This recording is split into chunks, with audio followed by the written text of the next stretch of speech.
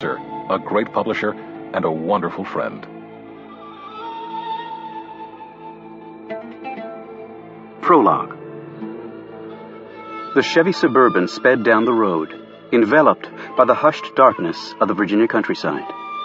41-year-old Adnan al-Remi was hunched over the wheel as he concentrated on the windy road coming up. Deer were plentiful here, and Adnan had no desire to see the bloodied antlers of one slashing through the windshield. Indeed, the man was tired of things attacking him. He lifted a gloved hand from the steering wheel and felt for the gun in the holster under his jacket. A weapon was not just a comfort for Adnan, it was a necessity. He suddenly glanced out the window as he heard the sound overhead. There were 2 passengers in the back seat. The man talking animatedly in Farsi on a cell phone was Mohammed al-Zawahiri, an Iranian who had entered the country shortly before the terrorist attacks on 9/11. The man next to him was an Afghan named Gul Khan, who'd been in the States only a few months.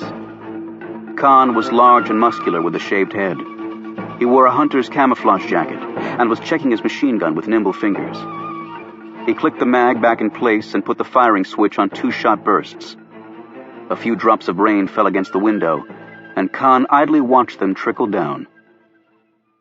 "This is nice countryside," Khan said in Pashto, a dialect Muhammad spoke but one Adnan had little familiarity with.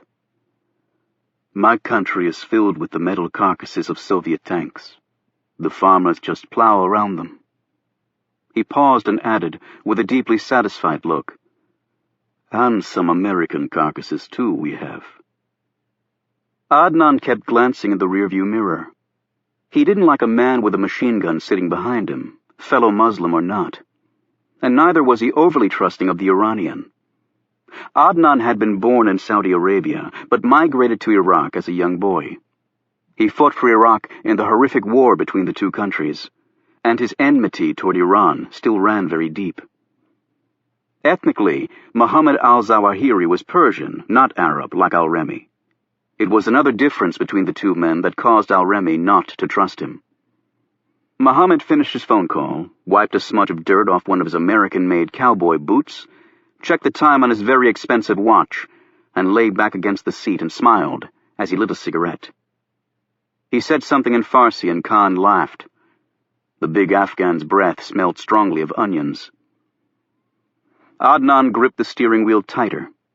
He had never been a careless man, and Adnan did not like the Iranian's flippancy about serious matters. Seconds later, Adnan looked out the window again. Mohammed had clearly heard it too.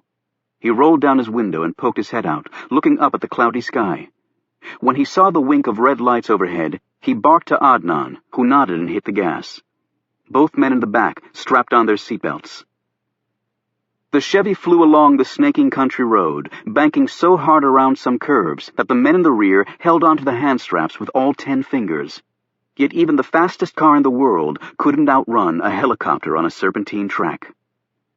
Speaking again in Farsi, Mohammed ordered Adnan to pull off under some trees and wait, to see if the chopper kept going. Continuing in Farsi, he said, "Car accident, Adnan? Medical evacuation helicopter, perhaps?" Adnan shrugged. He didn't speak Farsi very well, and oftentimes nuances in that language escaped him. One didn't need to be a linguist, however, to sense the urgency in his colleague's voice. He drove under a cluster of trees, and all 3 men got out and crouched down by the vehicle. Khan pointed his machine gun at the sky, and Adnan slid his pistol out as well. Mohammed just gripped his cell phone and looked nervously overhead. For a moment, it appeared that the chopper had left, but then a searchlight beam cut through the tree canopies directly over them. The next word Mohammed spoke was in English. "Shit!" He nodded at Adnan, instructing him to go for a better look. The Iraqi ran in a crouch until he reached the edge of the tree line and cautiously gazed up. The chopper was hovering 60 feet overhead.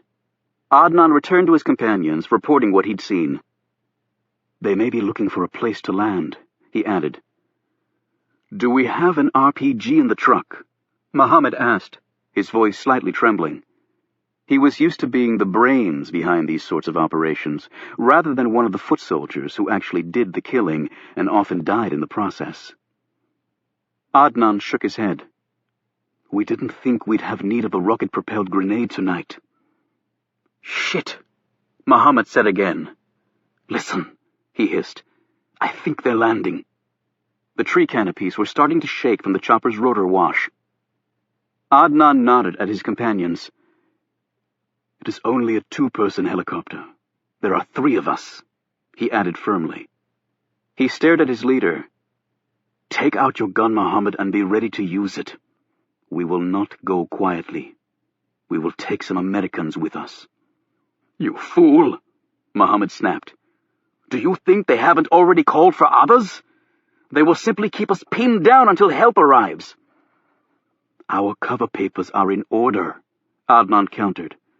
The best money can buy. The Iranian looked at him as though he were insane. We are armed Arabs in the middle of pig farmers in Virginia.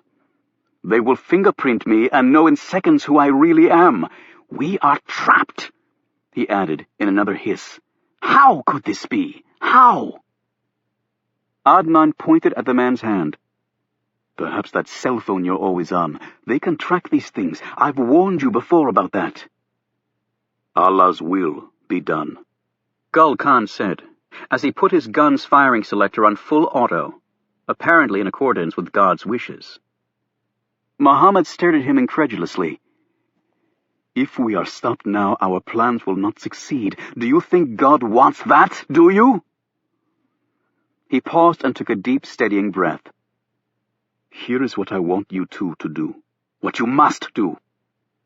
He pointed a shaky finger at the vibrating tree canopies and said in a firm voice, I want you to hold them off while I make a run for it. There is another road a half-mile through these trees to the west. I can call Marwan to come and pick me up in the other truck at that location. But you must hold them off. You must do this. Adnan stared sullenly at his leader. By his expression, if there were a literal translation for chicken shit in his native tongue, Adnan would have certainly used it. Go now, draw them off. It is your sacrifice for the cause, Muhammad cried as he started backing away. If we are to die while you escape, then give me your gun, Adnan said bitterly. You will have no need of it. The Iranian pulled out his pistol and tossed it to Adnan. The burly Khan turned toward the chopper and smiled. How about this plan, Adnan? He said over his shoulder. Firing into their tailprop before they can land work very well against the Americans in my country. Their spines snap like twigs when they hit the ground. The bullet hit him in the back of the neck, ironically snapping Khan's own spine like a twig, and the big Afghani fell dead. Adnan swiveled his pistol away from his first victim and pointed it at Muhammad, who, seeing this traitorous attack, had started to run. He was not fleet of foot, however, and the cowboy boots he favored were not built for running. Adnan caught up to him when Muhammad fell over a rotting tree trunk. Muhammad looked up at his colleague as Adnan pointed Muhammad's own pistol at him. The stream of invectives in Farsi from Muhammad was followed by pleas in halting Arabic, and then finally in English. Adnan, please. Why? Why? In Arabic, Adnan answered. You deal drugs, you say, to make money to support the effort. Yet you spend more time shopping for your precious cowboy boots and your fancy jewelry than you do on the work of Islam, Muhammad. You have lost the way. You are American now. But that is not why I do this. Tell me why, then, the Iranian shouted. It is your sacrifice for a greater end. Adnan didn't smile, but the triumph was very clear in his eyes. He fired a contact shot into the man's left temple, and no more pleas in any language flowed from the Iranian. Adnan pressed Muhammad's hand around the gun, then set it down and made his way quickly back to the clearing, where the chopper had landed and one of the passenger doors was now opening. Adnan had lied. It was actually a 4-person chopper. 2 men got out. They were Westerners wearing grim features and carrying something between them. Adnan led them back to Muhammad's body after stopping to retrieve a shotgun from the Suburban. The object the men toted was a body bag. They unzipped it. Inside was a man who looked remarkably like Adnan and was dressed identically to him. The man was unconscious but still breathing. They set him up against a tree, near where the dead Iranian lay. Adnan handed his wallet to one of the men, and he placed it in the unconscious man's jacket pocket. Then the other man took the shotgun from Adnan, pressed Mohammed's dead hands around it, pointed it at the unconscious man, and fired a blast into his head, instantly wiping away part of his face. A living human to a corpse in seconds. Adnan was an expert in such things, and not by his choosing. Who would select that vocation except a madman? A minute later, Adnan and the two men were racing to the helicopter, and they climbed in. It immediately lifted into the air. There were no insignias on the chopper's sides or tail, and none of the men in the front seats wore uniforms. Indeed, they barely looked at Adnan as he settled himself in one of the back seats and pulled on his safety harness. It was as though they were trying to forget he was even there. Adnan was no longer thinking about his dead companions. His thoughts had pushed on to a far greater glory that awaited him. If they succeeded, humanity would speak of it for generations to come in awed tones. Adnan al-Remi was now officially a dead man. Yet he would never be more valuable. The chopper took a northerly route on its way to western Pennsylvania, to a town called Brennan. A minute later, the rural Virginia sky was quiet once more, except for the fall of a gentle rain that took its time, washing away all the blood. Chapter 1. He was running hard, bullets embedding in things all around him. He couldn't see who was shooting, and he had no weapon to return fire. The woman next to him was his wife. The young girl next to her was their daughter. A bullet sliced through his wife's wrist, and he heard her scream. Then a second bullet found its target, and his wife's eyes widened slightly. It was the split-second bulge of the pupils that signaled death before one's brain could even register it. As his wife fell, he raced to his little girl's side to shield her. His fingers reached for hers, but missed. They always missed. He awoke and sat straight up, the sweat trickling down his cheeks, before finally creeping onto his long, bushy beard. He poured a bit of water from a bottle over his face, letting the cool drops push away the heat-filled pain of his recurrent nightmare. As he got up from the bed, his leg brushed against the old box he kept there. He hesitated, and then lifted the top off. Inside was a ragged photo album. One by one, he looked at the few pictures of the woman who'd been his wife. Then he turned to the photos of his daughter, of the baby and toddler she'd been. He had no more pictures of her after that. He would have given his life to have seen her, even for a moment as a young woman. Never a day went by that he didn't wonder what might have been. He looked around the cottage's sparsely furnished interior. Looking back at him were dusty shelves, crammed with books covering an array of subjects. Next to the large window that overlooked the darkened grounds was an old desk, stacked with journals filled with his precise handwriting. A blackened stone fireplace provided much of his heat, and there was a small kitchen where he prepared his simple meals.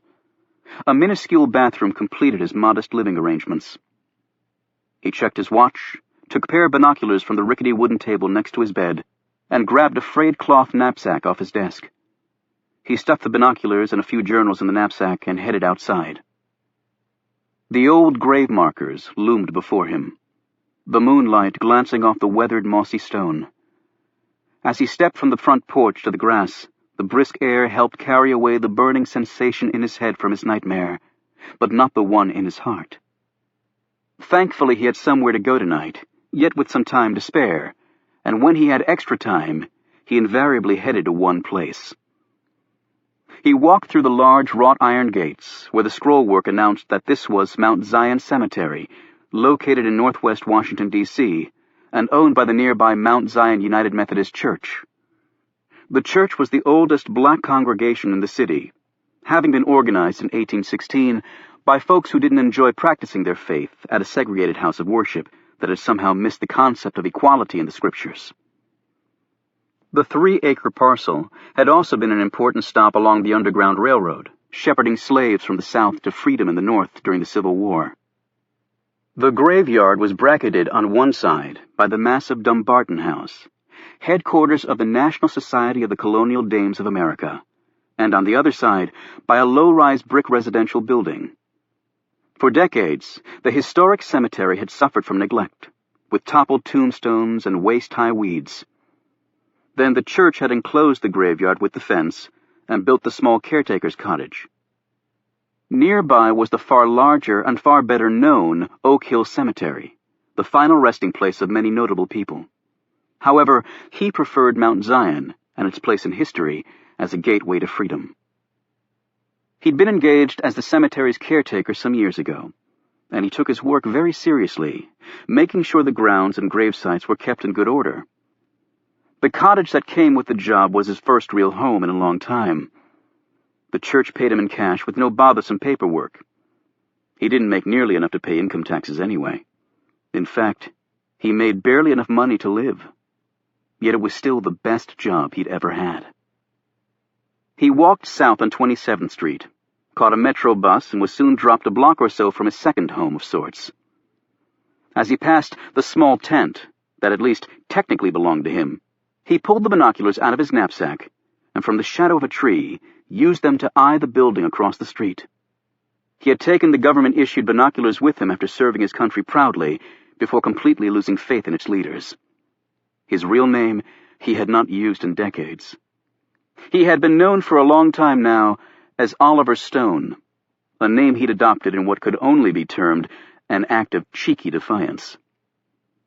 He related well to the irreverent film director's legendary work, which challenged the official perception of history, a history that often turned out to be more fiction than fact. Taking the man's name as his own seemed appropriate, since this Oliver Stone was also very interested in the real truth. Through the binoculars he continued to study the comings and goings at the mansion that never ceased to fascinate him. Then Stone entered his small tent, and, using an old flashlight, he carefully noted down his observations in one of the journals he'd brought in his knapsack. He kept some of these at the caretaker's cottage and many more at hiding places he maintained elsewhere. He stored nothing at the tent because he knew it was regularly searched. In his wallet, he always kept his official permit allowing him to have his tent here, and the right to protest in front of the building across the street. He took that right very seriously. Returning outside, he watched the guards who holstered semi-automatic pistols and held machine guns, or occasionally spoke into walkie-talkies. They all knew him and were warily polite, as folks were with those who could suddenly turn on you. Stone always took great pains to show them respect. You were always deferential with people who carried machine guns. Oliver Stone, while not exactly in the mainstream, was hardly crazy. He made eye contact with one of the guards, who called out, "Hey, Stone! I hear Humpty Dumpty was pushed. Pass it on." Some of the other men laughed at this remark, and even Stone's lips curled into a smile. "Duly noted," he answered back. He had watched this very same sentry gun down someone a few feet from where he was standing. To be fair, the other fellow had been shooting at him. He hitched his frayed pants up tighter around his slender waist, smoothed back his long grayish-white hair, and stopped for a moment to retie the string that was trying and failing to hold his right shoe together. He was a tall and very lean man, and his shirt was too big and his trousers too short, and the shoes were always problematic. "It is new clothes that you need," a female voice said in the darkness. He looked up to see the speaker leaning against the statue of Major General Comte de Rochambeau, an American Revolutionary War hero. Rochambeau's stiff finger was pointing at something. Stone had never known what. Then there was a Prussian, Baron Steuben, to the northwest, and the Pole, General Kosciuszko, guarding the northeast flank of the 7-acre park that Stone was standing in. These statues always brought a smile to his face. Oliver Stone so loved being around revolutionaries. "It really is the new clothes that you need, Oliver," the woman said again, as she scratched her deeply tanned face. "And the haircut, too, yes. Oliver, it is a new everything that is needed." "I'm sure that I do," he replied quietly. "Yet it's all in one's priorities, I suppose, and Fortunately, vanity has never been one of mine. This woman called herself Adelphia. She had an accent that he'd never been able to exactly place, although it was definitely European, probably Slavic. She was particularly unsympathetic to her verbs, wedging them into very awkward places in her speech. She was tall and spare, with black hair shot through with gray that she wore long. Adelphia also had deeply set brooding eyes, and a mouth that was usually cast into a snarl, though Stone had sometimes found her to be kind-hearted in a grudging sort of way. It was difficult to gauge her age, but she was certainly younger than he. The 6-foot-long, freestanding banner outside her tent proclaimed, "A fetus is a life. If you don't believe it, you're going straight to hell." There was very little that was subtle about Adelphia. In life, she only saw the rigid lines of black and white. To her, shades of gray were non-existent, whereas this was a city that had seemingly invented the color. The small sign outside of Oliver Stone's tent read simply, "I want the truth." He had yet to find it, after all these years. Indeed, was there ever a city created where the truth was more difficult to discover than the one he was standing in right now?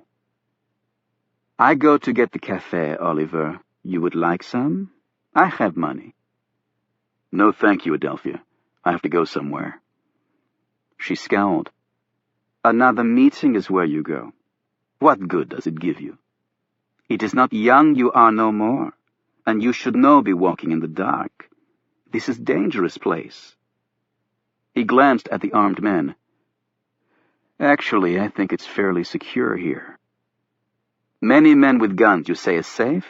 I say you crazy." She responded testily. "Perhaps you're right, and thank you for your concern," he said politely. Adelphia would much rather argue and looked for any opening to pounce on. He'd long since learned never to allow the woman such an opportunity. Adelphia stared at him angrily for another moment and then stalked off. Meanwhile, Stone glanced at a sign next to his that read, "Have a nice doomsday." Stone had not seen the gentleman who erected that sign for a long time. "Yes, we will, won't we?" he muttered. And then his attention was caught by the sudden activity across the street. Policemen in marked cruisers were assembling in groups. Stone could also see lawmen taking up positions at the various intersections. Across the street, the imposing black steel gates that could withstand the push of an M1 tank opened, and a black Suburban shot out, its red and blue grille lights blazing. Knowing instantly what was happening, Stone hurried down the street toward the nearest intersection. As he watched through his binoculars, the world's most elaborate motorcade streamed out onto 17th Street. In the middle of this imposing column was the most unique limousine ever built. It was a Cadillac DTS model, loaded with the latest in navigation and communication technology, and it could carry 6 passengers very comfortably in rich blue leather with wood trim accents. The limo boasted automatic sensor reclining seats and a fold-away storable desktop, and was fully airtight with its own internal air supply in case the outside oxygen wasn't up to par. The presidential seal was embroidered on the center of the rear seat, and presidential seals were also affixed on the inside and outside of the rear doors. On the right front fender rode the U.S. flag. The presidential standard flew from a post on the left front fender, signaling that America's chief executive was indeed inside. The exterior of the vehicle was constructed of anti-ballistic steel panels, and the windows were phone book-thick polycarbonate glass that no bullet could penetrate. It ran on 4 self-healing tires and sported 00 license plates. The car's gas mileage was lousy, but its price tag of $10 million did include a 10-disc CD changer with surround sound. Unfortunately, for those looking for a bargain, there was no dealer discount. It was known affectionately as the Beast. The limo had only 2 known weaknesses. It could neither fly nor float. A light came on inside the Beast, and Stone saw the man perusing some papers. Papers of enormous importance, no doubt. Another gentleman sat beside him. Stone had to smile. The agents must be furious over the light.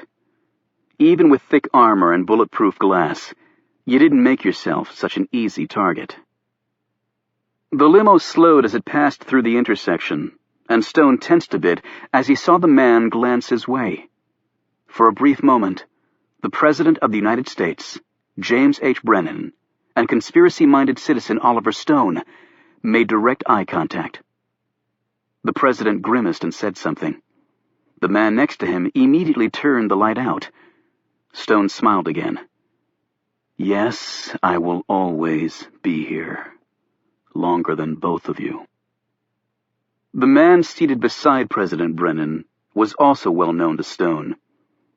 He was Carter Gray, the so-called intelligence czar, a recently created cabinet-level position that gave him iron-fisted control of a $50 billion budget and 120,000 highly trained personnel in all 15 American intelligence agencies. His empire included the spy satellite platform, the NSA's cryptologic expertise, the Pentagon's Defense Intelligence Agency, or DIA, and even the venerable CIA, an agency Gray had once headed. Apparently, the folks at Langley thought that Gray would show them preference and deference. He had done neither. Because Gray was also a former Secretary of Defense, it was assumed that he would show the Pentagon, which consumed 80 cents out of every intelligence dollar, loyalty. That assumption had also turned out to be completely erroneous. Gray obviously knew where all the bodies were buried, and had used that to bend both agencies to his considerable will. Stone did not believe that one man, one fallible human being, should have that much power, and certainly not someone like Carter Gray. Stone had known the man very well decades ago, though Gray certainly would not have recognized his old mate now. Years ago it would have been a different story, right, Mr. Gray? The binoculars were suddenly ripped out of his hands, and Stone was staring at a uniformed guard toting a machine gun. "You pull these out again to look at the man, Stone, they're gone. You got it? And if we didn't know you were okay, they'd be gone right now." The man thrust the vintage field glasses back into Stone's hands and marched off. "Simply exercising my constitutional rights, officer," Stone replied in a low voice that he knew the guard couldn't hear. He quickly put his binoculars away and stepped back into the shadows. Again, one should not argue with humorless men carrying automatic weapons. Stone let out a long breath. His life was a precarious balance every day. He went back inside his tent, opened his knapsack, and using his flashlight, read over a series of stories he'd clipped from newspapers and magazines and pasted into his journals. They documented the doings of Carter Gray and President Brennan. "Intelligence Czar strikes again," claimed one headline. "Brennan and Gray make dynamic duo," said another. It had all come about very quickly. After several fits and starts, Congress had dramatically reorganized the U.S. intelligence community and essentially put its complete faith in Carter Gray. As Secretary of Intelligence, Gray headed the National Intelligence Center, or NIC. The center's statutory mandate was to keep the country safe from attacks within or without its borders. Safe by any means necessary was perhaps the chief unwritten part of this mandate. However, the beginning of Gray's tenure had hardly matched his impressive resume. A series of suicide bombers in metropolitan areas with enormous casualties, 2 assassinations of visiting foreign dignitaries, and then a direct, but fortunately unsuccessful attack on the White House. Despite many in Congress calling for his resignation and the dismantling of the Secretary's authority, Gray had kept the support of his president. And if power slots in Washington were compared to natural disasters, the president was a hurricane and an earthquake all rolled into one.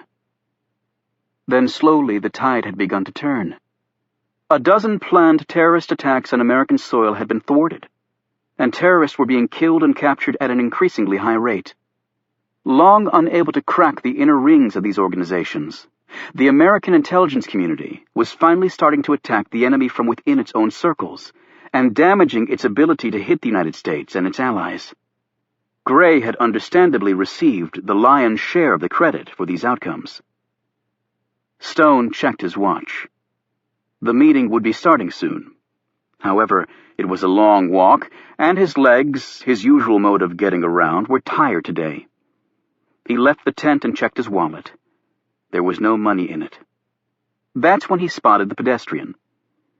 Stone immediately headed after this gentleman as he raised his hand and a taxi pulled up to the curb. Stone increased his pace, reaching the man as he climbed into the cab. His eyes downcast, his hand out, Stone said, "Can you spare some change, sir? Just a few dollars."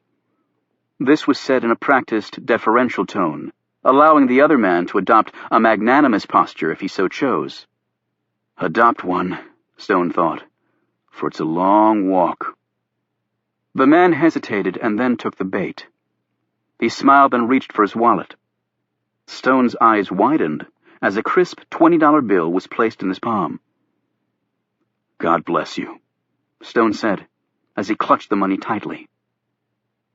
Stone walked as quickly as he could to a nearby hotel's taxi stand. Normally, he'd have taken a bus, but with $20, he'd ride by himself for a change. After smoothing down his long, disheveled hair and prodding his equally stubborn beard into place, Stone walked up to the first cab in line. On seeing him, the cabbie hit the door lock and yelled, "Get the hell out of here!"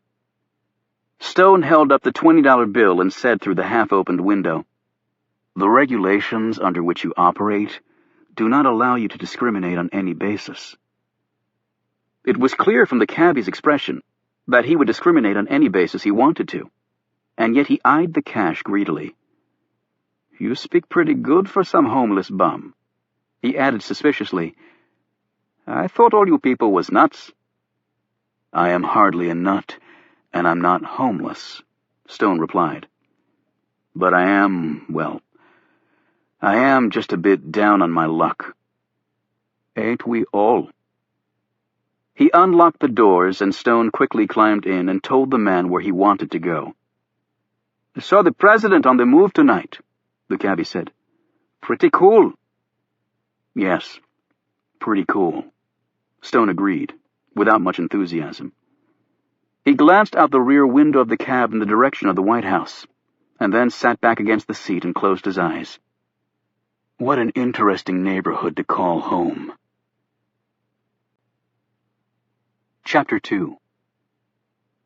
The black sedan crept down the one-lane road that was bracketed by thick walls of trees, finally easing onto a gravel path branching from the road. 100 feet later, the car came to a stop. Tyler Rinke, tall, blond, athletically built, and in his late 20s, climbed out of the driver's side, while Warren Peters, early 30s, and barely 5'7", with a barreled chest and thinning dark hair, extricated himself from the passenger seat. Rinke unlocked the car's trunk. Inside, lying in a fetal position, was a fellow in his mid-30s, his arms and legs bound tightly with rubber straps. He was dressed in blue jeans and a Washington Redskins jacket. A heavy cloth covered his mouth, and a plastic tarp had been placed under him. Yet unlike most people bound and stuffed in car trunks, he was still alive, although he appeared deeply sedated. Using the tarp, the men lifted him out of the trunk and set him down on the ground. "I scouted this out before, Tyler," Peters said. "It's the best location, but a bit of a hike. We'll carry him using the tarp. That way nothing from us gets on him." "Right," Rinke replied as he stared warily down the steep, uneven terrain. "Let's just take it nice and slow." They made their way carefully down, leaning heavily into tree trunks along the way. Luckily, it had not rained lately, and the ground provided firm footing. Still, carrying the man between them on the plastic was awkward, and they had to take several breaks along the way, with the stout Peters puffing hard. Their path finally leveled out, and Rinke said, "Okay, almost there. Let's set him down and take a recon." The two men drew out night vision binoculars from a duffel bag that Rinke had strapped to his back and took a long look around. Satisfied, they took up their trek once more. 15 minutes later, they reached the end of the dirt and rock. The water was not deep here, and flat boulders could be seen in several locations, poking through the surface of the slow-moving river. "All right," Peters said. "This is the place." Rinky opened the duffel bag, pulled out 2 objects, and set them down on the ground. Squatting next to the larger object, he felt along its contours. Seconds later, his fingers found what they were searching for. A minute later, the dinghy was fully inflated. The other item he'd pulled from the duffel was a small engine prop that he attached to the boat's stern. Peter said, "We'll keep to the Virginia side. This engine's pretty quiet, but sound really carries over the water." He handed his colleague a small device. "Not that we'll need it, but here's the GPS." "We have to dunk 'em," Rinky pointed out. "Right. Figured we'd do it by the shore here." They took off their shoes and socks and rolled up their pant legs. Carrying the captive, they stepped along the soft dirt and rocks lining the water's edge, and then waded in up to their knees, and lowered him into the warm water until his body, but not his face, was submerged, and then quickly pulled him up again. They did this maneuver twice more. "That should do it," Peter said as he looked down at the soaked man, who moaned a bit in his sleep. They hadn't dunked his face because they thought that might rouse him and make it more difficult to transport him. They waded back to shore and then placed him in the inflatable dinghy. The men made one more careful sweep of the area and then carried the small boat out to the water and climbed in. Peter started the engine, and the dinghy sped out into the river at a decent clip. The tall Rinky squatted next to the prisoner and eyed the GPS screen as they made their way downriver, hugging the forested side. As he navigated the craft, Peter said, "I would have preferred doing this somewhere more private, but that wasn't my call. At least there's a fog rolling in. I checked the weather forecast, and for once it was right. We'll put into a deserted little cove a couple 100 yards down from here, wait until everything is cleared out, and then head on." "Good plan," Rinky replied. The 2 men fell silent as the tiny craft headed into the gathering fog bank. Chapter 3. Alex Ford stifled a yawn and rubbed his tired eyes. A clear voice shot through his ear fob. "Stay alert, Ford." He gave a barely noticeable nod of his head and refocused. The room was hot, but at least he wasn't wearing the Kevlar body armor that was akin to strapping a microwave to your body. As usual, the wires leading from his surveillance kit to his ear fob and wrist mic were irritating his skin. The ear fob itself was even more aggravating, making his ear so sore it was painful to even touch. He touched the pistol in his shoulder holster. Like all Secret Service agents, his suits were designed a little big in the chest to disguise the bulge of the weapon. The service had recently converted to the .357 SIG from the 9mm version. The SIG was a good gun, with enough stopping power to do the job. However, some of his colleagues had complained about the switch, clearly preferring the old hardware. Alex, who wasn't a big gun buff, didn't care. In all his years with the service, he'd infrequently pulled his gun, and even more rarely fired it. This thought made Alex reflect on his career for a moment. How many doorways had he stood post at? The answer was clearly etched in the wrinkles on his face and the weariness in his eyes.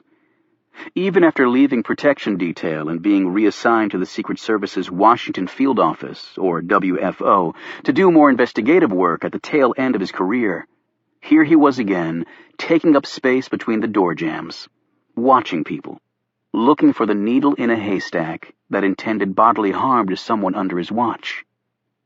Tonight was foreign dignitary protection at the low end of the threat assessment level. He'd been unlucky enough to draw the overtime assignment to protect a visiting head of government, finding out about it an hour before he was about to go off duty. So instead of having a drink in his favorite pub, he was making sure nobody took a shot at the Prime Minister of Latvia. Or was it Estonia? The event was a reception at the swanky Four Seasons Hotel in Georgetown, but the crowd was definitely B-list, many here only because they'd been ordered to attend.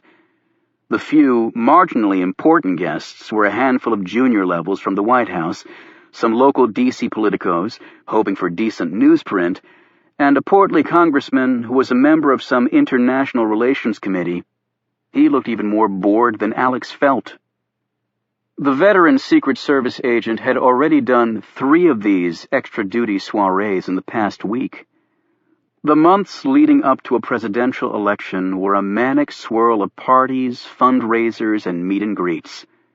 Members of Congress and their staffers would hit a half dozen of these events every evening, as much for the free food and drink as to shake constituents' hands, collect checks, and sometimes even discuss the issues.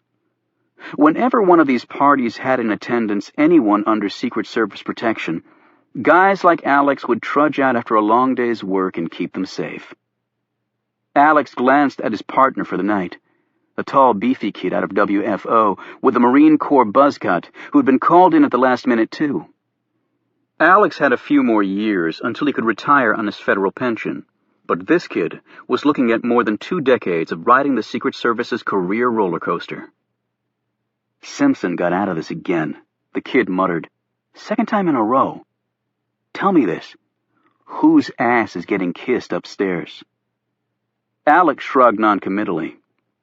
The thing about duty like this, it gave you time to think. In fact, way too much time. Secret Service agents were like jailhouse lawyers in that respect. A lot of clock on their hands to mull things over, creating complicated bitch lists as they silently guarded their charges. Alex just didn't care about that side of the profession anymore. He glanced at the button on his wrist mic and had to smile. The mic button had been problematic for years. Agents would cross their arms and accidentally turn it on, or else the mic would get stuck on somehow. And then, coming over the airwaves, would be a graphic description of some hot chick wandering the area. If Alex had $100 for every time he'd heard the phrase, "Did you see the rack on that one?" he could have retired already. And then you'd have everyone yelling into his mic, "Open mic!" It was pretty funny to watch all the agents scrambling to make sure it wasn't them inadvertently broadcasting their lust. Alex repositioned his ear fob and rubbed at his neck. That part of his anatomy remained one large train wreck of cartilage and fused discs. He had been pulling motorcade duty on a presidential protection detail when the truck he'd been riding in rolled after the driver swerved to avoid a deer on a back road. That little tumble fractured Alex's neck. After a number of operations and the insertion of some very fine stainless steel, his 6'3" frame had been reduced by nearly a full inch, though his posture was much improved, since steel didn't bend. Being a little shorter didn't bother him nearly as much as the constant burn in his neck. He could have taken disability and left the service, but that wasn't the way he wanted to go out. Single and childless, he didn't have any place to go to. So he'd sweated and pushed himself back into shape and gotten the blessing of the Secret Service medicos to return to the field after months on desk duty. Right now, though, at age 43, after spending most of his adult life on constant high alert amid numbing tedium, a typical Secret Service agent's daily existence, he seriously wondered just how demented he'd been to keep going. Hell, he could have found a hobby, or at least a wife. Alex bit his lip to mitigate the smoldering heat in his neck, and stoically watched the Prime Minister's wife cramming foie gras into her mouth. What a gig. Chapter 4. Oliver Stone got out of the taxi. Before driving off, the cabbie said with a snort, "In my book, you're still a bum no matter how fancy you talk." Stone gazed after the departing car. He'd long since stopped responding to such comments. People would think what they wanted to. Besides, he did look like a bum. He walked toward a small park next to the Georgetown waterfront complex and glanced down at the brownish waters of the Potomac River as they licked up against the seawall. Some very enterprising graffiti artists, who obviously didn't mind working with water right under their butts, had elaborately painted the concrete barrier. A little earlier, there would have been traffic racing along the elevated Whitehurst freeway that ran behind Stone, and a jet-fueled nightlife would have blared away near the intersection of M Street and Wisconsin Avenue. Georgetown had many Tony places that promised good times for those with lots of ready cash, or at least passable credit, neither of which Stone possessed. However, at this late hour, most revelers had called it a night. Washington was, above all, an early-to-bed and early-to-rise sort of town. The Potomac River was also quiet tonight. The police boat that regularly patrolled the waters must have headed south toward the Woodrow Wilson Bridge. That was very good, Stone thought. Thankfully, he didn't pass any police officers on land either. This was a free country, but somewhat less free for a man who lived in a cemetery, wore clothes only a couple of levels above rags, and was out after dark in an affluent area. Stone walked along the waterfront, skirted the Francis Scott Key Park, trudged under the Francis Scott Key Bridge, and finally passed a memorial to the famous composer. A bit of overkill, Stone thought, for a fellow who had written song lyrics no one could remember. The sky was an inky black with splashes of clouds and dots of stars, and with the recently reinstated curfew at nearby Reagan National Airport, there were no aircraft exhaust streams to mar its beauty. However, Stone could feel the thick ground fog rolling in. Soon, he would be lucky to see a foot in front of him. He was drawing near to a gaudily painted building, owned by one of the local rowing clubs, when a familiar voice called to him from the darkness. "Oliver? Is that you?" "Yes, Caleb. Are the others here?" A medium-sized fellow with a bit of a paunch came into Stone's line of sight. Caleb Shaw was dressed in a suit of clothes from the 19th century, complete with a bowler hat that covered his short graying hair. An old-fashioned watch graced the front of his wool vest. He wore his sideburns long, and a small, well-groomed mustache hovered over his lip. "Reuben's here, but he's, relieving himself." "I haven't seen Milton yet," Caleb added. Stone sighed. "Not a surprise. Milton is brilliant, but absent-minded as always." When Reuben joined them, he didn't look well.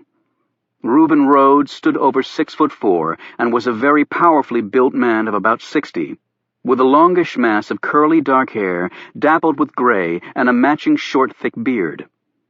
He was dressed in dirty jeans and a flannel shirt, with frayed moccasins on his feet. He was pressing one of his hands into his side. Reuben was prone to kidney stones. "You should go to the clinic, Reuben," Stone implored. The big man scowled. "I don't like people poking around inside me. Had enough of that in the army. So I'll suffer in silence and in privacy, if you don't mind." As they were speaking, Milton Farb joined them. He stopped, pecked the dirt with his right foot 3 times, then with his left 2 times, and finished this off with a series of whistles and grunts. Then he recited a string of numbers that obviously had great significance for him. The other 3 waited patiently until he finished. They all knew if they interrupted their companion in the midst of his obsessive-compulsive ritual, he would have to start again, and it was getting rather late. "Hello, Milton," Stone said, after the grunts and whistles had ceased. Milton Farb looked up from the dirt and smiled. He had a leather backpack over his shoulder, and was dressed in a colorful sweater and crisp-pressed khaki pants. He was 5'11" and thin with wire-rimmed glasses. He wore his graying, sandy blonde hair on the long side, which made him resemble an aging hippie. However, there was an impish look in his twinkling eyes that made him appear younger than he was. Milton patted his backpack. "I have some good stuff, Oliver." "Well, let's get going," said Reuben, who was still holding his side. "I've got the early shift at the loading dock tomorrow." As the 4 headed off, Reuben drew next to Stone and slipped some money into his friend's shirt pocket. "You don't have to do that, Reuben," Stone protested. "I have the stipend from the church." "Right. I know they don't pay much to pull weeds and polish tombstones, especially when they throw in a roof over your head." "Yes, but it's not like you have much to spare yourself." "You did the same for me for many a year when I couldn't pay anyone to hire me." He then added gruffly, "Look at us. What a ragtag regiment we are. When the hell did we get so old and pathetic?" Caleb laughed, although Milton looked stunned for a moment, until he realized Reuben was joking. "Old age always sneaks up on one, but once it's fully present, the effects are hardly subtle," Stone commented dryly. As they walked along, Stone studied each of his companions, men he'd known for years, and who'd been with him through both good and bad times. Reuben had graduated from West Point and served 3 distinguished tours in Vietnam, earning virtually every medal and commendation the military could confer. After that, he'd been assigned to the Defense Intelligence Agency, essentially the military counterpart of the CIA. However, he eventually quit the DIA and became a vocal protester of war in general, and the Vietnam War in particular. When the country quit caring about that little skirmish in Southeast Asia, Reuben found himself a man without a cause. He lived in England for a time before returning to the States. After that, heavy doses of drugs and burned bridges left him with few options in life. He'd been fortunate to run into Oliver Stone, who helped turn his life around. Reuben was currently on the payroll of a warehouse company where he unloaded trucks, exercising his muscles instead of his mind. Caleb Shaw held twin doctorates in political science and 18th century literature, though his bohemian nature found comfort in the fashions of the 19th century. Like Reuben, he'd been an active protester during Vietnam, where he lost his brother. Caleb had also been a strident voice against the administration during Watergate, when the nation lost the last vestiges of its political innocence. Despite his academic prowess, his eccentricities had long since banished him from the mainstream of scholarship. He currently worked in the Rare Books and Special Collections Division at the Library of Congress. His membership in the organization he was meeting with tonight had not been included on his resume when he sought the position. Federal authorities frowned on people who affiliated with conspiracy theory groups that held their meetings in the middle of the night. Milton Farb probably possessed more sheer brilliance than the other members put together. Even if he often forgot to eat, thought that Paris Hilton was a place to stay in France, and believed that so long as he possessed an ATM card, that he also had money. A child prodigy, he had the innate capacity to add enormous numbers in his head, and a pure photographic memory. He could read or see something once and never forget it.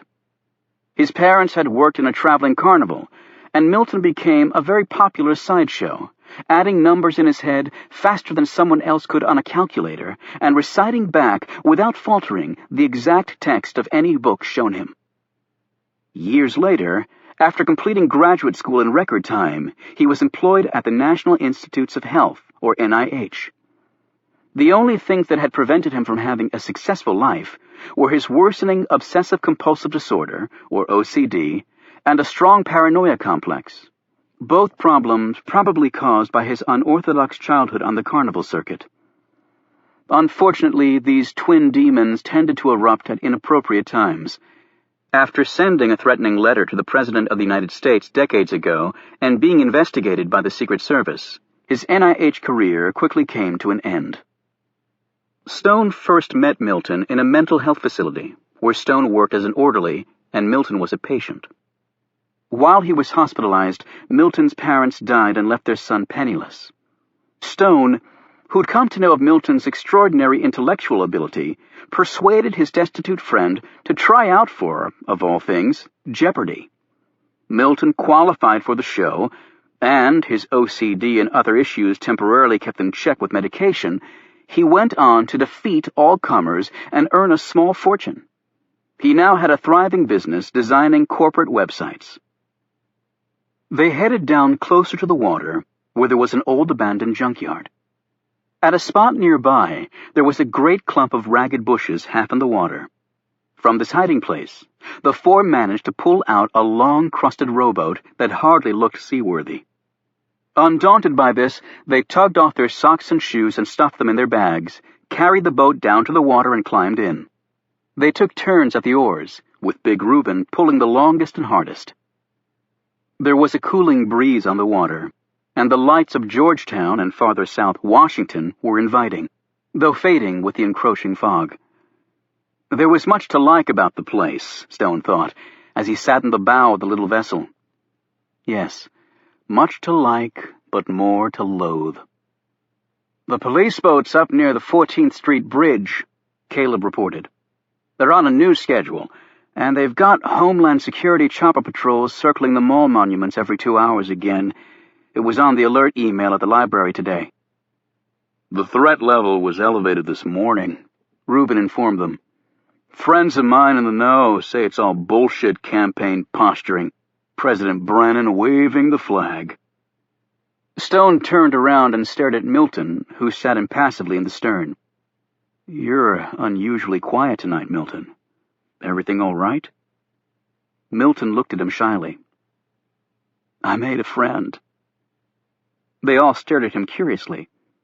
A female friend, he added. Rubin slapped Milton on the shoulder. You old dog, you. That's wonderful, Stone said. Where did you meet her? At the anxiety clinic. She's a patient, too. I see, Stone said, turning back around. That's very nice, I'm sure, Caleb added diplomatically. They moved slowly under the Key Bridge, keeping to the middle of the channel, and then followed the curve of the river south. Stone took comfort that the thickening fog made them practically invisible from shore. Federal authorities didn't tolerate trespassers very well. Stone watched as land came into view. A little to the right, Reuben. Next time, let's just meet in front of the Lincoln Memorial. It requires much less sweat on my part, the big man complained as he huffed and puffed on the oars. The boat made its way around the western side of the island and into a small strip of water known appropriately as Little Channel. It was so isolated here that it seemed impossible that they'd glimpsed the U.S. Capitol dome just minutes ago. Reaching shore, they climbed out and hauled the boat up into the bushes. As the men trudged single file through the woods toward the main trail, Oliver Stone carried an extra spring in his step. He had a lot he wanted to accomplish tonight. Chapter 5. The Latvian entourage finally retired, and Alex immediately hitched a ride to a federal cop hangout, not far from the Secret Service's WFO. The establishment was called the Leap Bar. The acronym LEAP probably meant nothing to the layperson, but was very well known to federal law enforcement types. LEAP stood for Law Enforcement Availability Pay. In exchange for being available at least 10 hours a day for work that required a badge, a gun, and more than a modicum of guts, federal officers received from their respective agencies a 25% bump in their base pay. Naming the bar Leap was a brilliant marketing move by the saloon owners, because the place had been packed from day one with pistol-toting men and women. Alex passed through the front door and edged up to the bar. On the wall facing him were dozens of arm patches with the insignias of law enforcement agencies. Adorning the other walls were framed newspaper articles of heroic deeds by the FBI, DEA, ATF, FAM, and other such agencies. When Alex saw her, he grinned, in spite of wanting to remain cool and unaffected by her presence. Beef eater martini on the rocks with not 2 or 4, but 3 plump olives, she said, eyeing him with an accompanying smile. Good memory. Yeah, it's really tough considering you never order anything else. How's DOJ treating you? Kate Adams was the only bartender of his acquaintance who was also a Department of Justice lawyer. She handed him his drink. Hunky-dory. How's the service treating you? The paychecks keep coming and I keep breathing. That's all I ask. You really should raise your standards. Kate mopped up the bar as Alex kept shooting discreet glances her way. She was 5'7", with slender curves and shoulder-length blonde hair curling around a long neck. She had high cheekbones with a slim, straight nose between, leading down to a shapely chin. In fact, everything about her was cool and classical, until you got to the eyes. They were large and green, and to Alex evidenced a fiery, passionate soul lurking within. Single, a GS-15, and in her mid-30s, he checked on the government database. Kate looked 5 years younger than that. It was a pity, Alex thought, since he looked every bit his age, though his black hair had not yet started to thin or gray. Why, he didn't know. You're getting skinny, she remarked, breaking into his thoughts. Being out of protection, I'm not standing around shoveling in hotel food. And I actually get to work out instead of sitting my butt on a plane for 10 hours at a crack. He had been coming here for over a month and chit-chatting with the woman. He wanted to do more than that, though, and now tried to think of something that would hold her attention. He suddenly glanced at her hands. "So, how long have you played the piano?" "What?" Kate said in a surprised tone. "Your fingers are calloused," he observed. "A sure sign of a piano player." She looked at her hands. "Or from a computer keyboard?" "No. Computer keys callous the tips only. Piano keys hit the full upper part of the finger. And that's not all. You chew your nails down to the nubs. You have a dent in your left thumbnail, a scar on your right index finger, and your left pinky is a little crooked, probably from a break when you were a kid." Kate stared at her fingers. "What are you, some sort of hand expert?" "All Secret Service agents are. I've spent a good chunk of my adult life looking at hands in all 50 states and a bunch of countries overseas." "Why?" "Because people kill with their hands, Kate." "Oh." He was about to say something else when a group of FBI agents who'd just gotten off the last shift burst in, strode en masse to the bar, and started ordering in loud voices. Alex, pushed away by their sheer number, took his drink and sat alone at a small table in a corner. However, his gaze remained fixed on Kate. The bureau boys were giving the lovely bartender their fawning attention, which irritated the hell out of the Secret Service agent. Alex finally turned his attention to the TV bolted to the wall. It was tuned to CNN, and a number of bar patrons were listening intently to the person speaking on the screen. Alex carried his drink over near the set so he could hear better, and watched a repeat of an earlier press conference held by Carter Gray, the nation's intelligence chief. Gray's physical appearance instantly gave one assurance. Though short in stature, he had the weighty presence of granite, with his burly shoulders, stout neck, and wide face. He wore glasses that gave him a professional air, which wasn't simply a facade. He was the product of some of the finest schools in the country, and everything the schools hadn't taught him, he had learned through almost 4 decades in the field. He did not seem capable of being either intimidated or caught off guard. In rural Southwest Virginia, 3 alleged terrorists were found dead by a farmer looking for a lost cow. The Secretary of Intelligence announced with a completely straight face. The mental image this conjured made Alex want to laugh, but Carter Gray's grave demeanor extinguished any desire to chuckle. Forensic evidence suggests these men had been dead for at least a week and perhaps longer. Using the information database at the National Intelligence Center, we have confirmed that one of them was Mohammed al-Zawahiri, who we believe was connected to the Grand Central suicide bombing and is suspected of running an East Coast drug ring as well. Also killed were Adnan al-Remi, believed to be one of al-Zawahiri's foot soldiers, and a third man whose identity is still unknown. Using intelligence developed by NIC, the FBI has arrested 5 other men with connections to al-Zawahiri and confiscated a large quantity of illegal drugs, cash, and weapons. Gray knew how to play the Washington game perfectly, Alex thought.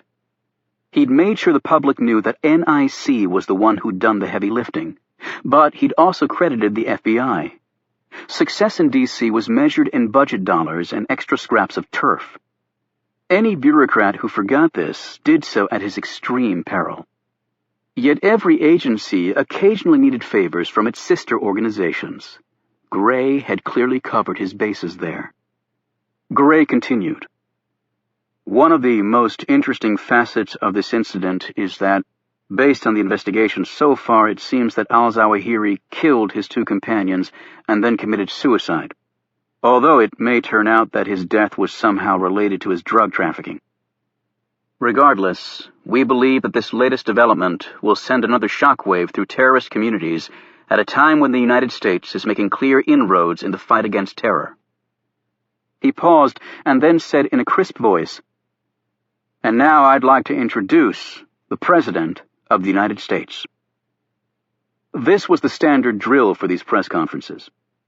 Gray would report the actual details in straightforward language. Then the charismatic James Brennan would follow and knock the political baseball out of the park with a hyperbole-laced speech that left no doubt as to who could protect the country best. As Brennan began his remarks, Alex turned his attention back to the bar and the lady there.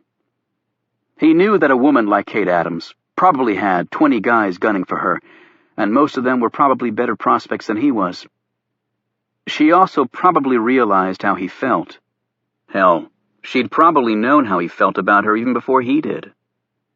He squared his shoulders and made up his mind. Well, there's no reason I can't be the one guy out of 20 who sticks. However, halfway to the bar he stopped. Another man had come in and walked right up to her. The immediate smile on Kate's face was enough to tell Alex that this person was special. He sat back down and continued to watch as they moved off to the end of the bar where they could talk in private. The fellow was a little shorter than Alex, but younger, powerfully built and handsome. To Alex's practiced eye, the man's clothes were very expensive. He was probably one of those high-priced corporate attorneys or lobbyists who plied their trade on K Street. Every time Kate laughed, it was like a meat cleaver directly in the Secret Service agent's skull. He finished his drink and was about to leave when he heard his name. He turned and saw Kate motioning to him. He reluctantly walked over. "Alex, this is Tom Hemingway." "Tom, Alex Ford," she said. When they shook hands, there was such strength in Hemingway's grip that Alex, who was pretty strong, felt a pain shoot up his arm. He stared down at the man's hand, amazed at the thickness of the fingers and the knuckles that looked like wedges of steel. Hemingway had the most powerful set of hands the Secret Service agent had ever seen. "Secret Service," Hemingway said, glancing at Alex's red lapel pin. "You?" Alex asked. "I'm with one of those places where I'd have to kill you if I told you," Hemingway replied with a knowing smile. Alex could barely conceal his contempt.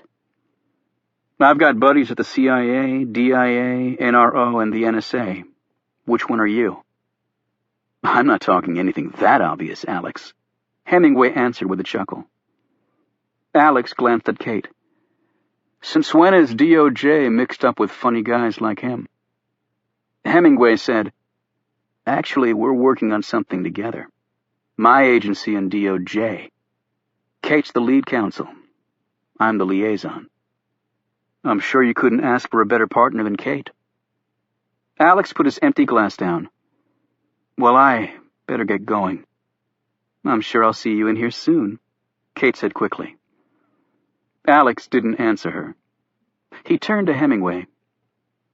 "Hang in there, Tom. And don't let it slip where you do your Uncle Sam time.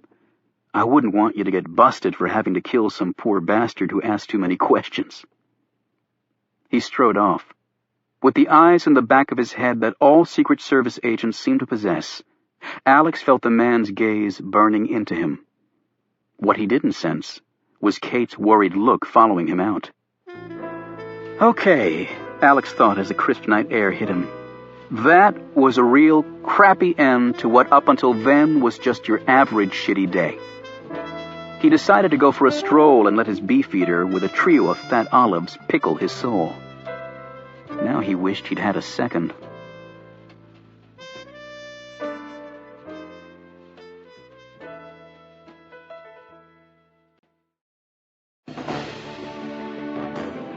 Chapter 6. The presidential motorcade was returning to the White House after the fundraising event, passing swiftly through empty streets and closed intersections. Thanks to the meticulous work of the Secret Service advance team, U.S. presidents never spent one idle moment in traffic. That perk alone would be sufficient motivation for some frustrated D.C. commuters to vie for the job. On the drive over, Gray had given his boss an end-of-the-day briefing on all pertinent intelligence matters. Now, in the back seat of the beast, Brennan was intently studying some poll results, while Gray stared straight ahead, his mind, as always, juggling a dozen things at once. Finally, Gray glanced at his boss. "With all due respect, sir, Going over the polls every 5 minutes won't change the result. As a presidential candidate, Senator Dyson is not in your league. You will win this election by a landslide." Gray added diplomatically, "Thus you have the luxury of focusing on other concerns of critical importance." Brennan chuckled and put the poll results away. "Carter, you're a brilliant man, but clearly no politician. A race isn't in the bag until the last vote has been counted, but I'm certainly aware that my considerable lead in this race is due in part to you. I truly appreciated your support during my very rough beginning." Actually, Brennan had considered dumping Gray on multiple occasions during that rough period, a fact Gray knew well. However, while Gray had never been an ass-kisser, if one were inclined to smooch someone's buttocks on occasion, the derriere of the leader of the free world wasn't a bad place to target. "Are you on to any more al-Zawahiris out there?" That incident was a very rare thing, Mr. President. Gray still wasn't sure why al-Zawahiri had seemingly turned like that. The NIC chief wanted to assume that his strategy of infiltrating terrorist organizations and employing other tactics to turn them against each other was really starting to pay dividends. However, Gray was far too suspicious a man to rule out alternatives. "Well, it got us some great press." As he had in the past, Gray mastered an urge to say what he really thought about such a comment. The veteran spy had served under several presidents, and they were all much like Brennan.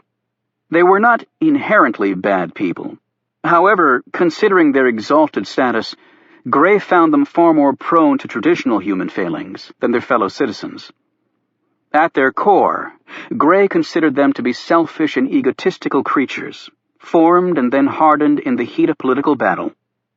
All presidents could claim it was about doing good, about furthering the right agendas, about leading their political party, but in Gray's experience, it really all came down to the throne of the Oval Office. Power was the greatest high in the world, and the presidency of the United States represented the greatest power there was. Its potency made heroin seem like a placebo. However, if Brennan dropped dead tonight, there was an adequate vice president ready to step into his shoes, and the country would continue to run. In Gray's opinion, if Brennan somehow lost the upcoming election, his opponent would simply move into the White House and America wouldn't miss a beat. Presidents weren't indispensable, the NIC chief knew. They only thought they were. Rest assured, Mr. President, you would know of any more al-Zawahiris the moment I did. Brennan was far too wily a politician to accept that statement at face value. It was a Washington tradition that intelligence chiefs kept things from their president. Yet Brennan had every incentive to allow the very popular Gray free rein to do his job. And Carter Gray was a spy, and spies always held things back. It was apparently in their genes never to be entirely forthcoming. It was as though, if they did reveal all, they'd disappear. "Get some sleep, Carter. I'll see you tomorrow," the president said as they left the beast. Brennan's entourage poured out of the other cars in the motorcade. The president's top advisors and handlers hated the fact that Brennan had chosen to ride alone with Gray, both to and from the fundraiser. It had been a bone thrown Gray's way for the al-Zawahiri coup, but it benefited the president as well. At the fundraiser, Gray scared the fat checkbooks out of the well-heeled attendees with his stirring talk on terrorism. The tuxedoed crowd coughed up $1 million for Brennan's political party. That was certainly worth a private ride in the beast. Gray was whisked away from the White House moments later. Contrary to the president's advice, Carter Gray had no intention of going to bed, and 45 minutes later, he was striding onto the grounds of the National Intelligence Center headquarters in Loudoun County, Virginia. The facility was as well protected as NSA in Maryland. 2 full Army companies, 400 soldiers strong, were devoted to the exterior security. However, none had the necessary security clearances to step foot inside any of the structures, except in the event of a catastrophe. The main building looked like it was all glass, with commanding views of the Virginia countryside. There actually wasn't a window in the place. Behind the glass panes, the bunker-thick concrete walls, lined with specialized material, prevented human or electronic eyes from peering in. Here, more than 3,000 men and women, armed with the most sophisticated technology, labored 24/7 to keep America safe, while the other intelligence agencies fed NIC with more data every second of every day. After the intelligence failures surrounding 9/11 and the CIA's WMD disaster, many U.S. leaders were left wondering if American intelligence was an oxymoron. Subsequent governmental attempts at reform had met with little success, and had actually created more confusion at a time when clarity and focus in the intelligence sector were national goals. A national counterterrorism center, with its own director reporting to the president, and a brand new intelligence directorate at the FBI, were added to the plethora of existing counterintelligence ranks that still largely refused to share information with each other. At least in Gray's mind, saner heads had prevailed and shredded all these unnecessary layers in favor of a single national intelligence director, with his own agency personnel, operations center, and of critical importance, budget and operational control over all other intelligence agencies. It was an old adage in the spy business that analysts got you in political hot water, but covert op people landed you in prison. If Gray ever went down, he wanted to be responsible for his own professional demise. Gray entered the main building, went through the biometric identification process, and stepped into an elevator that whisked him to the top floor. The room was small and well-lighted. He entered, took a seat, and put on a headset. There were 4 other people in the room. On one wall was a video screen, and on the table in front of Gray was a dossier labeled with the name Salem al-Omari. He knew the file contents by heart. "It's late, so let's get to it," Gray said. The lights dimmed, the screen came to life, and they saw a man sitting in a chair in the middle of a room. He was dressed in blue scrubs with neither hands nor feet bound. His features were Middle Eastern, his eyes haunted, but also defiant. They were all defiant, Gray had found. When he looked at someone like Al-Omari, Gray couldn't help but think of a Dostoevsky creation, the displaced outsider, brooding, plotting, and methodically stroking a weapon of anarchy. It was the face of a fanatic, of one possessed by a deranged evil. It was the same type of person who'd taken away forever the 2 people Gray had loved most in the world. Though Al-Omari was thousands of miles away, in a facility only a very few people even knew existed, the picture and sound were crystal clear, thanks to the satellite downlink. Through his headset, he asked Al-Omari a question in English. The man promptly answered in Arabic, and then smiled triumphantly. In flawless Arabic, Gray said, "Mr. Al-Omari, I am fluent in Arabic and can actually speak it better than you. I know that you lived in England for years and that you speak English better than you do Arabic. I strongly suggest that we communicate in that language, so there is absolutely no misunderstanding between us." Al-Omari's smile faded, and he sat straighter in his chair. Gray explained his proposal. Al-Omari was to become a spy for the United States, infiltrating one of the deadliest terrorist organizations operating in the Middle East. The man promptly refused. Gray persisted, and Al-Omari refused yet again, adding that, "I have no idea what you're talking about." There are currently 93 terrorist organizations in the world as recognized by the U.S. State Department, most of them originating in the Middle East. Gray responded, "You have confirmed membership in at least 3 of them. In addition, you were found with forged passports, structural plans to the Woodrow Wilson Bridge, and bomb-making material. Now you're going to work for us, or it will become distinctly unpleasant." Al-Omari smiled and leaned toward the camera. "I was interrogated years ago in Jordan by your CIA and your military and your FBI, your so-called tiger teams. They sent females in wearing only their underwear. They wiped their menstrual blood on me, or at least what they called their menstrual blood, so I was unclean and could not perform my prayers. They rubbed their bodies against me, offered me sex if I talk. I say no to them, and I am beaten afterward." He sat back. "I have been threatened with rape, and they say I will get AIDS from it and die. I do not care. True followers of Muhammad do not fear death as you Christians do. It is your greatest weakness and will lead to your total destruction. Islam will triumph. It is written in the Quran. Islam will rule the world." "No, that is not written in the Quran," Gray rejoined. "Not in any of the 114 surahs. And neither is world domination mentioned in the sayings of Muhammad." "You've read the Hadith?" Al-Omari said incredulously, referring to the collections of sayings in the life of the Prophet Muhammad and the first Muslims. "And I've read the Quran in Arabic. Western scholars have never done a good job of translating that language, unfortunately. Thus, Mr. Al-Omari, you should know that Islam is actually a peaceful, tolerant religion, though it is a religion that defends itself vigorously. That's understandable, since some civilized cultures have been trying to convert Muslims to their faith ever since the Crusades, first with the sword and then the gun. But the Hadith says that even in jihad, innocent women and children must be spared."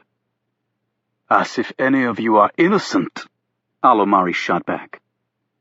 "All of Islam must fight back against those who would oppress us." "Islam represents 1/5 of the face of humanity, and the overwhelming numbers of your brethren believe in the freedoms of speech and press and also equal protection under law, and more than half of the world's Muslims live under democratically constituted governments. I know that you were trained at a madrasa in Afghanistan, so that your knowledge of the Quran is limited to rote memory. Thus I'll forgive your seeming ignorance on these issues." Gray didn't add that at the madrasa Al-Omari's training would have also included automatic weapons and how to fight holy wars, earning such a training center the dubious title of Islamic West Point. Gray continued, "You aspired to be a shaheed, but you had neither the nerve nor the zealotry to be a suicide bomber, nor did you have the backbone or instincts to be a mujahid. You shall see whether I have the courage to die for Islam. Killing you does me no good. I want you to work for me." "Go to hell!" "We can do this easy or hard," Gray said, checking his watch. He had been up for 30 hours now, and there are many ways to attain jhana. Al-Omari leaned forward. "I will get to heaven my way," he said, sneering. "You have a wife and children living back in England," Gray noted. Al-Omari folded his arms across his chest and assumed a stony look. "Bastards like you will serve us well in the next life." "A son and a daughter," Gray continued, as though he hadn't heard the man's retort. "I realize that the women's fate may not overly concern you, however, the boy—" "My son will gladly die," Gray interrupted in a very firm voice. "I will not kill your son. I have other plans for him." "He just turned 18 months old?" A trace of concern crossed Al-Omari's face. "How did you know that?" "You will raise him in the Muslim faith?" Al-Omari did not answer. He simply stared at the camera. Gray continued, "Well, if you do not agree to work with us, I will take your son from his mother, and he will be adopted by a loving couple who will raise him as their own." Gray paused for the emphasis he would place on his next words. "He will be raised in the Christian faith in America by Americans. Or not. It's all up to you." So stunned was Al-Omari that he rose from the chair and staggered toward the camera, until hands appeared and forced him back into his chair. The next words out of his mouth were in Arabic, but were nonetheless clear enough. Moments later, his rage uncontrollable, Al-Omari had to be physically restrained as the threats continued to flow. Finally, his mouth was taped shut. Gray pushed the man's file away. Over the last few years, 7,816 Americans have died at the hands of people like you.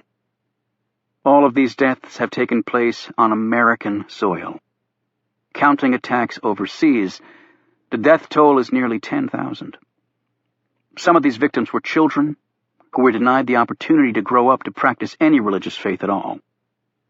I will give you 24 hours to make your decision. I ask you to consider it carefully. If you work with us, you and your family will live out your lives in comfort. However, if you choose not to work with us... Gray nodded to the man next to him, and the screen went blank. Gray looked at 6 more files in front of him. 4 represented other Middle Easterners, much like Al-Omari. The 5th was a neo-Nazi based in Arkansas, and the 6th, Kim Fong, was a member of a Southeast Asian group with ties to known Middle East terrorist organizations. These men were ghost detainees in the unofficial nomenclature. No one other than Gray and a few select people at NIC knew they were even in custody. Like the CIA, NIC maintained clandestine paramilitary squads in hotspots all over the world.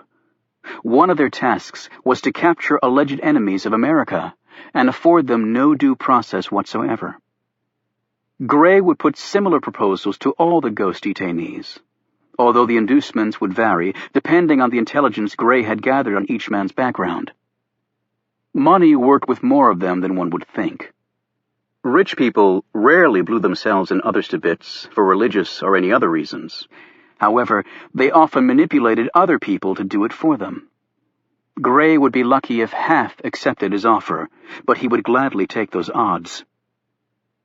An hour later, Gray left NIC. Only the skinhead had agreed outright to help, doubtless spurred on by Gray's threat to turn him over to a radically violent anti-Nazi group headquartered in South America if he didn't cooperate.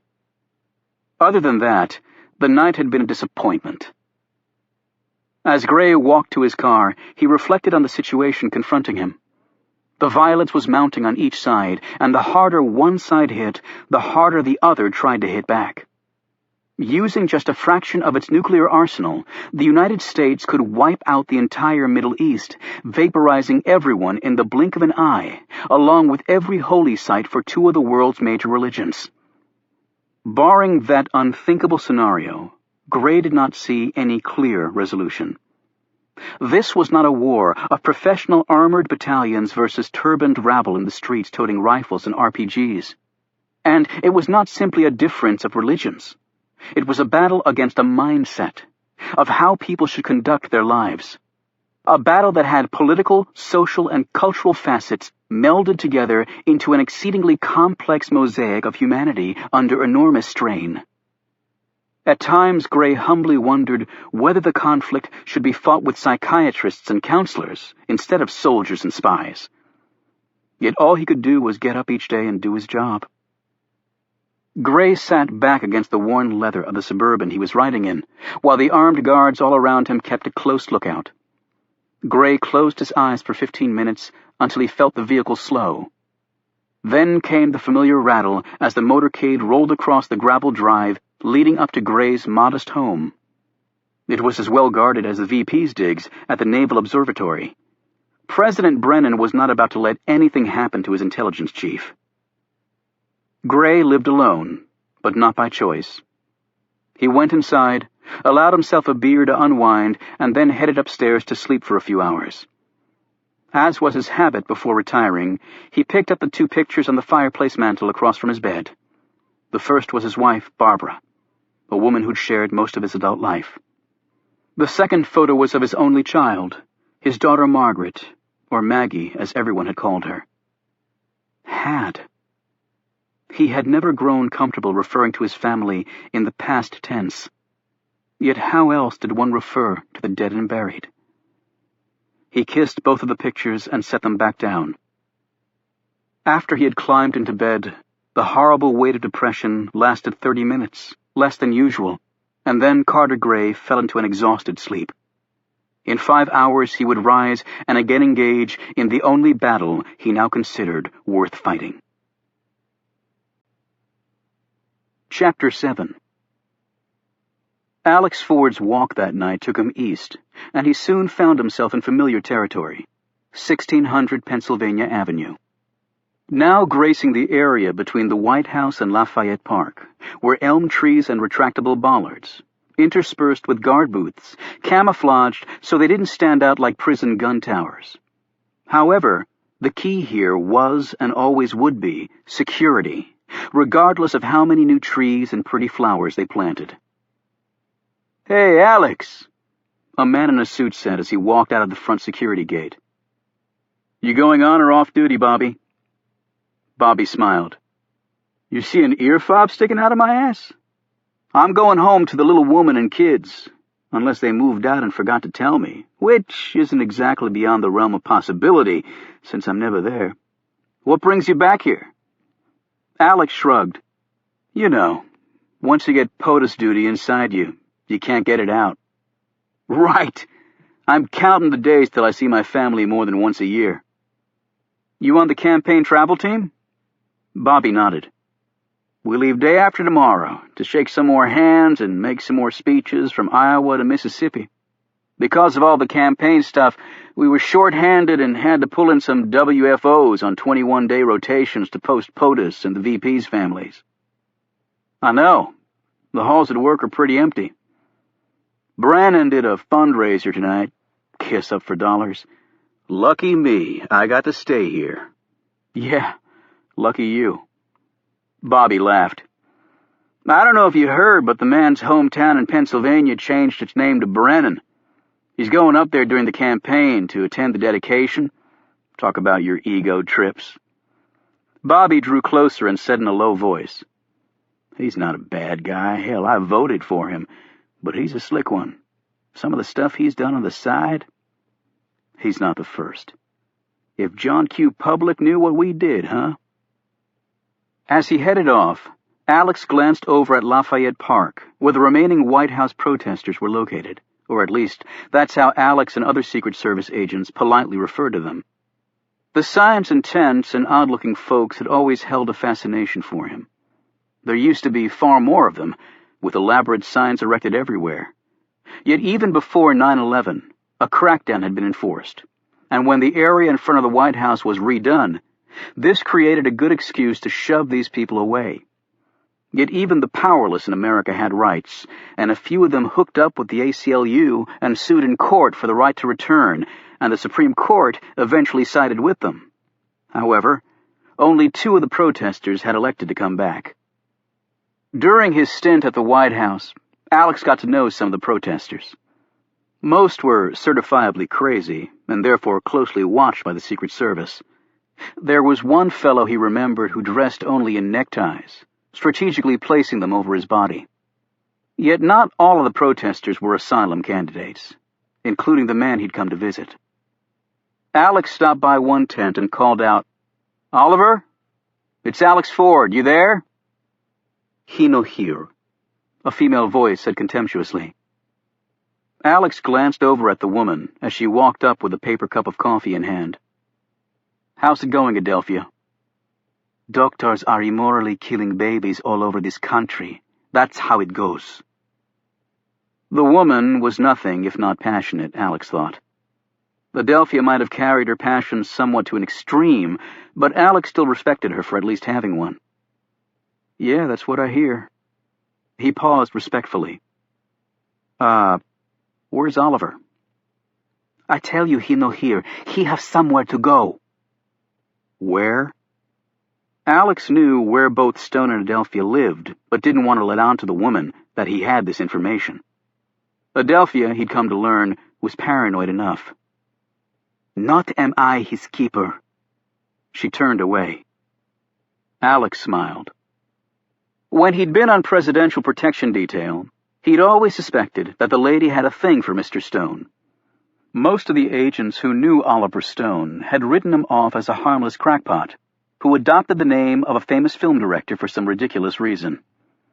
Alex had taken the time to get to know the man, however, finding Stone erudite and thoughtful, and more in touch with the political and economic complexities of the world than some wonks who worked across the street. In particular, the man knew by heart every detail of seemingly every conspiracy ever reported on. Some of the agents called him King Khan for this attribute. And Stone played one hell of a game of chess. Alex called out to Adelphia, "If you see Oliver, tell him Agent Ford was looking for him. You remember me, right?" Adelphia made no sign that she'd heard him, but then again, that was just Adelphia. He headed back on foot to where his car was parked. Along the way, Alex passed something that made him stop. On the far corner, two men, one black and one white, were working on a freestanding ATM housed in a sliver between two buildings. They were dressed in overalls that had service staff printed across the back. Their van was parked at the curb. It had a company name and phone number printed on the side. Alex slipped into the shadows, pulled out his cell phone, and called the number shown on the van. An official-sounding recording answered, giving the business hours for the company and so on. Alex did a quick look-see in the van, then pulled out his Secret Service badge and walked over to the men. "Hey, fellows, you servicing the machine?" The short man eyed the badge and nodded. "Yeah, lucky us." Alex looked at the ATM, and his very experienced eyes saw what he thought he would see. "Hope you guys are union." "Proud members of Local 453, the smaller man said with a laugh. "At least we're getting double time to do this crap."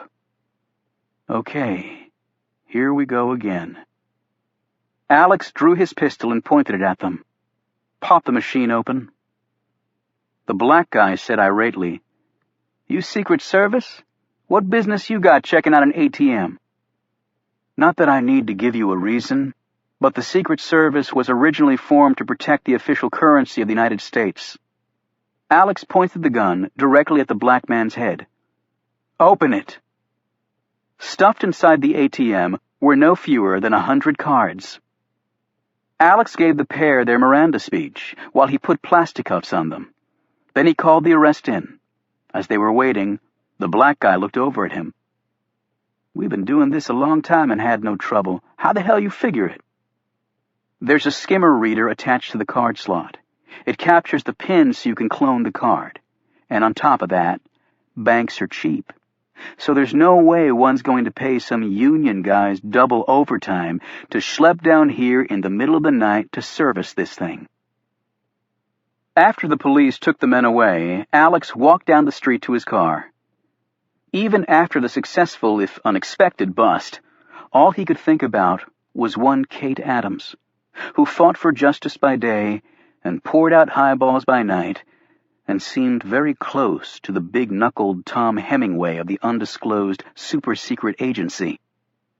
Alex could only hope tomorrow would start on a better note. Chapter 8.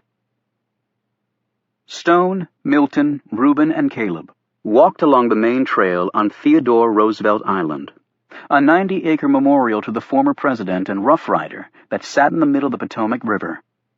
They soon reached a clearing where an immense statue of Teddy Roosevelt stood with his right arm raised to the heavens, as though he were about to retake the oath of office nearly 90 years after his death. The area was elaborately laid out with brick pavers, 2 curved stone bridges over man-made canals of water, and a pair of huge fountains that flanked the statue. Oliver Stone sat cross-legged in front of the statue, and the others joined him there. Stone was an enthusiastic fan of TR, which was the reason they were here, albeit as trespassers, since the island officially closed at dark. He announced in a solemn voice, "The regular meeting of the Camel Club is officially called to order.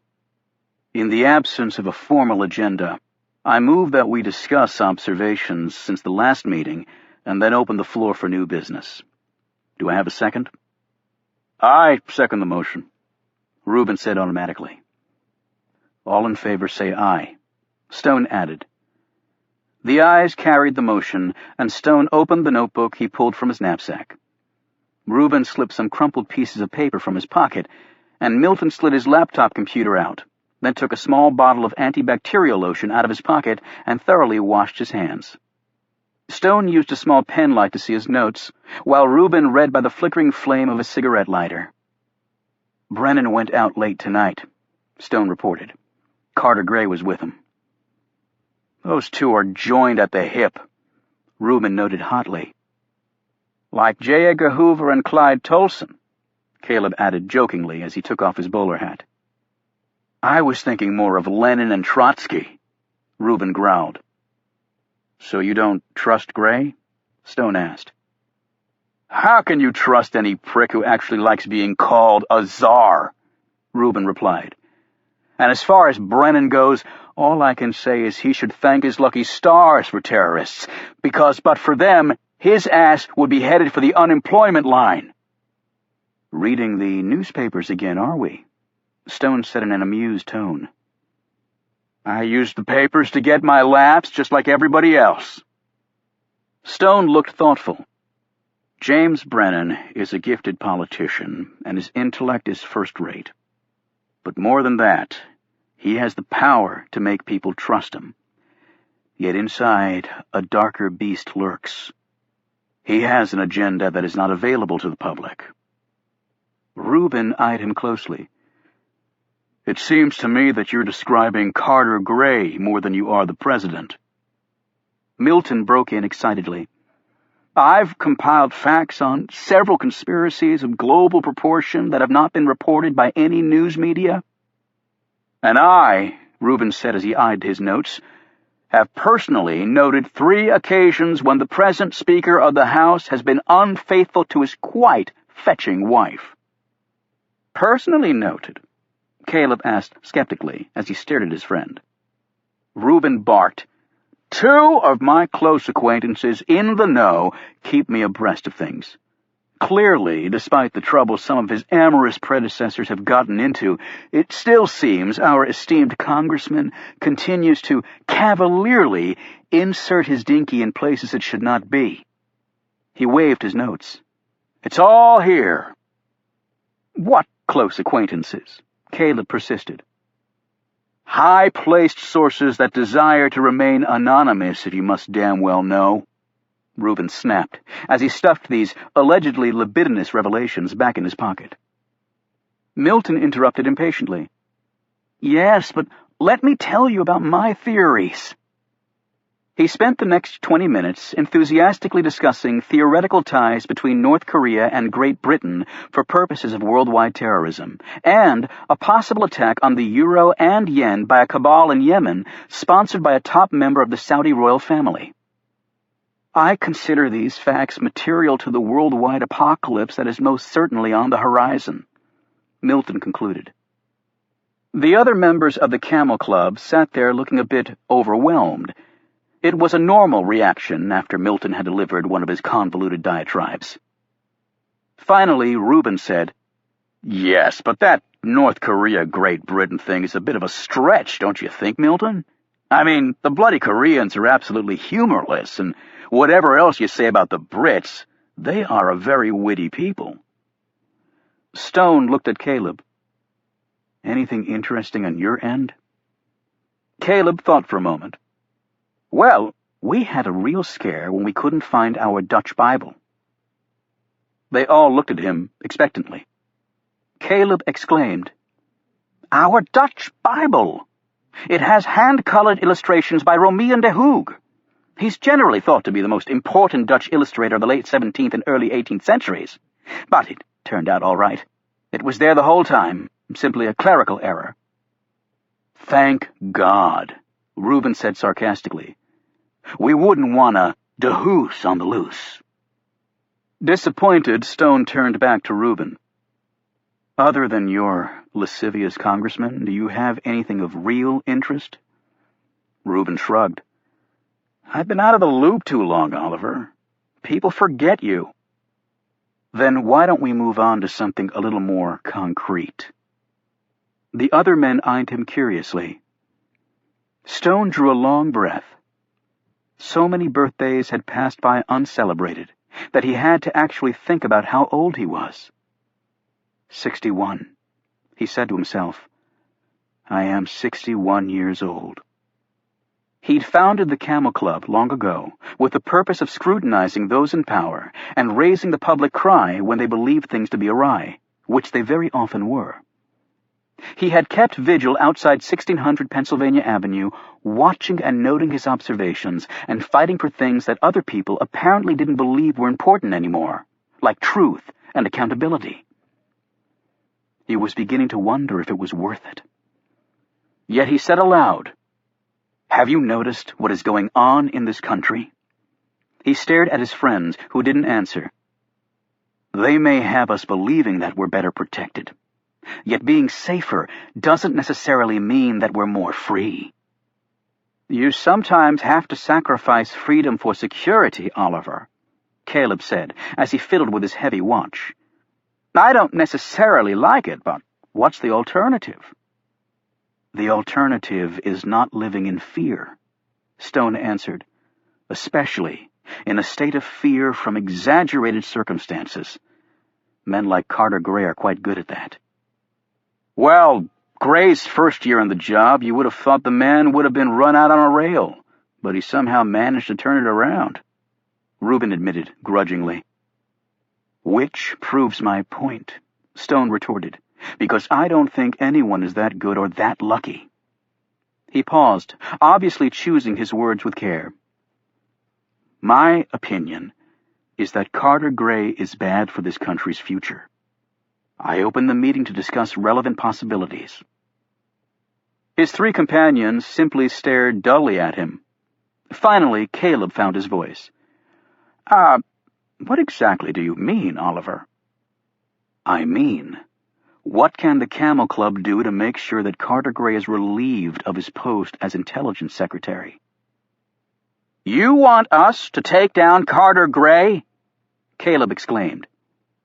"Yes." "Oh, good," Reuben added in mock relief, "because I thought it might be something difficult you were wanting." "There is ample historical precedent for the powerless overcoming the powerful," Stone noted. "Yeah, but in real life, Goliath kicks the shit out of David 9 times out of 10. Reuben replied grimly. Stone said, "Then what exactly is the purpose of continuing the club? We meet once a week and compare notes, observations, and theories. To what end?" Caleb answered, "Well, we've done some good, although we never got any credit for it. Our work helped reveal the truth behind the scandal at the Pentagon. That came from a scrap of conversation the White House chef's assistant overheard and told you about. And don't forget about the mole at NSA who was altering transcription files, Oliver. And then there was the DIA subterfuge that Reuben stumbled onto." "Those events were a long time ago," Stone replied. "So again I ask, what is the purpose of the club now?" Reuben said, "Well, maybe it's like lots of other clubs, except without a building, refreshments, or the pleasure of female companionship. But what can you expect when you don't pay any dues?" he added, grinning. Before Stone could answer, all four of them had turned their heads in the direction of the sounds filtering through the woods. Stone instantly put a finger to his lips and listened. There it was again, a boat's engine, and it sounded as though it was right at the edge of the island. They all took their bags and made their way quietly into the surrounding brush. Chapter 9. Oliver Stone eased a branch out of the way and peered through this small gap toward the paved area in front of the Roosevelt Monument. His companions were also riveted on what was happening nearby.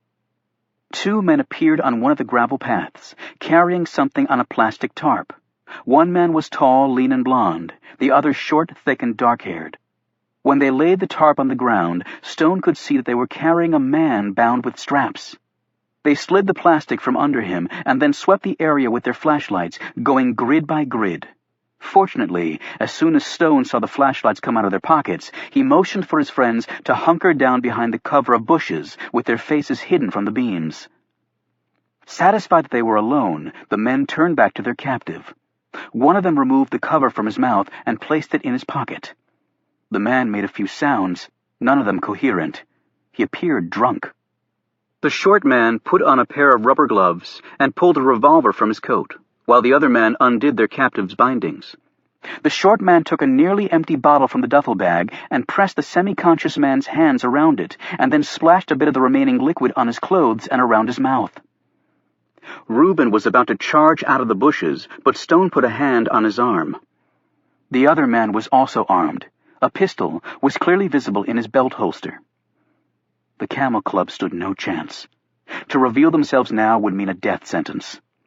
Meanwhile, the man holding the gun knelt down next to the captive. He took the man's right hand and placed it around the gun. Perhaps because of the touch of the cold metal, the captive opened his eyes. As he stared up at the other man, he suddenly cried out, "I'm sorry. Please, Stone. I'm sorry." The short man slid the pistol into the man's mouth, pushing it against the roof of the mouth. The captive choked for an instant, and then the short man forced the trigger down. At the sound of the shot, all 4 members of the Camel Club closed their eyes. When they reopened them, the 4 men continued to stare transfixed as the gun and bottle were placed near the body. A plastic baggie was taken out of the knapsack carried by the other man, and this was laid next to the murder weapon.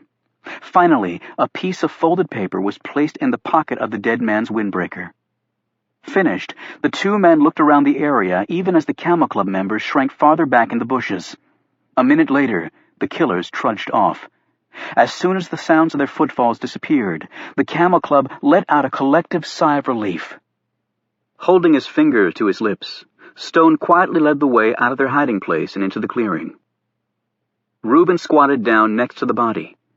He shook his head and said in a very low voice, "At least he was killed instantly, as if that somehow makes up for being murdered." He looked at the nearly empty bottle. "Doers. Looks like they got the poor bastard drunk so he couldn't fight back." "Is there any ID on the body?"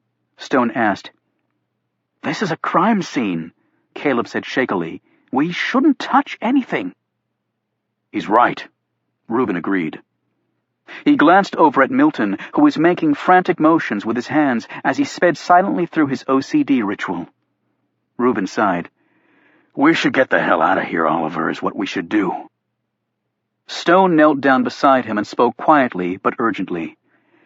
"This was an execution made to look like suicide, Reuben. Those were professional killers, and I'd like to know who the target was and what he knew that led to his death." As he was speaking, he wrapped a handkerchief pulled from his pocket around his hand, searched the dead man's pockets, and slid out a wallet. He nimbly flipped it open, and they all gazed at the driver's license in the see-through plastic. Reuben pulled out his lighter and flicked it on so Stone could read the information on the license. Patrick Johnson. Stone read. He lived in Bethesda. Stone put the wallet back, searched the other pocket, and pulled out the piece of paper the killer had placed there.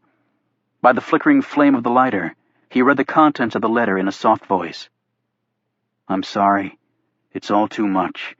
I can't live with this anymore. This is the only way. I'm sorry.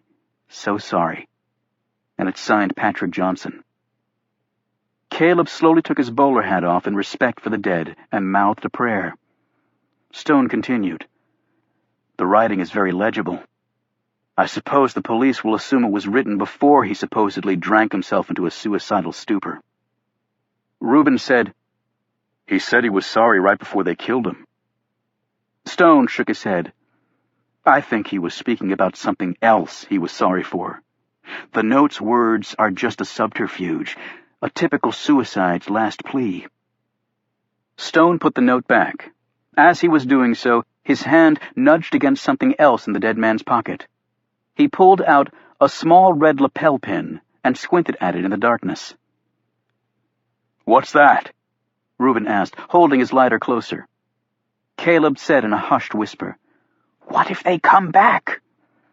Stone put the pin back and felt Johnson's clothes. "They're soaked through." Reuben pointed to the plastic baggie. "What do you make of that?" Stone thought for a moment. "I think I understand its purpose and the soaked clothes as well. But Caleb's right. We should leave." They set off and then realized that Milton wasn't with them. They turned back and found him crouched over the dead man counting, with his hand reaching over the body. Milton, we really need to leave," Caleb said urgently. However, Milton was apparently so traumatized that he couldn't stop counting. "Oh, for Christ's sakes," Reuben moaned. "Why don't we all just bloody well count together until they come back and give us some bullets to suck on?" Stone put a steadying hand on Reuben's arm and stepped forward next to Milton. He looked down at Patrick Johnson's face. He was young, though death had already begun to hollow him. Stone knelt and placed his hand gently on Milton's shoulder and said quietly, "We can do nothing for him now, Milton. And the comfort you take in your counting, the safety and security that you're striving for, can be defeated if those two men come back." He added bluntly, "They have guns, Milton. We don't." Milton halted his ritual, stifled a sob, and said in a quivering voice, "I don't like violence, Oliver." Milton clutched his knapsack closer to his chest and then pointed at the corpse. "I don't like that." "I know, Milton. None of us do." Stone and Milton rose together. With a sigh of relief, Reuben followed them to the path leading to their boat. Warren Peters, who'd fired the shot that killed Patrick Johnson, was walking along the trail back to their dinghy when he stopped short. "Shit," he whispered. "What?" Tyler Rinke asked as he nervously looked around. "Police boat?" "No. Almost a big mistake."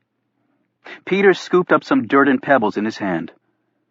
"When we dunked him, it cleaned his shoe soles off. If you walked here through the woods, his soles wouldn't be clean. The FBI won't miss that." The two men hurried back along the path and over to the body. Peter squatted down next to the murdered man's shoe and pressed dirt and pebbles into the soles. "Good catch," Rinke said. "I don't want to even think about what would have happened if I'd blown that." He finished his task and started to rise, but his gaze caught on something. "Son of a bitch!" Peters exclaimed between clenched teeth. He pointed to the note he had pressed into the victim's pocket. A corner of it was sticking out. "I shoved that all the way in because I didn't want it to look too obvious. So why is it visible now?" He pushed the note back in the pocket and looked at his partner searchingly. Could an animal have taken a go at the body? After a few minutes? And why would an animal go after paper instead of flesh? He rose, pulled a flashlight from his pocket, and checked the stone floor. Rinke said, "You must have made a mistake with the paper. You probably didn't push it in as far as you thought." Peters continued to search the area, and then stiffened. "What now?" his companion asked impatiently. "Listen. Do you hear that?" Rinke remained still and silent, and then his mouth gaped. "Somebody running. That way!" He pointed to the right, down one of the trails in the opposite direction they had come. The two men pulled their weapons and sprinted toward the sound. Chapter 10. Stone and the others had just jumped into their boat and pushed off. The fog was now dense enough to make navigation tricky. They were perhaps 10 feet from the island in the little channel when the two men burst out of the trees and saw them. "Pull as hard as you can and keep your face turned down," Stone said to Reuben, who needed no such prompting. His broad shoulders and thick arms moved with a Herculean effort, and the little boat sprang away from the shore. Stone turned to the others in the boat and whispered, "Don't let them see your faces. Caleb, take off your hat." They all immediately bent low, and Caleb swept off his bowler and jammed it between his quivering knees. Milton had started counting the minute he climbed onto the boat. The two men on shore took aim at their quarry, but the fog made their targets very elusive. They both fired, but their shots splattered harmlessly into the water, a good foot from the boat. "Pull, Reuben, pull!" a terrified Caleb gasped as he ducked even farther down. "What the hell do you think I'm doing?" Reuben snapped, sweat trickling down his face. The pursuers took careful aim and fired twice more. One slug found its mark, and splintered wood flew up and hit Stone in the right hand. The blood trickled down his fingers and onto the boat's gunwale. He quickly staunched the flow with the same handkerchief he'd used to search the body of Patrick Johnson. "Oliver!" a frantic Milton called out. "I'm all right," Stone answered. "Just stay down." The two gunmen, realizing the futility of their attack, raced away. "They're going to get their boat," Stone warned. "Well, then we have a bit of a problem because their boat has a motor," Reuben retorted. "I'm going as fast as I can, but there's not much gas left in my tank." Stone pulled on Caleb's sleeve. "Caleb, you take one oar and I'll take the other." Reuben moved out of the way, and the two men rowed with all their strength. Ordinarily, after leaving the inlet, they would have gone north on the river and returned to their original launching site. Now they simply wanted to get to the mainland as fast as possible, which meant a straight path east. They passed the western tip of the island and made their turn toward Georgetown. "Oh, shit!" Reuben was staring back toward the island as he heard the boat engine coming. "Row like your lives depend on it," he bellowed to Stone and Caleb, "because they sure as hell do." Seeing that Caleb and Stone were growing tired, Reuben pushed them out of the way and took up the oars again, pulling with all his considerable strength. "I think they're gaining," Caleb said breathlessly. A shot hit right next to him, and Caleb joined a cowering Milton in the bottom of the boat. Stone ducked down as another shot passed by, and then he heard Reuben cry out. "Reuben!" He turned to look at his friend. "It's all right. Just a glance, but I'd forgotten how much they burn," Reuben added grimly. "They've got us, Oliver. It'll be 5 corpses for those bastards tonight." Stone looked toward the wispy lights of sleeping Georgetown. Even though the river was fairly narrow here, with the fog, they were still too far away for anyone on shore to see what was going on. He glanced back at the oncoming boat. He could now make out the silhouettes of the two men on board. His mind raced back to the businesslike manner in which the unfortunate Patrick Johnson had been dispatched. Stone envisioned the gun being placed inside his own mouth, the trigger pulled. Suddenly, the motorboat veered away from them. "What the?" Reuben said. "It must be the police boat. Listen," Stone whispered, pointing south of their position and cupping his ear. In a relieved voice, Caleb cried out, "The police! Quick! Get their attention!"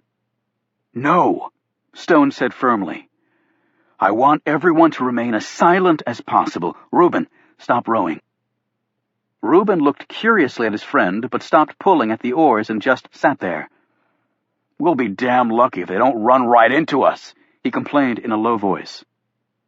All of them could now clearly hear the whine of the big engine. Through the fog, they saw the green, starboard-side running lights of the patrol boat passing by less than 30 feet away. The policemen on board wouldn't have been able to hear the engine of the other boat over their own, nor could they have seen the rowboat, which had no lights. The members of the Camel Club held their collective breath and watched as the patrol boat slowly glided along. When it was finally out of sight, Stone said, "Okay, Reuben, get us to shore." Caleb sat up. "Why didn't you want us to alert the police?" Stone waited until the sharp outline of land came into view before answering. "We're out on a boat we're not supposed to have, going to a place we're not supposed to be. A man has been killed and his body left on Roosevelt Island. If we tell the police we witnessed a murder, we're admitting that we were there. We can tell them we saw 2 men who then tried to kill us, but we have no proof of that." Now Milton sat up. "But you and Reuben were hurt." "My hand is only scratched, and Reuben's was just a glance, so there's no conclusive proof a bullet was involved. Thus the police are left with the fact that there's a dead body that was transported by boat to the island we were on. We have a boat that could have performed that task quite easily. And there isn't another such vessel around, since that motorboat will be long gone by the time we explain things. We are persons whom the police might not put much credibility in. So what do you think would be the most logical result of our telling them our story?" Stone looked at each of them expectantly. "They'd arrest us and throw away the key," Reuben muttered, as he ripped off a piece of his shirt and tied it around the minor wound on his arm. "What I'd like to know is how those 2 bastards suddenly realized we were on the island." "They must have heard us," Stone said. "Or else they came back for some other reason and noticed something amiss. Maybe I didn't put the note or the pin back properly." "You didn't say what the pin was," Caleb noted. "It was the lapel pin customarily worn by Secret Service agents." "You think he was an agent?" Reuben asked as they drifted to shore. "Presumably he has some connection."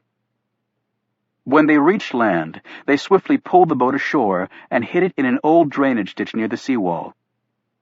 "So now what?" Reuben asked, as they trudged along through the quiet streets of Georgetown. Stone ticked the points off on his fingers. "We find out who the murdered man was. We find out why someone would want to kill him. And we find out who killed him." Reuben looked incredulous. "And I thought your idea of bringing down Carter Gray was a toughie. Jesus, man, do you understand what you're saying?" "Yes, I do," Stone replied impassively. "But why do we have to do anything?" Caleb asked. Stone stared at him. "Men who kill like that tend to clean up all loose ends, which means they'll do everything they can to track us down and kill us too. We can't go to the police for the reasons I've already outlined, so my very strong suggestion is—" Reuben broke in. "That we get them before they get us." Stone walked on, the rest of the Camel Club hurrying along in his wake. Chapter 11. As the van passed around a bend in the road, the elaborate sign set in foot-high reflective letters came into view. "Welcome to Brennan, Pennsylvania, birthplace of President James H. Brennan." A rendering of Brennan had been carved into the wood beside these words. It was a good likeness. The man in the van's passenger seat looked at his two companions and smiled. Then he raised an imaginary gun, pointed it at Brennan's head, and fired, placing 3 shots right into the brain of the most powerful man on Earth. The van entered the downtown area. With a population of 50,000 and fast becoming a major bedroom community of Pittsburgh, Brennan had high hopes for a major renaissance, and the new jobs, emerging business and construction going on around town were a testament to this dream becoming a reality. Much of this hope was based upon it being the hometown of the very popular incumbent president. Even the unused water tower, situated in the middle of downtown, had not escaped this push for greatness. At first, the town fathers had wanted to put Brennan's picture and the seal of the President of the United States on the tower. When told that this would neither be legal nor in good taste, they instead painted it in the stars and stripes, thereby connecting the man and the town. The 3 men in the van were also very interested in the nation's chief executive, for an entirely different reason. The 3 men were tall and possessed the leanness of people unfamiliar with a Western diet of saturated fat and sugar. 2 were Arab and the other Persian, though they had downplayed their Middle Eastern origins by shaving off their beards and assuming the style typical of college students, namely baggy jeans, sweaters, athletic shoes, and plenty of attitude. They were enrolled as part-time students at the local community college, studying basic engineering. In reality, each was proficient in certain areas of science that had to do with barometric pressure, wind deflection, air drag and coefficiency, as well as more esoteric subjects like the Coriolis effect and gyroscopic precession. 2 of the men were from Afghanistan and in their late 30s, though they looked much younger. The other man, the Persian, was 30 years old and hailed from Iran. Their professors and classmates believed them to be from India and Pakistan. The 3 Muslims had found that to most Westerners, the term Middle Eastern covered more than 3 billion people, from Indians to Muslims, with not much attention given to the nuances of nationality or ethnicity. And it wasn't as though they were an oddity in Brennan. Over the last decade, there had been a large influx of Middle Easterners into the United States, particularly in and near major metropolitan areas. Many new businesses in Brennan were owned by hard-working Saudis, Pakistanis, and Indians. When they reached their apartment a block from Main Street, someone was waiting for them. The man didn't look at them when they entered, but continued gazing out the window. He was nearly 60, though as lean and wiry as the younger men. He was Caucasian and an American, although from the immediate deference paid to him by his companions, he was clearly the leader of this small band. The Muslims referred to him with respect as Captain Jack. He had given himself this title based on his preferred brand of liquor. They did not, nor would they ever know his real name. Captain Jack lived outside of Brennan in a rental house on the road to Pittsburgh. He had come here ostensibly to look for locations for the business he was thinking about starting. This had given him ample reason to examine many of the vacant properties in the area. Captain Jack was looking through his binoculars at Mercy Hospital across the street. Built right after the end of World War II, it was a squat white building with little in the way of architectural interest. It was the only hospital in the immediate vicinity, which was why it had attracted his interest. There was a drop-off entrance in the rear of the hospital, but the space was very tight, and it was a long hike once inside to get to the admitting desk. Thus, even ambulances almost always dropped off their patients in front, using a wheelchair ramp next to the steps. For Captain Jack, that was a very important element, so critical, in fact, that he had videotaped an entire 24-hour cycle of these comings and goings. They also had floor plans for Mercy Hospital, and knew every exit and entrance, from the most obvious to the most obscure. He continued to watch as a patient was unloaded from an ambulance and whisked through the front doors on a gurney. The trajectory here was excellent, Captain Jack thought, and high ground was almost always good ground in his line of work. He sat down and watched as one of the men worked away on a laptop while the other two went over some equipment manuals. "Current status?" he asked. The Iranian on the laptop answered, "We've switched to another chat site." He glanced at a piece of paper taped to his screen. "Tonight it's Gone with the Wind." "Not one of my favorites," their leader said dryly. "What's so great about a wind blowing?" one of the Afghans commented. They had chosen a movie chat site listing the 50 greatest American movies of all time. It was highly doubtful that law enforcement agencies would be monitoring people cybergabbing about films, so their method of encryption was relatively simple. And then they would move on to another film the next day. "Everyone progressing on schedule?" Captain Jack asked as he scratched his trim beard. There were several other operation teams in Brennan. The authorities would of course call them terrorist cells, but to Captain Jack, that was simply splitting hairs. American operations teams overseas could just as easily be deemed terrorist cells by the folks they were intending to harm. He should know. He had been on many of those teams. Once he'd gotten past the patriotic claptrap, he'd seen the truth. One should do what Captain Jack did for a living only for those willing to pay the most money. That simple change in philosophy had vastly uncomplicated his life. The Iranian read through the chat lines. He had done this so often he could decipher the encrypted messages in his head. All accounted for and all on schedule. He added with an element of disbelief. Even the woman is progressing well. Very well. The American smiled at this comment. "Women are far more capable than you give them credit for, Ahmed. The sooner you learn that, the better off you'll be." "The next thing you'll be telling me is that men are the weaker sex," Ahmed said scornfully. "Now you're getting close to something called wisdom." Captain Jack looked at the two Afghans. They were both Tajiks, members of the Northern Alliance before they'd been recruited for this assignment. He spoke to them in their native language, Dari. "Do they still sell off the daughters for marriage in your country?" "Of course," one replied. "What else do you do with them?" "Times are changing, my friend," Captain Jack said. "It's not exactly the 14th century anymore." The other Afghan piped in. "We have nothing against modern women, so long as they obey their men. If they do that, no problems. They are free." Free in that sense was relative, Captain Jack knew. In Afghanistan, If a woman demanded divorce, she lost everything, including the children. An adulterous wife, even one whose husband had taken another wife, was executed, sometimes by her own family.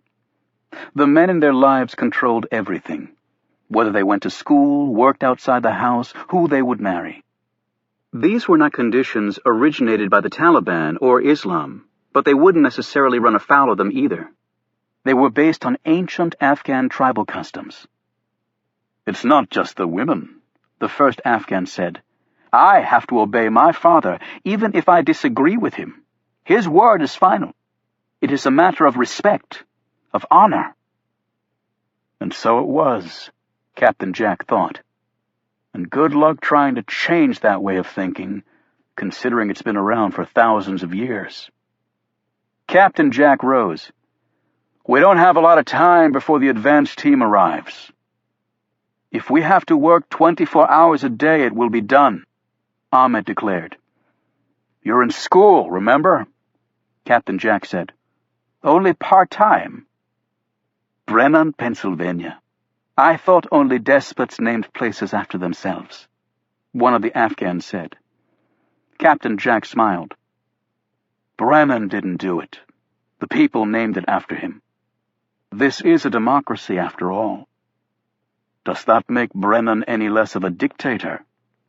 the other Afghan said. Captain Jack stopped smiling. "I don't really care.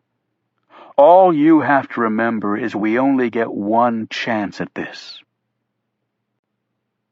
Across the street at Mercy Hospital, an emergency room doctor was walking down the hallway with one of the hospital administrators. The physician was a recent and welcome addition to Mercy, since the hospital was habitually understaffed. As they walked along, the doctor glanced nervously at an armed security guard posted at a doorway. "Armed guards? Is that really necessary?" he asked. The administrator shrugged. "Afraid so. Our pharmacy has been burglarized twice in the last 6 months. We can't afford another hit." "Why wasn't I told this before I agreed to come here?" "Well, it's not exactly something we wanted to publicize." "But I thought Brennan was a peaceful town," the doctor said. "Oh, it is, but, drugs are everywhere. But no one will try anything with armed guards here." The physician glanced over his shoulder at the security man, who stood rigidly against a wall. From the look on the doctor's face, he didn't appear to share the positive sentiments of his colleague. As the men passed down the hallway, a uniformed Adnan al-Remi, his appearance much changed since his death in rural Virginia, walked off to patrol another part of the hospital. There were many such dead men walking the streets of Brennan right now.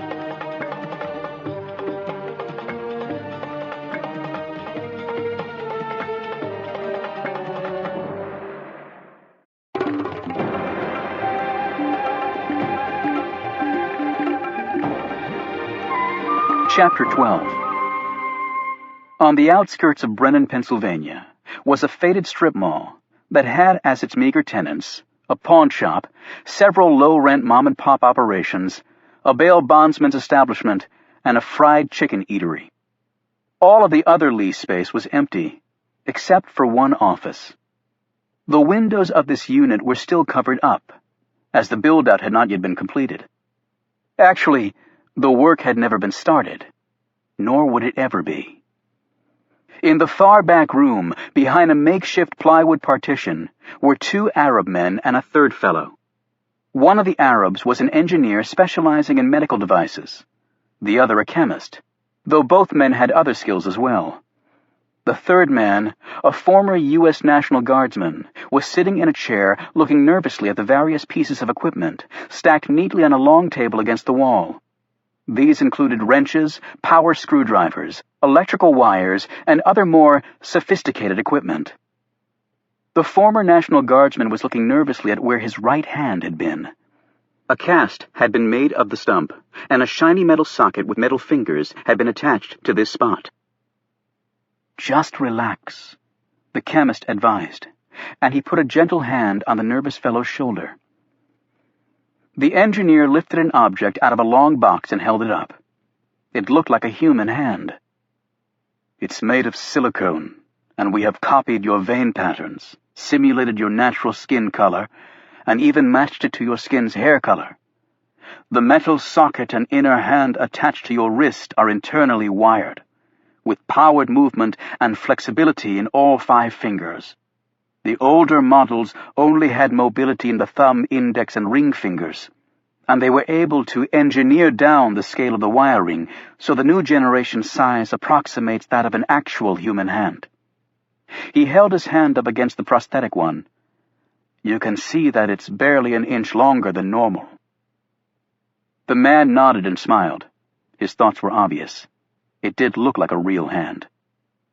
The chemist said, "You have a solid wrist joint and good remaining wrist muscles. That will help greatly. The electrodes embedded in the inner hand will have solid connection to the muscle." "Yeah, I'm a real lucky bastard," the man said bitterly. The silicone hand was put over the socket and the hand securely attached. When that was done, they took the man through some simple exercises. The engineer said, "When you push your wrist muscles upward, the hand opens. When you relax your wrist muscles, the hand closes. Practice that." The man did so about a dozen times while the men watched closely. Each time he became more comfortable with the manipulations. The chemist nodded approvingly. "That is good, you're getting it. But you must keep practicing. Soon you will be able to do it without thinking. It will feel natural." The man in the chair rubbed the fake hand with the steel hook that constituted his other hand. "Does it feel real?" he asked. "I can't tell." The engineer said, "Someone shaking hands with you will be able to tell it's not real simply by the texture and the colder temperature of the skin. But in all other respects, it will look very real." The man seemed disappointed by this explanation and stopped looking at his new hand. "You can never be what you were," the chemist said bluntly. "But it is better than what you had, and we can do your other hand too if you want." The man shook his head and held up his hook. "I want to keep this one. I don't want to forget what happened to me." "You have your uniform?" the engineer asked. The man nodded as he rose from the chair, still opening and closing his new hand. "That's another memory. Not that I need it." "What was your rank?" "Sergeant, National Guard." He flexed his new hand again. "And after it's over?" "You will be taken care of, as agreed," the engineer answered.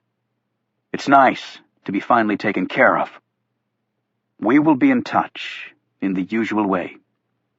They shook hands. "Feels good to finally be able to do that," the ex-National Guardsman said. After he had left, the 2 men went back to work.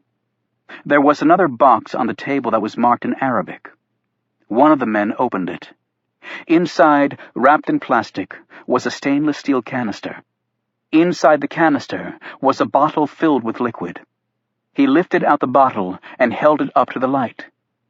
He well knew that, according to the FBI, the 3 deadliest substances in the world were, in descending order of lethality, plutonium, botulism toxin, and ricin. The liquid in the glass vial was not nearly as deadly as any of those poisons. However, in its own way, the substance was still very effective. The hand he had just placed on the former National Guardsman had a pouch inside. When a tiny release button built into the skin was pushed, and the wrist bone was flexed a very special way, the pouch opened, and any liquid inside it would be secreted through the artificial pores. As they worked away, the chemist said, "He is bitter, that National Guardsman." "Wouldn't you be?" the other answered. Chapter 13. Tom Hemingway sat in his modest apartment near Capitol Hill. He had taken off his suit and put on shorts and a t-shirt and was barefoot. Though it was very late, he was not tired. In fact, adrenaline was ripping through his veins. He had just received the news. Patrick Johnson was dead. Hemingway felt no remorse.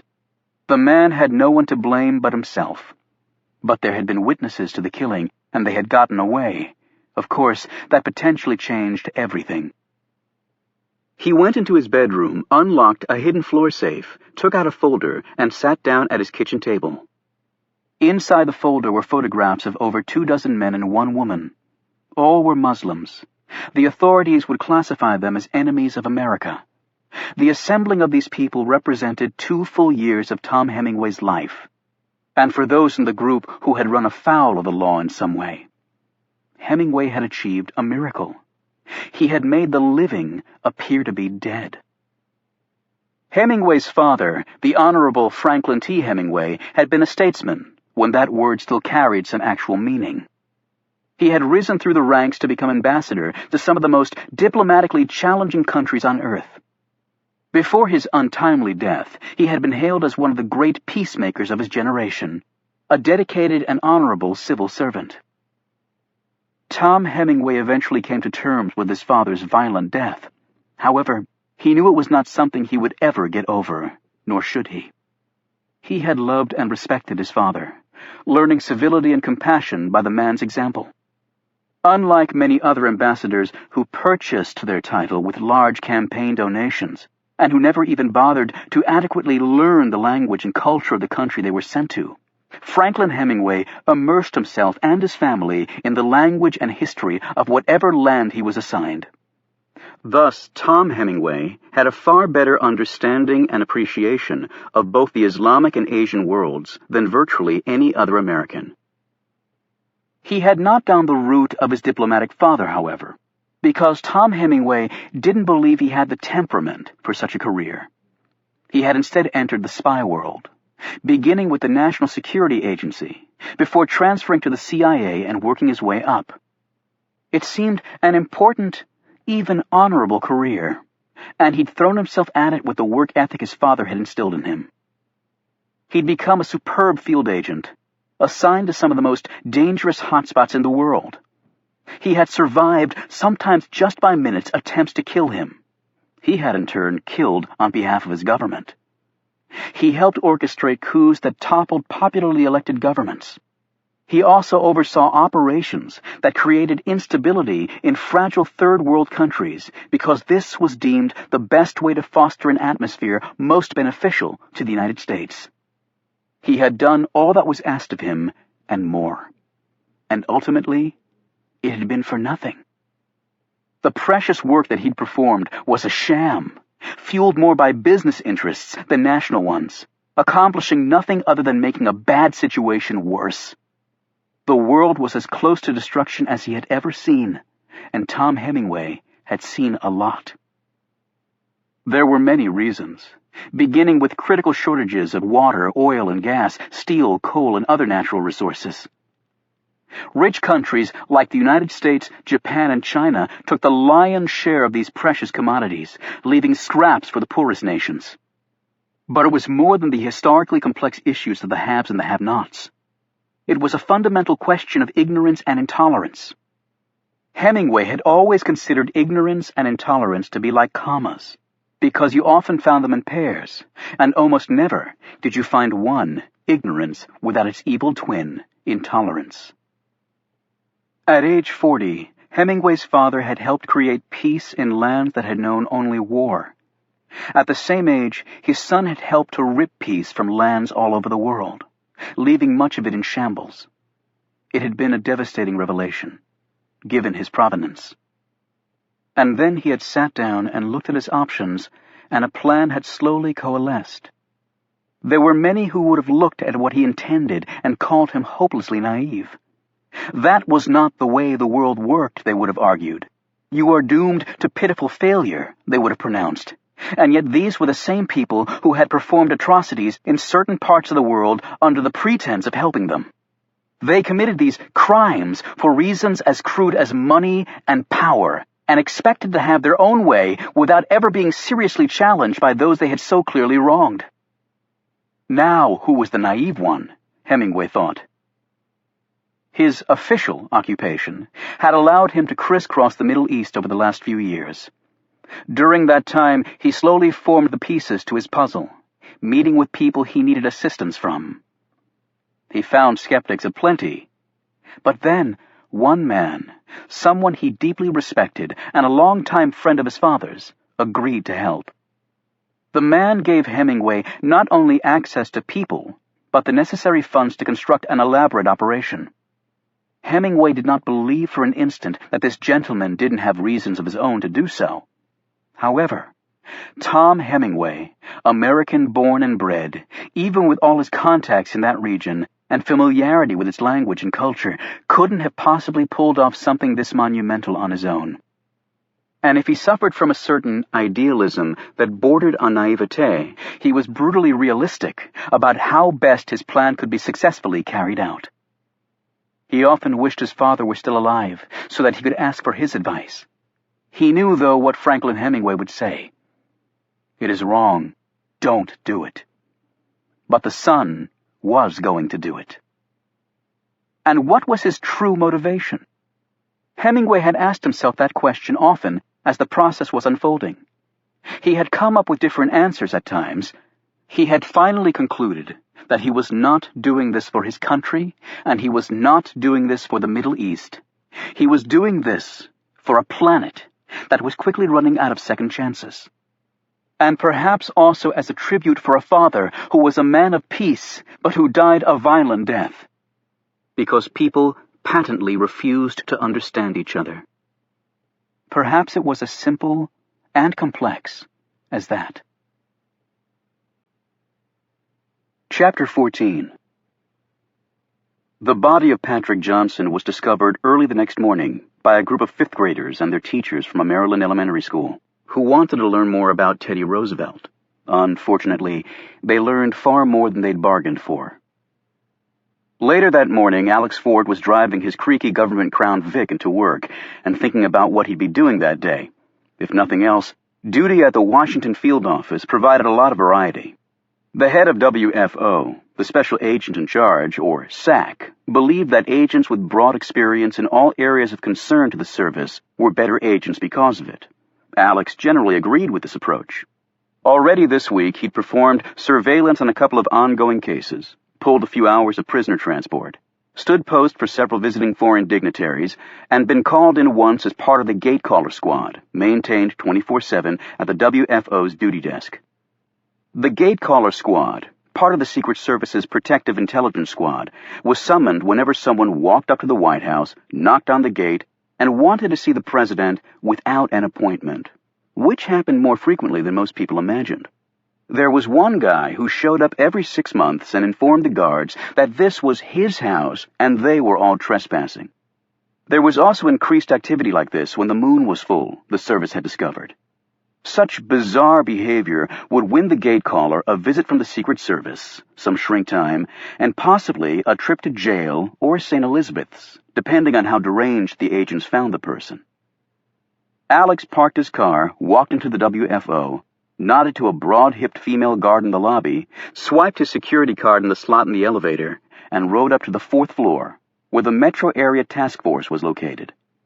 For part of his work, Alex was assigned to the task force, as were many of the more veteran agents at WFO. The task force worked closely with Virginia and Maryland State Police and other federal law enforcement on myriad financial felony cases. That was the good news. The bad news was that criminals were so active, the task force had more work than it could reasonably handle. The service had 3 floors in the building, and he headed to his wall-less work cubby in a large open area of the 4th floor. There was an email from Jerry Sykes, his ATSAC, or assistant to the special agent in charge, telling him to come up to the 6th floor as soon as he got in. Okay, that was a little out of the ordinary, he thought. Had he violated some civil rights he was unaware of when arresting the 2 ATM goofballs last night? Alex rode the elevator to the 6th floor, got off, and walked down the hallway, nodding to people he knew along the way. He passed the duty board that hung on one wall in the corridor. It had magnetic pictures of all the agents at WFO, arranged in clusters according to their current assignments. It was a good, if not exactly high-tech way of keeping abreast of people's whereabouts. There was also an electronic backup duty roster, because some pranksters would switch the pictures of agents on this board to other assignments. So an agent tasked to criminal could suddenly find himself, at least according to the board, being in the desk-bound insomniac land of the recruitment division. A few of the pictures were hung upside down. That meant that an agent was leaving the WFO for an assignment elsewhere. There were also red or blue dots on many of the pictures. This didn't designate whether an agent was a Republican or Democrat, though some agents tried to sell that line to their friends and families who visited here. It designated whether the agent lived in Virginia or Maryland. Sykes rose from his desk when Alex appeared in the doorway. "Have a seat, Alex," Sykes said, motioning to a chair. Alex sat and unbuttoned his suit jacket. "So am I in trouble, or is this just a fun date?" Alex smiled, and thankfully Sykes grinned in return. "I heard about your heroics last night. We love agents who work unpaid overtime like that. Feel free to do it more often." "Well, I wouldn't turn down a nice bump in salary as a thank you." "In your dreams. Got a brand new toy for you, something really hot." He tapped a file lying on his desk. "This came on a slingshot from HQ to the SAC here and then on to me." Alex looked doubtful. "My load's pretty full, Jerry. So long as people use money, other people will try and steal it or forge it. Forget that for now. How about making a run at a homicide?" "I don't remember that being in our statutory mandate," Alex said slowly. "Check your badge and your paycheck. It says Homeland Security now, and not Treasury. So we have lots of new goodies in our bag to hand out." Sykes glanced at the file. "A man named Patrick Johnson was found this morning on Roosevelt Island with a gunshot wound in his mouth, a revolver, and a bottle of scotch next to him, and a suicide note in his pocket." "And he is," Alex asked. "Employed at NTAC," Sykes replied, referring to the National Threat Assessment Center. "In other words, he's one of us. That's where you come in. But NTAC's not really part of the service anymore. Not after the intelligence shakeup. It's with NIC now, along with damn near everything else." "Right, but we still have our fingers in that pie, and Johnson, at least technically, was a joint employee of the Secret Service and NIC. Gunshot wound to the mouth, guy was probably drunk, revolver right there and a note. What's to investigate?" "Suicide is what it looks like so far, and it'll probably stick. Since it occurred on federal property and he was a federal employee, the FBI and Park Police are investigating. But we want somebody looking out for our interests, too. If it was a suicide, we can handle the spin okay. But if it's something else, well, then we need to run that down. That's where you come in." "Why Roosevelt Island? Was Johnson a TR freak?" "That's for you to find out. But don't let the Bureau run you off." "So why am I so lucky, Jerry?" Alex asked. "I mean, isn't this something for the inspections division to do?" "Yes, but I like you," Sykes replied sarcastically. "And after all that time on protection, you really need as much real work as you can get." "Funny, that's what they said when I went into protection detail." "Whoever said life was fair?" "No one who's ever worn a badge," Alex shot back. Sykes took on a serious expression. "You've seen the kids running around here. They're good and they're smart and they work their butts off, but their average experience is less than 6 years. You've got 3 times that. And speaking of baby agents, take Simpson with you. Rookie needs some breaking in." "I'm curious," Alex said. "Has Simpson got any strings upstairs?" "Why?" Sykes asked, although Alex thought he saw a smile flit across the man's face. "Because the crap duty doesn't seem to stick to that rook, that's why. All I can say is Simpson's the blessed relation of some big muckety-muck, and people tend to give that rook a little slack. Do not feel so inclined. Here's the file. The crime scene awaits you. Go get 'em." As Alex rose, Sykes added, "The 90-day report cycle is out on this one. We want daily, detailed emails, and, just so you know, they'll be going directly to the SAC and HQ." "Okay. Like I said, Alex, this one is hot. Treat it accordingly." "I get the point, Jerry." Alex returned to his desk, hung his jacket over his chair, and opened the file. The first thing he encountered was a photo of Patrick Johnson looking very much alive. There was a hand-scribbled note that said Johnson was engaged to be married. The name and phone number of his fiancée were underneath this note. Alex assumed the woman had already been told of the man's death. Johnson's employment history looked pretty routine. Johnson had been with the NTAC division of the National Intelligence Center, or NIC, as the D.C. bureaucrats referred to it. In layman's terms, NTAC put together information and strategies that cops could use to prevent everything from presidential assassinations to terrorist attacks to another Columbine. No Secret Service agent ever wanted to arrest an assassin. That meant the person you were guarding was dead. Alex remembered the huge battle that erupted when NIC made clear it wanted to absorb NTAC into its intelligence empire. The service had put up a vigorous counterattack, but in the end, the president sided with Gray and NIC. However, because the service had such a unique relationship with the president, it had been able to keep some connection to NTAC, which was why Johnson had still technically been a joint employee of the service, if in name only.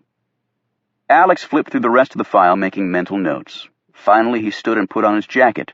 He grabbed Simpson on the way out. Jackie Simpson was petite and dark-haired, with an olive complexion and strong facial features, dominated by a pair of startling blue eyes.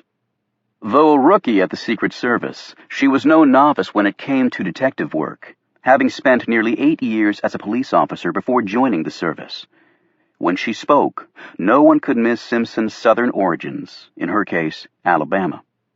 She was dressed in a dark pantsuit and carried her sidearm on a belt clip riding near her left hand.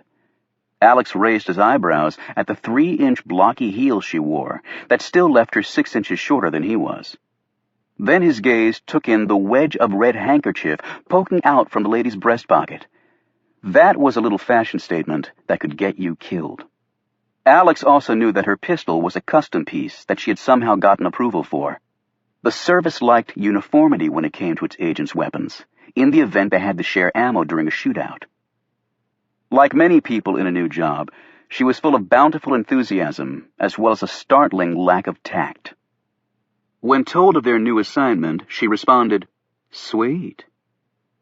It wasn't too sweet for Patrick Johnson, Alex pointed out. "I didn't mean it that way." "Glad to hear it. Let's go." Alex walked off fast, leaving Simpson to scurry after him. Chapter 15. Jamila, the nanny, changed the diaper of the youngest boy, then turned her attention and considerable patience to feeding the 1-year-old's 2 brothers, aged 2 and 3. After she'd finished this task, she played with them and then put the boys down for naps. She took her prayer rug out of the bag she brought with her to work and prepared to perform the salat, or prayer, by undertaking the ablution, or wudu, of the face, head, hands, arms up to the elbows, and the feet up to the ankles. Barefoot, Jamila faced the Qibla, the direction of Mecca, and performed her prayer. It was a ritual she did 5 times each day, beginning 2 hours before sunrise and ending with the last prayer at nightfall, when the twilight disappears. This was Jamila's second prayer of the day, performed at noon, when the sun begins its decline. A few minutes after she'd finished, the boy's mother, Lori Franklin, came downstairs and gazed admiringly at her well-kept house, and then looked in at her sons sleeping very soundly in their respective berths in the large playroom. Franklin was barely 30 and very attractive, with a slim yet curvy figure and well-toned muscles. She carried a small bag with her. "Going to the club, miss?" Jamila said. "Yes, Jamila. A set of tennis and then, who knows?" She laughed lightly and drew a contented breath in the way that young, well-off people often did. She nodded at her sons. "I see you have the army down already." "Yes, they are good boys. They play hard and sleep harder." "They're good boys with you. They aren't so good with me, or the 3 nannies that came before you. Now I can actually have a life, even if my husband works 20 hours a day. Men, Jamila, can't live with them, can't live without their W-2s. In my country, a man, he is head of the home," Jamila noted, as she put some toys away in a storage box.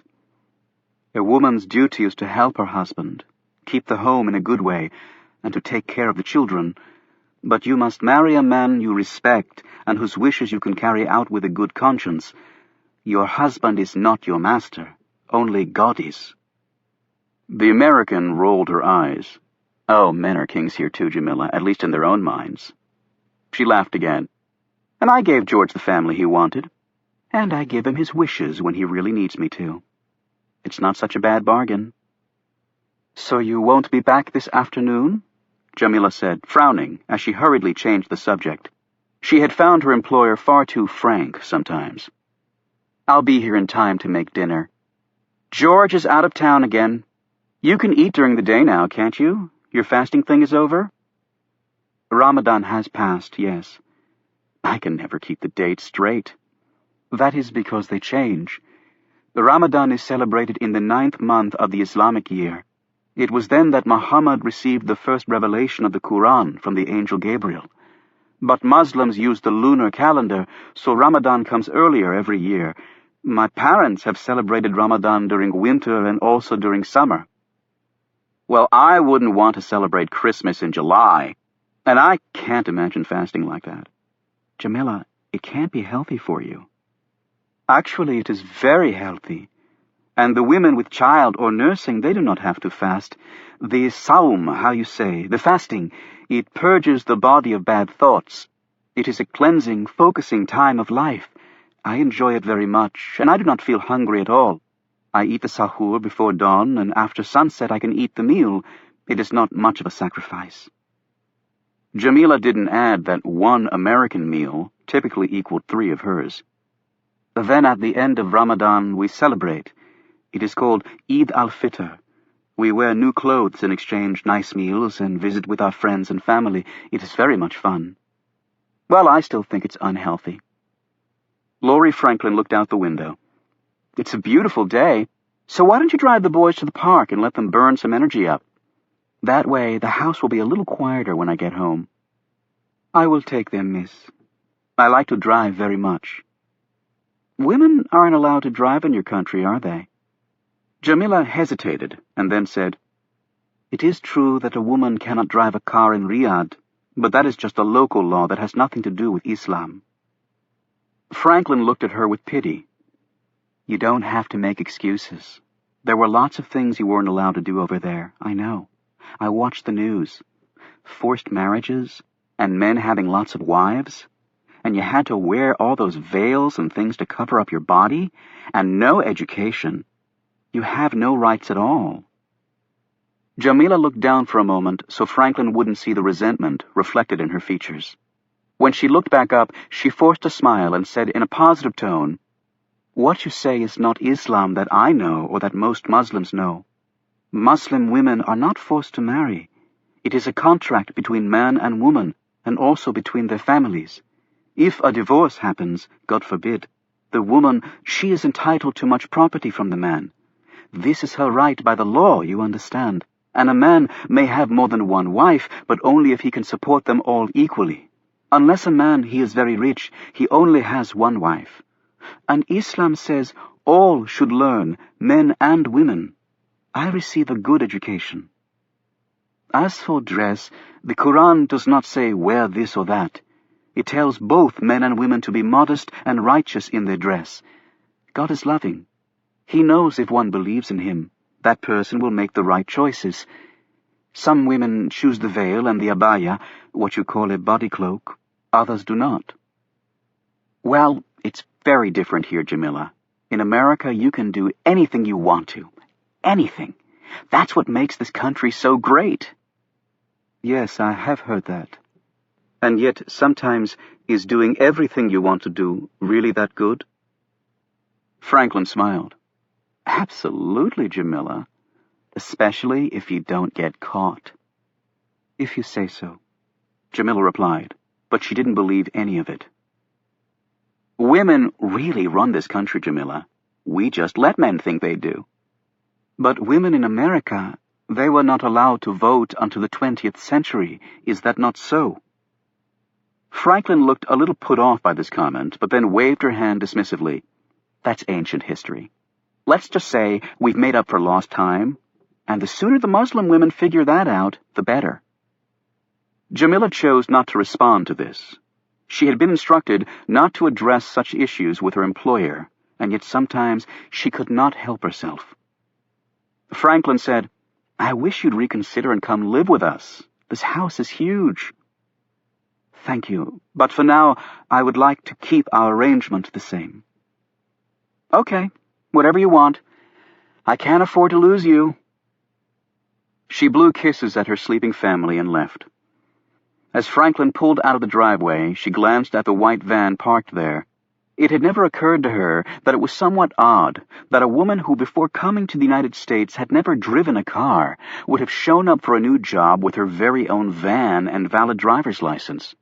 However, Franklin already had far too much to occupy her mind than to worry about such a trivial incongruity. She was in fact not going to play tennis or cards at her country club. In the small bag she carried was a negligee of breathtaking sheerness. She was already wearing the matching thong, and she had seen no reason to wear a bra for what she would be engaged in doing that afternoon. Her only problem would be convincing her very young lover not to tear them off her body. Jamila went to the window and watched her employer drive away in her little Mercedes sports car. On one afternoon, when George Franklin took the day off to spend some time with his sons, Jamila followed Laurie Franklin to the country club, where she got into the car of a man who was not her husband. Jamila followed them to a motel. She suspected that that was where the woman was heading now. After all, it was a bit difficult to play tennis without a tennis racket, and Franklin's was still hanging on a peg in the garage.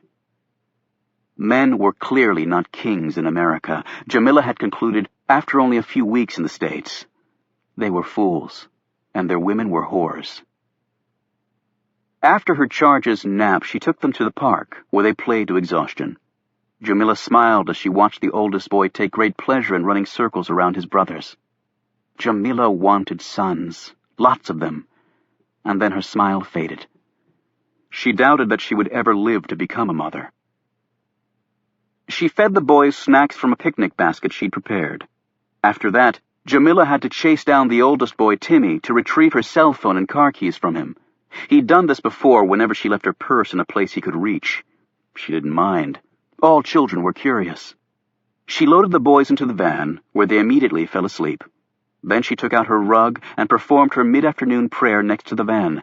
She had brought a small bottle of water and a pan with her to perform her ablution. While the boys slept, she drove all around Brennan, Pennsylvania. As had often been the case in this area, the town existed because the railroad gods had long ago decided to put a station stop here. These trains carried some passengers, but mostly coal and coke to the steel mills and the eastern ports. Now Brennan was rebuilding itself into a posh suburb of Pittsburgh. The town had quaint shops and restaurants, regentrified homes, and a sparkling new country club. Jamila stopped often to take pictures with a small digital camera, no bigger than her index finger. As she did so, she spoke into a small recorder, describing things that should have held little importance to a foreign-born nanny shepherding 3 slumbering boys around. However, all of it interested her. Then she covered the outlying areas, paying particular attention to road configurations. Finally, she pulled up in front of a beautiful fieldstone estate that was set well back from the road and behind a low wall of locally quarried stone. Such a pretty home, she thought, but far too big. In America, everything was too big. From the meals, to the houses, to the cars, to the people. The only things that weren't big were the clothes. Jamila had seen more butts, breasts, and bellies in the last few months than she had seen in all the preceding years of her life. It disgusted her. Give Jamila the jilbab and a kimmer to cover her body. Give her even 3 other wives to compete with over such freedom.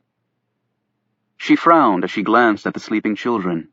Yes, her employers disgusted her with their money and loveless marriage. Even the children in the back seat in one sense disgusted her, because they would grow up one day and believe they ruled the world simply because they were Americans. She put the van in gear and drove off. Jamila would report in tonight on her computer, at the movie site. According to a memorized schedule, the chat room for this night dealt with a film called To Kill a Mockingbird. It was a strange name for a movie, but Americans, she knew, were strange. Yes, strange, violent, and most frightening of all, completely unpredictable. Chapter 16. Oliver Stone had returned to his cottage and attempted sleep, but the night's extraordinary events rendered that act impossible. He built a small fire to battle the chill in the air, and sat and read until dawn, though his thoughts continually wandered to the death of Patrick Johnson, or rather, murder. Then he made some coffee and had a bit of breakfast. After that, he spent the next several hours attending to his duties in the cemetery. As he weeded, cut the grass, cleared debris, and cleaned off aged tombstones, he focused on how close he and his friends had come to losing their lives last night. It was a feeling he'd had many times earlier in his life, and he'd learned to deal with it. Now, it would not go away so easily. After he'd finished his work, he went inside the cottage and showered. Looking at his appearance in the mirror, Stone made a decision. Only he didn't have the necessary tools to implement that decision. Caleb and Reuben would be at work by now, and he just didn't trust Milton to do the job properly. There was only one alternative. He headed to Chinatown. "Adelphia?" Stone called out. It was 45 minutes later, and he was standing outside her apartment, which was situated over a dry cleaner's. "Adelphia?" he said again. He wondered if she'd already gone out. Then he heard approaching footsteps, and Adelphia opened the door, dressed in a pair of black pants and a long sweater, her hair pulled back in a bun. She looked at him crossly. "How you know where I live?" she demanded. "You told me." "Oh." She scowled at him. "How did meeting go?"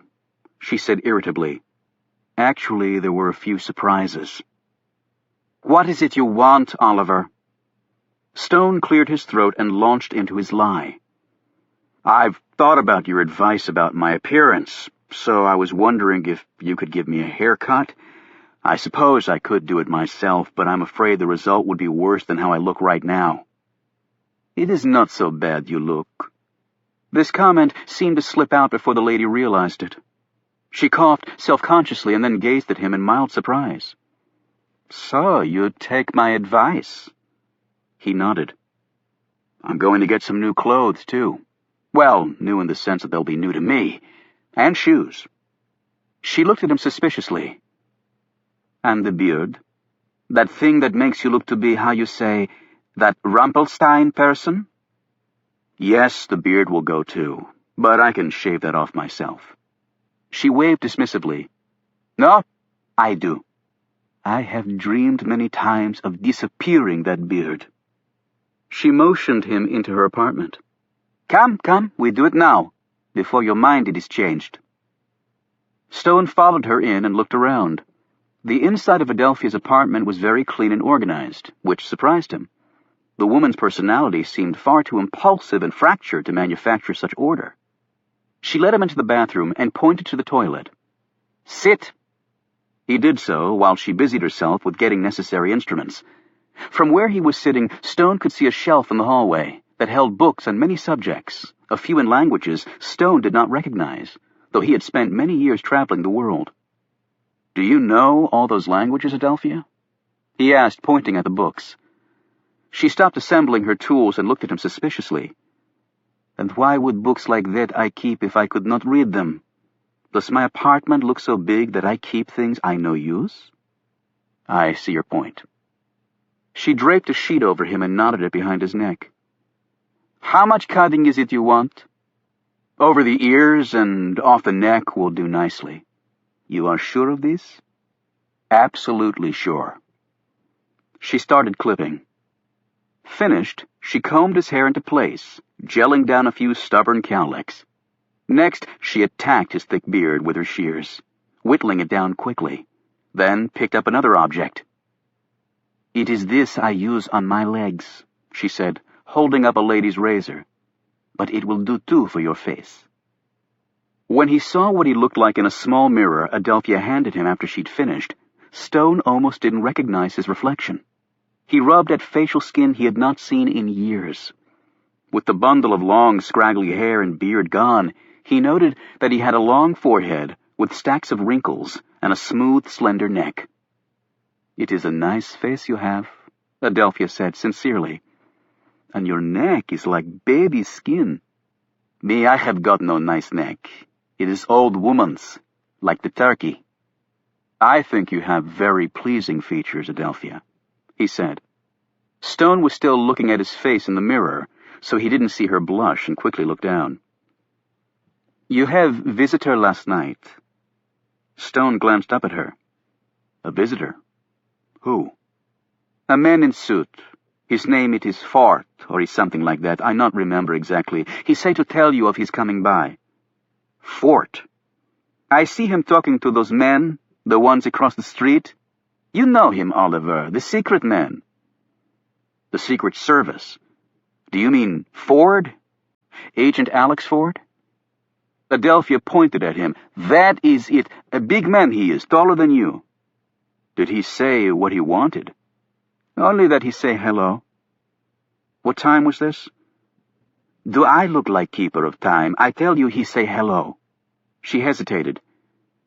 "I think it is midnight he come by. It is nothing else I know." His mind now preoccupied with this latest news, Stone hurriedly rose and took off the sheet. "I would like to pay you," he began, but she waved this offer away. "There must be something I could do to return this kindness." She glanced at him sharply. "There is a thing you can do." She paused, and he stared at her curiously. "We get the café sometime." She added with a scowl, "When you not have big meeting in middle of night." Stone was a little taken aback, but decided what was the harm in talk and coffee. "All right, Adelphia. I guess it's time we did things like that." "Then that is good." She put out her hand for him to shake. He was surprised by how strong her long fingers were. As Stone walked along the streets a few minutes later, he thought about his late-night visitor. Alex Ford had been closer to Stone than any of the other Secret Service agents, so his visit could be simply a coincidence.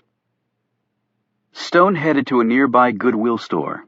There, with the money Reuben had given him, he purchased 2 pairs of dungarees, a pair of sturdy walking shoes, socks, shirts, a sweater, and a faded blue blazer.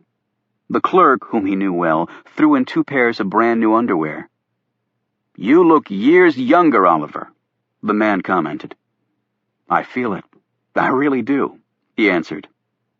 He returned to Lafayette Park with his purchases to make a quick change inside his tent. However, as he started to enter his little sanctum, a voice called out, "Where the hell do you think you're going, bud?" Stone looked up to see a uniformed Secret Service agent staring at him. "That tent's already occupied, so move on." Stone replied, "Officer, this is my tent." The guard walked over to him. "Stone? Is that really you?" Stone smiled. "A little less hair and a little less beard, but yes, it's me." The guard shook his head. "Who you been to see? Elizabeth Arden?" "And who is this Elizabeth woman?" a female voice cried out. They both turned to see Adelphia striding toward them and looking at Stone accusingly. She was still dressed in the same clothes as earlier, but her hair was now down around her shoulders. "Don't get your conspiracy theories in a wad, Adelphia," the guard said playfully. "It's a spa where you go to get all pretty. My wife went there once, and let me tell you, for what it cost, I'll take the woman just the way she is." He chuckled and walked off as Adelphia edged up to Stone. "You would like to go for a café now and talk?" she asked. "I would love to, but I have to meet someone. However, when I get back." "We will see," Adelphia replied in a disappointed tone. "I too have things to do. I no can wait for you all the time. I have job." "No, of course not," Stone said, but the woman had turned and stormed off. Stone slipped inside his tent, changed, and put the rest of his newly acquired clothes in his knapsack.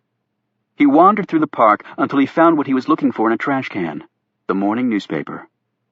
There was nothing in the paper about a body being discovered on Roosevelt Island. It had obviously occurred too late to make the morning edition. He found a payphone and called Caleb in his office at the Jefferson Building of the Library of Congress. "Have you heard anything, Caleb? There's nothing as yet in the papers." "I've had the news on all morning. All they're saying is that Roosevelt Island is closed due to an investigation of an undisclosed nature. Can you come down here around 1 o'clock so we can talk about it?" Stone agreed and added, "You've taken precautions?" Yes, and so have the others. Reuben's at work, but he called on a break. I spoke with Milton. He's staying inside his house. He's really terrified. Fear is a natural reaction to what we all saw. And then Stone remembered. Caleb, you might not recognize me immediately. I've changed my appearance somewhat. I felt it necessary because I was the most likely to have been spotted by the killers. I understand, Oliver. Stone hesitated and then added, Since I'm fairly well presentable, would it be possible for me to meet you in the reading room instead of outside the building?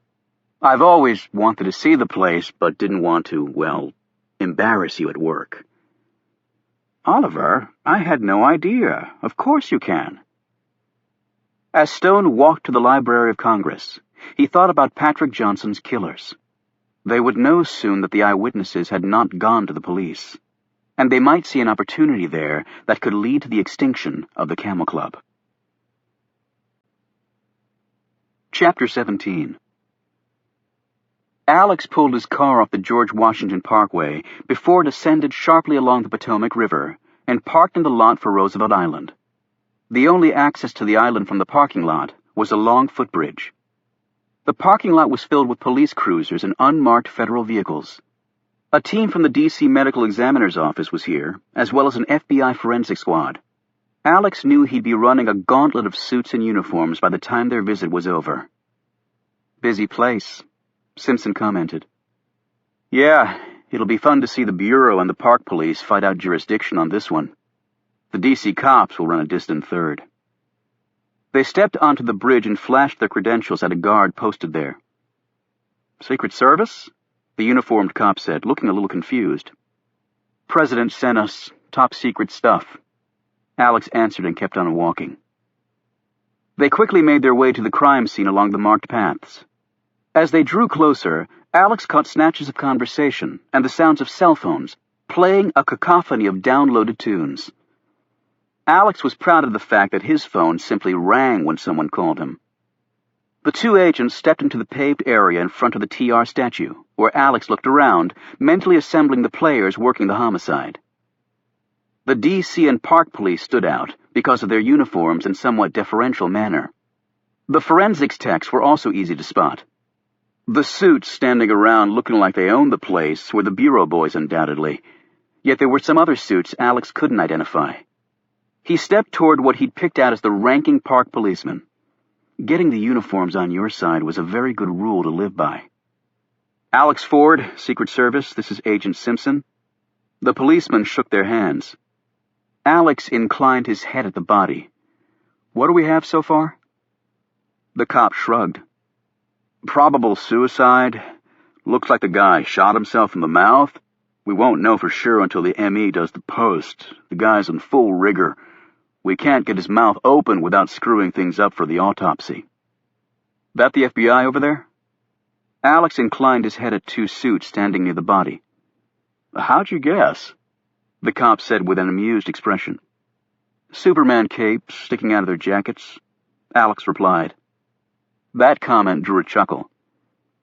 How about those guys? He asked, pointing at the other men he'd noted earlier and who were talking quietly together. Carter Gray's boys from NIC, the man said. They're probably analyzing what Al-Qaeda has against Teddy Roosevelt. Alex grinned and said, You mind copying us on whatever you find? My boss is one of those real anal retentive types. Sure thing. Though we don't have much of an interest in the case so far. His wallet's still on him, and there's a suicide note and a handgun with one round fired. And it looks like the guy sucked down nearly a quart of scotch. You can still smell it. There are prints on the gun and bottle, and the revolver's registered to him.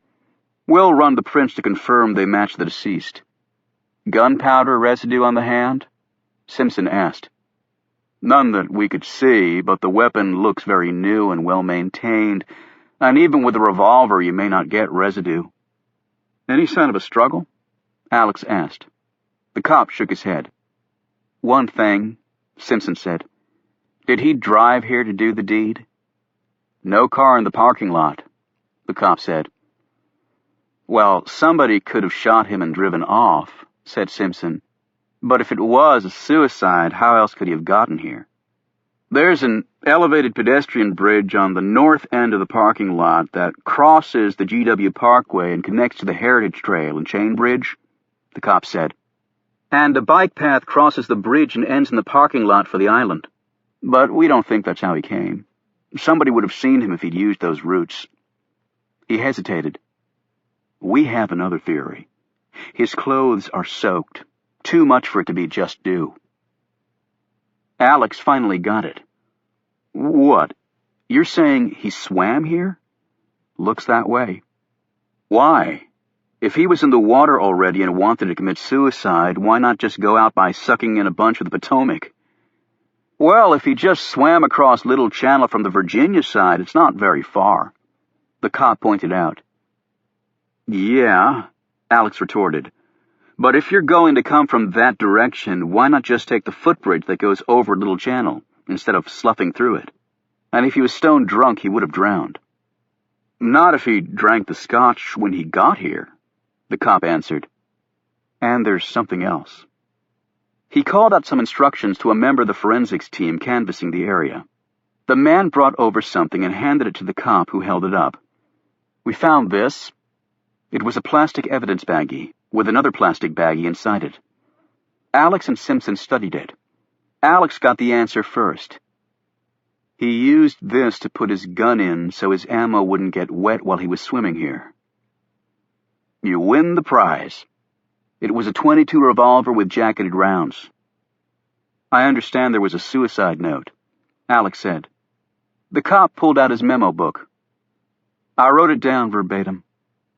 He read it to the two Secret Service agents, and Simpson copied it down in her notebook. Do you have the original note? Alex asked. And you are? A strident voice asked. Alex turned and was confronted by a short, compact man in a two-piece Brooks Brothers, muted tie, and shiny banker wingtips. Alex flashed his creds and introduced himself and his partner. The man barely glanced at the creds before announcing, I'm FBI Special Agent Lloyd. We already have agents from NIC here to represent the service's interests. Alex assumed his beleaguered federal lawman pose. Just following orders, Agent Lloyd. And quite honestly, the service likes to rep its own interests. I'm sure the Bureau can understand that losing someone from NTAC is a sensitive area, what with us being part of Homeland Security instead of Treasury now. Alex knew that Homeland Security carried a lot more beef than Treasury ever had in law enforcement circles. And if nothing else, the 800-pound gorilla Bureau tended to respect the 900-pound gorilla that Homeland Security had become. Lloyd looked like he was going to shoot back some ripping comment, but then seemed to think better of it. He shrugged. Fine, go play Sherlock Holmes. The body's right over there. Just don't contaminate the crime scene. I really appreciate it, Agent Lloyd. I was asking about the note that was found. Lloyd motioned to one of the other FBI suits, and the note was brought over. Lloyd said, They're going to fume the clothes and other stuff for latent prints, but I'm not confident they'll find much. It's a suicide. Simpson spoke up. Cloth isn't great for capturing latents, but that jacket he's wearing isn't a bad surface, particularly since it was damp and the weather last night was good for holding prints. Your tech guys have a superfume stick in the truck? You can't beat cyano for popping latents on surfaces like that. I don't know if they do or not, Lloyd said. It might actually be better if you take the clothes to the lab. You can fume them in a heat-accelerated chamber or a megafume. I know the FBI lab has those. She pointed to the suicide note. Pop that in a heat chamber with an anhydrous or DFO spray, and it'll pull whatever's there right out. Thanks for the pointer, Lloyd said tersely. Although it was obvious he was impressed with her knowledge of fingerprint lift techniques. Alex looked at Simpson with new respect, and then his gaze returned to Lloyd, who was staring darkly at her. You'll need to confirm it's his handwriting on the note, Alex added. I'm aware of that, Lloyd said. I can get the services lab to run it, and whatever fingerprints that might be there. The FBI lab has no peer, Lloyd shot back. But our lab has less of a backlog.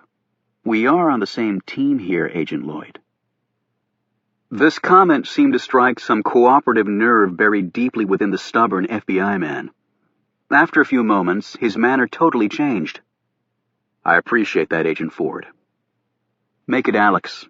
She's Jackie," Alex said, inclining his head at Simpson. "Good enough. I'm Don. We'll actually take you up on that offer.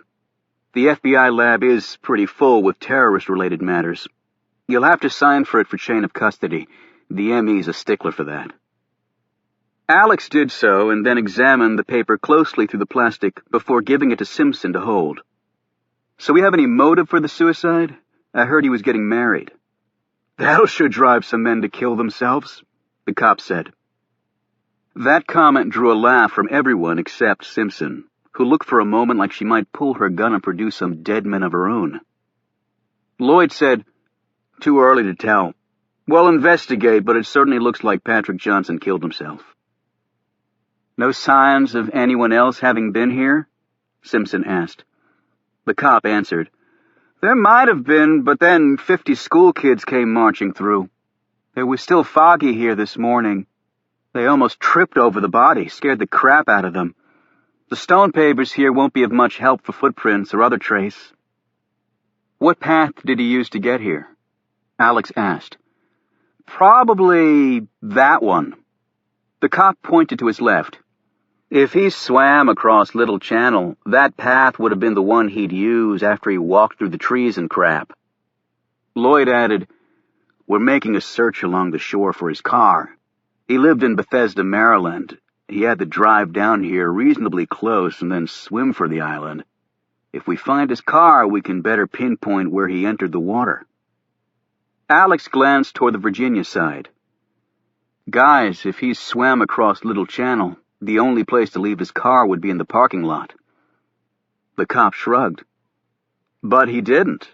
Unless someone drove him to his suicide spot and then left. That doesn't make much sense." "The police boat usually runs through here," Simpson noted. Lloyd nodded. "They did in fact come by here last night, but the fog was so thick they didn't see anything. Certainly no swimmer in the water." "How long has he been dead?" Alex asked. "Emmy thinks about 12 hours, give or take." "Any thoughts on why he picked Roosevelt Island?"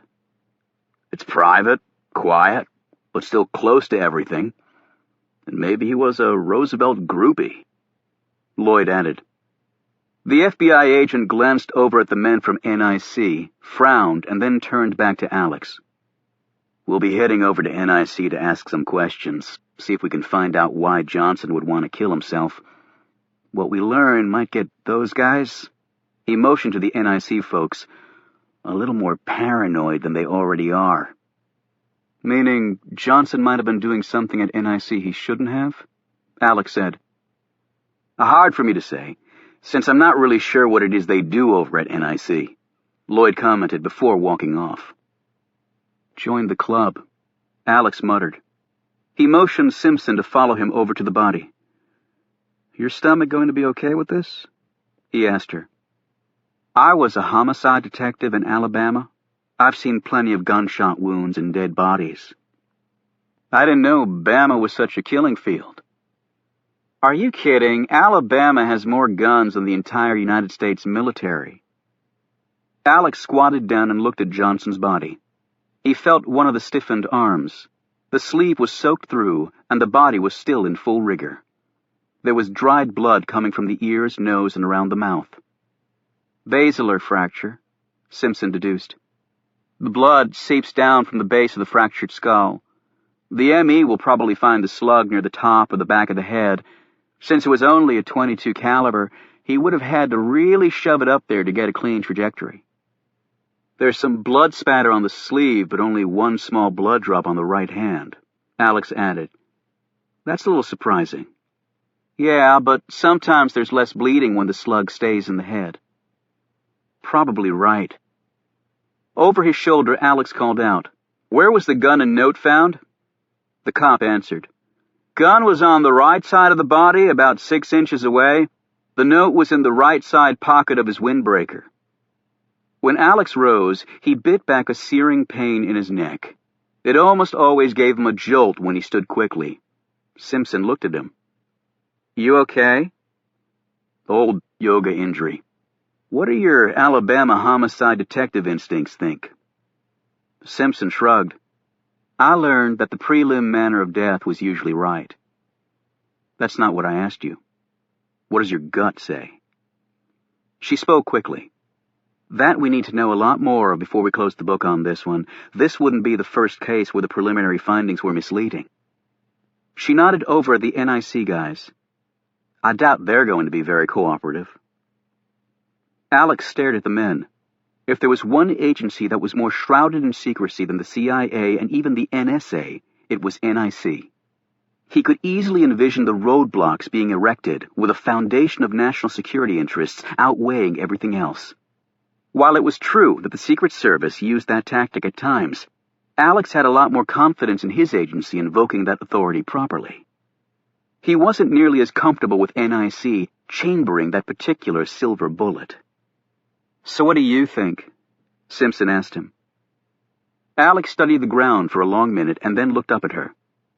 "Not to sound too selfish about it, but I think this is going to be a pain in my ass that I don't really need at this point in my career."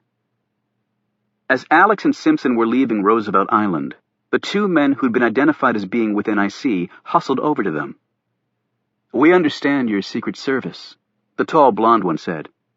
"That's right," Alex replied. "Agents Ford and Simpson out of WFO. I'm Tyler Rinke, and this is Warren Peters. We're with NIC. Since Johnson was a shared employee between our two agencies, it'll probably be best if we work together." "Well, it's pretty early on in the game, but I don't mind sharing, so long as I get something in return," Alex answered. Rinke smiled. "That's the only way we play the game." "Okay, so can you arrange for us to interview the people Johnson worked with?" Peter said, "I think so. Do you know anyone at NIC?" "Well, you're the first two I've ever found who would admit you worked there." Both Rinke and Peters looked a little chagrined at this comment. "Here's my card," Alex said. "Let me know when you've got it set up." He pointed to the bagged note in Simpson's hand. "We'll also run a comparison on the handwriting on the note to make sure it's Johnson's." Peters said, "I actually wanted to talk to you about the note. We've got lots of handwriting experts on staff.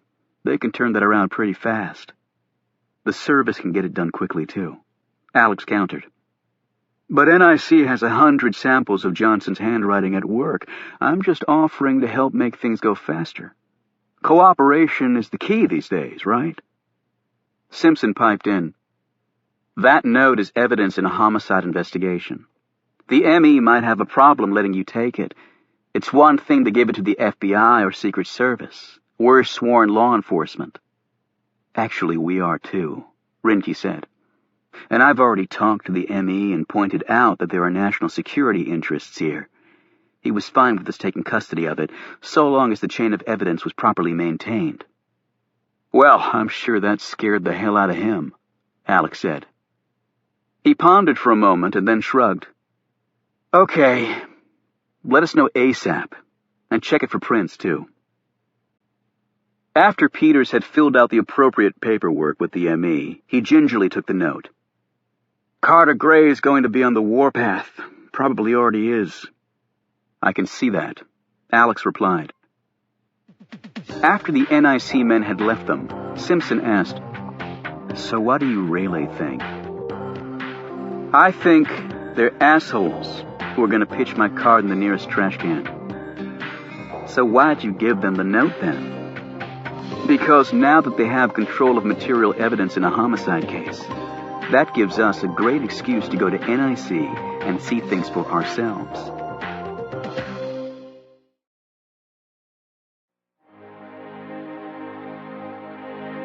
Chapter 18. Carter Gray had risen at 6:30 and arrived back at NIC 45 minutes later. In the NIC lobby were a series of stark black and white photos that every employee had to pass each day. One showed the World Trade Center towers ablaze. The photo next to it graphically captured the rubble and empty space where the towers had stood. The crippled Pentagon was in the third photo, a hole punched in its face by the American Airlines jet. A fourth photo showed the stark crater in the Pennsylvania field, the final resting place of the doomed United Airlines flight. The picture beside that one captured the blackened and blistered skin of the White House, where 2 rocket-propelled grenades had hit and actually entered the east room of the president's house, and the one next to it showed the devastation of the Oklahoma City bombing. These horrific pictures continued down one side of the NIC lobby and then marched down the opposite wall. For many, though, the last photo was the most devastating. Virtually all of the victims had been under the age of 16. Their lives ripped from them by a squad of forced suicide bombers who detonated simultaneously during a special ceremony overseas honoring America's best and brightest schoolchildren. They had won the trip to France because of their academic prowess and stellar community service back home. They returned to the States, wrapped in coffins instead of accolades. Never forget, Gray had lectured his people. And do all you can to make certain these things never ever happen again. NIC kept an unofficial tally of how many lives and property had been saved by its stopping potential terrorist attacks in the United States and overseas. The estimated number of deaths prevented stood at 93,000 Americans and 31,000 foreigners, and the value of property saved at nearly $100 billion. No one outside the highest intelligence circles knew of these statistics. Certainly, the American public would never know, and for good reason. If they ever found out how many near misses there had been, the American people would probably never leave their homes again. Gray rode the elevator to the same floor as he had the night before, but entered a different room. In here were 5 men and 2 women seated around a rectangular conference table. Gray sat and opened a laptop in front of him. "Results of last night?" he said. "Al-Omari refused to cooperate," one of his lieutenants answered. "Not that surprising, actually." "About Al-Omari's son, Mr. Secretary? Do you want us to take him?" "No, the boy can stay with his mother. A child needs at least one parent." "Understood, sir," the man said, acknowledging the death sentence just handed out to the unfortunate father. "Take 1 week, and by any means at your disposal, you will extract as much useful intelligence as possible from Mr. Al-Omari." "Done," one of the women said. "Ronald Tyrus, our resident neo-Nazi?" Gray asked. "We've already started debriefing him." "And the others?" "Kim Fong has given us a confirmed lead on a shipment of a new generation explosive, allegedly invisible to airport X-ray. According to him, it's being smuggled into L.A. next week. Follow it to the buyer. I want the scientists, equipment, and their financial backers, the whole spectrum. The others?" "None of them would cooperate." The man paused. "The usual exit strategy?" Each of the people in this room had worked with Gray before, in some capacity, and stood in awe of the man. They had collectively made decisions and taken actions that were illegal and often immoral as well. Over the years, these highly educated and trained men and women had been given orders to find and kill those persons deemed to be enemies of the United States, and they had dutifully carried out those commands because that was their job. Yet the potential death of another human being, while certainly not new territory for this group, never failed to garner the respectful attention. "No," Gray said. "Let them go, but with tracers. And let it be known through discreet channels that they've talked to the authorities." "The result will be they'll be killed by their own people," the other woman present said. Gray nodded. "Film the murders. We'll use that as leverage. And if they won't turn to our side, terrorist killing terrorist never fails to make the 6 o'clock news. Okay, give me the latest." The man charged with responding to this query was the youngest person in the room. However, in many ways, he had more experience in the field than most agents far his senior. Tom Hemingway looked just as dashing and was dressed just as impeccably as he had been last night at the Leap Bar. He was a rising star at NIC and its reigning expert in Middle East affairs.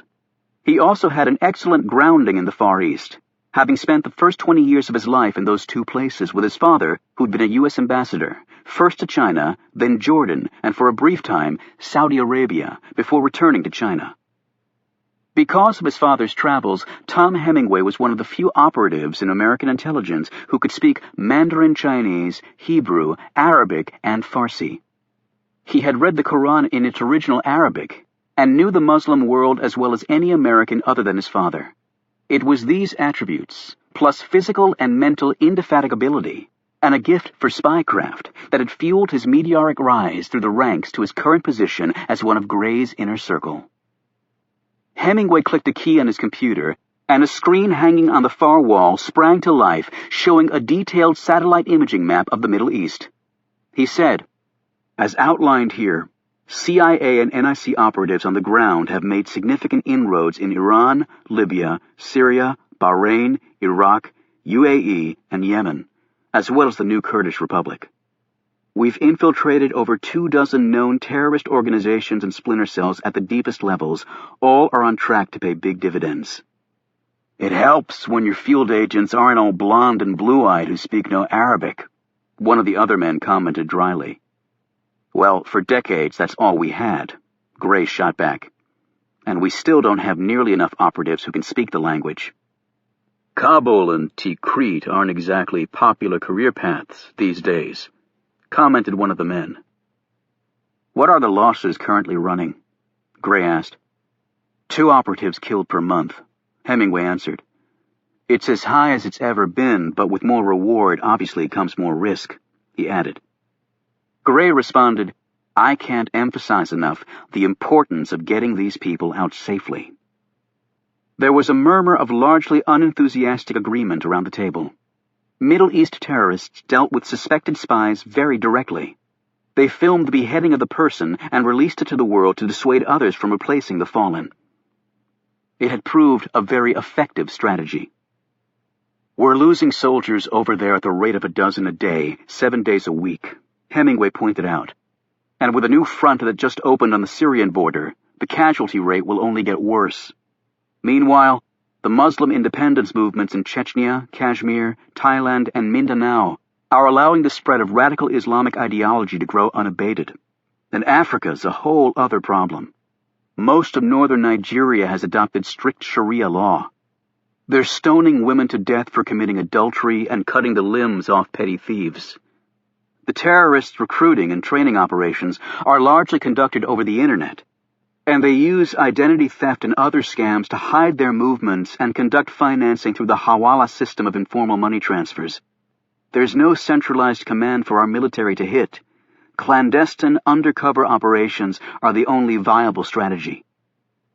There's a democratic government in power in Iraq, duly elected by the people," another man said. "Despite suicide bombers and bullets flying everywhere, the people came out and voted. And look at the gains in Lebanon, Kuwait, Afghanistan, and Morocco. In fact, democracy is slowly spreading across the region.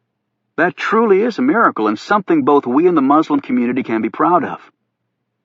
Hemingway looked at Gray. "It's cost this country $500 billion and counting to get to the election stage in Iraq. At that rate, we'll be bankrupt in 5 years. And when the Kurds declared their independence, it hardly set well in Baghdad. And the Sunnis may not be far behind in revolting from the Shia control.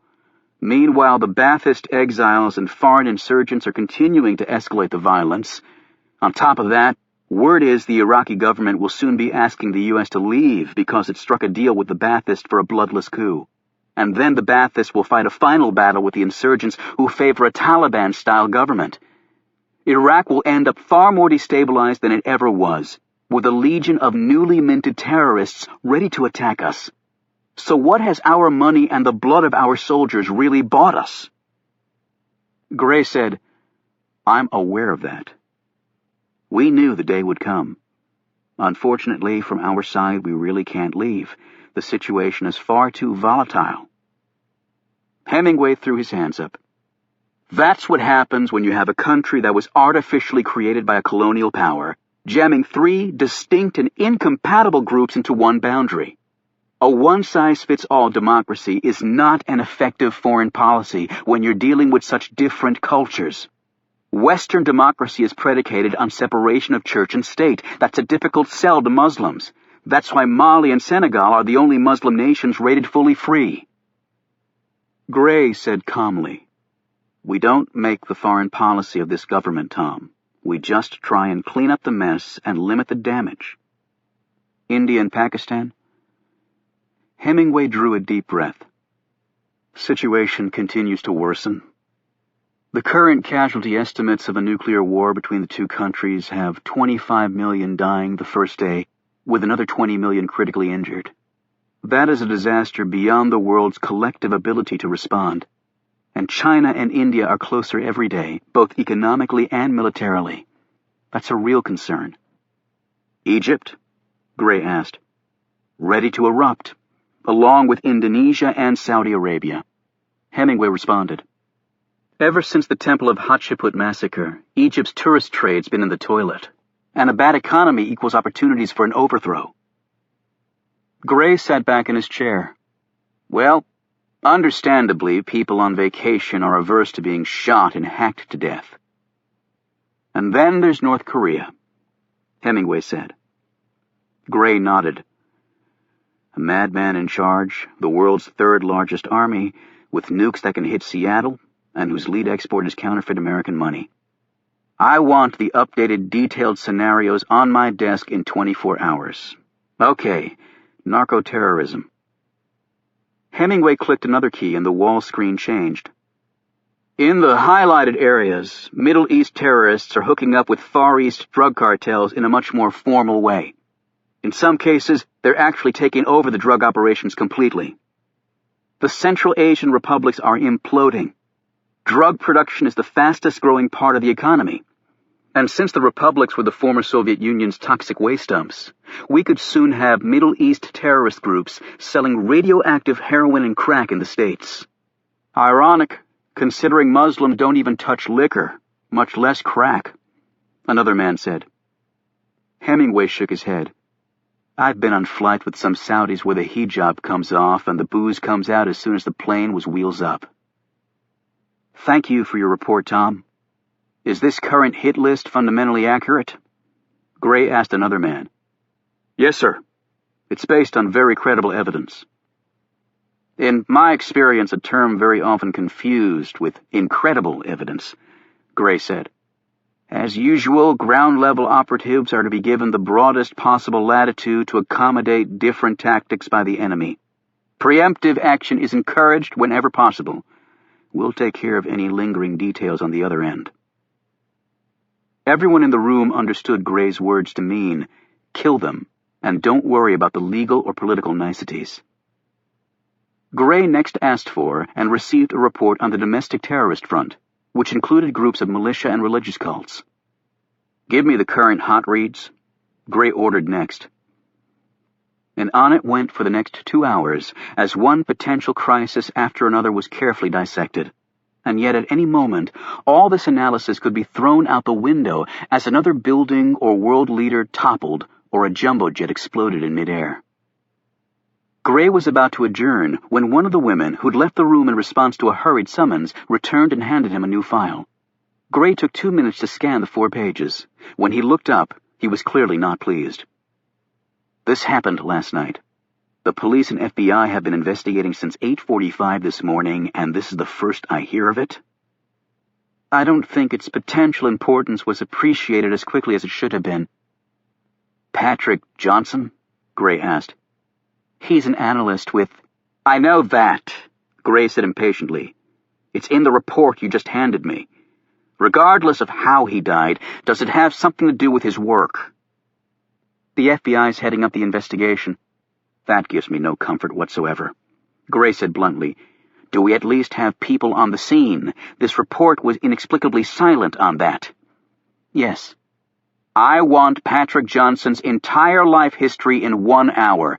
Get on it. The woman shot out of the room. After she'd gone, Gray rose and walked down the hall to another conference room where representatives from CIA, NSA, and Homeland Security were waiting. For the next hour, Gray received a briefing and asked a series of questions that made half the people in the room feel uncomfortable and the other half seriously intimidated. After that, he walked to his office, a modest room wedged between 2 far larger ones used for crisis command centers that were full of activity on most days. His office was devoid of any personal mementos, or the ubiquitous photo wall of fame. Gray had no time to consider his past triumphs. Sitting at his desk, he stared for a moment at a wall where windows would normally be. He had vetoed them out of the NIC facility's design. Windows were a weakness, an avenue for spies, and a source of distraction. Still, it had not been an easy decision, because Gray was an avid outdoorsman. Yet here he was, spending his golden years in a place without windows and sunlight, trying to prevent the destruction of his world. Ironic, he mused. The mightiest intelligence agency ever created could not even see out of its own building. A noise sounded on his computer. He hit a key and started to read about Patrick Johnson with great interest. Chapter 19. The Rare Books Division at the Library of Congress Jefferson Building holds more than 800,000 precious volumes. For many bibliophiles, the crown jewel of this literary treasure was the Lessing J. Rosenwald collection of antique books and prints. Many of these were classified as incunabula, meaning they were created before 1501 and without benefit of the Gutenberg printing press technology. The Rosenwald collection, along with over 100 others, is housed in numerous vaults next to the Rare Books reading room. It was in this sanctuary that patrons were allowed to read, and occasionally touch, volumes that were more works of art than simply books. Although the reading room is open to the public, security is very tight. The entire area is monitored 24/7 by closed-circuit camera with timestamp. Clerks monitor the usage of all books in the room, and no volume is ever allowed out of the room except on loan to another institution or by order of the Librarian of Congress. The most rare publications are often not even taken out of the vault, except under special circumstances. In many of these exceptional cases, the staff handles the books, while the visitor merely reads the exalted pages from a few inches safe distance. No bags or notebooks that could be used to secrete the precious tomes are allowed, nor are pens, as they could smudge the ancient pages. Only pencils and loose-leaf paper are permitted in this sanctified place, and even then, some clerks will often draw nervous breaths when a lead pencil draws within a foot of one of their cherished wards. Oliver Stone made his way to the reading room on the second floor and passed through the large leather and brass inner doors with porthole windows. Enormous bronze metal doors, which some claimed were symbolically stamped with 3 panels to show the importance of the history of printing, were open against the inner wall. When the reading room was closed, these doors were locked over the inner ones, creating a formidable barrier, even if one could get past all the electronic security and armed guards. The room itself was one of the most beautiful in the whole of the Library of Congress. It had been fashioned after the Georgian simplicity of Independence Hall in Philadelphia, with the intent of creating a soothing environment for scholarship and contemplation. This result had been achieved, because as soon as Stone entered the space, he felt a wondrous sense of calm. Caleb Shaw was working at his desk at the far end of the room. As a reference specialist, he was an expert in several antiquarian periods, and he also helped scholars with important research. When Caleb saw his friend, he came forward to meet him, buttoning up his cardigan as he did so. The room was very cool. "Oliver, you're right. I'm not sure I would have recognized you," he said, gazing at his friend's altered appearance. "It actually feels good." Stone eyed one of the security cameras. "This place seems very well guarded." "It has to be. The collection is priceless, the only one like it in the world. The safeguards they go through to make sure nothing is lost, you wouldn't believe it. If a book gets misplaced, no one leaves until it's found. The person who buys the books for the collection can't access the database and alter the descriptions in the catalog, and the person who accesses the database can't purchase books. Because otherwise a person could buy a book for the collection and make it disappear on the database, and then take the book and sell it and no one the wiser?" "Exactly. My goodness, what a morning it's been!" Caleb exclaimed. A very elderly gentleman came in, not a scholar known to anyone here, just someone off the street, and he wanted to see a William Blake. A William Blake! "Any William Blake will do," he said. Well, that was a red flag right there. You might as well have asked to see our Mormon Bible for all the sirens that set off. No one gets to see a Blake without senior-level approval, and that is not frequently given, I can tell you. "Blake is rare?" Stone said. Rare doesn't even begin to describe the situation with Blake. Godlike, perhaps. So what did you do? When we talked to him a little further, we discovered that he was quite probably descended from one of Blake's siblings. So we brought out some of his illuminated works, his engravings, you know. He wasn't allowed to touch them, of course, because very few people know how to handle old books. But this episode had a nice ending. The gentleman was quite overwhelmed by the entire experience. In fact, I thought he might start weeping. But many of our volumes are things of beauty. I think that's why I love working here. All of this came thundering out in the fashion of a man passionately engaged with his work and eager to spread this enthusiasm to others.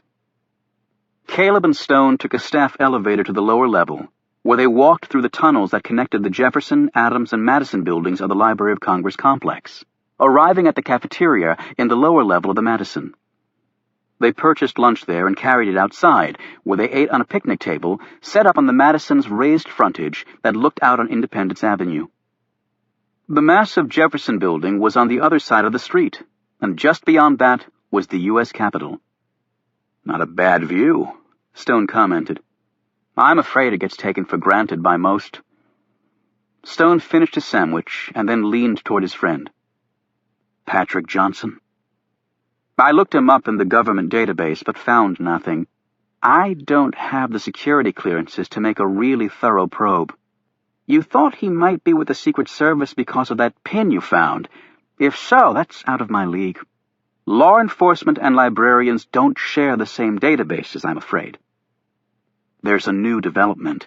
That Secret Service agent I'm friendly with, Alex Ford, he came by to visit me last night at my tent. Last night? Do you think there's a connection? I don't see how there can be, since he came by before the murder even happened.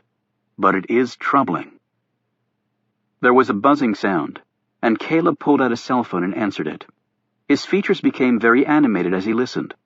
When he clicked off, he said, That was Milton. He was able to hack into the Secret Service's database. Stone's eyes widened. He was able to do that? Already? Milton can do anything with a computer, Oliver. He could make a fortune doing illegal things on the Internet. 3 years ago, he hacked into the Pentagon because he said he wanted to make sure they weren't planning on nuking one of our own cities and blaming it on terrorists as an excuse for an all-out war against Islam. That certainly sounds like something Milton would think of. What did he find? Johnson worked as a data management supervisor at NIC. NIC? Carter Gray. Exactly. Stone rose. I want you to call Reuben and Milton and tell them to be ready to go out tonight. And we'll need your car. You can pick me up at the usual spot. We'll meet Reuben at Milton's house. It's closest to where we're going. And where is that? Bethesda. To the late Patrick Johnson's home. But Oliver, the police will be there. It's a murder investigation. No, Stone corrected. It's a homicide investigation right now, with the police no doubt leaning towards suicide. But if the police are there, we might be able to pick up some valuable information. Oh, and Caleb, bring Goff. As his friend walked off, a puzzled Caleb stared after him. Goff was Caleb's dog.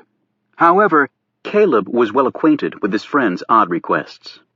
He threw his trash away in a garbage can and headed back to his world of rare books. Chapter 20.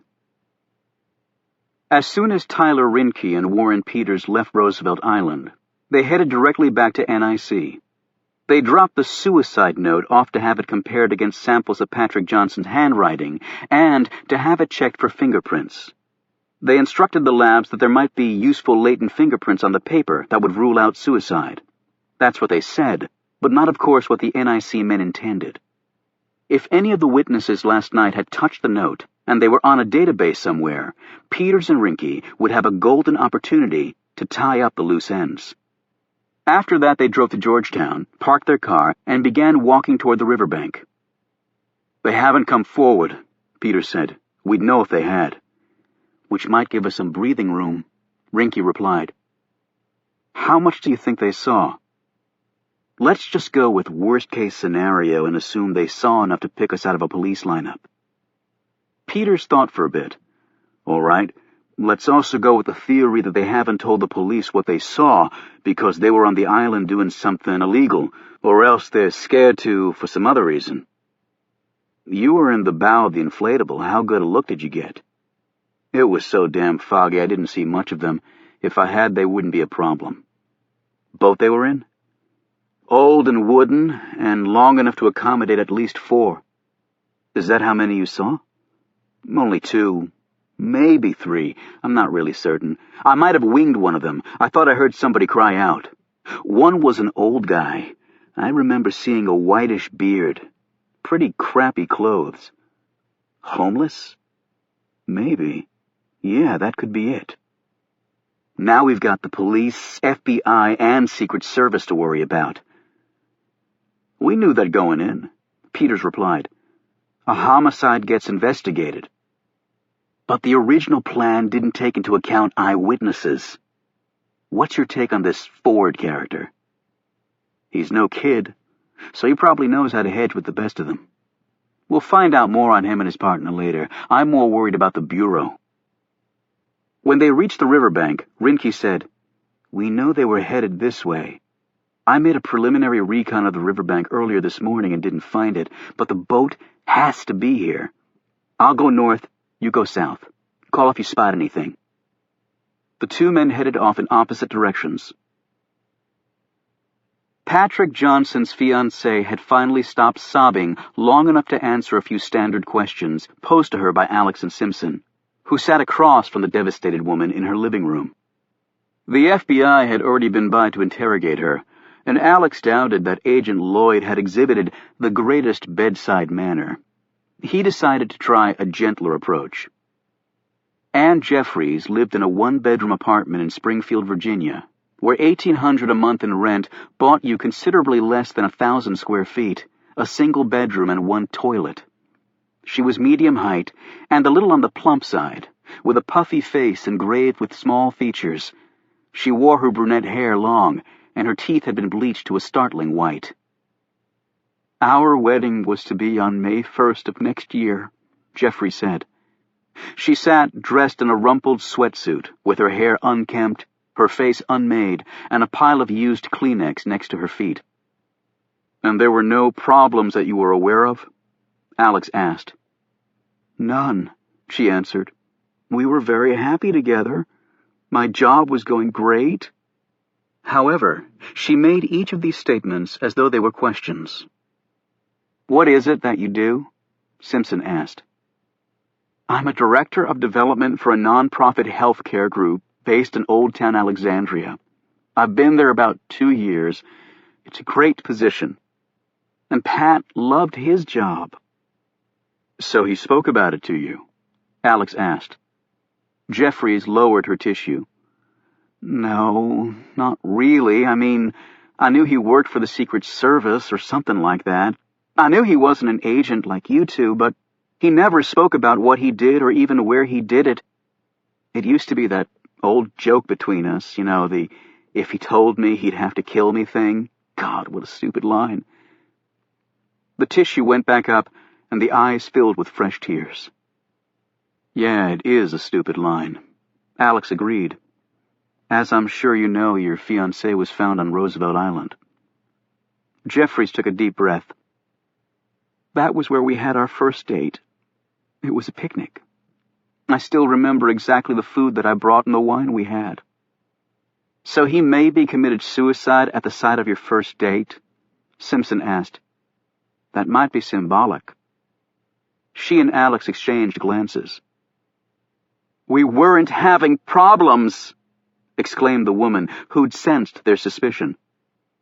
Maybe from your perspective you weren't, Simpson said in a blunt tone. Sometimes the people we think we know best we don't really know at all, but the fact is, a bottle of scotch and a gun were found with his prints on them. Jeffrey stood and paced the small room. Look, it's not like Pat was leading some secret double life. Everyone has secrets, Simpson persisted, and killing himself at the place where you had your first date, well, it may not be a coincidence. Jeffries whirled around to look at Simpson. Not Pat. He didn't have secrets that would cause him to take his own life. If you knew about them, they wouldn't be secrets, would they? Simpson said. His suicide note said that he was sorry. Alex interjected, shooting Simpson an angry look. Any idea what he was sorry about? Jeffries dropped back onto her chair. The FBI didn't tell me about that. They were under no obligation to tell you, but I thought you would want to know. Any idea what he might have meant? No. Was he depressed about anything, any change in emotions? Alex asked. Nothing like that. The gun he used was a Smith & Wesson .22 caliber revolver. It was registered to him. You ever see it around? No, but I knew he purchased a gun. There'd been a couple of break-ins in his neighborhood. He got it for protection. I hate guns personally.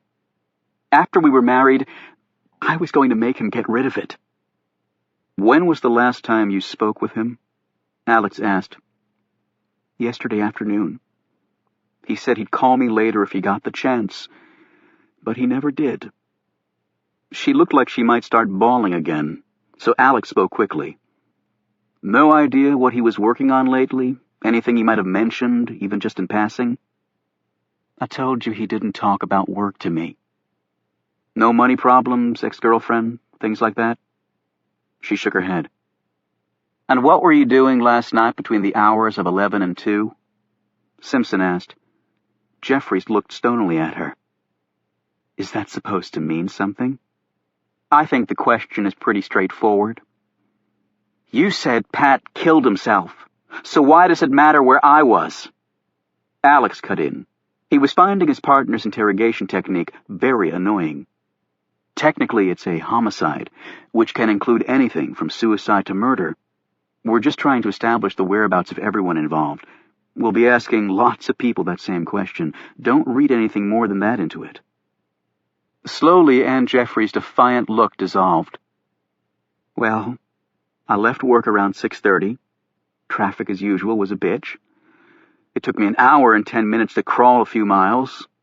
I made some phone calls, had a bite to eat, and went back down to Old Town to meet with the woman who's making my wedding dress. Here she paused and let out a sob. Alex handed her fresh tissue and nudged the glass of water she'd earlier poured for herself closer to the woman. She gulped from it and continued. I finished with her around 9:30. That's when I got a call from a girlfriend who lives in Old Town, and we met for a drink at Union Street Pub. We were there for about an hour or so, just chit-chatting. Then I drove home. I was in bed by midnight. Your friend's name? Simpson asked and wrote it down. The two agents rose to leave, but Jeffrey stopped them. His body. They didn't tell me where it is. I would imagine it's at the D.C. morgue now. Alex said quietly. Would it be possible for me to see him? You don't have to do that. They've already positively identified him. Simpson added. That's not what I meant. I just want to see him. She paused and said, Is he terribly disfigured? Alex answered, No. I'll see what I can do. By the way, is his family nearby? They live in California. I've spoken with them. They're flying in with Pat's brother. She gazed up at him. We were really very happy together. I'm sure you were, Alex said, as he walked out the door with Simpson. Outside, he faced off with his partner. Is that what the hell you call effective interrogation techniques? Simpson shrugged. I was the bad cop and you were the good cop. It worked pretty well. She's probably telling the truth, and she doesn't know zip. Alex was about to respond when his phone rang. He listened for a minute and then turned to Simpson. Let's go. He started walking off fast. Where to? She asked, hustling after him. That was Lloyd from the FBI. They think they just found out what Patrick Johnson was sorry about. Chapter 21.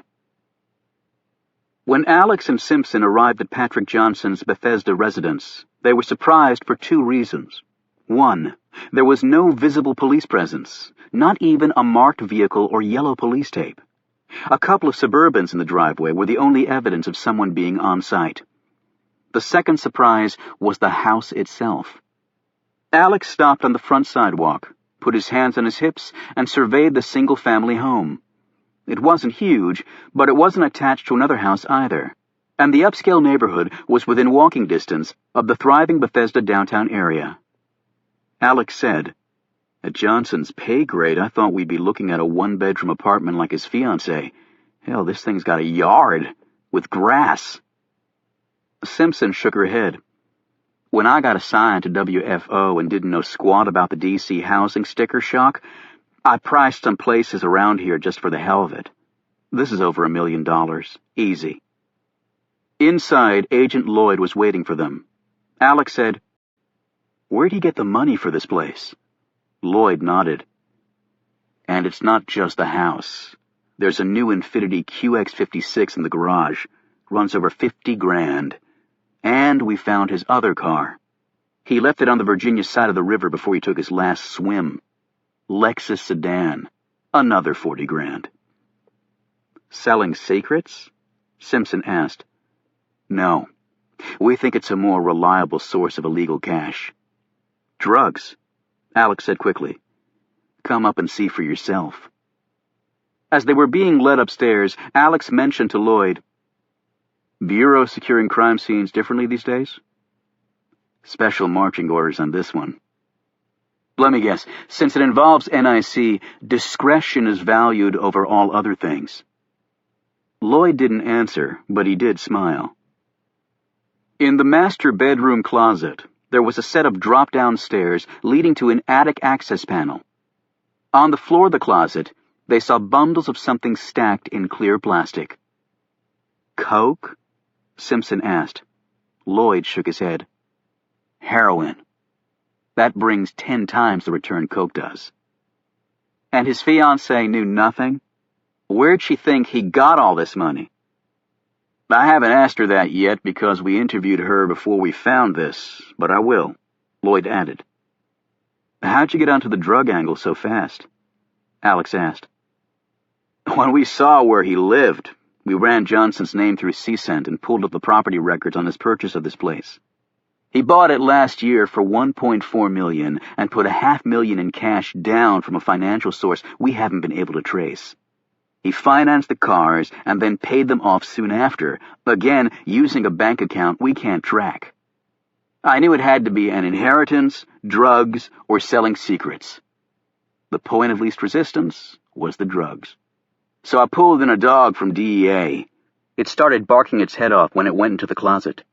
We didn't find anything until we saw the panel to the attic.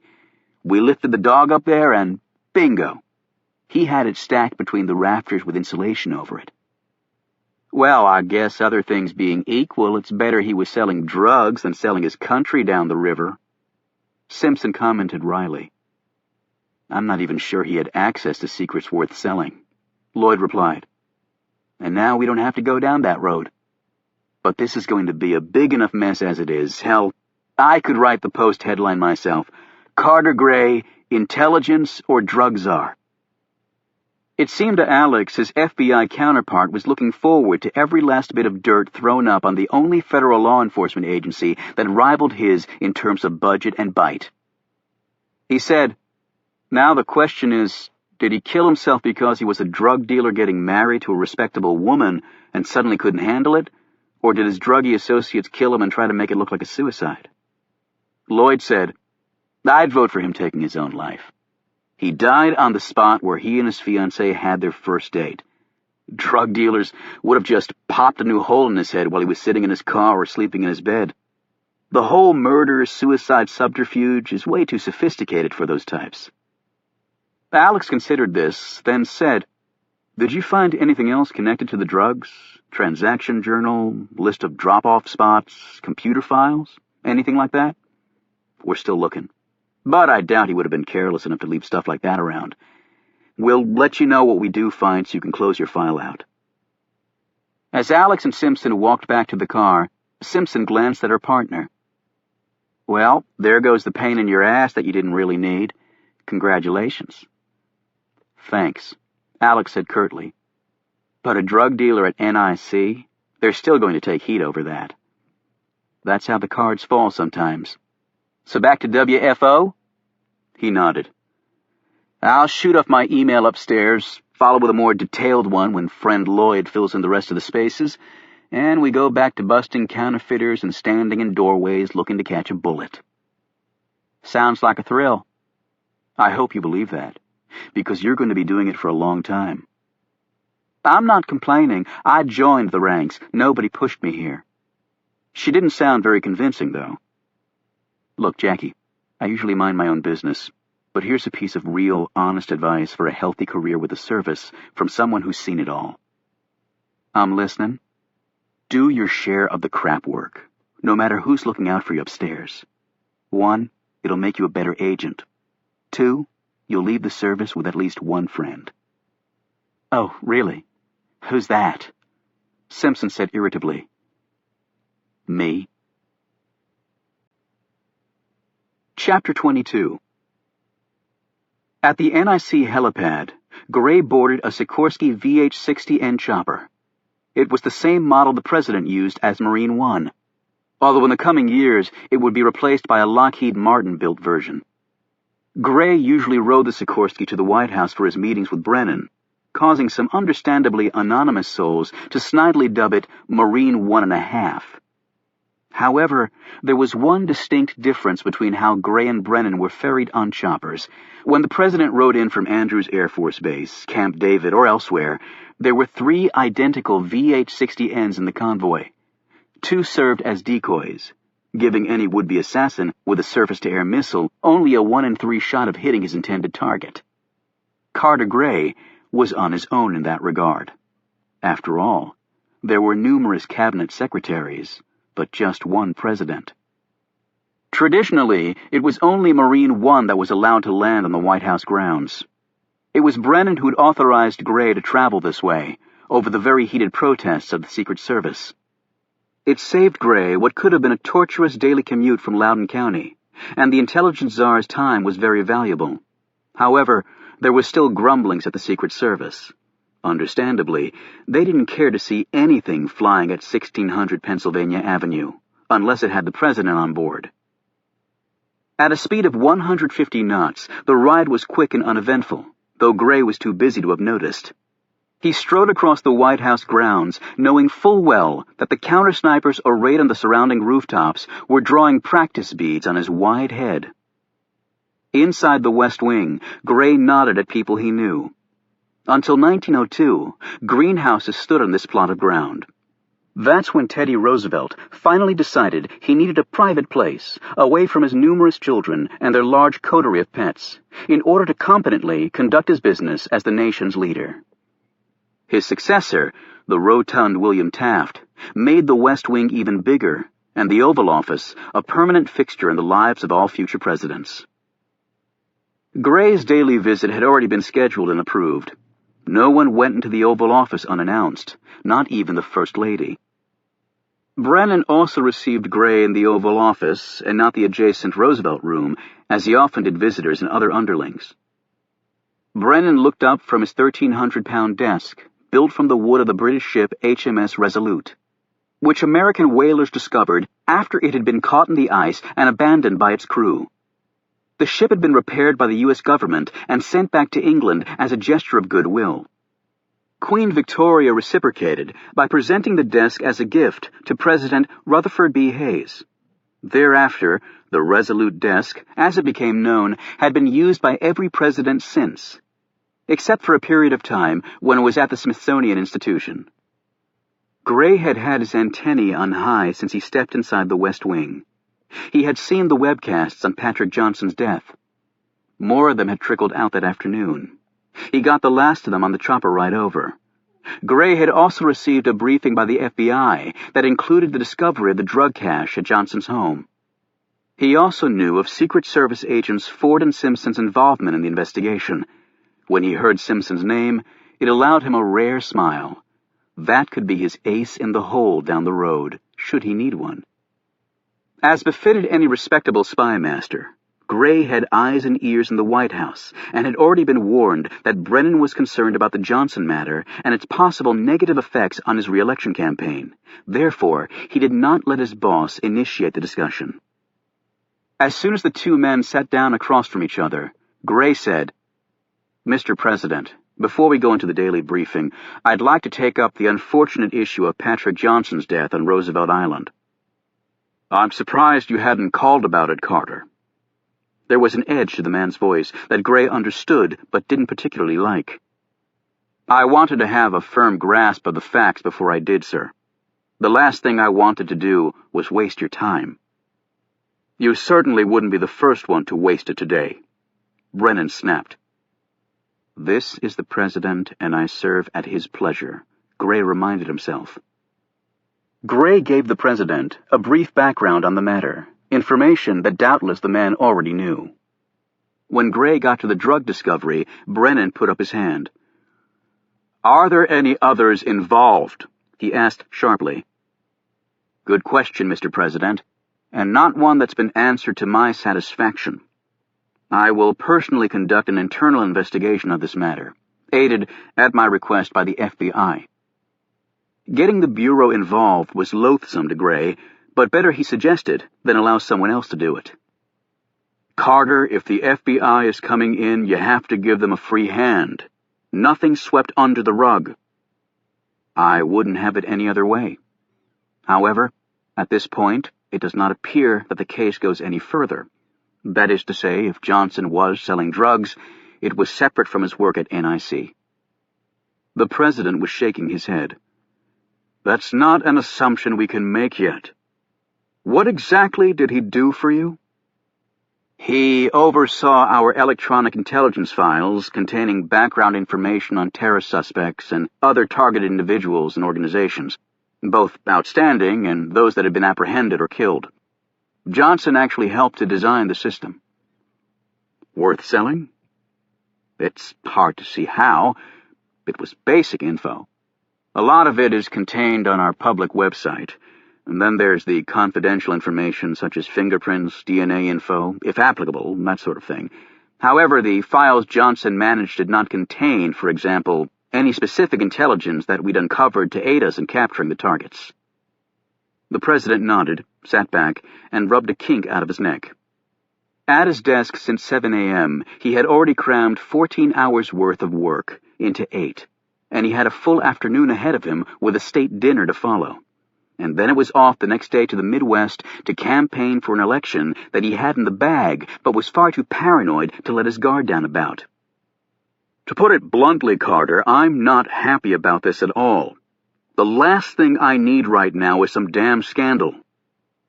"I will do everything in my power to prevent that from happening, sir."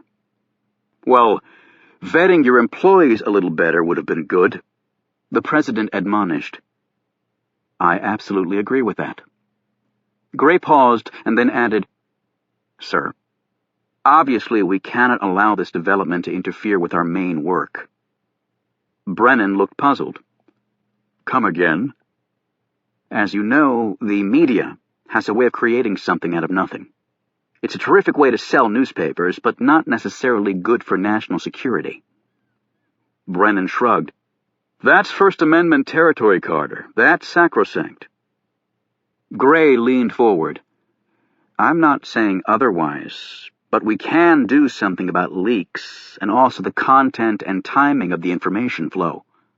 Right now, the media knows about as much as we do.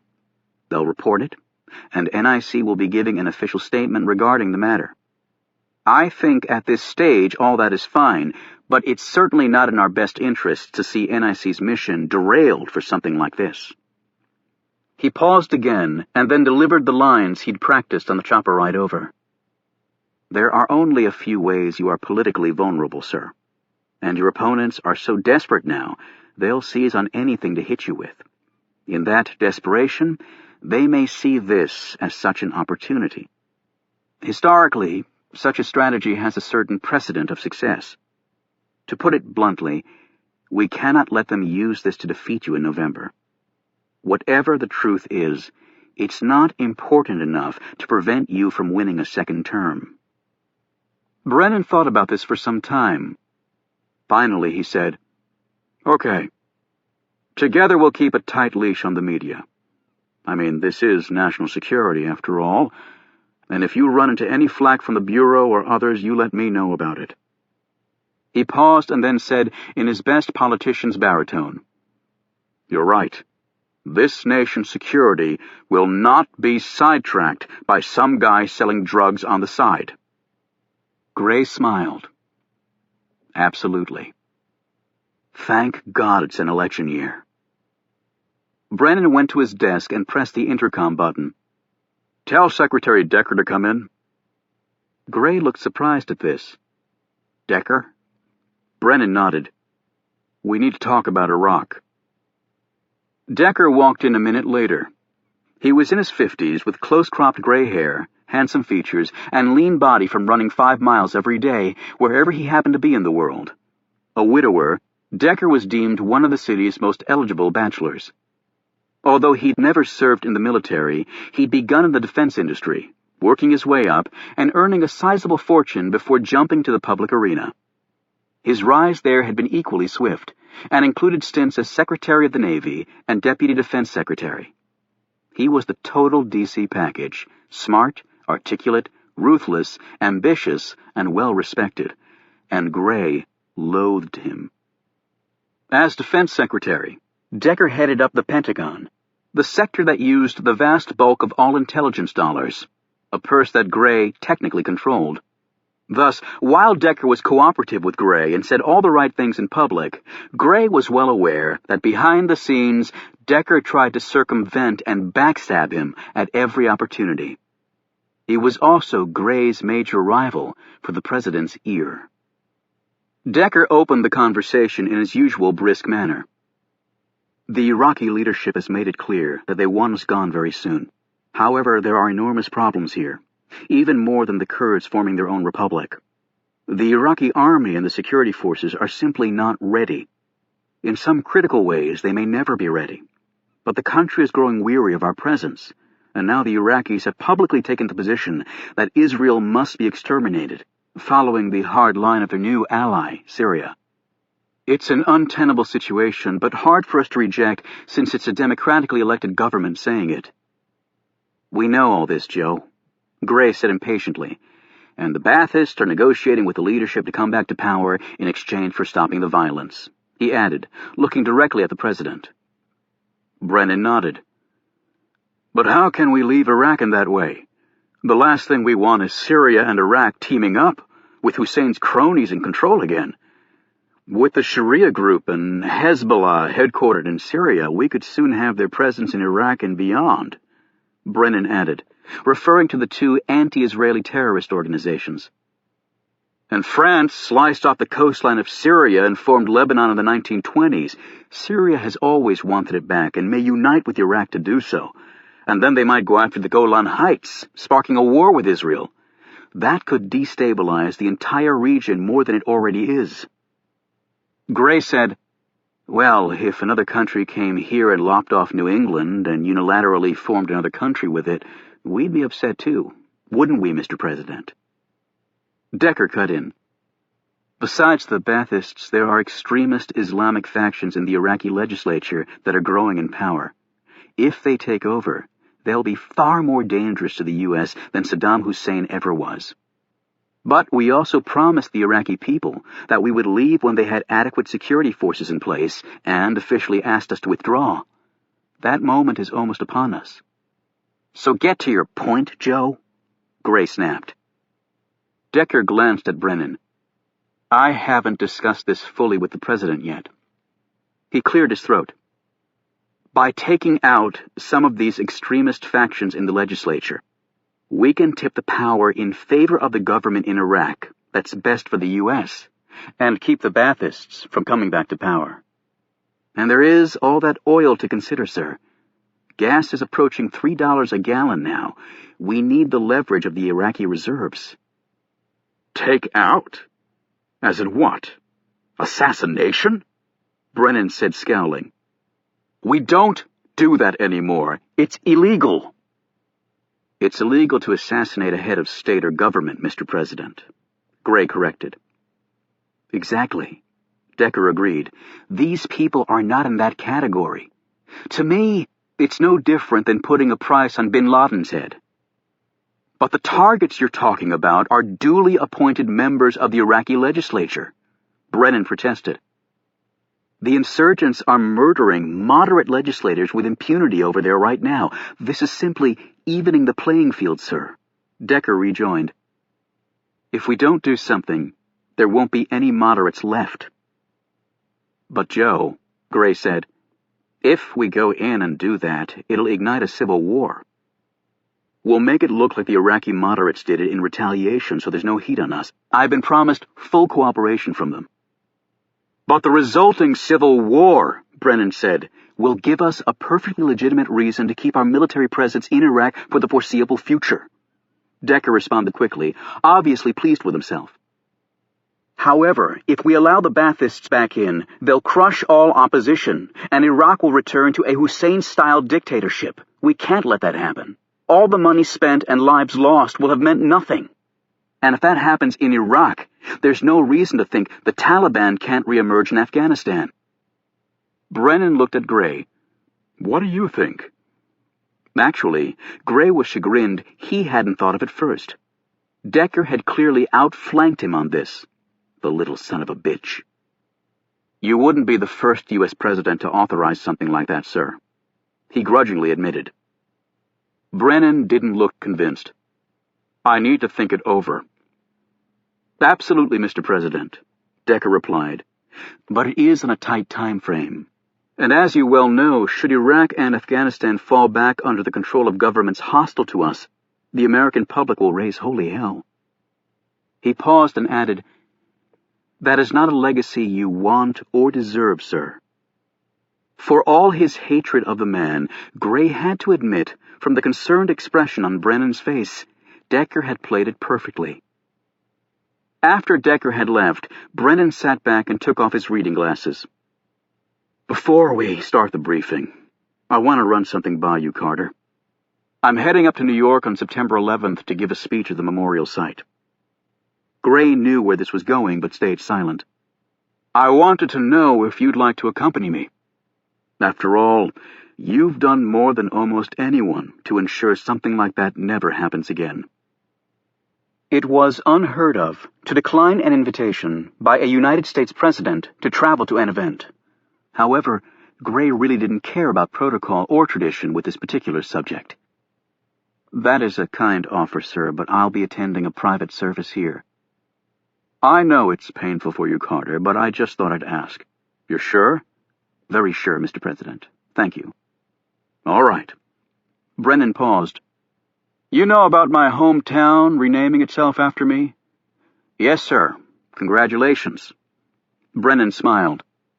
It's one of those things that come along that's both flattering and embarrassing at the same time. My ego's not so large that I can't see that the town's hope in profiting by the change is at least equal to their wanting to pay homage to a local boy made good. I'm going up to give a speech at the dedication and shake some hands. Why don't you join me? If the most important rule was you never declined a president's invitation, the second most important rule was you never turned the man down twice. Thank you. I'd like that very much. The president tapped his glasses against his briefing book. It's likely that I'll be here for another 4 years. I'd say it's more than likely, sir. I want you to speak frankly, Carter. This will stay between you and me. Gray nodded. Despite your successes in protecting this country, do you believe that the world is safer today than it was when I took office?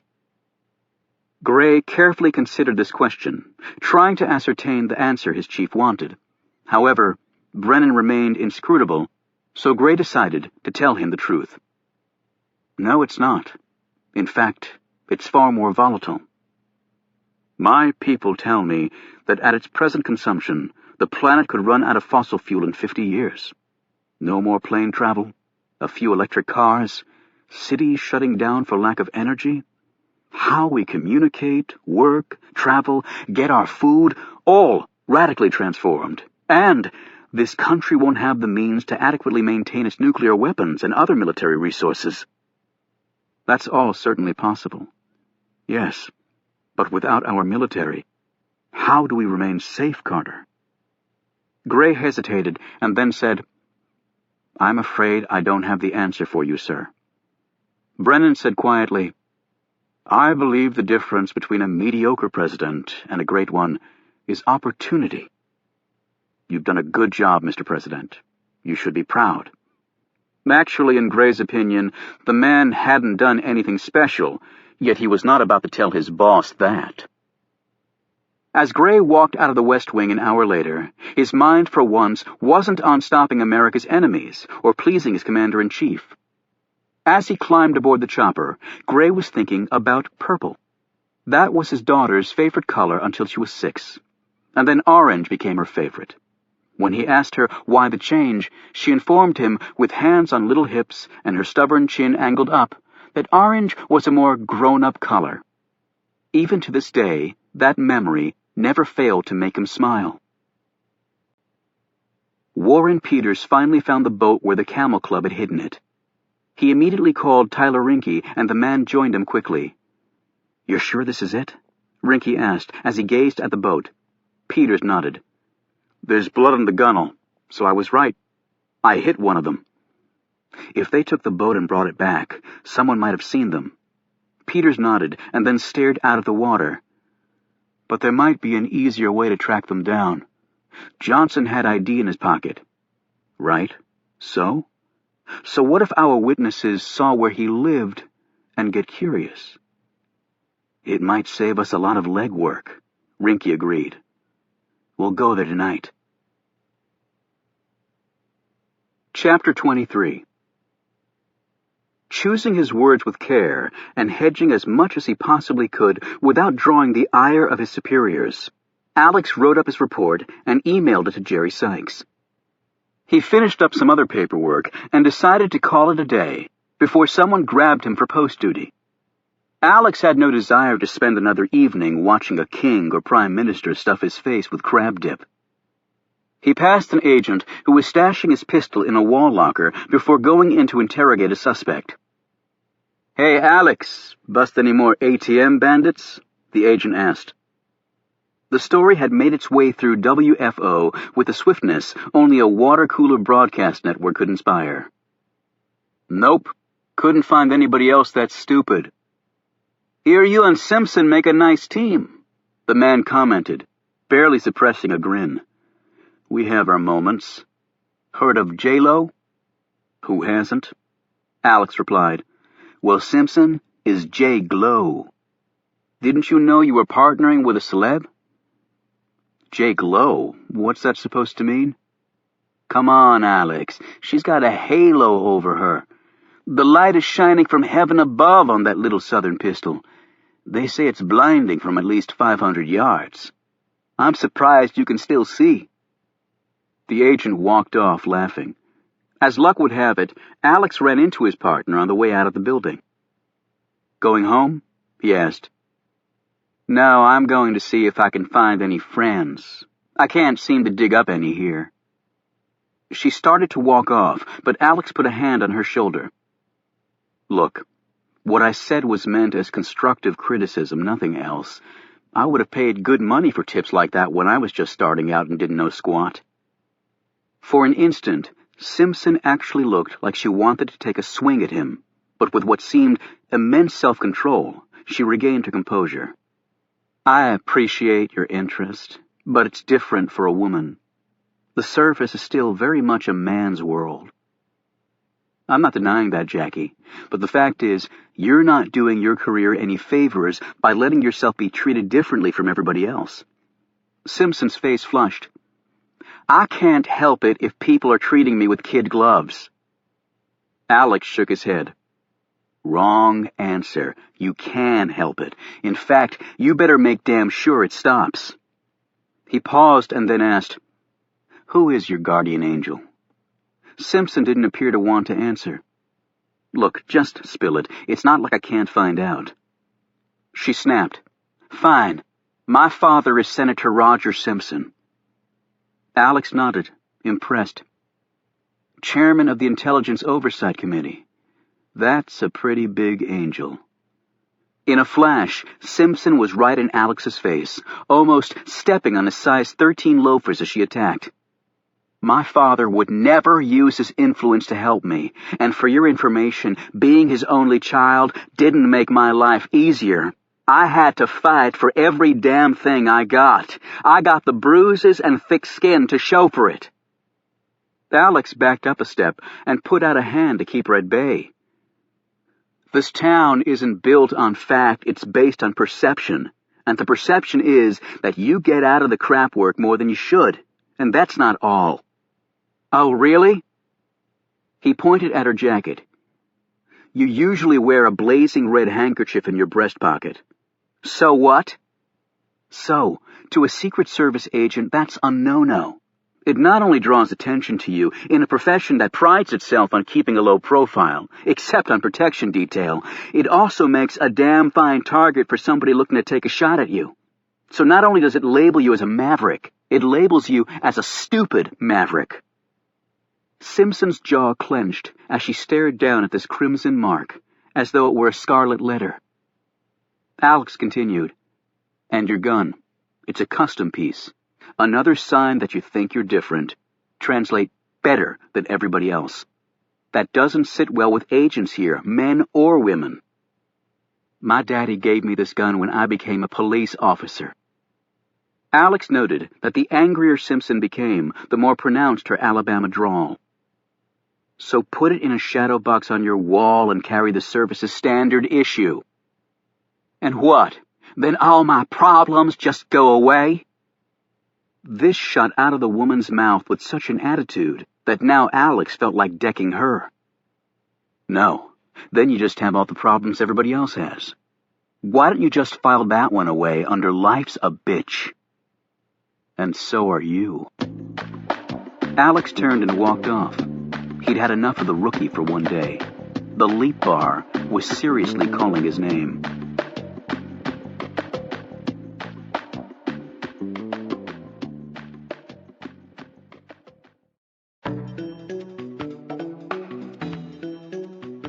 Kate Adams had just come on duty after a full day at Justice when Alex walked in. It was relatively early yet, so the place was mostly empty. Alex marched up to the bar, a man on a mission. She'd seen him coming and had the martini with 3 fat olives waiting for him by the time Alex's rear hit the stool. My imagination, or are you a little upset about something? She said in a teasing manner that immediately eased the tension from him. The mingled scents of coconut and honeysuckle drifted across the width of the mahogany bar and settled in his nostrils. He wondered if she'd washed her hair before coming to work, or if it was her perfume, or both. Regardless, it was doing a number on him. Just work. It'll pass. He took a sip of his drink, popped one of the olives into his mouth, and chased it down with a handful of peanuts he grabbed from a bowl next to him. How goes it with you? Your super spy friend Tommy come calling? She raised her eyebrows at this comment. Hemingway? I wouldn't exactly call him a friend. He gave her such a skeptical look that she put down the glass she was drying off and leaned across the bar. You have another opinion you'd like to express, Agent Ford? He shrugged. None of my business, really. A girl can flirt and not mean anything by it. Alex took another hit of his martini. That's good to know. You have to admit, he's very cute, well-traveled, intelligent. The man's the whole package, really. Alex started to launch a blistering rejoinder, but then realized she was just pulling his chain and enjoying herself immensely. Yeah, he is. Hell, I was thinking about asking the guy out myself.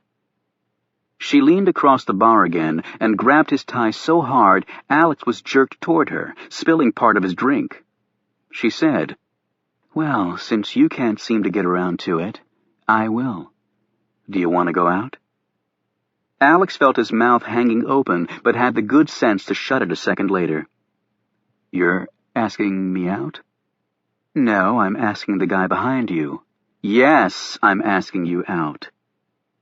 Alex couldn't help but glance around him on the outside chance that he was being set up with a hidden studio audience that was just waiting to erupt into belly laughs. "You're really serious?" She tightened her grip on his tie. "When I flirt, I flirt. When I ask, it's a whole other ballgame. Yes, I want to go out with you." See, that wasn't all that hard, was it? Now, since we've finally gotten that settled, why don't we negotiate a date? Because you seem a little slow on the social uptake. I'll go first. I'm assuming you enjoy eating as well as drinking? How about dinner? You just threw me a curve. I thought for sure you'd be safe and propose lunch. I'm not into safe these days, she said. Then Kate let go of his tie very, very slowly, sliding her hand down the fabric until the tie fell free. Alex eased himself back, not seeming to mind at all that half his martini was now in his jacket sleeve. "Dinner sounds fine with me," he managed to say, without mangling the words too badly. "Okay, let's set a date and time. I'm into instant gratification. Are you free tomorrow night?" Even if he'd been assigned to guard the president on his deathbed, Alex would have found a way to be available. "Sounds good. Say around 6:30? I'll make dinner reservations, unless you'd care to." "No, go ahead. Do you want to meet at the restaurant, or pick me up at my place?" "Your place is fine." "My, you're so agreeable, Agent Ford. I can't tell you how refreshing that is for me after being around lawyers all day. Lawyers don't agree on anything." "Yeah, I've heard that." "Why don't you come by around 6? She wrote her phone number and address down and slid it across to him. He handed her one of his cards with his home address and phone number penciled in on the back. "You like it out in Manassas?" she asked, eyeing his card. "My wallet likes it a lot." He glanced at her address and got a funny look. "R Street? Georgetown." "Don't get your hopes up, mister. I'm not an heiress masquerading as a DOJ do-gooder. I live in the carriage house behind the mansion. The woman who owns the place is a widow and likes having someone around. She's really nice. Quite the pistol, actually. You don't owe me an explanation. But that doesn't mean that you don't want one." She poured him a fresh drink. "On the house, since you seem to have spilled yours." She handed him a rag. "While you're in a cooperative mood, where does the total package work, and what project are you two involved in?" Kate put a finger to her lips. "Lawyer confidentiality thing, you understand. But without breaking any state secrets, I can tell you I'm working with this agency on its request to reuse an old building. But I don't think we're going to reach such an agreement. So what's going on at work that has you ticked off?" "You don't hear enough sob stories as it is?"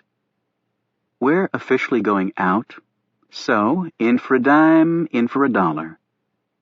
Alex smiled. "Okay. There's this rookie at work I'm partnering with on an investigation. She's got a bigwig daddy who's pulling strings for her upstairs. I'm trying to explain to her that that's not how you make friends at the service." "And she's not getting the concept?" "If she doesn't soon, it'll come down on her like a ton of bricks." "So what's the case you're working on with her?" "Now it's my turn to plead confidentiality." Suddenly, Alex's gaze was riveted on the plasma screen TV on the wall behind the bar. A camera shot of Roosevelt Island was in the foreground of the screen as the big-toothed news anchor teleprompted her way through the story of a mysterious suicide. There was no report on the Secret Service's involvement, Alex noted. However, the heroin find at Patrick Johnson's house was prominently mentioned. "Is that your case?" Kate asked. He glanced back at her. "What?" "I was hoping that'd be the only reason you were so totally ignoring me." "Hey, I'm sorry," he said sheepishly. "Yeah, that's it. But no more details." They both turned to the TV when they heard a familiar voice. The man was articulating NIC's official response to the tragedy, and it wasn't Carter Gray, who probably didn't want to make this an ongoing national story by lending his considerable presence to it. However, Tom Hemingway was polished and efficient, the total package, as he presented NIC's spin to the country. Alex looked back at Kate, who for the first time seemed at a loss for words. He smiled triumphantly. Busted. Chapter 24. Caleb picked up Oliver Stone near the White House in his ancient pewter-gray Chevy Malibu with a fidgety tailpipe. They headed to Milton Farb's house near the D.C. and Maryland line, where Reuben would meet them. Stone sat in the front seat holding Caleb's dog Goff, a small mongrel of unknown provenance named after the first chief of the Rare Books Division, Frederick Goff. As they pulled up in front of Milton's modest but well-kept home, Reuben jumped up from the front steps, walked over to the car, and climbed in. He was dressed in his usual jeans, moccasins, and a wrinkly red-checked flannel shirt. A pair of work gloves stuck out of his back pocket, and he carried a safety helmet in his hand. "Grabbed some overtime at the loading dock," he explained. "Didn't have a chance to go home." He looked in surprise at Stone's new haircut and clean-shaven appearance. "Don't tell me you're rejoining mainstream America." "Just trying to remain incognito and alive. Is Milton ready?" "Our friend will be delayed a bit," Reuben said with a wink. "What?" Stone said. "He's entertaining Oliver. You remember. His new lady friend." "Did you meet her?" Caleb asked excitedly. "Maybe she has a friend for me." Although a confirmed bachelor, Caleb was always on the lookout for new prospects. "Just got a glimpse. She's actually a lot younger than Milton and damn nice looking," Reuben replied. "I hope the poor fellow doesn't go and commit himself. I've had 3 trips down the aisle, and there won't be a 4th unless I'm ungodly drunk. Blasted women. Can't live with them, and they sure as hell can't live with me." "Your third wife was quite a nice woman," Stone noted. "I'm not saying that the ladies don't have their uses, Oliver. I'm just of the opinion that long-lasting relationships are not the product of legal commitment. There have been more good times bashed by the covenant of marriage than I could count in several lifetimes." "So your logic is, what, ban marriage and you'll see the divorce rate plummet?" "That too," Reuben said gruffly. They all looked over as the door to Milton's house opened. "She is good-looking," Caleb said, peering around Stone. Milton and the woman kissed lightly on the lips, and then she walked down the steps to her car, a yellow Porsche that was parked in front of Caleb's Malibu. "I wonder if Milton's OCD creates a problem for her," Caleb said thoughtfully. They had all spent hundreds of hours of their lives wading through Milton's rituals, yet they'd accepted it as an element of their friend's personality. They all had such elements, and Milton had been diligent in seeking help for his disorder. And after years of medication, counseling, and occasional hospitalization, he led a fairly normal existence, only resorting to his OCD for brief periods, when locking his doors, sitting, washing his hands, or during moments of intense stress. "I don't think that'll be a problem for her," Reuben said, pointing. They all watched as the woman tapped the pavement with her high heels and then pecked on the car window with her finger, silently counting and muttering before opening her car door. Then she performed a similar exercise checking her seat before climbing in. She left a considerable amount of rubber on the pavement as she hit 60 miles an hour 6 seconds later, before she slammed on her brakes at the next intersection. Then she roared off again, the deep-throated decibels of the Porsche's turbo actually causing Caleb to wince. "Where the hell did he meet the woman? At a NASCAR event?" Caleb asked, as he stared wide-eyed at the smoke still rising off the tire marks on the street. "No, he told us he met her at the anxiety clinic," Reuben reminded them. "She was there getting treatment for OCD, too." Milton closed his front door, went through a brief ritual, and came out to join them carrying his knapsack. He climbed into the back seat next to Reuben. "She's a real looker," Reuben said. "What's her name?" "Chastity," Milton replied.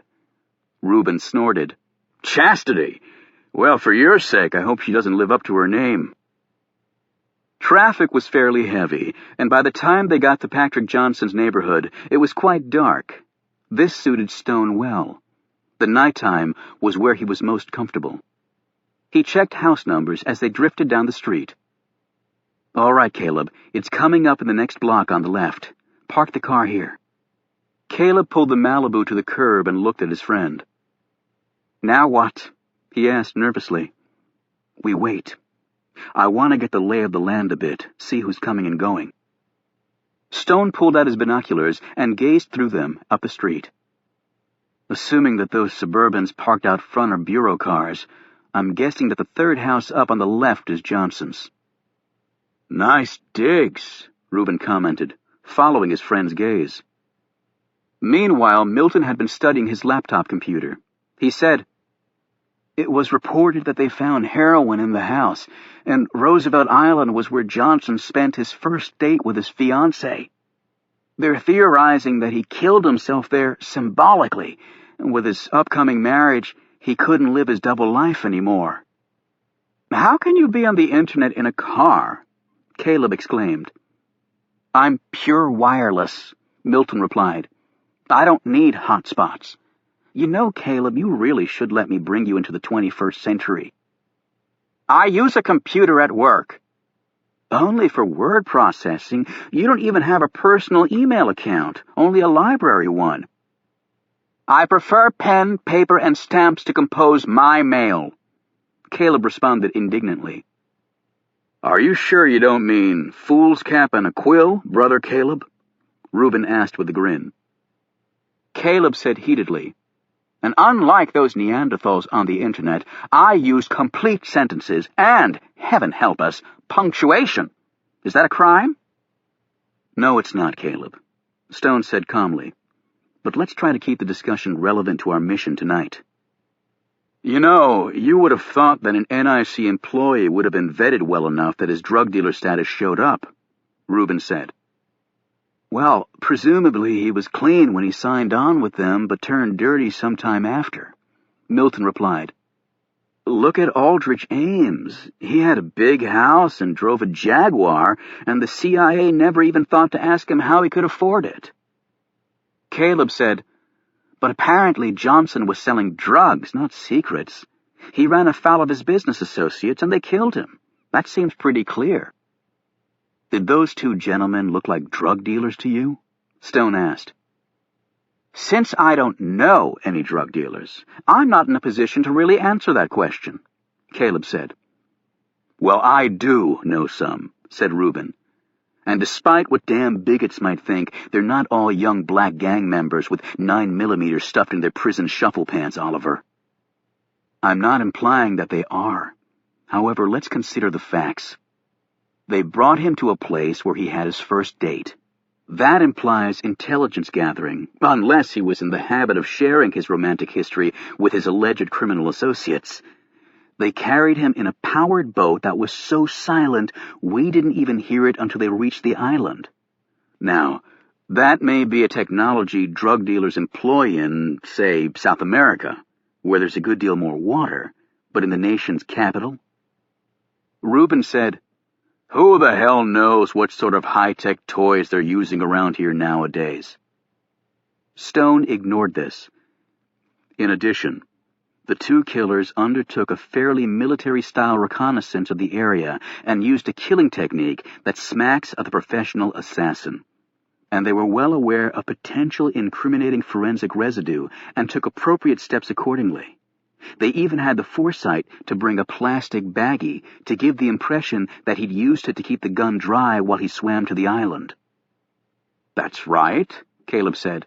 "But even drug dealers want to avoid jail." Stone ignored this comment, too. "And when they realized there were witnesses to their crime, they gave not a second thought to disposing of us. These men are expert killers, but I very seriously doubt that they are drug dealers." The other three pondered their friend's logic as Stone raised the binoculars to his eyes again. The silence was broken a minute later by Caleb, who asked Milton, "What does Chastity do?" "She's an accountant. She used to work for a big firm, but they fired her because of her OCD. She has her own company now, and she helps me with my web design business. I'm awful with money. She keeps the books and does the marketing, too. She's really terrific." "I'm sure she is terrific," Reuben said. "It's those quiet professional types you have to watch out for. You think they're mild-mannered, and then they just jump you. I dated this woman once, prim and proper, dresses past the knees, but I swear to God, that lady could do things with her mouth that defied." Stone broke in quickly. Firing Chastity because of her medical condition doesn't seem right, unless it prevented her from doing her work. "Oh, she can do the work. They said she embarrassed the firm in front of clients, which was a crock. 2 of the partners just didn't like her, one of them because Chastity wouldn't sleep with him. She sued, and won a lot of money." "That's the country we all know and love," Reuben said. "The United States of lawyers. But don't let the rich pretty ones get away, Milton. I'm not telling you to marry the woman, God forbid, but if a man can keep a woman in these enlightened times, there's nothing wrong with a woman keeping a man." "She does buy me things," Milton said quietly. "Really?" Reuben said with sudden interest. "What sorts of things?" "Software for my computer, clothes, wine. She knows a lot about wine." "What sorts of clothes?" Reuben persisted. "Personal clothes," a pink-faced Milton said. He immediately looked down at his computer and started hitting some keys. Reuben started to say something, but Stone silenced him with a very severe look. Finally, Stone said, "All right, here's what I want each of you to do." After laying out his plan, Stone put on an old hat he pulled from his backpack, placed Goff on a leash, and got out of the car. Milton's spare cell phone was in his pocket. Reuben and Caleb would stay in the car and keep watch, while Milton walked on the other side of the street toward Johnson's home. His task was to note anyone who was paying Stone too much attention. Milton had been chosen for this role because he had remained in the bottom of the boat while they were being pursued, making it nearly impossible for the killer to have seen him. If Milton spotted anyone, he would ring Stone's cell phone. Stone strolled slowly along the street, stopping to bag some waste that Goff deposited next to a tree. "Good dog, Goff," Stone said, petting him. "That's very helpful in keeping up our cover." When he reached the front of Johnson's residence, a man wearing an FBI windbreaker came out carrying a large box wrapped with police evidence tape. "A terrible tragedy, officer," Stone said in an inquiring tone to the man.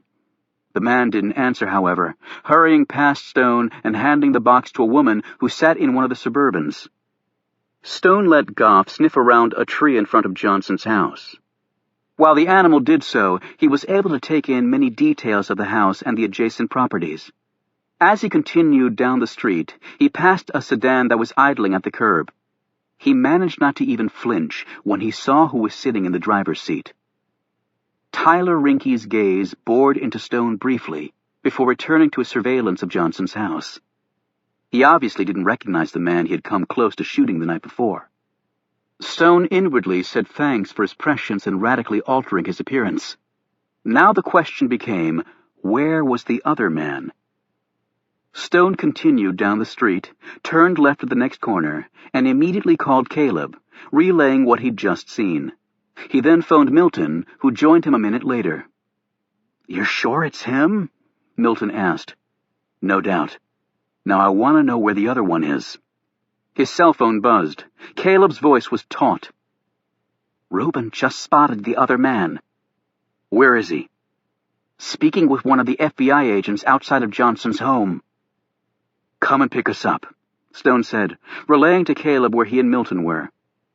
"Don't come down the street you're on. I don't want you to pass the house or the car he's in. Turn left at the next corner and then make a right. We'll meet you on the next block." As the 2 men were waiting at the arranged spot, Stone watched as Milton picked up a page from a newspaper that had blown across the street. He folded it neatly and deposited it in a trash can that sat in front of a driveway. Stone said, "Milton, did you touch the note in Patrick Johnson's pocket last night?" Milton didn't answer right away. However, his embarrassed look was all the response Stone really needed. "How did you know, Oliver?" "Those men knew we were there somehow." I don't think it was because they saw us. I think they must have come back to the body for some reason and noticed that the note had been disturbed or was in a different place. You just wanted to check it, I know. Stone was deeply worried for a very simple reason. Damp paper held fingerprints extremely well. Were Milton's prints on any database anywhere? He didn't want to ask him that question right now, for fear of sending his already upset friend into a panic attack. When the Malibu pulled up, Stone and Milton climbed in. Caleb drove ahead a bit, found a parking spot on the crowded street, and wedged in. "Do we risk following them?" Reuben asked. "Unfortunately, Caleb's car rather sticks out," Stone said. "If they pick up that we're following them and run the license plate, they'll be at Caleb's house waiting before he even gets back there." "Oh, dear God," Caleb said as he gripped the steering wheel and looked like he might be sick to his stomach. "So what do we do?" Reuben asked. Stone replied, "You said one of them was talking to the FBI, but the FBI wouldn't be talking to just an ordinary citizen. I know. I tried. That could very well mean they're law enforcement." "Which means they could be with NIC," Milton chimed in. "That's where Johnson worked." "A thought that had occurred to me," Stone replied. "Carter Gray," he muttered. "Not a man you take on lightly," Reuben commented. "Oh, shit," Caleb whispered. He was staring in the rearview mirror. "That might be their car coming up behind us." "Don't look in that direction," Stone commanded sharply. "Caleb, take a deep breath and calm down. Reuben, slump down a little in your seat to disguise your size in case they look this way." As he was talking, Stone took off his hat and slid forward in his seat until he had disappeared from view. "Caleb, can they see your license plate from the street?" "No, the cars parked in front and back of us are too close." "Good. As soon as they pass, I want you to wait 10 seconds and then pull out and turn in the opposite direction from them. Milton, you're pretty well hidden from view in the back seat. I want you to very carefully glance over and see if they look at us, and I want you to get a good look at them." Caleb took a deep breath and then held it as the car passed by slowly. "Don't look over, Caleb," Stone whispered again from his hiding place. As the car headed on and turned left to the next intersection, Stone said, "Milton?" "They didn't look over." "Okay, Caleb, go ahead." Caleb slowly pulled his car out and turned right at the next corner as Stone sat back up. "Everyone, keep a sharp lookout to make sure they don't return," Stone said. Stone looked back at Milton. "What did you see?" Milton gave a fairly complete description of both men, as well as the Virginia license plate number of the car. Reuben looked at Stone. "I say now we go to the cops. We'll back each other up. They'll believe us." "No," Stone said sharply. "We have to get them before they get to us." "How?" Reuben asked. "Especially if the killers are the authorities." "By doing what the Camel Club used to do very well. Seek the truth." Milton broke in. "We can start by running their license plate number. It wasn't a government plate, so he might have just lucked out, and it's his personal car." Reuben said, "Do you know someone at DMV who can run the tag?" Milton looked offended. "If I can hack into the Pentagon's database, Reuben, DMV should prove no challenge at all." Chapter 25. At NIC headquarters, there was a state-of-the-art gymnasium in the lower level that virtually no one used for lack of time. However, in a small room off the main area, there was one person working out. Tom Hemingway wore only a pair of loose-fitting shorts and a white tank shirt, and his feet were bare. He sat cross-legged on the floor with his eyes closed. A moment later, he rose and assumed a martial arts stance.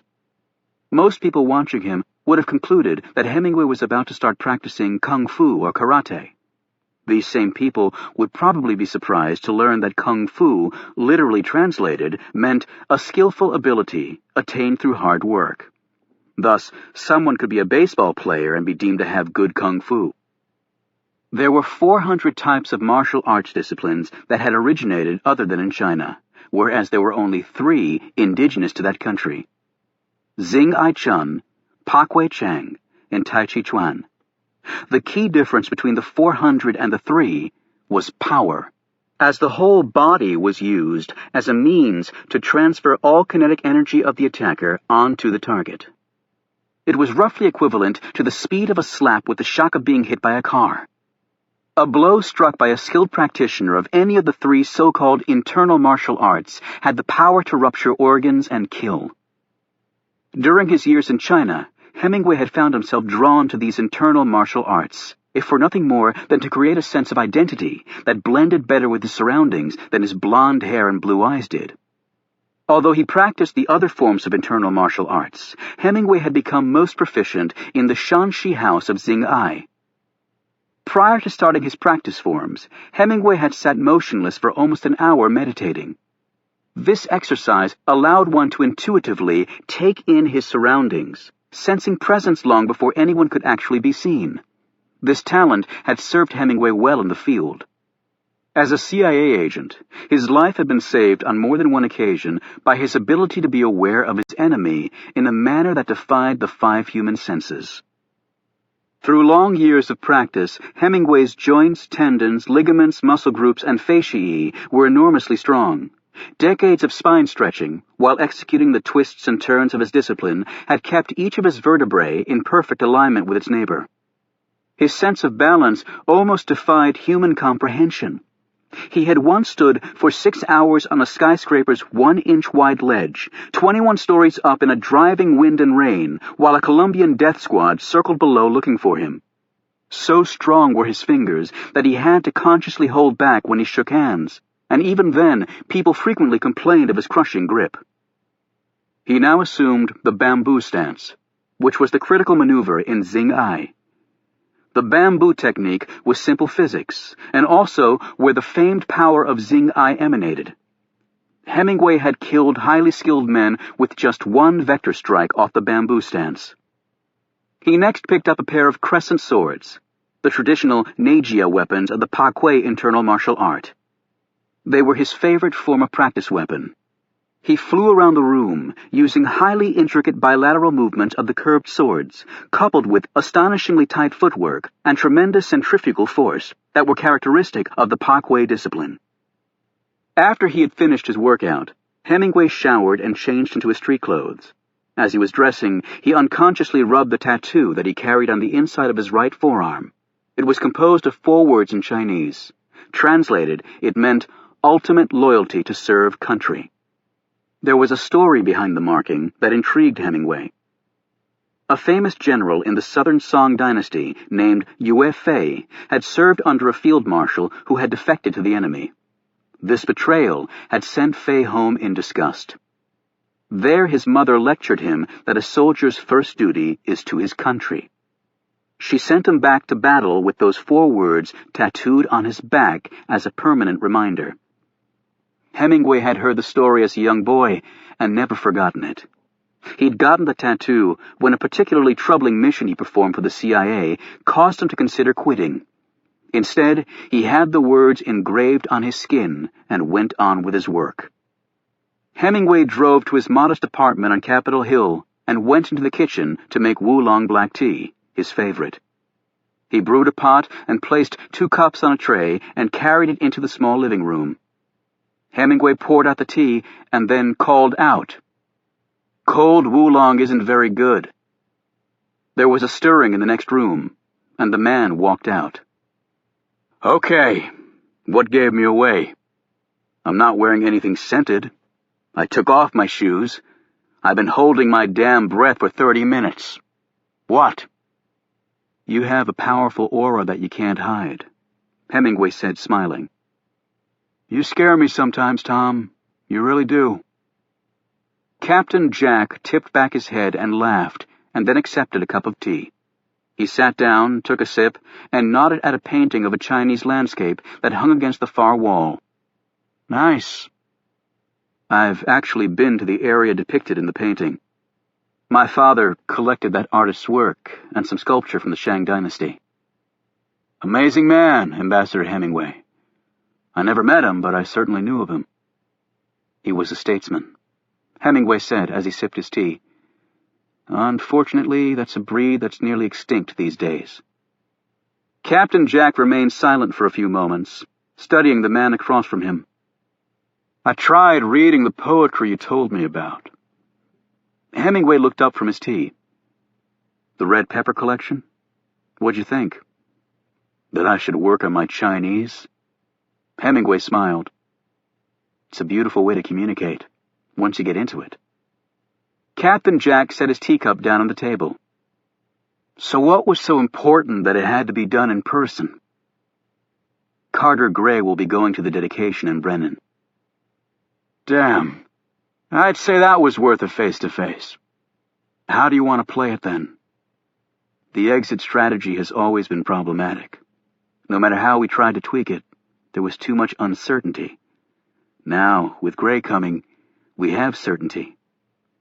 How exactly do you figure that? Hemingway explained his plan, and his colleague looked suitably impressed. Well, I think it'll work. In fact, I think it's brilliant. Brilliant and ballsy. Depending on whether it succeeds or not. Hemingway replied. Don't be modest, Tom. Let's call this what it is. A plan that will rock the entire world. He paused and added, but don't underestimate the old man. Carter Gray's forgotten more than you and I will ever know about the spy business. Hemingway opened his briefcase. Inside was a DVD. He tossed it to his companion. I think you'll find what's on there helpful. Captain Jack fingered the DVD and watched Hemingway closely. I did over 20 years with the company. Quite a few under Gray. And you did what? 12. All in the field, with 2 years at NSA before that. Hemingway answered. I started at NIC a year after Gray became secretary. I hear they're grooming you for the top spot. Interested? Hemingway shook his head. There's little future there that I can see. Back to the CIA, then? It's a useless anachronism. Right. There'll always be a CIA, even after the Iraqi WMDs that never were. You think so? Hemingway said curiously.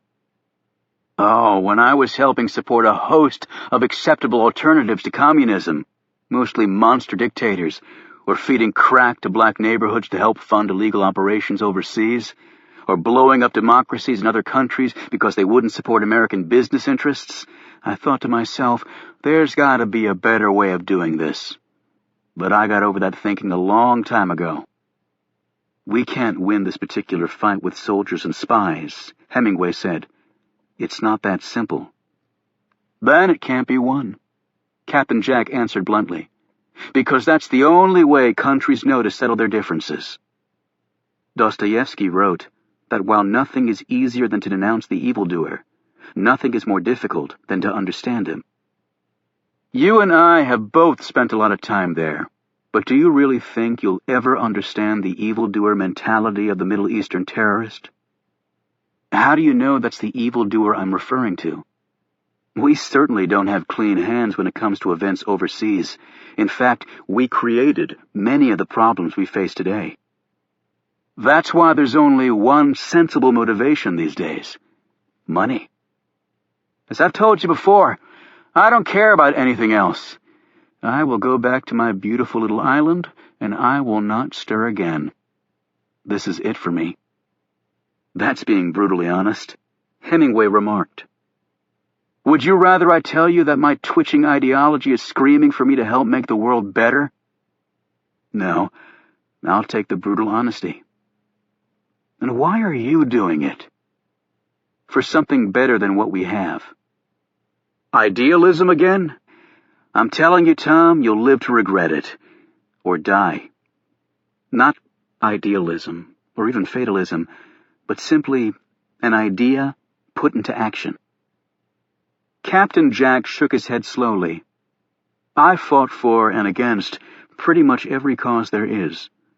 There will always be war of some kind. At first, it was over fertile soil and good water, then precious metal. And then the most popular version of human disagreement, my God is better than your God. Whether you draw your faith from Jeremiah and Jesus, Allah and Muhammad, or Brahma and Buddha, it doesn't matter. Someone will tell you you're wrong, and he'll fight you over it. Me? I believe in aliens, and to hell with all earthly gods. In the grand scheme of 1 trillion planets in the universe, we're just not that damn important anyway. And humans are rotten to the core. Buddha rose above materialism. Jesus was champion of embracing one's enemies, as was Gandhi. Jesus was betrayed and died on the cross, and Gandhi was murdered by a Hindu who was ticked off Gandhi tolerated Muslims. Captain Jack pointed out. Hemingway paced the room. I remember my father telling me about England's redrawing of India's boundaries when it became independent. They wanted to separate the Hindu from the Muslim, but they used outdated maps. 12 million people had to relocate because the Brits screwed it up so badly, and 500,000 people died during the resulting chaos. And before that, Iraq was unilaterally cobbled together, causing many of the conflicts we see today. There are dozens of such examples. The strong countries smashing the weaker ones and then avoiding responsibility later for the very problems they caused. You keep proving my point, Tom, that we're rotten to the core. My point is we never learn. And what? You think you have a better answer? Hemingway didn't respond. Captain Jack rose but then paused at the door. I doubt that I'll see you again, unless you end up heading to a small island in the South Pacific. If you do, you'll be welcome. Unless you're a fugitive. Then, my friend, you're on your own. Chapter 26. After he'd left the bar, Alex Ford grabbed a bite to eat at a nearby diner, wedging his butt between the wide frames of 2 hefty DC cops at the counter.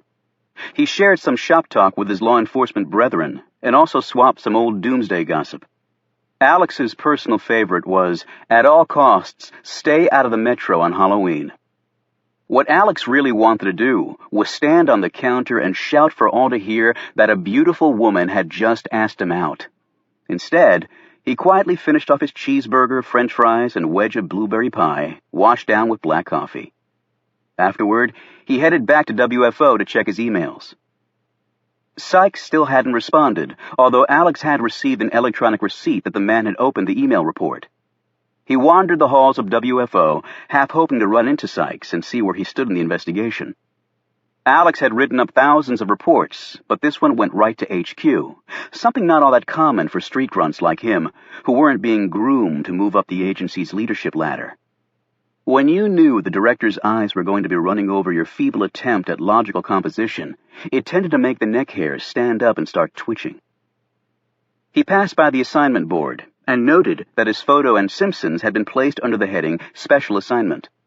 As he looked at the olive-skinned lady staring back at him out of the photo, he muttered the name J-Glow. Maybe she should just go back to Alabama. Daddy would probably love that.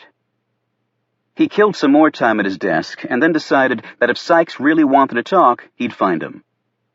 Out on the sidewalk, he sucked in a chestful of crisp night air and smiled as he thought of Kate Adams, and then he walked down the street with a lift in his step that had been absent for a long time. He thought about heading home, but what he really wanted to do was talk to someone. However, all his good friends were married Secret Service agents, which meant if they weren't on duty, they were spending some rare quality time with their families. And Alex shared little in common with the young bucks at WFO. This made him realize that in 3 short years he was going to have to make some pretty major decisions. Would he just retire? Or would he go to another agency, live mostly off his pension from the service, and stockpile the paychecks from the new job? This was known as double dipping. It was completely legal, and many feds did it to pad their retirement funds. It was a way to even out things after they'd worked for below market value in the public sector. Much of Alex's adult life had been a blur, learning the ropes at the service, busting bad guys in 8 different field offices, then on to protection detail, where he had spent every waking hour hopping planes and running from one city, one country to the next. He had been so busy worrying about everybody else that he had never spent much time worrying about himself. And now that it was time to think about his future, Alex suddenly felt totally incapable of doing so. Where did he start? What did he do? He felt a panic attack coming on, and not one that another martini would have cured. He was standing paralyzed on a corner, deciding what to do with the rest of his life, when his cell phone rang. At first, the name and number on the caller ID screen didn't register, but then it clicked. It was Anne Jeffries, the late Patrick Johnson's fiancée. Hello? You don't think I would know if the man I was going to marry, the man I was going to spend the rest of my life with, was a damn drug dealer? She screamed this at him so loudly that he jerked the phone away from his ear. Miss Jeffries, I'm going to sue. I'm going to sue the FBI and the Secret Service, and you, and that bitch of a partner of yours. Whoa, hold on now. I can understand that you're upset. Upset! Upset isn't even in the universe of what I'm feeling. It's not enough that Pat had to be murdered. Now his reputation is being destroyed too. Miss Jeffries, I'm just trying to do my job. Save your pathetic excuses for my lawyer, she snapped, and then hung up. Alex put his phone away and took a deep breath. He wondered who the woman might call next. The Washington Post? 60 Minutes? Every boss he'd ever had? He called Jerry Sykes' private cell number. It went into voicemail, but Alex left a detailed message about his brief but explosive conversation with the bereaved fiancée. Okay, he'd done what he could. The shit was probably going to fly anyway. He definitely didn't want to go home now.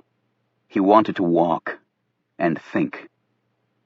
His wandering took him, as it often did, to the White House. He nodded to some of the uniformed Secret Service that he knew, and stopped and chatted with an agent who was sitting in a black Suburban gulping down black coffee. Alex and the man had started out together at the Louisville field office, though their paths had parted after that. POTUS was hosting a state dinner tonight, his friend told Alex, and then it was off to campaign in the Midwest the next day, with a 9/11 ceremony in New York City after that. I like to see a president who keeps busy, Alex replied. Some chief executives worked their butts off, pulling a full 12 hours during the day, changing into a tux and doing the Washington social two-step, and then working the phones from their private quarters until the wee hours. Other presidents liked to cruise through the day and knock off early. Alex had never thought the presidency was a cruising sort of job. He passed into Lafayette Park and was surprised to see a light on in Stone's tent. Maybe he'd finally found somebody he could really talk to. Oliver? He called out softly, while standing next to the lighted tent. The tent flap fell open, and he stared at a man he didn't recognize. I'm sorry, Alex said. I was looking for Agent Ford, Oliver Stone said as he stepped outside. Oliver? Is that you? Stone smiled and rubbed his clean-shaven face. A man needs a fresh start every once in a while, he explained. I came by looking for you last night. Adelphia told me. I miss our chess matches. I'm afraid I didn't give you much competition. You improved a lot over the years, Stone replied kindly. While Alex was on presidential protection detail, he'd visited Stone as often as his busy schedule allowed. At first it was to check up on potential problems near the White House. Back then, Alex considered anyone within a square mile of the place who didn't carry a Secret Service badge as the enemy, and Stone had been no exception. What had really intrigued Alex about Oliver Stone was that the man didn't seem to have a past. Alex had heard rumors that Stone had one time worked for the government, so Alex went on every database he could think of looking for some history on the fellow, but there was simply none. He didn't search under Oliver Stone, an obviously fake name. Instead, he surreptitiously got Stone's fingerprints and ran them through AFIS, the FBI's massive automated fingerprint identification system. That came back negative. Then he passed them through the military databanks, the Secret Service's own computer files, and through every other place he could think of. They all came back zip. As far as the United States government was concerned, Oliver Stone didn't exist. He'd once followed Stone to his caretaker's cottage at the cemetery. He checked with the church that owned it, but they would tell him nothing about the man, and Alex had no probable cause to force the issue. He'd watched Stone working in the cemetery a few times, and when he'd gone off, Alex considered searching the cottage. Yet there was something about Stone, an intense measure of dignity and also a profound sincerity, that caused Alex to finally reject this idea. "So what did you come to see me about?" Stone asked. "Just passing through. Adelphia said you were at a meeting?" She likes to embellish. "I met some friends over on the mall. We like walking there at night." He paused and added, "So, how are things going at the WFO? It's nice working cases again." "I heard that an employee of yours was killed." Alex nodded. "Patrick Johnson. He worked at the National Threat Assessment Center. That's really been blended with NIC now, but I'm involved because Johnson was still sort of a joint employee of ours." "You're involved?" Stone said. "Do you mean that you're working the case?" Alex hesitated. There didn't seem to be any reason not to acknowledge his involvement. It wasn't exactly confidential. "I was assigned to poke around, although it seems to have been solved." "I hadn't heard." "They found heroin in Johnson's home. They think whoever he was dealing with killed him." He didn't mention Ann Jeffrey's call. That part wasn't publicly known. "And what do you think?" Stone said, eyeing him keenly. Alex shrugged. "Who knows? And we're just really piggybacking on the FBI. And yet a man has been killed." Alex looked at his friend questioningly. "Yeah, I know that. Over the years I've watched you, Agent Ford. You're observant, diligent, and you have sound instincts. I think you should use those talents on this case. If the man's work was sensitive to this nation's security, a second pair of eyes is certainly in order." "I've covered the bases, Oliver. If it wasn't drugs..." "Exactly. If not drugs, what? I think someone should answer that question very thoroughly. Perhaps the answer lies with his work. Consider that planting drugs at his home would be an easy way to cover something up." Alex looked doubtful. "That's highly unlikely, and quite frankly, NIC is a big can of worms to open for a guy looking to retire in 3 years. 3 years isn't such a long time, Agent Ford. Not nearly as long as the years you've already served your country. And unfortunately, fair or not, the end of one's career is what a person is usually remembered for. And if I make a misstep on this one, maybe I don't have a career left. But the other important point to realize is this: the end of one's career is also what you remember most vividly, and you'll have decades to possibly regret, and that is a very long time." Leaving Stone, Alex slowly walked back to his car. What the man said made sense. There were issues that were not clear in Alex's mind about Patrick Johnson's death. The drug discovery did seem a little too convenient, and other details just didn't add up. In truth, he had been only half-heartedly investigating the case, more than ready to follow the Bureau's lead in its conclusions. And Stone had been right on another level. Alex had stayed at the service after his accident because he didn't want to go out on a disability ride. Well, sleepwalking through a major case wasn't the way he wanted to go out either. There was something to be said for professional pride, and if U.S. presidents shouldn't cruise through their duties, Secret Service agents shouldn't either. Oliver Stone watched Alex pass out of sight and then quickly walked to his cottage at the cemetery. From there he used the cell phone Milton had given him to call Caleb and tell him of this latest development. "It was a stroke of good fortune that I couldn't ignore," Stone explained.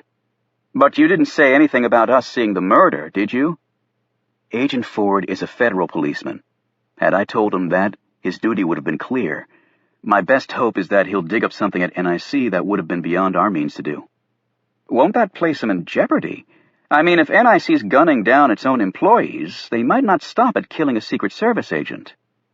Agent Ford is a capable man, but we'll also have to act as his guardian angels, won't we? Stone clicked off, and suddenly remembering he hadn't eaten any dinner, went into his kitchen and made some soup, which he ate in front of a small fire he'd built. Cemeteries always seem to be cold, no matter the season. After that, he sat down in his old armchair next to the fire with a book that he'd been reading from his very eclectic collection that Caleb had helped him assemble. That's all he had left. His friends, his books, some theories, a few memories. He glanced at the box with the photo album again, and despite intuitively knowing that it would be a bad thing, he put his book down and spent the next hour drifting through his past. Stone lingered over the pictures he had of his daughter. One showed her holding a bunch of daisies, her favorite flower. He smiled as he remembered how she would pronounce it. Daisies. There was another picture of her blowing out candles on a cake. It wasn't her birthday. She'd gotten stitches in her hand after she'd fallen on some broken glass, and the cake was her reward for being so brave. The cut left a scar in the shape of a crescent on her right palm. He'd kissed it every time he held her. He had so few memories of her that Stone clung desperately to every one. At last his mind went back to that final night. Their house had been situated in a very isolated area. His employer had insisted on that. It was only after the attack that Stone understood the reason for this requirement. He remembered the creak of the door as it was opened. Cut off from their child, he and his wife barely slipped through the window when the muffled shots commenced. Stone remembered visualizing the suppressor cans on the ends of the muzzles. Thump, thump, thump. They nipped at him like lethal gnats. And then his wife screamed once, and that was all. She was dead. Stone killed 2 of the men sent to execute him that night, using their own guns against them. And then he'd gotten away to a safe place. That night was the last time Stone saw his wife or his daughter. The next day, it was as though they'd never existed. The house had been emptied and all signs of the murderous attack obliterated. All attempts to find his daughter over the years had failed. Beth. Her full name was Elizabeth, but they had always called her Beth. She was a beautiful child and the pride of her father, and he had lost her forever, on a hellish night decades ago. When he eventually learned the truth of what had happened, Stone was consumed with the idea of revenge. And then something happened that struck those thoughts from him. He read in the paper of the violent death of a man, an important man, in a country overseas. The killing was never solved. The man left behind a wife and children. Stone recognized the fingerprints of his former employer all over that killing. It was a scene personally very familiar to Stone as well. That's when he realized he was not a man who deserved revenge, even for his wife being murdered and his child taken from him. His past sins were many, piled high under the dubious cloak of patriotism. For Stone, it effectively disenfranchised him from seeking justice for the wrong committed against his family. He disappeared and traveled the world under a number of aliases. It had been relatively easy. His government had trained him very well to do just that. After many years of wandering, he embarked on the only option left to him. He became Oliver Stone, a man of silent protest, who watched and paid attention to important things in America others didn't seem drawn to. And still, it had not been nearly enough to balance the pain of losing the 2 people he cared most about. That would be his burden until his last breath. When he fell asleep in the chair as the fire died low, the wetness of his tears still shimmered on the album's slick pages. Chapter 27. Jamila rose at 5 o'clock in her small apartment on the outskirts of Brennan, Pennsylvania. Shortly after dawn, she performed her first prayer of the day.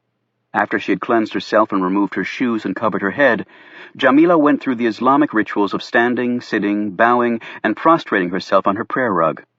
She began by reciting the Shahada, the central statement of Muslim faith, La ilaha illallah, or There is no God but God. After that, she recited the opening surah, the first chapter of the Quran. The invocations were performed silently, only her lips moving as she formed the words. After she'd finished her salat, she changed her clothes and readied herself for work before sitting down to breakfast. As she surveyed her tiny kitchen, Jamila reflected on her conversation with Laurie Franklin the day before. Jamila had lied to her employer, though the American would have no way of knowing of the deceit. Jamila's official papers showed her to be a Saudi. That, and her being a woman, had allowed her entry into America to go very smoothly, even in post-9/11 times. Jamila was actually an Iraqi by birth, and a Sunni Muslim by religious practice, as were over 80% of all Muslims, although in Iraq the Sunnis were in the minority. In early times, the Sunnis clashed with their Shia counterparts largely over the issue of the successor to the Prophet Muhammad. Now the differences were far more numerous and bitter.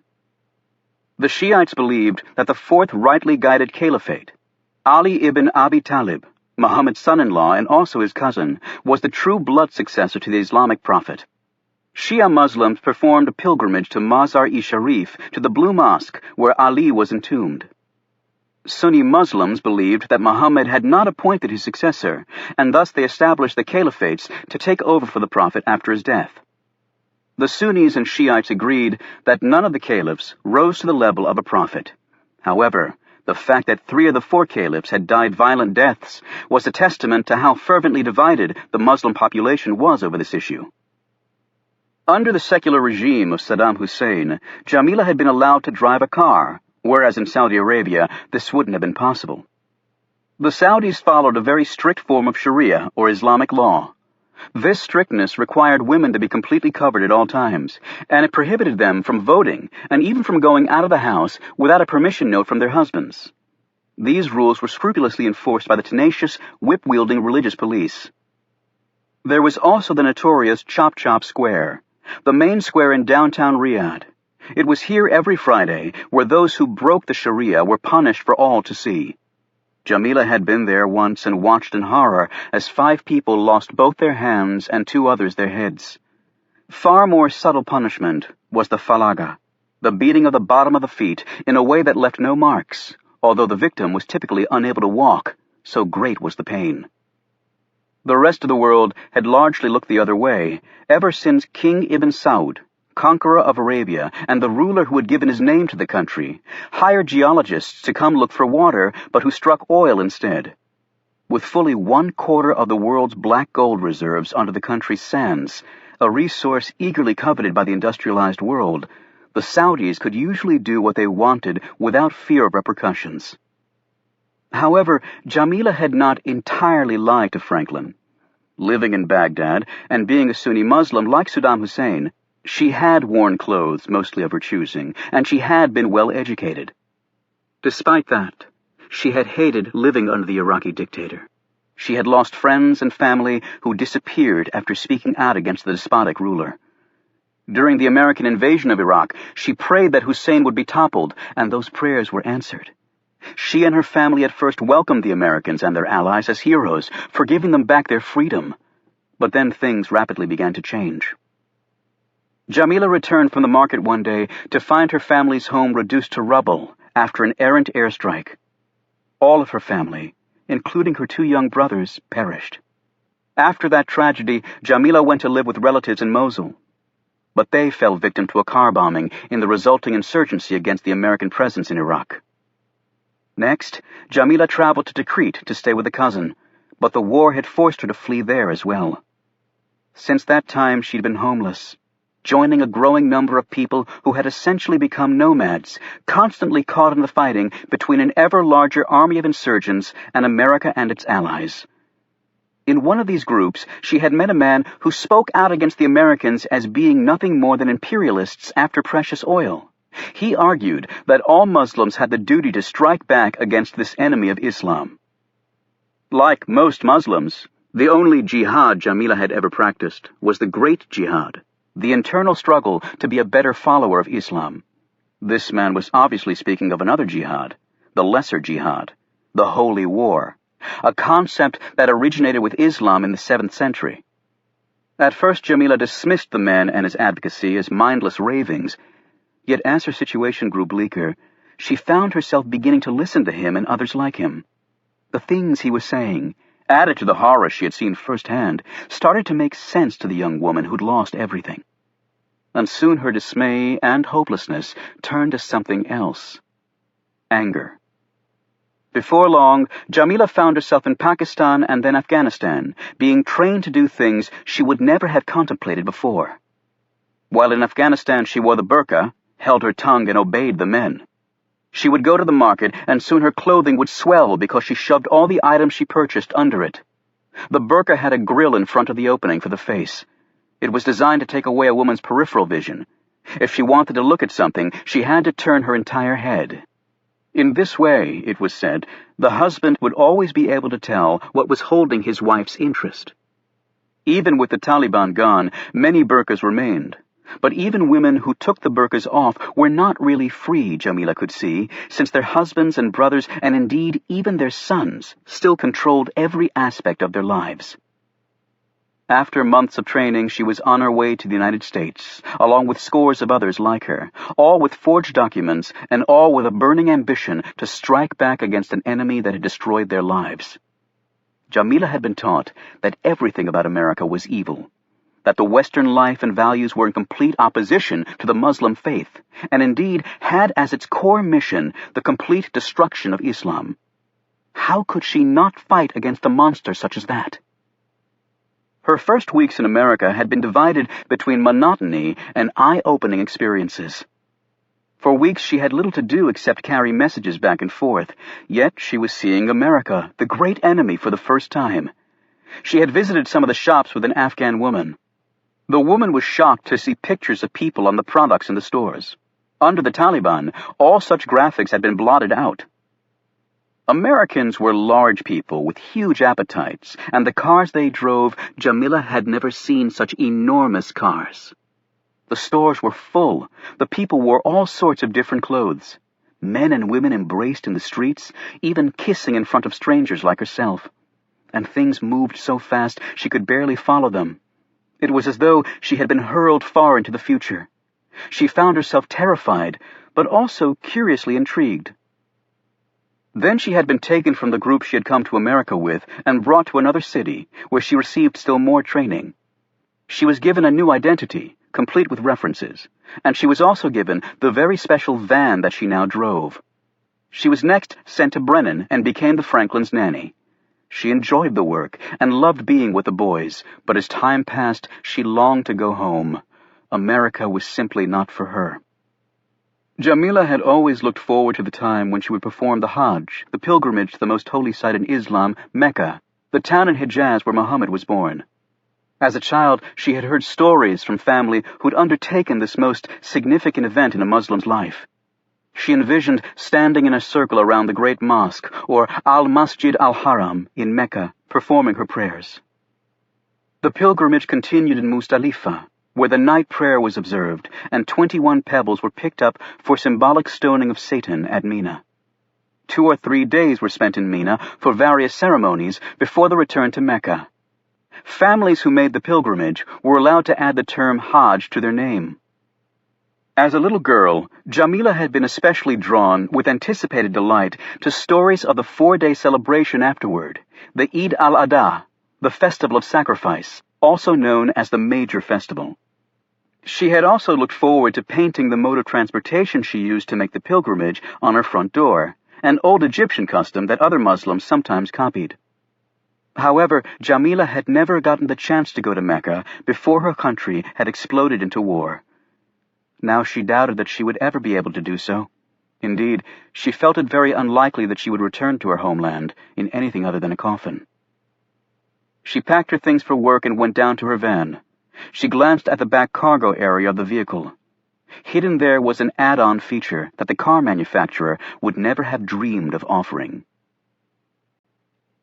In the center of downtown Brennan, Captain Jack closed on the purchase of his new property, an automobile repair facility. Dressed in an elegant 2-piece suit, the distinguished-looking entrepreneur took the keys, thanking the seller and his agent as he drove away in his Audi convertible. They had smiled and counted their money and wished him luck. "Good luck to you, too," he wanted to say. "And good luck to the town of Brennan. It's certainly going to need it." A few minutes later, Captain Jack parked his car at a curb, flipped open his iPad, went online and entered the chat room. Today's film was The Wizard of Oz. He remembered watching it as a child. Probably unlike most viewers, he'd always sympathized with the plight of the enslaved flying monkeys. He left his message arranging a meeting at the park. The auto repair facility would be one of the most critical elements of this operation, and that was where the woman came in. If she didn't come through, none of his work would matter. Some things a person couldn't get from faceless emails, like whether someone had the will necessary to do the job. Sometimes you had to go see for yourself.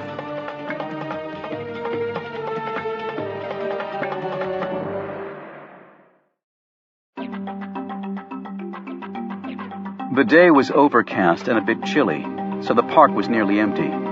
Captain Jack sat on a bench, read his newspaper, and drank his coffee. He had spent half an hour making a careful reconnoiter of the park before ever leaving his car. The odds that anyone had him under surveillance were astronomically small, yet one didn't survive long in his line of work by tripping over the small but crucial details.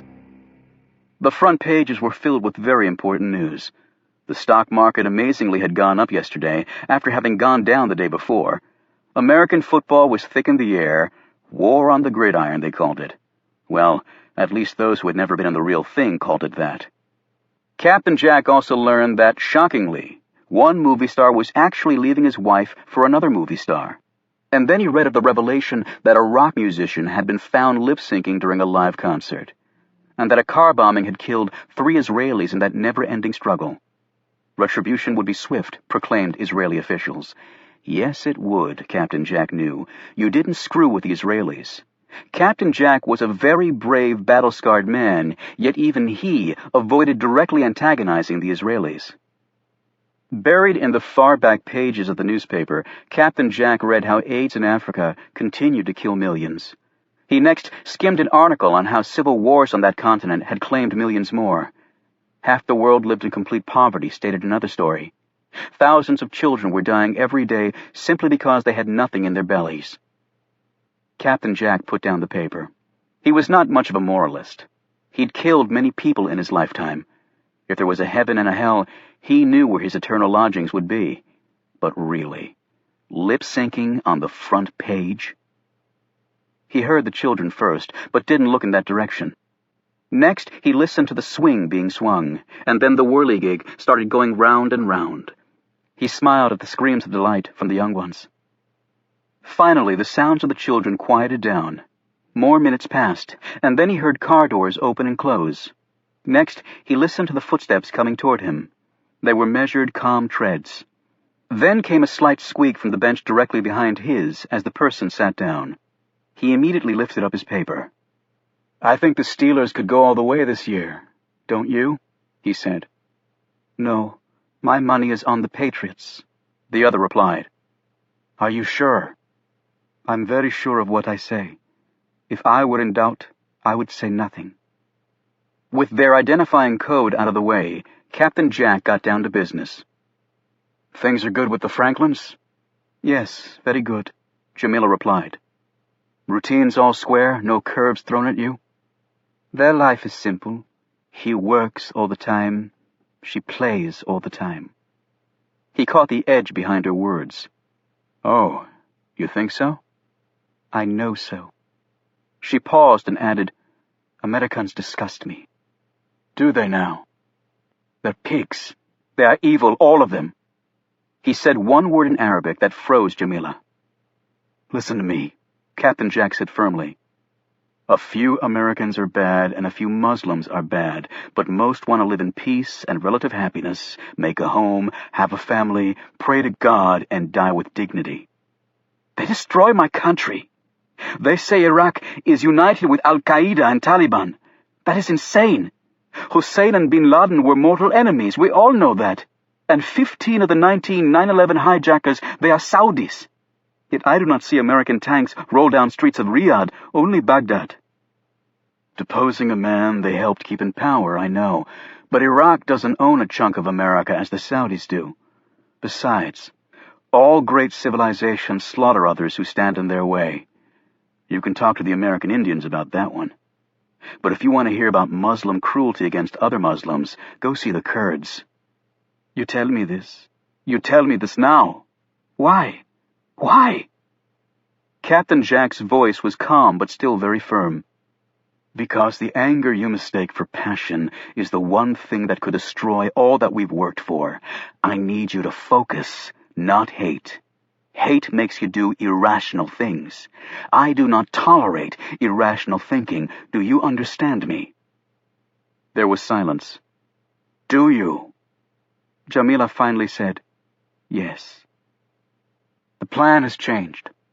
It's actually a little cleaner now. I want you to listen very carefully, and then you will practice this new routine over and over until you can do it in your sleep." When he finished telling her the new details, she said, "Like you say, it is easier. It is the way I would go to the Franklin's house." "Exactly. but we have to account for everything. On that day, if the Franklin's routine varies for any reason, and it may, because presidents don't come to town every day, someone will be standing by. You remember what you have to say?"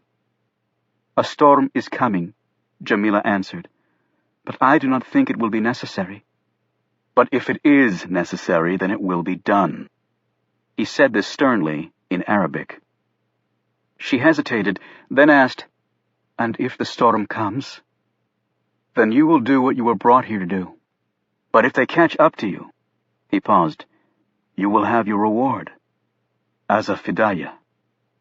Jamila smiled as she gazed at a point in the cloudy sky where a bit of the sun was easing through. No one had ever referred to her as a fidaya before. She was still staring at this spot when Captain Jack left. He'd learned enough. Chapter 28. "I thought the case was closed," Jackie Simpson said, as she and Alex drove away from WFO in his car. "I never said that. The Bureau found the drugs. You filed your report. You said you were going back to catching counterfeiters and standing post. I remember it pretty clearly, because it's when you also gave me that fabulous career advice. I got a call from Ann Jeffries last night. She said the drugs were bullshit. She threatened to sue us. She's full of crap. And she can't sue us for doing our job. Hell, it's not like we planted the heroin in Johnson's house." Alex glanced over at her. "But what if someone else did?"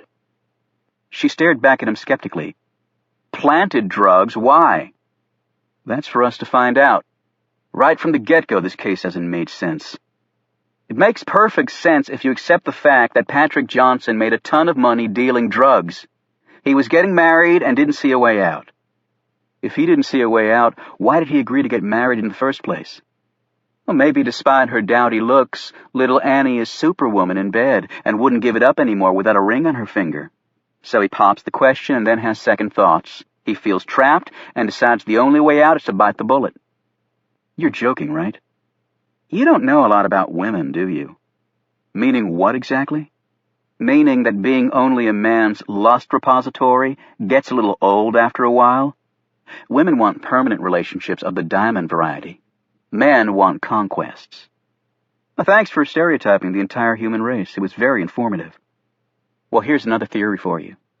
Johnson was dealing drugs, but with his marriage, he wanted to quit the business. It's not the sort of business you just walk away from. As a wedding gift, his associates gave him a bullet instead of a toaster. On the island where he had his first date, how would they have known? Maybe from Ann Jeffries, the lady who is now protesting so much that her sweetie was never involved in drugs. So she's lying to us. She's either incredibly stupid or else she knew about the drugs. So if she had no problem with it, why would he kill himself? Maybe he wanted to walk away from the business, but she didn't want him to. Alex shook his head. So now, in cahoots with the druggies, she kills her fiancé? It's as plausible as your theory. I don't think Ann Jeffries could tell the difference between a kilo of heroin and a box of sugar, even if we shoved them down her throat. Whatever. Simpson folded her arms across her chest. So where are we going? Remember the two guys we met at Roosevelt Island, Rinky and Peters? I called them. They finished the handwriting analysis, and I thought we could go learn those results, get our note back, and then snoop around. She exclaimed, "Snoop around? Did you know that when the president goes to NIC, the Secret Service isn't even allowed on certain floors with him because our security clearances aren't high enough?" "Yeah, I know. That still pisses me off," Alex said. "So what do you expect to find out there?" "As part of our investigation, we need to know what Johnson did at NIC. What happened to the man who didn't want to screw up his last 3 years?" Alex stopped the car at a red light and looked over at her. "If I'm afraid to screw up, then I should just turn in my badge right now. And since I'm not willing to do that, and this wonderfully patriotic epiphany just hit you? Actually, an old friend pointed it out to me last night." The light turned green, and they started off again. He glanced over at her, and that's when he suddenly noticed it, because she'd unbuttoned her jacket. "That's a SIG 357. She didn't look at him. My other gun was a little heavy. Alex also noted that she wasn't wearing her usual flashy breast pocket handkerchief. They were passing through western Fairfax County on Route 7 when Simpson finally spoke again. "I had dinner with my father last night." "And how is the good senator?" "Enlightened," she answered tersely. Alex wisely kept his mouth shut. When they pulled up to the main security entrance at NIC, Alex surveyed with awe the sprawling complex that lay ahead. "What the hell is NIC's budget?" "It's classified, like ours," Simpson answered. It took them nearly an hour to clear security, and even then, despite their protests, they had to turn over their weapons.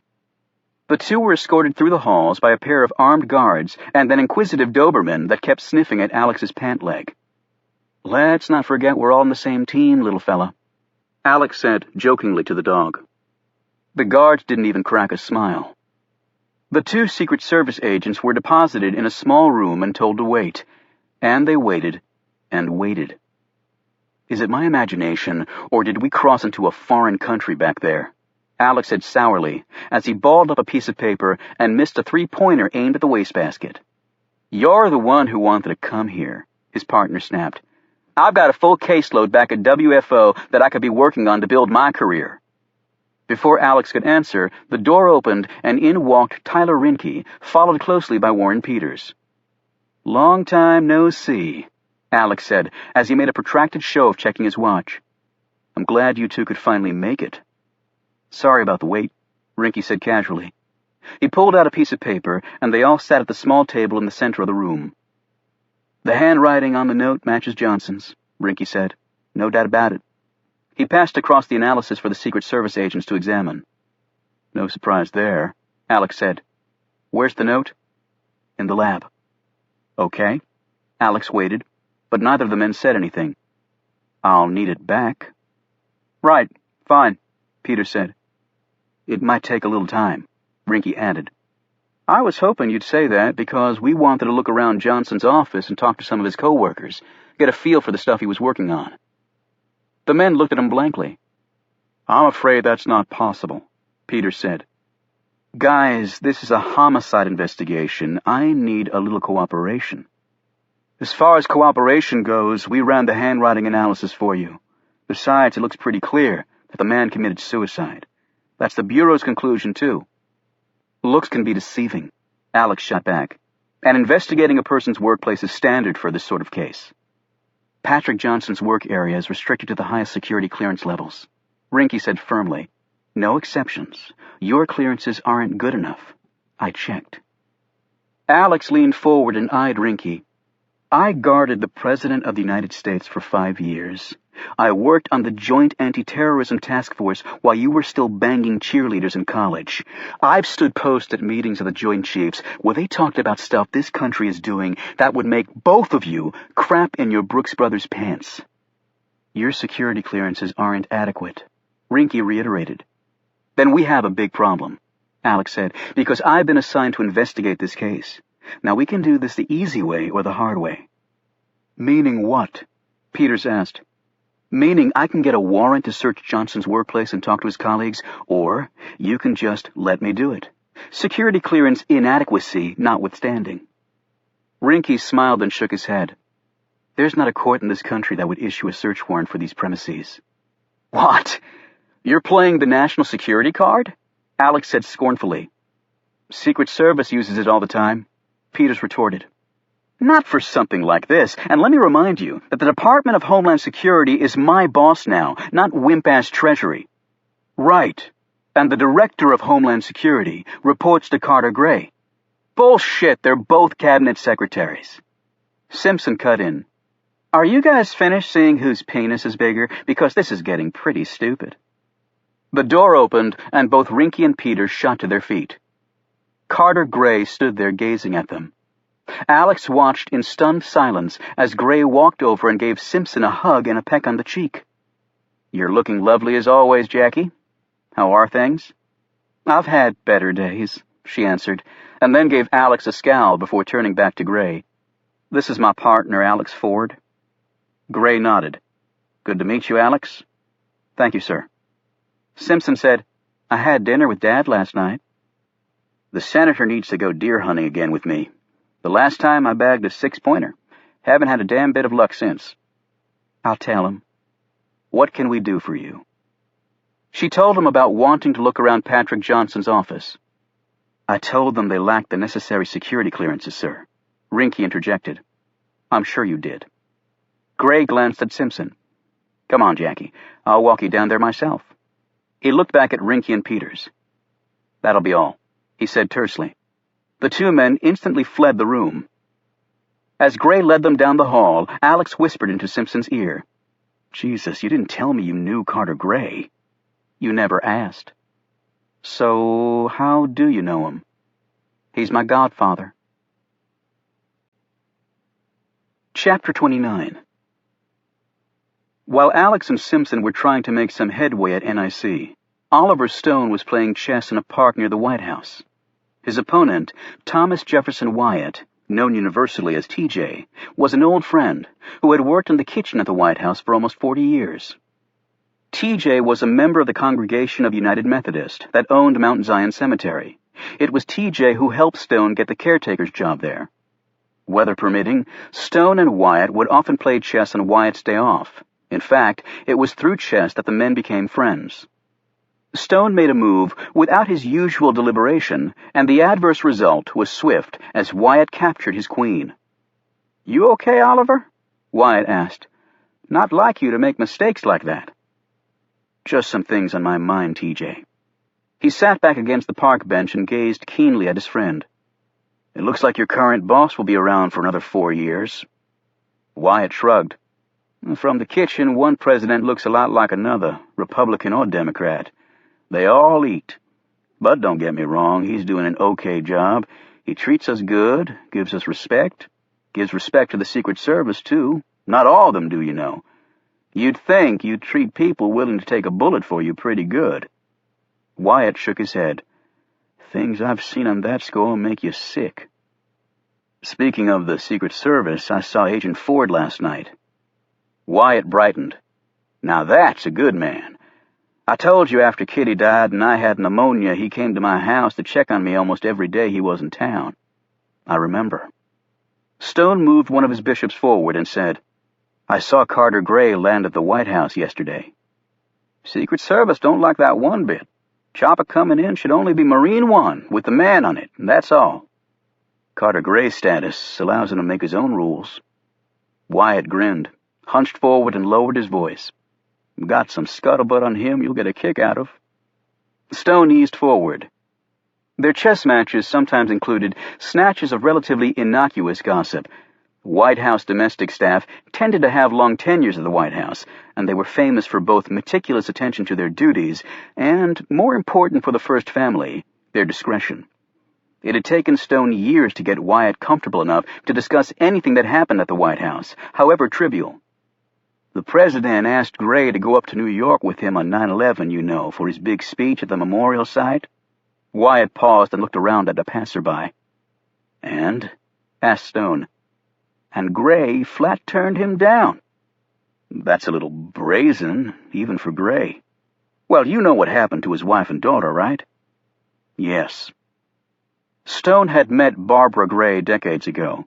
She was an accomplished woman even back then, with a compassion that her husband had never possessed. Stone had instantly respected her, later faulting the lady only for her poor choice in husbands. Then the president asked Gray to go up with him to that town in Pennsylvania, the place that changed its name to Brennan. And is he? You don't turn down the man twice, right? No, you don't, Stone agreed. Both men fell silent as Wyatt studied the board and then made his move, edging his rook toward Stone's knight. While Stone considered his options, he said, I see that Gray has some problems of his own to deal with. This fellow Patrick Johnson, who was found dead on Roosevelt Island, he worked for NIC. Oh, yeah, that's been making the rounds at the big house. The president's concerned. He and Gray are real tight. So dirt hits Gray, it's bound to splash on the president. The man's no dummy. The president's loyal, but he's not stupid. TJ glanced around. I'm not telling tales out of school. Everybody knows that. I'm sure NIC and the White House have been working the media hard because there wasn't much in the morning news about it. I know the president's been ordering a lot of late-night snacks and coffee. The man's going into the home stretch on the election, and he doesn't want nothing to upset the apple cart. And a dead body can upset a lot of things. After their chess match was finished and Wyatt had left, Stone sat and thought for a bit. So Gray was going to Brennan, Pennsylvania. That was interesting. Stone had thought it a little gutsy of the town to pull a stunt like that, but apparently it had paid off. He was about to leave when he saw Adelphia walking toward him, carrying 2 cups of coffee. She sat down and handed him one. "Now we have the café and we chat," she said firmly. "Unless you have meeting to go to," she added drolly. No, I don't, Adelphia, and thank you for the coffee." He paused and added, "How did you know I was here?" "Like that is big secret. Where do you come when you have the game of chess? It is here you come, always it is, with that black man who works at White House." "I didn't know I was that predictable in my movements," he said, his tone somewhat annoyed. Men are always predictable. Do you like your café?" "Very nice." He paused and then commented, "You know, these aren't cheap, Adelphia. It is not like I drink the café 100 times all of the days." "But you have money?" Adelphia eyed his new clothes. "So? And you have the money." "I have a job, and my friends, they help me." "It is no one that helps me. I work for money, all of it." Stone was surprised that he'd never asked her this before. "What do you do?" "I am seamstress for laundry place. I work when I want, they pay me good, and they give me good deal on room," she said.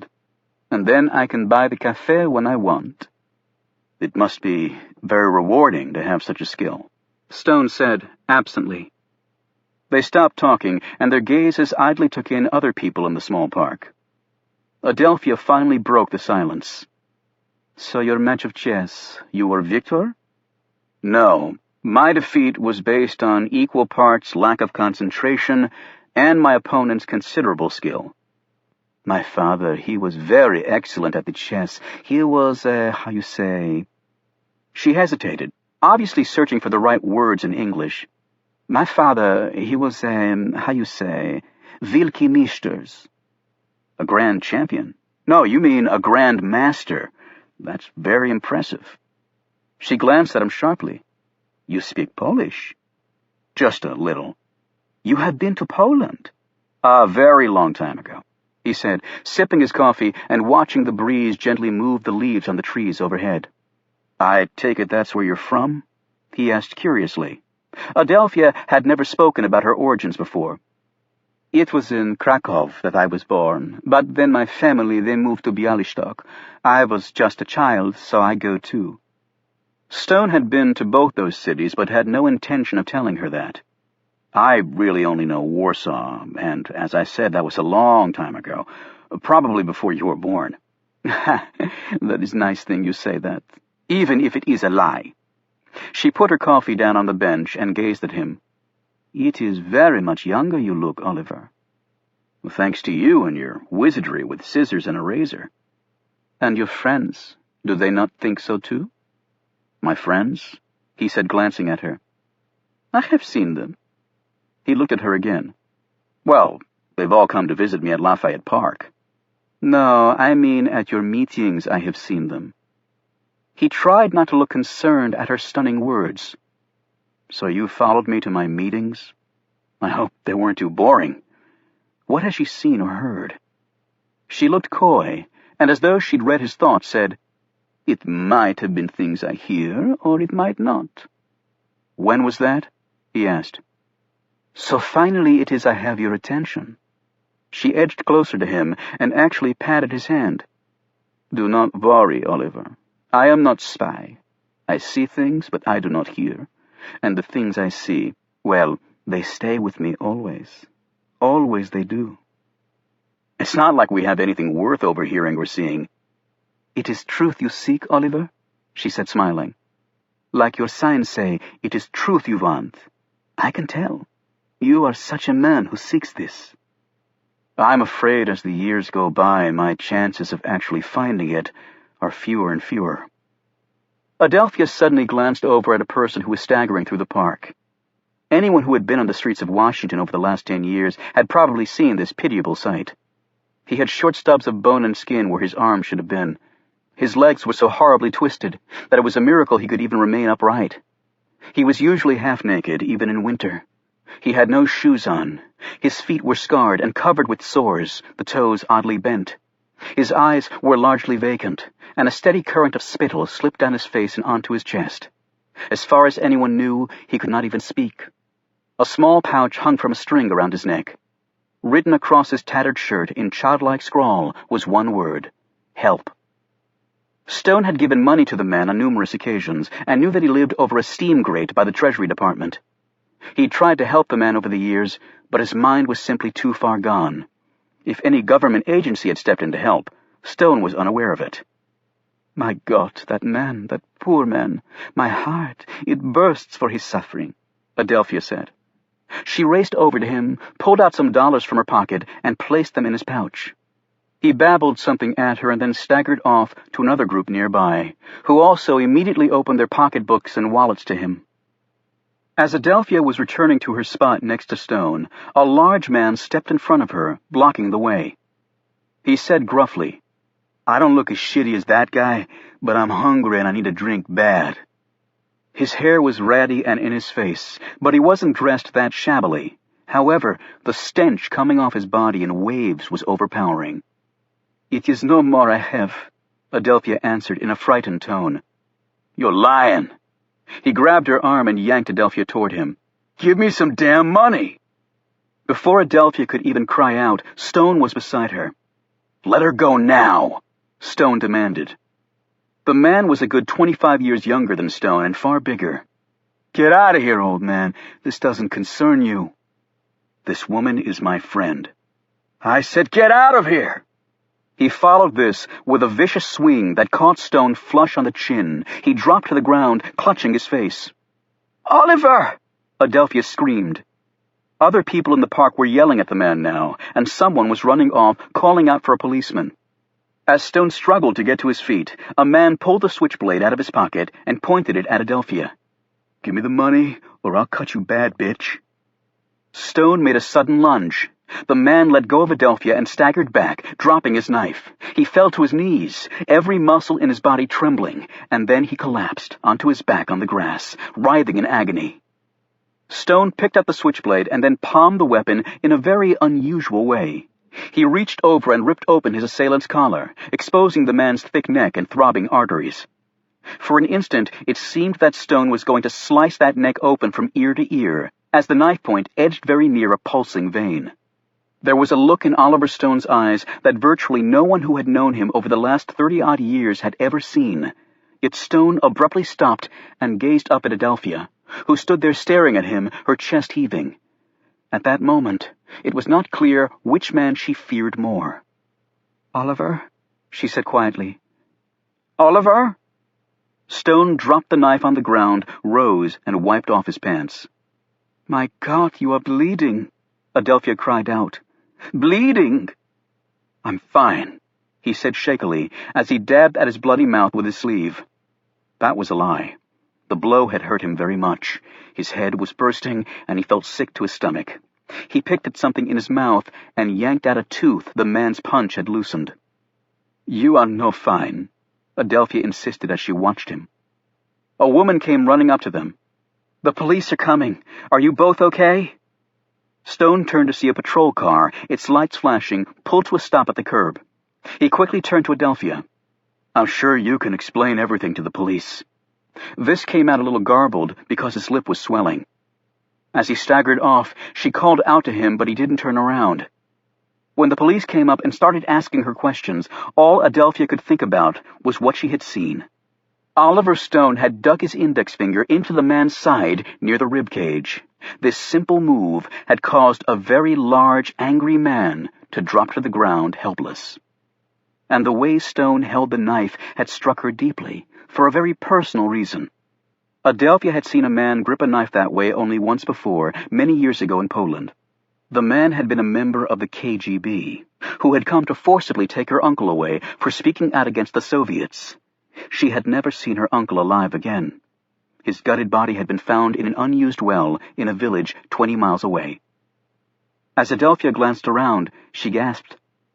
Oliver Stone had disappeared. Chapter 30. This is where Patrick Johnson worked, Carter Gray said, sweeping his hand across the room. Alex slowly took it all in. The space was about half the size of a football field, with a large open area in the middle and cubicles along the perimeter. Computers with flat screens were on every desktop, and servers hummed in the background. Men and women dressed in business attire either sat at their desks, totally focused on their work, or else walked the halls speaking into phone headsets, using cryptic jargon that not even Alex, with all his federal time behind him, could understand. The sense of urgency here was palpable. As Gray led them over to a set of corner cubicles, Alex caught images of people's faces flashing across some of the computers, most of them Middle Eastern, with data, presumably about each person, flowing down one side of the screen. The thing he didn't see was a single scrap of paper. "We are paperless," Gray said. Alex was startled by this comment. Has the man added mind-reading to his repertoire? At least the people working here are. I still like to feel the material in my hands. He stopped at one cubicle, larger than the rest, whose walls, instead of waist level, were 6 feet high. This is Johnson's office. I take it he was a supervisor of some sort? Simpson commented. Yes. His precise task was to oversee the work on our data files of all terrorist-related suspects. When we took over NTAC, we combined that staff and their files with ours. It was an ideal fit. However, we of course didn't want to strip the Secret Service of all involvement. That's why Johnson and others here were joint employees. Gray said this in a magnanimous tone. However, as Alex looked around the space, he thought to himself, nice but useless bone to throw our way, since we had no control over our joint employee. His gaze came to rest on the only personal item in the office. It was a small framed photo of Anne Jeffries sitting on Johnson's desk. Alex noted that when the woman was all made up, she looked very pretty. He wondered if Anne Jeffries was meeting with a lawyer right now. A moment later, another man joined them. Tom Hemingway flashed a smile as he put out his hand to Alex. Well, I guess my cover's blown, Agent Ford. I guess so, Alex said as he winced at the man's crushing grip. Gray raised an eyebrow. You two know each other? Through Kate Adams, the DOJ lawyer I was working with, sir. Simpson stepped forward. I'm Jackie Simpson, Secret Service. Tom Hemingway. Nice to meet you, Tom. She gazed appreciatively at the handsome Hemingway until she caught Alex scowling at her. I was just showing them Patrick Johnson's office and explaining what he did for us, Gray said. They're investigating his death on behalf of the service. If you'd like, sir, I can take over from here. I know you have a meeting. Tom knows much more about computers than I do, Gray said. That wasn't exactly true, but Gray had never been one to boast of his strengths, because that very hubris often turned them into weaknesses. Don't forget to tell your father what I said, Jackie. Then Gray left them. So what exactly are you looking for? Hemingway asked. Basically an understanding of what Johnson did here, Alex answered. Secretary Gray said that he oversaw the data files on terrorist suspects. That's right, among other things. I guess the best way to describe it is that he and the other data supervisors are like senior air traffic controllers, making sure all the pieces go together smoothly. The databases are constantly being updated with fresh intelligence, and we've streamlined things too. The FBI, DEA, Homeland Security, ATF, CIA, DIA, and others each had its own database. There was a lot of overlap and wrong information, and no way for one agency to thoroughly access another agency's files. That was one of the problems that led up to 9/11. Now, it's all maintained here, but the other agencies have 24/7 access. Alex spoke up. Isn't that a little risky, putting everything in one place? We have a backup center, of course, Hemingway said. Where is it? Alex asked. I'm afraid that's classified. Well, I saw that one coming. And keep in mind that our system didn't replace the Bureau's APHIS, said Hemingway, referring to the FBI's fingerprint identification system. We're after terrorists, not pedophiles and bank robbers. We also bought several private firms that specialized in intelligence data mining and other areas of technological expertise.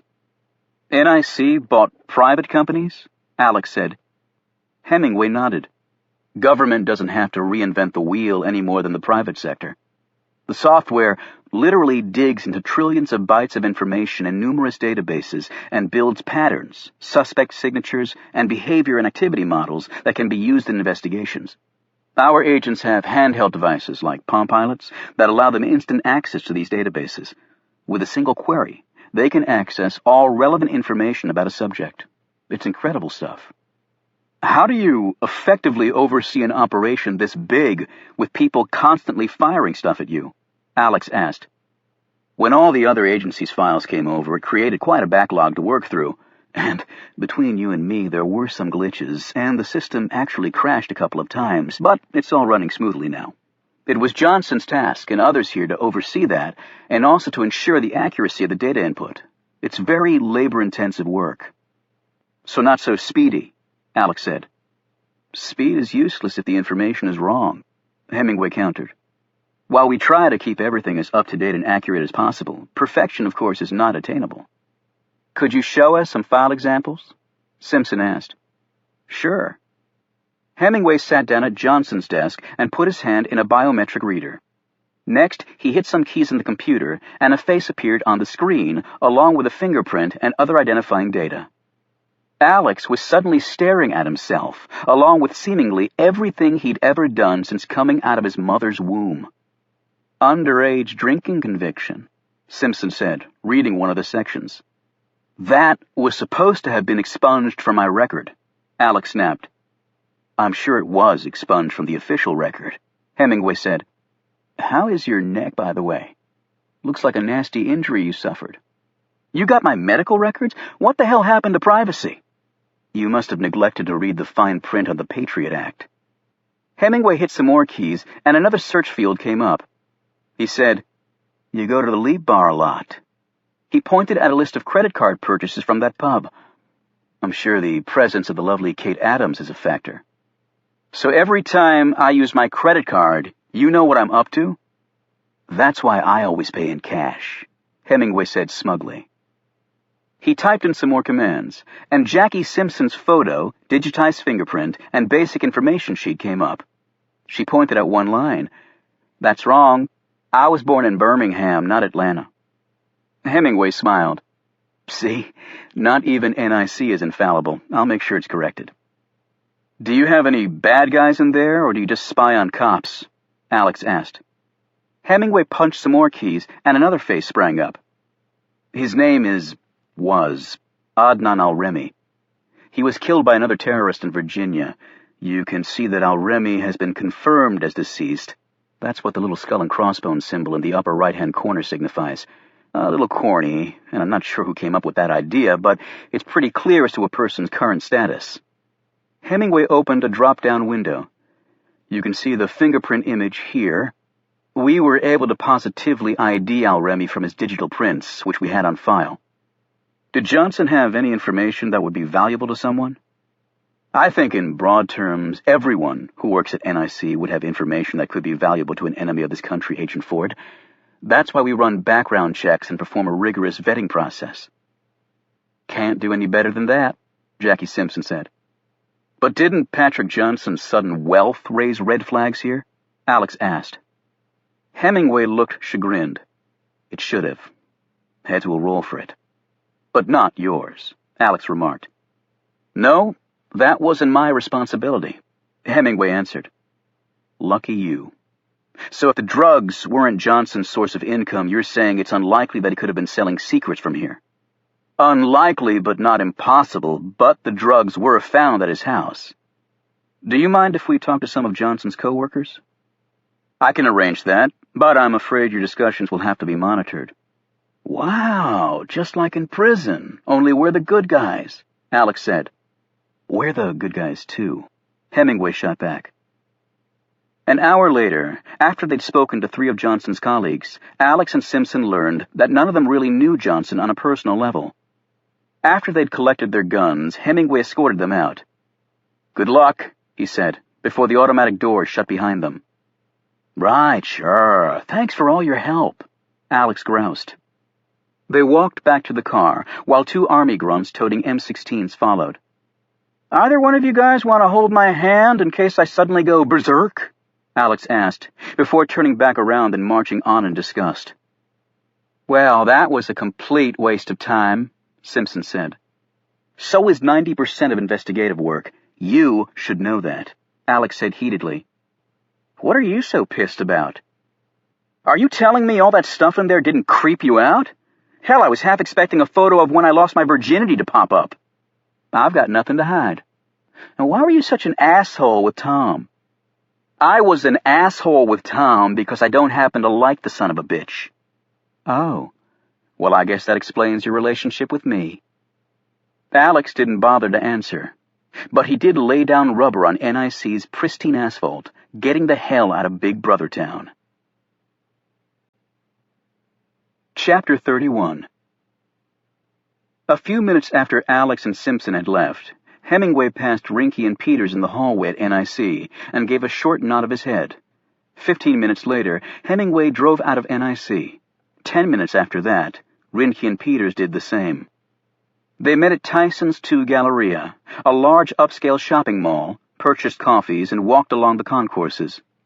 They'd already used an anti-surveillance device to ensure that none of them had been bugged, and each had taken great pains to make sure they hadn't been followed.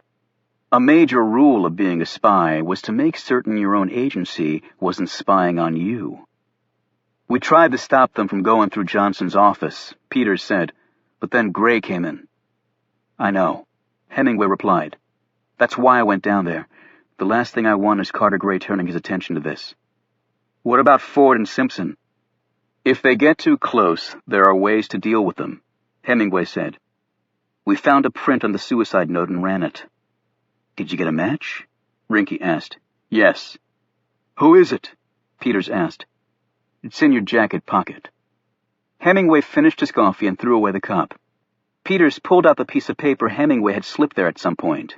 He read the name, Milton Farb. Hemingway explained, "He worked at NIH years ago as a computer systems expert, but had some mental problems and popped up in some psych centers. He was in the phone book, so it wasn't hard tracking his address.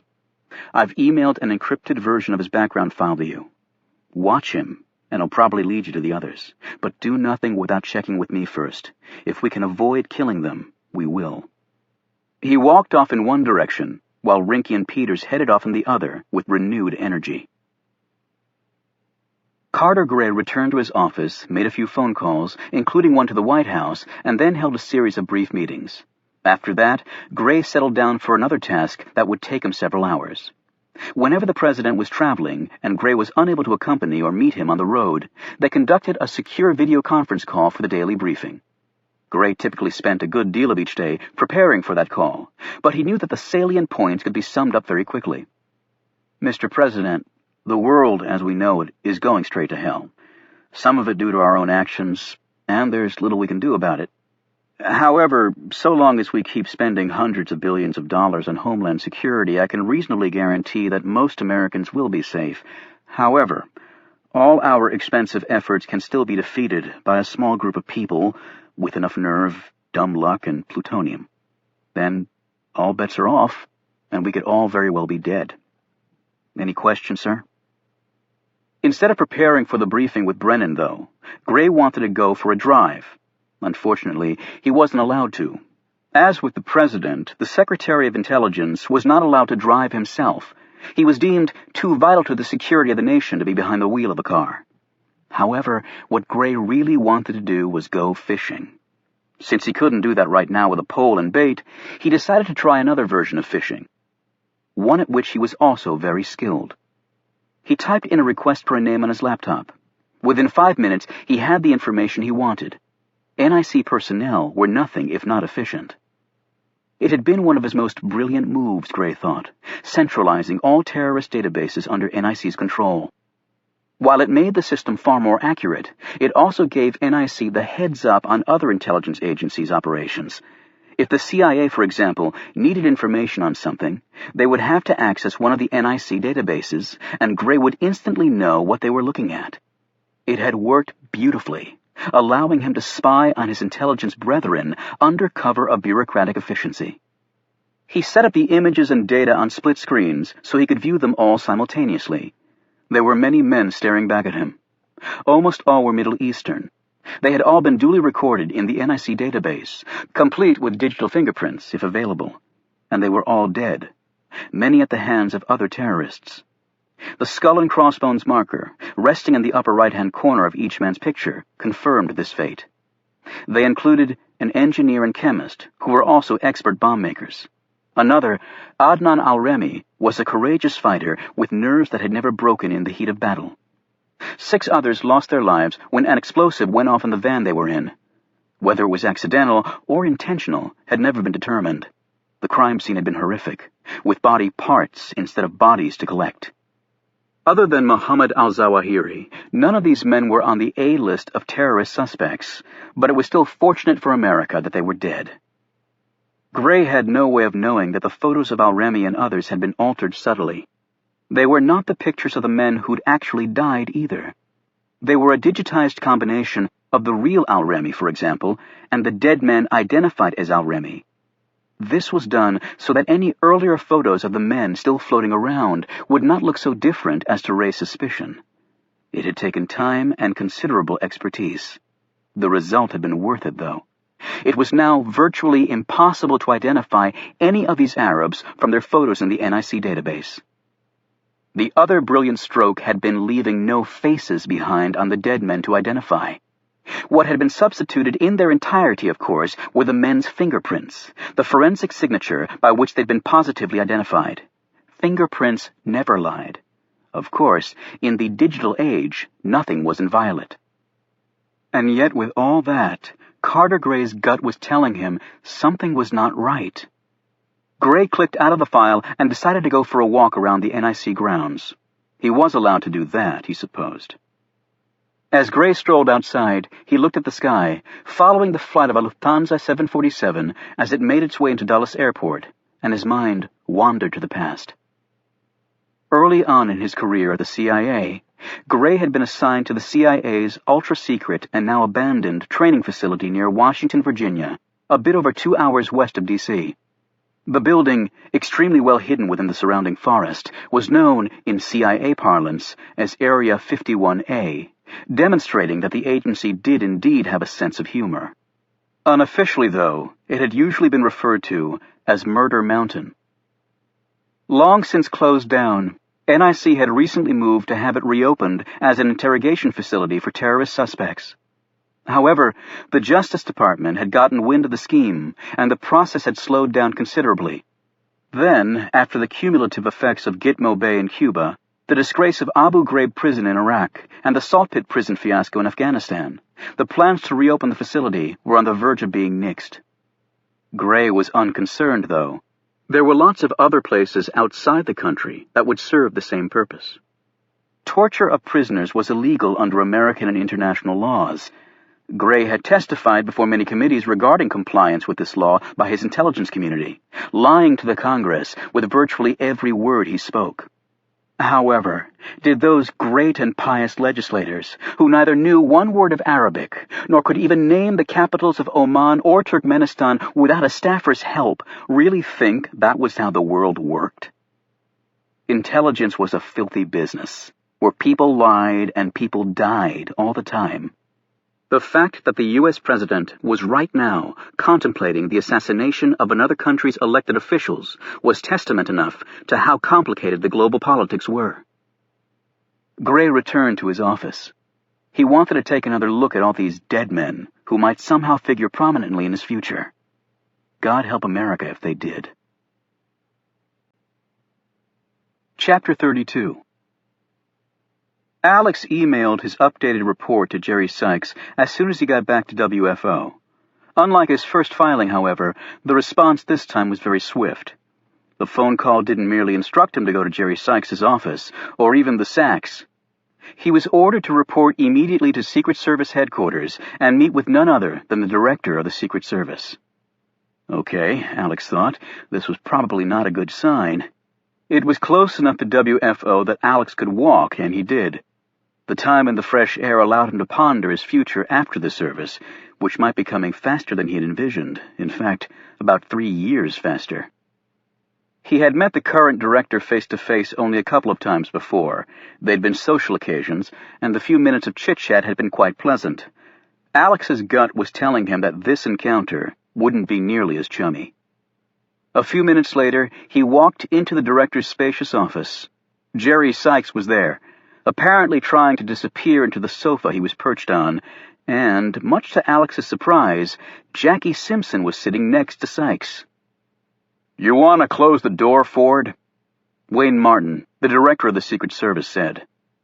Close the door. That was definitely not a good sign. Alex obeyed this instruction and then sat and waited for Martin to start speaking. He was a large man who favored striped shirts with big cufflinks. He'd worked his way up through the ranks and was one of the agents who tackled John Hinckley after his attempt to assassinate Reagan. Martin was studying a file in front of him. Shooting a quick glance at it, Alex thought it appeared to be his service history. Okay, this was really not looking good. Martin closed the file, sat on the edge of his desk, and said, "Agent Ford, I'll get right to it because, believe it or not, I've got a lot of things to do today." "Yes, sir," Alex said automatically. "I got a call from the president a little while ago. He was on Air Force One. The man was on his plane going to a string of campaign events, and he took the time to call me about you. That's why you're here today." It was as though all the blood were evaporating from Alex's body. "The president called about me, sir? Would you like to take a guess what about?" Alex shot a glance at Sykes, who was studying the floor. Simpson was looking at him, but she didn't appear to be in a helpful mood. "The Patrick Johnson case?" Alex could barely hear his own voice. "Bingo!" Martin boomed, slamming a fist down on his desk and causing everybody to jump. "Since you're batting 1,000, Ford, you care to take another guess as to what you did that prompted a call from the President of the United States?" Alex had no saliva left in his mouth, but the man obviously wanted an answer. "I've been investigating the death of Patrick Johnson. That's what I was ordered to do." Martin was shaking his head halfway through this answer. "The FBI is the lead investigative agency on the case. My understanding is that you were assigned to merely observe that investigation so as to protect the interests of this agency, and that our only connection to the deceased is that he was technically a joint employee of this agency and NIC, but in reality, he was fully under NIC's control and jurisdiction. Do you disagree with that assessment?" Alex didn't even bother to glance at Sykes. "No, sir." "Good. I'm glad that we've got that established. Now, the FBI found drugs at Mr. Johnson's residence and is following up along those lines, which would tend to indicate that he was selling said drugs and generating considerable income from that endeavor. And consequently, his employment at NIC was not being considered as possibly connected to his death. Are you aware of this?" "Yes, sir." "Good again." Martin stood, and Alex braced for what was coming. He wasn't disappointed. Martin erupted. "Now, with all that said, would you care to tell me what in the living hell you were thinking when you went out to NIC and questioned none other than Carter Gray about this matter?" This was conveyed in what could only be described as one long drill sergeant scream. When Alex finally found his voice, he said, "I thought that, to cover all the angles, going out to NIC was proper. They had run an analysis on a note for us, and did you or did you not interrogate Carter Gray?" "I did not, sir. He showed up and offered to take us to Johnson's workspace. Until then, I was merely speaking with 2 junior subordinates who were not being particularly cooperative." "Did you threaten to seek a warrant to search the NIC premises?" Alex's heart seemed to skip a beat. That was just a routine jab at... Martin smacked his desktop again. Did you?" Sweat now christened Alex's face. "Yes, sir." "Did you learn anything useful while you were there? Did you find a smoking gun? Did you find evidence to implicate Secretary Gray in some nefarious plot?" Even though he well knew these were rhetorical questions, Alex felt compelled to answer the man. "We learned nothing that was particularly helpful to the investigation, but again, it was on Secretary Gray's initiative that he showed us around, sir, and it was only for a couple of minutes." "Let me fill you in on the politics of our business, Ford. Secretary Gray didn't randomly run into you at NIC. He was alerted to your presence and purpose and came down to see you. He told the president that he felt compelled to do so because if word leaked out to the media that NIC was not being cooperative in a criminal investigation, it would reflect badly on him and his agency. As you know, Secretary Gray and the president are especially close, so things that reflect badly on NIC and Secretary Gray don't make the president happy. Are you following this?" "Yes, sir." "Are you also aware that under Secretary Gray's initiative, a full internal investigation is being conducted at NIC with regards to the Johnson matter, and that the FBI will be assisting in this?" "No, sir, I was not aware of that." Martin didn't appear to be listening now. He picked up a piece of paper from his desk. "According to your first report, you'd concluded that Mr. Johnson was probably a drug dealer, and you were going to let the FBI track that lead down. That was it.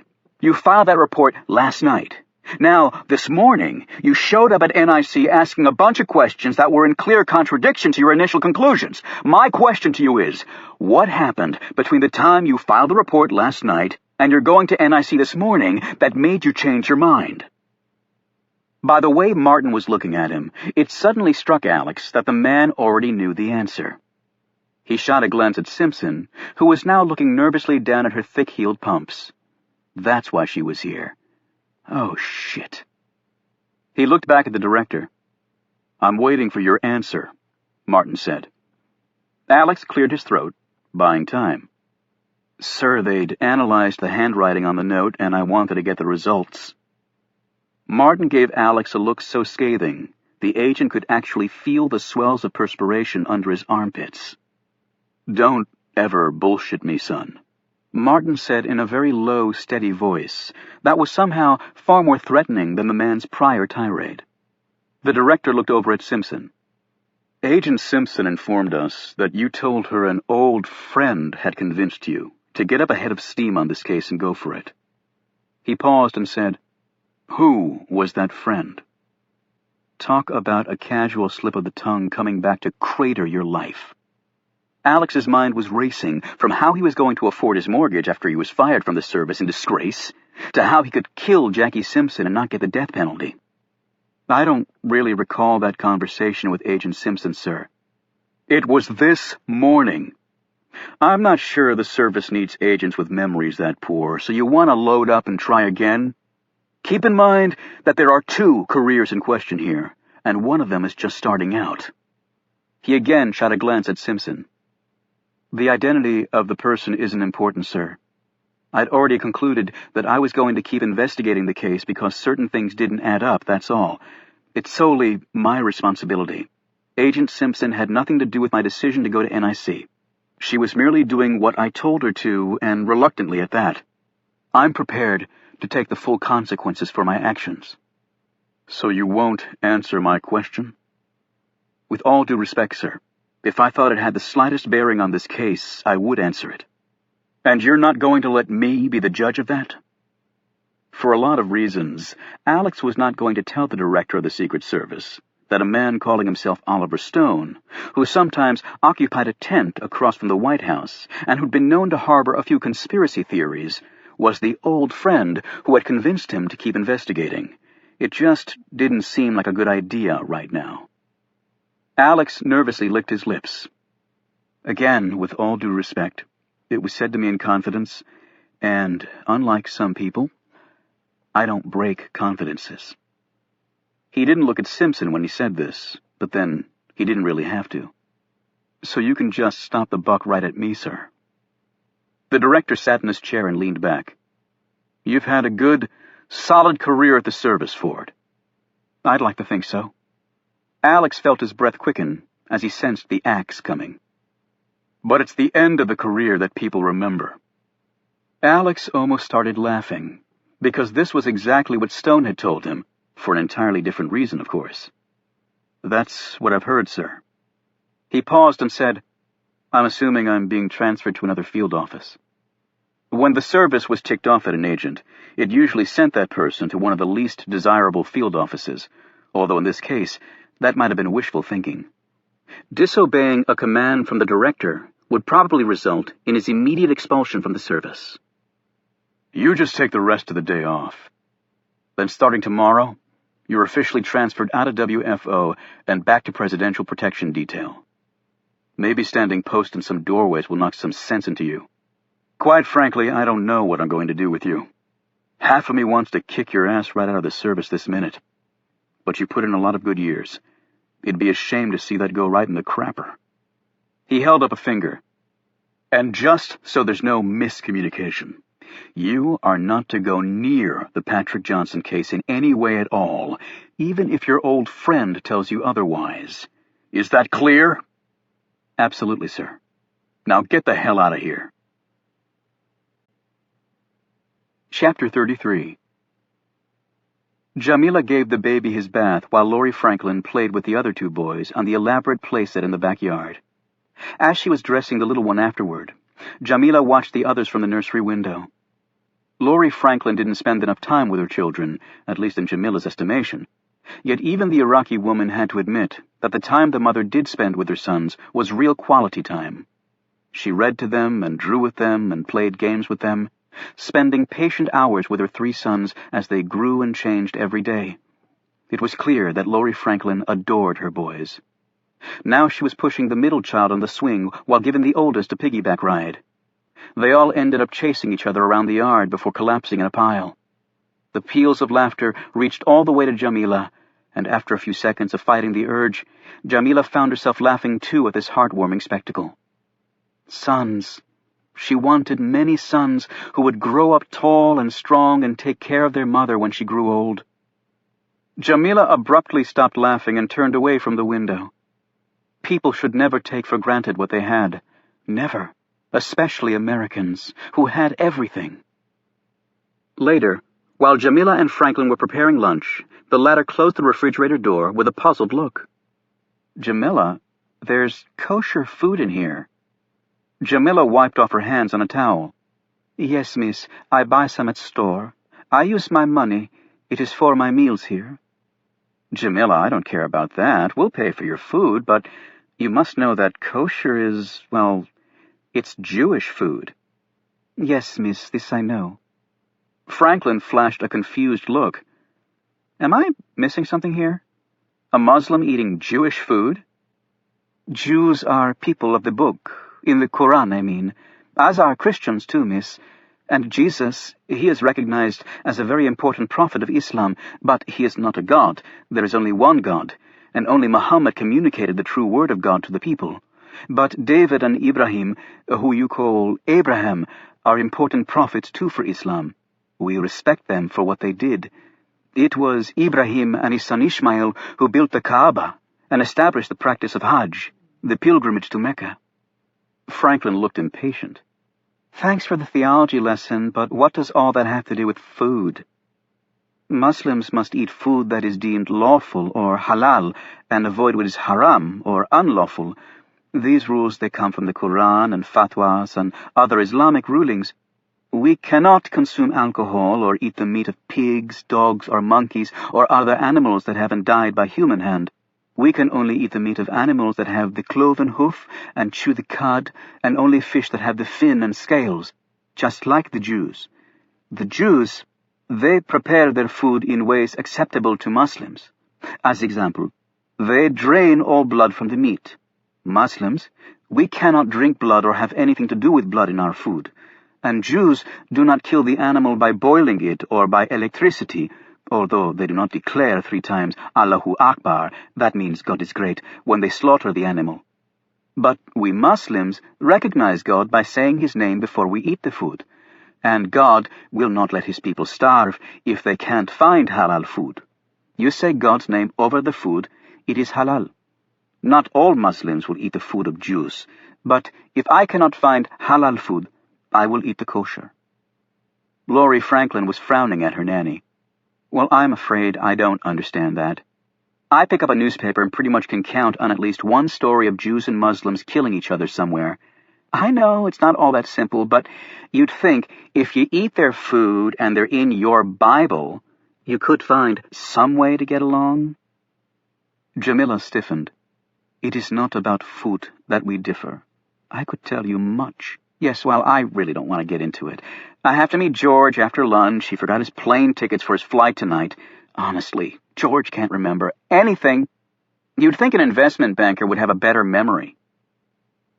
After lunch was over and Laurie Franklin had left, Jamila put the children into her van and drove to the park. On the ride over, her thoughts turned to her recent past. She had known young men who trained with her in Pakistan that kept what they called journals of sacrifice, their sacrifice. The West, she knew, called them suicide diaries. She had read accounts in the papers of these diaries being found after the young men had died for Islam. Jamila had thought about what the last day of her life would look like. In her head, she ran through what she would be thinking when the time came, how she would react. She had many questions and some doubts that troubled her. Would she be brave? She had imagined herself being noble and stoic, but was that unrealistic? Would she instantly be transported to paradise? Would anyone mourn her? And yet this also made her feel guilty, for her love of God should be enough, as it was for all Muslims. Under normal circumstances, it would have been unheard of for women to be deployed in terrorist cells with men, since there were strict rules and tribal customs forbidding unrelated men and women from being around each other. However, it had become quickly evident that Muslim men were almost always placed under heavy scrutiny in America, whereas Muslim women were given much more leeway. Thus, Muslim women were being engaged in much greater numbers now. Jamila had grown close to one man she'd trained with. Ahmed was an Iranian, which instantly made her suspicious because there had never been harmony between Iran and her country. Yet he described a world in Tehran that was different from what she'd been told in Iraq. People want to be happy, he told her, but they cannot be happy if they are not free. You can love and worship God without other people telling you how to live every part of life. Then he went on to tell her that Iranian women could drive, vote, and even hold seats in the parliament. They were not forced to cover their entire face, just their hair and body, and they had started to wear cosmetics. He also told her that satellite dishes were being smuggled into the country in large numbers, and that, even more astonishing, men and women sat in cars while music played on the radio. If you knew where to go and the right things to say, you could get around the rules and the mullahs. You could have a chance to live life, if only for a little time, he had said. Jamila listened very intensely whenever he spoke of this. He had also told Jamila that her name, which meant beautiful in Arabic, was most fitting to her. Most fitting, he'd said, with respect and admiration, his gaze averted from hers. This comment had made her very happy. It had given her possibilities for a future that she had not thought realistic. However, he also spoke often of his coming death, even writing down in his diary the very day and hour that he planned on dying for God. But he would never show her the date he had chosen. Jamila didn't know if he'd fulfilled that wish or not. She didn't know where he'd been sent. She would read the newspapers looking for his name or his picture telling of his death, but she'd never seen it. Jamila wondered if he ever read the newspapers looking for her picture and the account of her death. He'd been a fledgling poet who had modest dreams of seeing his verses in print for other Arabs to read. His poems were filled with tragedy that Jamila knew came from years of violence and suffering in Iran. One of the last things he told her was, "When one has lost everything except one's life, it doesn't make that life more valuable. It only makes the sacrifice of that life more potent. To die for God, life could have no greater purpose." She would never forget those words. They gave her strength and her life meaning. The Quran said that any man or woman who has led a righteous life while believing in God enters paradise without the slightest injustice. But Jamila had learned that the only way for a Muslim to be guaranteed passage into paradise was to die as a martyr during an Islamic holy war. If that was so, and Jamila prayed every day that it was true, then she would willingly make that sacrifice. The life after must be better. God would not let it be otherwise. She was certain of this. Chapter 34. Stone walked back to his cottage and cleaned himself up, putting ice on his face and resting while the swelling went down. Then he used his borrowed cell phone and contacted Reuben and Caleb. They scheduled a meeting for that night. He was unable to get hold of Milton. After that, he tended to the cemetery and helped a couple of visitors find a grave they were looking for. Many years ago, the church had documented the people interred here, but that list had been lost. Over the past 2 years, Stone had checked every headstone and local records to recreate an accurate list. He'd also steeped himself in the history of Mount Zion Cemetery and acted as an informal tour guide, narrating this history to groups that came by. As he finished with the visitors and returned to work, he felt his face burn, and it wasn't from his recent injuries, but rather from embarrassment. It had been so stupid of him to do that, particularly in front of Adelphia. He could still feel the weight of the knife in his hand. So stupid. Later, he decided to take the metro to Milton's house. If his friend had been able to trace the car tag, Stone wanted to know. Plus, he wanted to make sure Milton was all right. The people they were dealing with could also run down a fingerprint as easily as Milton could. He was walking down the street toward the Foggy Bottom subway station when he heard a horn sound behind him. He turned. It was Agent Ford. He pulled his Crown Vic to the curb and rolled down the window. "Want a ride?" Alex suddenly noted his friend's injuries. "What the hell happened to you?" "I fell." "You okay?" "My ego was bruised more than my face." Stone climbed into the car and Alex sped off. Waiting for what he hoped was an acceptable period of time, Stone finally said, "I was thinking about our conversation last night. How's your investigation going?" "It's going so well, I've been busted back to protection detail." "Agent Ford. You know, Oliver, after all these years, you can probably call me Alex." "I hope that my advice didn't get you in trouble, Alex." "I'm a big boy. And you happen to be right. Only I didn't have all the facts straight, and now I'm paying the price." "What facts?" "Afraid I can't say." "Where are you heading, by the way?" Stone told him. "I'm visiting some friends," he added. "I hope they're the ones in high places. You can never have too many of those." "I'm afraid I don't have any of those." "Neither do I. But hell, it turns out my rookie partner, and I use the term partner very loosely, it turns out she has some of those kinds of friends. In fact, she informed me today that her godfather is none other than Carter Gray." Stone looked at him. "Who's your partner?" "Jackie Simpson." Stone stiffened. "Roger Simpson's daughter?" "How'd you know that?" "You mentioned friends in high places, and they don't come much higher than Roger Simpson. He worked at the CIA, but that was decades ago." "I didn't know about that, but I guess it explains his interest in intelligence." Stone was staring out the window. "How old is the woman?" "What, Jackie? Mid-30s. And she's just starting out of the Secret Service?" "She was a cop in Alabama before joining the service." "What's she like?" "Well, she's pretty high on my shit list right now. The lady basically sold me down the river this morning." "I mean, what does she look like?" "Why do you want to know?" "Just curious," Stone said. "She's petite, black hair, blue eyes, and has a big-time drawl when she's real pissed. She doesn't back down and says what's on her mind. No shrinking violet." "I see. Attractive?" "Why, you thinking about asking her out?" Alex said, grinning. "Old men are always curious about young women," Stone replied with a smile.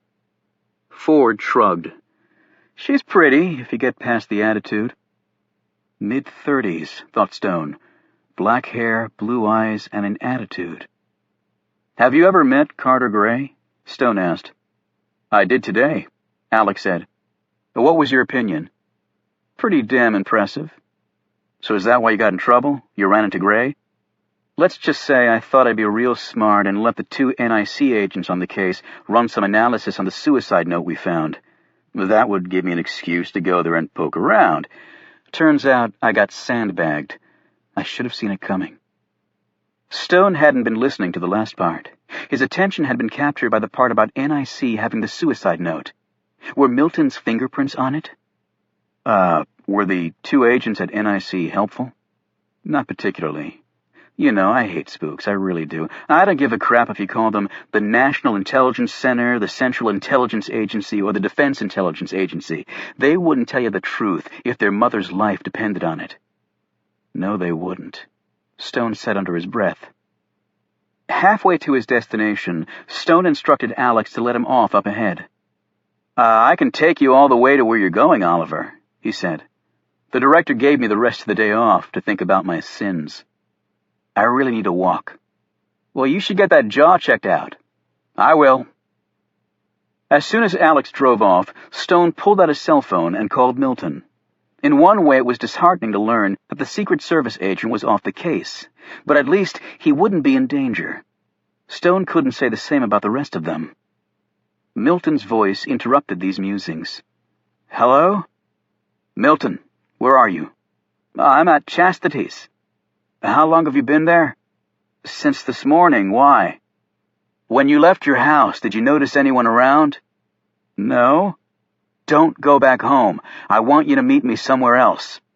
Stone thought quickly. Union Station. Can you be there in the next half hour or so? I think so. I'll be standing by the bookstore. Were you able to run the car tag down? That was no problem. I have his name and address. It's tell me in person. And Milton, I want you to listen very carefully.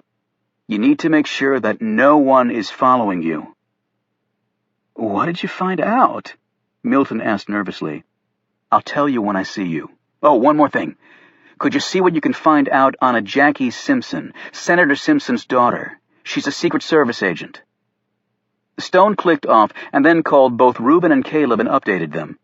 After that, he set off for the nearest metro station, and a little while later stood at the entrance to the B. Dalton bookstore that occupied a large chunk of massive Union Station.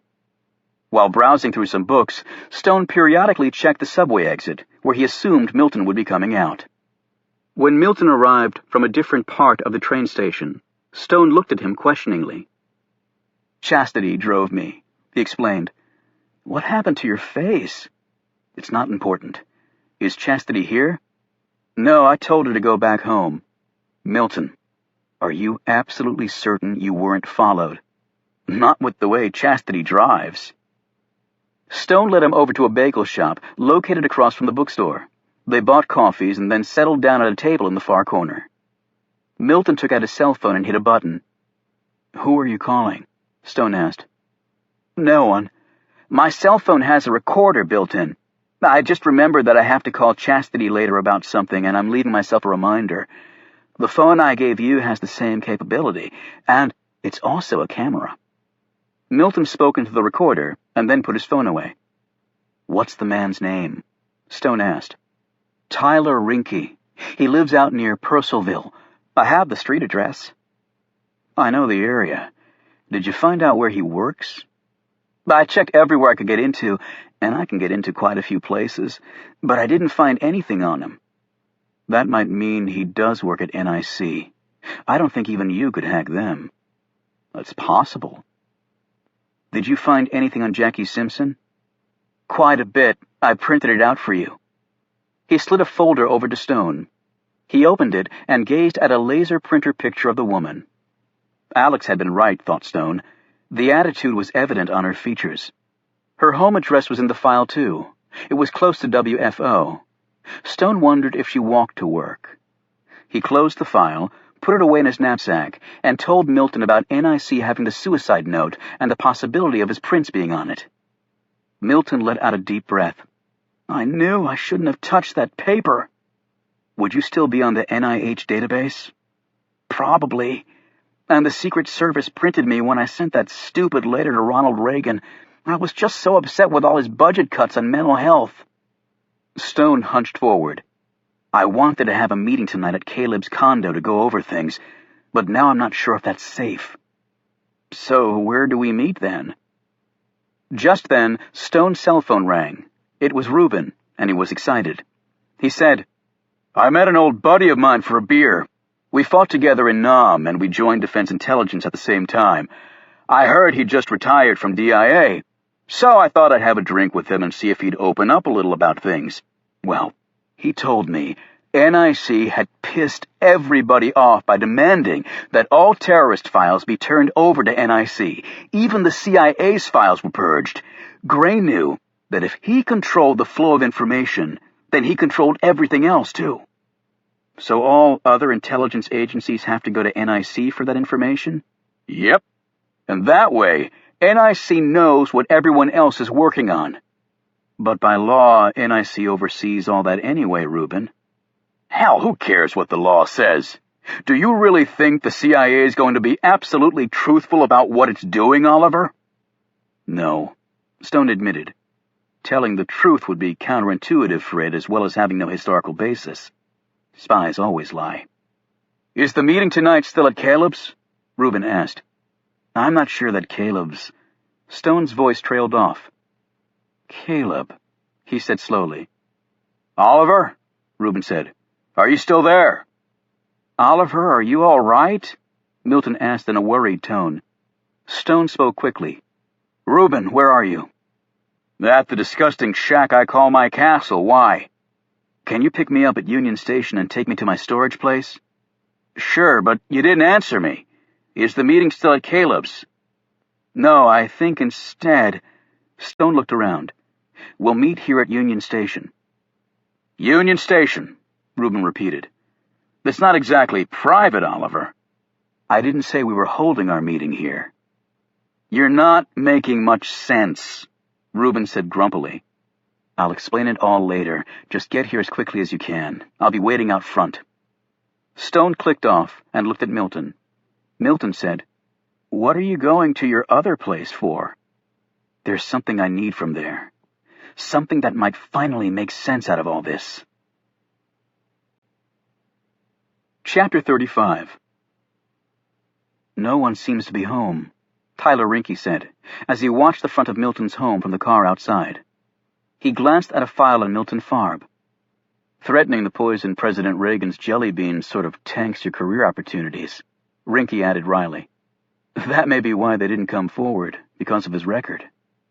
Peters said, What I want to know is, what was he doing on Roosevelt Island in the middle of the night?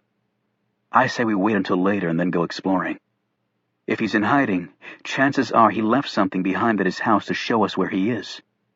In the meantime, I think we should take another trip to Georgetown. Somebody might have seen something that night that could be helpful, Peters said. And it might not hurt to take another look at the boat while we're there, Rinke added. Captain Jack adjusted his hat and rubbed a finger against the yellow rose sticking out of his lapel as he surveyed the inside of his new property. The garage was large with 3 expansive work bays. However, the place was empty now, except for one vehicle that was receiving the complete attention of his mechanics. Ahmed the Iranian wiped his brow as he came up out of the oil pit cut into the floor of the garage. How's it coming? Captain Jack asked. We're on schedule. Have you talked to the woman? That piece is in place and ready, Captain Jack said. And don't ask again, Ahmed, he added, looking stonily at the man. The Iranian nodded curtly and swung himself back down into the pit. Soon the sounds of power wrenches filled the space, and Captain Jack stepped out into the sunshine. Ahmed waited a few more minutes, and then he reemerged from the pit, walked quickly to the work table, and slid out a long-bladed knife from an oily cloth that he'd hidden under some tools. He placed the knife under a piece of carpeting in the back of the vehicle, and then popped the carpet back into place. Outside, Captain Jack climbed into his Audi and drove to the apartment across from Mercy Hospital. One of the Afghans let him in. Are the weapons here? Captain Jack asked. Carried them up piece by piece in paper grocery bags like you said to. Show me. The man led him over to the large-screen TV set up in one corner of the room. Together they moved the TV out of the way, and the Afghan used a screwdriver to pry up the carpet, exposing the padding and subfloor. Here the subfloor had been cut away and replaced with plywood. Under the plywood, Captain Jack could see that short lengths of rope had been attached to the floor joists in 6-inch intervals. Lying on top of the ropes were 2 assembled sniper rifles with high-powered scopes. "I've heard of the M50s, but I've never used one," Captain Jack said. "It's got digital optics, so no visible signature. It chambers the 21mm cartridge with environmental sensors built in, together with multi-thermal detection." The Afghan knelt down and pointed to one part of the rifle. "It's also got a neural feedback system that cancels muscle twitch." "I never needed that to do the job," Captain Jack said matter-of-factly. "And it's coated with advanced camouflex, so it blends in with its surroundings with the push of this button. Its barrel is nanotechnology refined and can place a round at less than 1/1,000,000th minute of angle at 1,000 meters. Overkill for this job, but so what?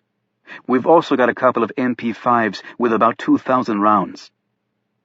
Early in his career, Captain Jack had made the inexcusable error of inputting the barometric pressure after the adjustment for altitude had been made, the number typically given by weather forecasters. However, shooters needed the actual barometric pressure without regard to altitude adjustment. It had been a huge mistake because cold air was denser than warm, and the speed of sound was also lower in cold air, which was critical when one was chambering supersonic ammo. That mistake had caused his bullet to wound instead of kill, not an acceptable result when one was attempting to assassinate a head of state. "Where have you hidden the ordnance?" he asked. The Afghan went around to the back of the big-screen TV and unscrewed the rear panel. Neatly stacked inside were dozens of fully loaded MP5 mags and boxes of M50 rounds. "As you can see, we don't watch much TV," the Afghan said unnecessarily. "How about the other 2 rifles and ordnance you'll be using? They're the most important of all." "They're under the other floorboards. They're ready to go. We've practiced over 50 hours with them. Don't worry, we won't miss. The weather looks good for game day, but it can change quickly around here." The Afghan shrugged. "It's not that difficult a shot at this distance. I've easily hit the target at 3 times this range, at night, with people shooting back." Captain Jack knew this was not mere bravado on his part, which was one of the reasons the man was here in the first place. "But you've never done it quite this way before," he said. "The range and flight path are a little different." "Believe me, I know." Captain Jack went into the bathroom and looked at his disguise in the mirror. He took off the hat and examined his thick hair shot through with gray and a mustache and short beard of the same coloring. He took off his tinted glasses, and blue eyes looked back at him. A small scar rested on the side of his nose, which was long and thick. In reality, the beard and hair were fake. He was actually bald and clean-shaven, with brown eyes and no scar, although his nose was long, but thin. He put the hat and glasses back on. He'd disappeared many times in his life, sometimes while in the employ of others, including the government of the United States. Other times he'd been on his own, his shooting skill and nerve purchased by the highest bidder. But as he'd told Hemingway, his next disappearing act would be his last. He drove out of town to the ceremonial grounds, barely 10 minutes from downtown, and yet a lot could happen in 10 minutes. Captain Jack didn't stop at the grounds, but instead drove past them slowly, eyeing certain landmarks he'd long since committed to memory. The ceremonial grounds were framed by white rail farm fencing, with only one vehicle entry point and numerous pedestrian entrances. 6-foot-high brick columns framed the car entrance, and the motorcade would have to pass through there going in and out. The beast would find it a tight squeeze. He eyeballed the surrounding tree lines, guessing at the placement of the American counter-snipers that would be posted along this perimeter. How many would there be? A dozen? 2 dozen? It was hard to tell these days, even with the best intelligence. They would be wrapped in their camouflage suits, blending in with their surroundings so perfectly you would step on them before you ever saw them. Yes, his men would most certainly die on these hallowed grounds. At least it would be quick and painless. Supersonic long-range ordnance, particularly to the head, killed you faster than your brain could react. The Fedayeen's death, however, would not be nearly as painless. Captain Jack envisioned the motorcade coming in and the president exiting the beast. He would wave, shake hands, pat some backs, give some hugs, and then be escorted to the bullet and bomb-proof podium as Hail to the Chief was played. The reason the song was used when a U.S. president entered a room originated with President James Polk's wife, who was furious that her diminutive, homely husband was often totally ignored when making an entrance. Thus, Sarah Polk ordered that the song be played whenever her husband came into a room. All presidents since had followed this imperious woman's lead. However, the origin of the song itself was even more amusing, at least to Captain Jack's thinking. Set to the words of Sir Walter Scott's epic poem, The Lady of the Lake, it described the demise of a Scottish chieftain who was betrayed and then put to death by his arch-enemy, King James V. Ironically enough, the song that was used to herald the coming of the President of the United States actually chronicled the assassination of a head of state. In the last part of Canto 5, the poem summed up, in Captain Jack's opinion, a query that all would-be politicians should give serious thought to. Oh, who would wish to be thy king?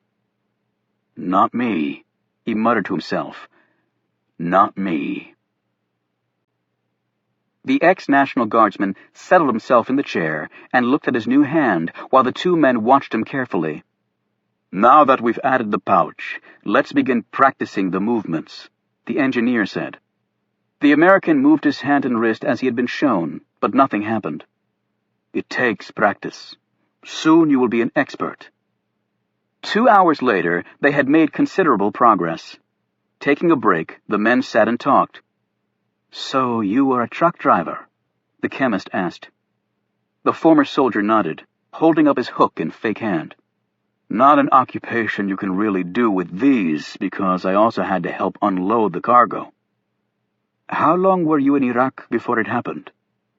18 months. I only had 4 more months to pull, at least I thought. Then we got orders extending our tour another 22 months. 4 years. Before all this happened, I was married with a wife and family and holding my own in Detroit. The next thing I know, I'm scrambling to get the money to buy my own body armor and GPS because Uncle Sam didn't have the cash.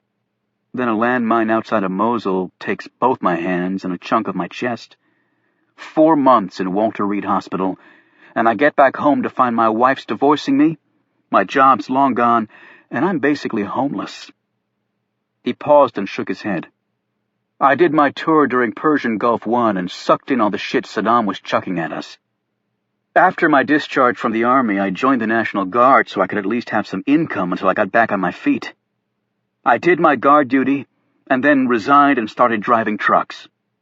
Then, after all those years, the Army knocks on my door and tells me my guard resignation was never officially accepted. I told them, not so politely, to go to hell, but they literally hauled me kicking and screaming away. Then, a year and a half later, boom, there go my hands and my life. My own country did that to me. Now it's your turn to repay them, the engineer said. Yes, it is. The very ex-National Guardsman agreed, as he flexed his hand. Adnan al-Remi strode through the hallways of Mercy Hospital, his observant gaze methodically taking in all details of his surroundings. A minute later, he returned to the hospital's front entrance, just as an elderly patient was wheeled in, a portable IV hooked to her arm. Adnan stepped outside and breathed in the warm air. To the left of the hospital's front steps was a ramp for gurneys and wheelchair-bound patients. Al-Remi walked down the steps to the sidewalk that ran in front of the hospital. There were 14 steps. He turned and walked back up them, silently counting time as he did so. 7 seconds at a normal pace, perhaps half that if someone was running. He went back inside the hospital, his hand sliding down to his sidearm. It was an old .38 revolver, a piece of American crap as far as he was concerned. Yet that was the only weapon the security firm he worked for had to offer. It didn't really matter, he knew, but still, weapons were of paramount importance to Adnan. He had required them virtually his whole life simply to survive. He walked back down to the nurse's station and stopped at the 4th tile over from the exact center of the station. Then he turned around and walked back toward the front entrance. Anyone watching him would just assume he was making his rounds. He counted off his paces in his head, nodding to a pair of nurses who walked by as he did so. Near the front entrance, he turned right, counted his steps down this hallway, turned, pushed open the door to the exit stairs, counted his steps down 2 flights, and found himself in the basement corridor on the west side of the hospital building. This corridor ran into another that carried him north, and then emptied out into the rear exit area. A wide asphalt drive was located here that sloped upward to the main road running behind the hospital. Because of the grade and poor drainage, it often flooded here after even a moderate rain, which was another reason why everyone preferred entering through the front. As he stood there, Adnan visualized several times a particular maneuver in his head. Finished, he went over to a pair of double doors, unlocked them and stepped inside, closing the doors behind him. He was now in the hospital's power room, which also housed the backup generator. He'd been coached on the basics of this room by the security firm, in case there was an emergency. He'd supplemented that coaching by reading the manuals for every piece of equipment in the room. There was only one that he was really interested in. It sat on a wall across from the generator. He opened the box with another key on his chain and studied the controls inside. It wouldn't be difficult to rig it, he decided. He locked up the power room and went back inside the hospital to continue his rounds. He would do this every day until the day came. A little while later, Adnan's shift ended, and he changed out of his uniform in the hospital's locker room and rode his bicycle to his apartment about 2 miles away. He prepared a meal of flatbread, dates, fava beans, olives, and a piece of halal meat that he cooked on the stovetop in his tiny kitchen. Adnan's family had raised livestock and grown dates in Saudi Arabia, no small feat in a country with only 1% of its land arable, but they had suffered great hardship. After his father's death, the Al-Remis fled to Iraq, where they grew wheat and raised goats. Adnan, as the eldest son, became the family's patriarch. He began butchering meat in accordance with Islamic law, so it was halal, and the additional monies that this endeavor provided had been very welcome. Adnan sat in his apartment staring out the window and cradling a cup of tea, his mind drifting back to that time. Goats, lambs, chickens, and cattle had met their end at the point of his very sharp knife. These animals had to be slaughtered from their necks, while Adnan spoke God's name. Adnan never struck the spinal cord while doing his butchering for 2 reasons. It was less painful to the animal, and it allowed convulsive motions to remain, which hastened the drainage of blood as required by Islamic law. Under that law, no animal could witness the death of another, and the animals had to be well fed and rested.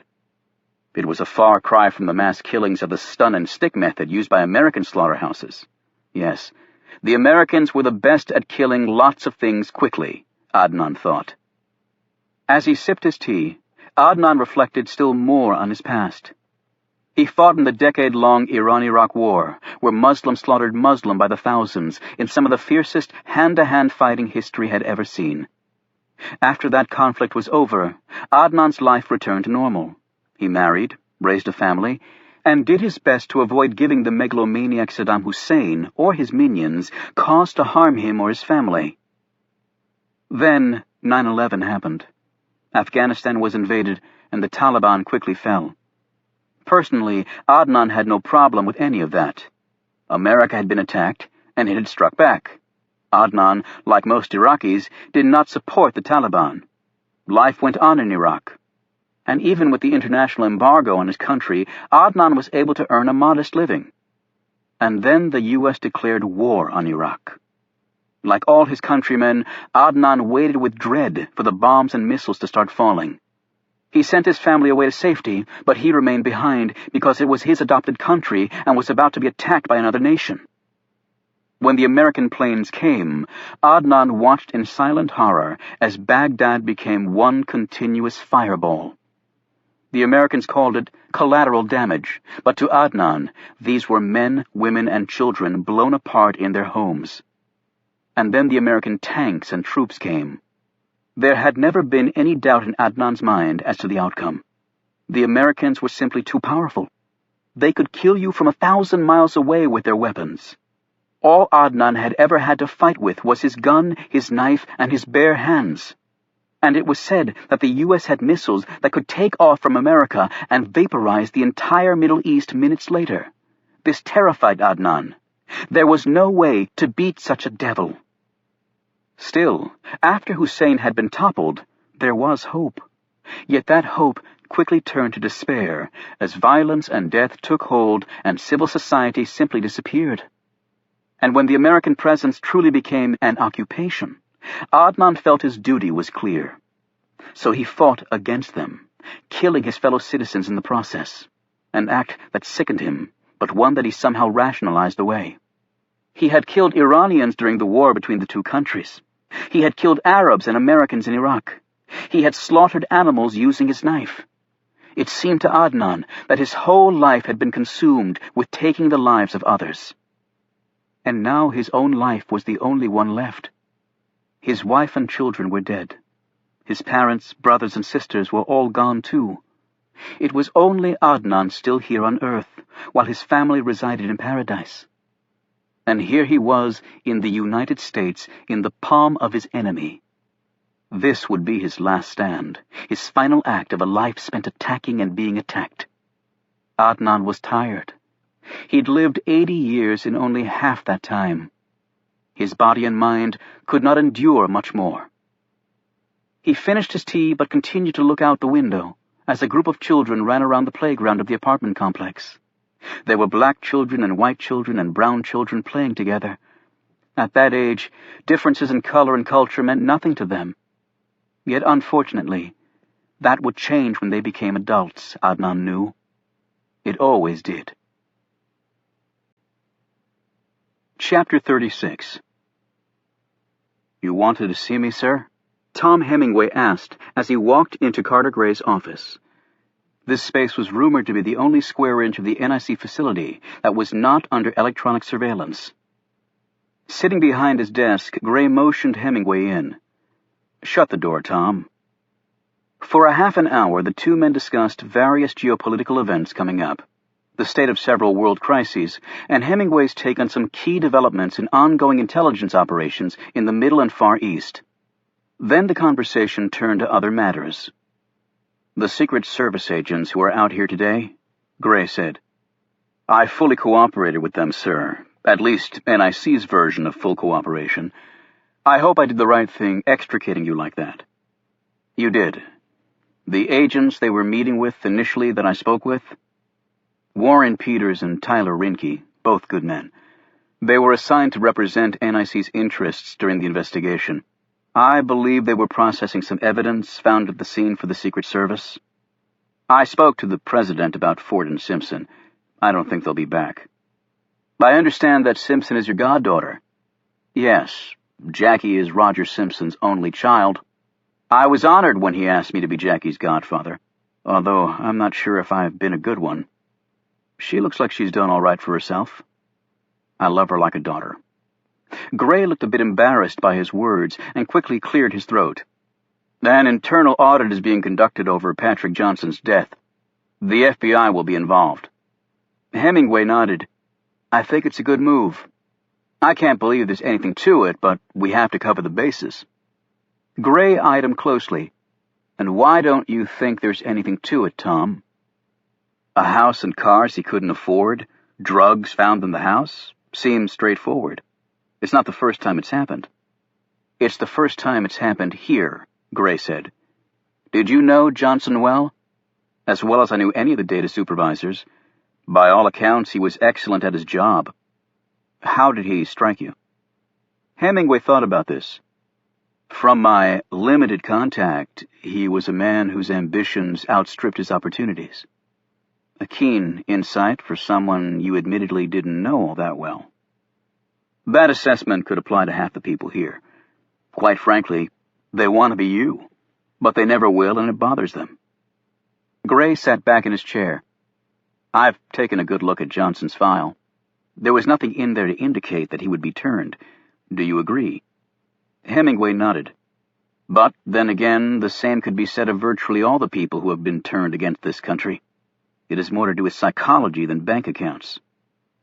There are others here who knew Johnson better than I did. I've spoken with them, Gray said. I've also spoken with his fiancée. She believes the drug business is absolute garbage. Well, it's not surprising that she'd defend him. Tom, I recall that the centralization of all intelligence databases was completed 4 months ago. Is that correct? Yes, with the proviso that we only recently completed integration of the Transportation Safety Administration's files from their Screening, Coordination, and Operations Office. That was due to some legal hang-ups with Homeland Security, among others. Any more significant glitches in the system? No.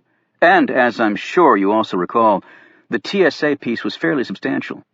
It had the secure flight, registered traveler, and the U.S. visit programs, among others. The U.S. visit program was particularly sensitive for us because it contained detailed backgrounds, digital fingerprints, and photos of foreign travelers. However, the ACLU had a field day with that one, screaming profiling and Big Brother to every court that would entertain them. But it belonged here, and we eventually got it. Before, this data was scattered over a dozen departments with no workable integration, incredible overlap and duplication, with the result that much of it was worthless. Well, that failure was one of the chief reasons 9/11 happened, Gray said. Speaking of, I understand the President asked you to attend the memorial event in New York tomorrow? The office grapevine. It's better than any spy network devised. Yes, he did, and yes, I declined. As always, I prefer to hold a very private ceremony honoring those who lost their lives that day. I also heard that you're going up to Brennan, Pennsylvania. Gray nodded, opened his desk drawer, and pulled out a book. How well up are you on your Bible, Tom? Hemingway was accustomed to swift changes in direction with Gray. I've read the King James Version, along with the Quran, the Talmud, and the Book of Mormon. Good. What's the one similarity you find in all of them? Violence, he answered promptly. People talk about the Quran inciting violence. They have nothing on the Christians. If I recall correctly, Deuteronomy was particularly full of fire and brimstone. Thou shalt smite this and that dead. At least it's consistent. And yet the Quran instructs its followers not to take their own lives, which does not reconcile with the concept of a suicide bomber. Indeed, it doesn't promise paradise, but rather warns of condemnation in hell for taking one's own life.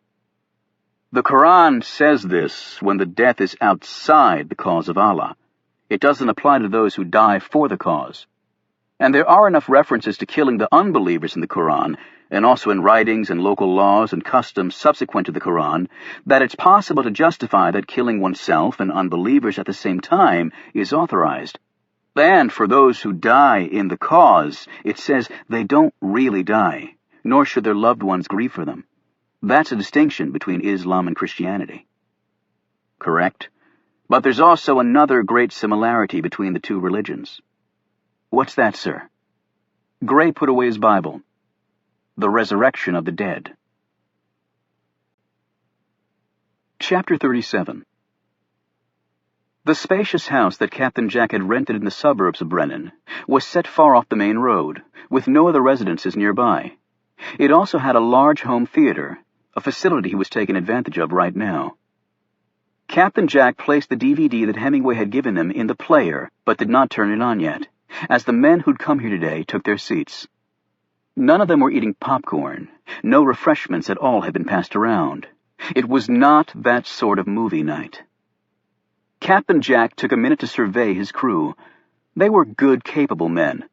They had been hardened by a life that had not included many moments of happiness, or things that others took for granted, such as food, clean water, a bed, and a life free from constant persecution and threat of violent death.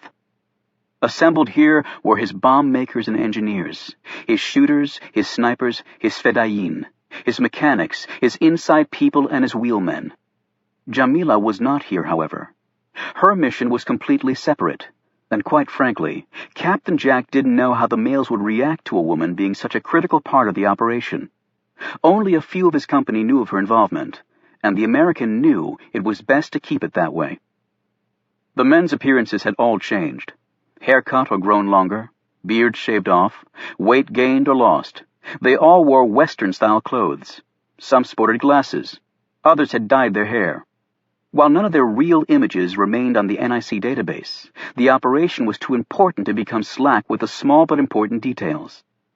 Altered NIC photos notwithstanding, they might still be recognized by American intelligence operatives who'd seen them in the flesh years ago. He walked to the front of the room and addressed them all by name as a sign of respect and camaraderie. He asked for progress reports, and each man reported back succinctly and knowledgeably. Captain Jack, Tom Hemingway, and a third person had handpicked these men from a pool provided to them by this third party, a man they both trusted. They had not chosen the most violent and zealous Muslims among the group. Ironically, restraint was the quality they'd required above all. The 9/11 hijackers had come from varied backgrounds. 14 of the 15 hijackers who accompanied the 4 pilots on the jets were from Saudi Arabia.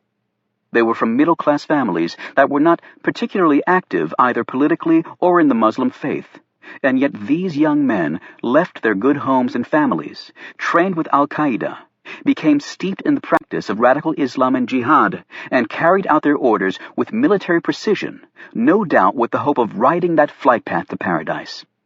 The 9/11 hijackers had not had to make any decisions for themselves. All had been planned out. The situation developing in Brennan was far different. Each man would have a great deal of input in what would happen. Thus, Hemingway and Captain Jack had sought out older, reasonably educated men who had once led normal lives. These men had not trained with Al-Qaeda. They had not given their lives over to jihad for reasons typically associated with that mind frame. And while several had had run-ins with American and European law enforcement, and their fingerprints and photos had been taken, necessitating the cover-up at NIC, none were at the level where their photos were plastered in newspapers everywhere. The youngest of them was 30, the oldest 52, and the average age was 41. These men, while they had experience with killing, were not eager in taking someone's life. Every one of them had lost at least 3 immediate family members in wars and other conflicts over the years. Indeed, a half dozen had lost their entire families to such violence. They had volunteered for this mission for reasons other than those typically assumed to be at the core of the Middle Eastern terrorist mind.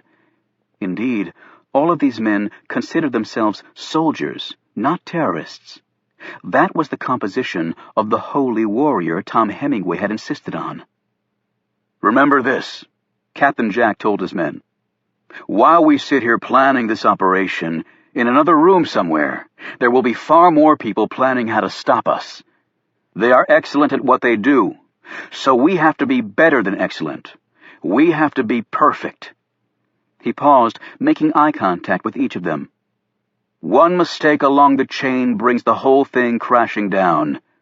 This is understood?" All the men nodded in silent agreement. Captain Jack went over the ceremony details again. The Army of Secret Service and local police would have voluminous notebooks containing all the prep work for the president's visit. Captain Jack and his team could afford no such luxury. One page lost could have catastrophic results. Thus, all details had to be memorized. To be absolutely clear, Captain Jack changed from Arabic to English and back again, depending on the subtlety of what he was trying to communicate. "Before the president ever sets foot here, a Secret Service advance team will arrive in Brennan to begin their planning for the event, along with the most elaborate and secure motorcade in the world. Typically, the motorcade consists of 27 vehicles, including local police escorts, a Roadrunner communications van, a press vehicle, VIP van, an ambulance, a SWAT vehicle carrying a counter-assault team inside, and 2 beasts. One will carry the president, and in the other, Secret Service agents. All roads leading from the airport to the dedication grounds in Brennan will be thoroughly checked, and on the day of the visit, sealed off. At the dedication grounds, the president will enter from the right of the stage and exit in the same direction. When he's speaking, he will be behind a bulletproof and bomb-proof glass podium known as the Blue Goose. Counter-snipers will be positioned all along the perimeter tree line. When the president moves, he will be surrounded at all times by a wall of agents, hip and flank. Wherever the man is known as the kill zone, and the Secret Service takes that concept very, very seriously. The crowd will be very large. Thus, magnetometers will be set up at all pedestrian entrance points to the dedication grounds. We have the exact same magnetometers that will be used by the Secret Service and have tested them on the highest detection level." He paused and added, "Shooters, you can pass through these points without fear. You must keep in mind that the service will key on personal demeanors, namely, persons not fitting in, not participating in the ceremony, and those not relating to others in the crowd. Because you are Middle Eastern, they will give you extra scrutiny. They have an entire database on assassins that takes profiling down to the most insignificant detail. As you know, your photos are no longer on file with the Americans, and your appearances have been greatly altered, so risk of identification is very low.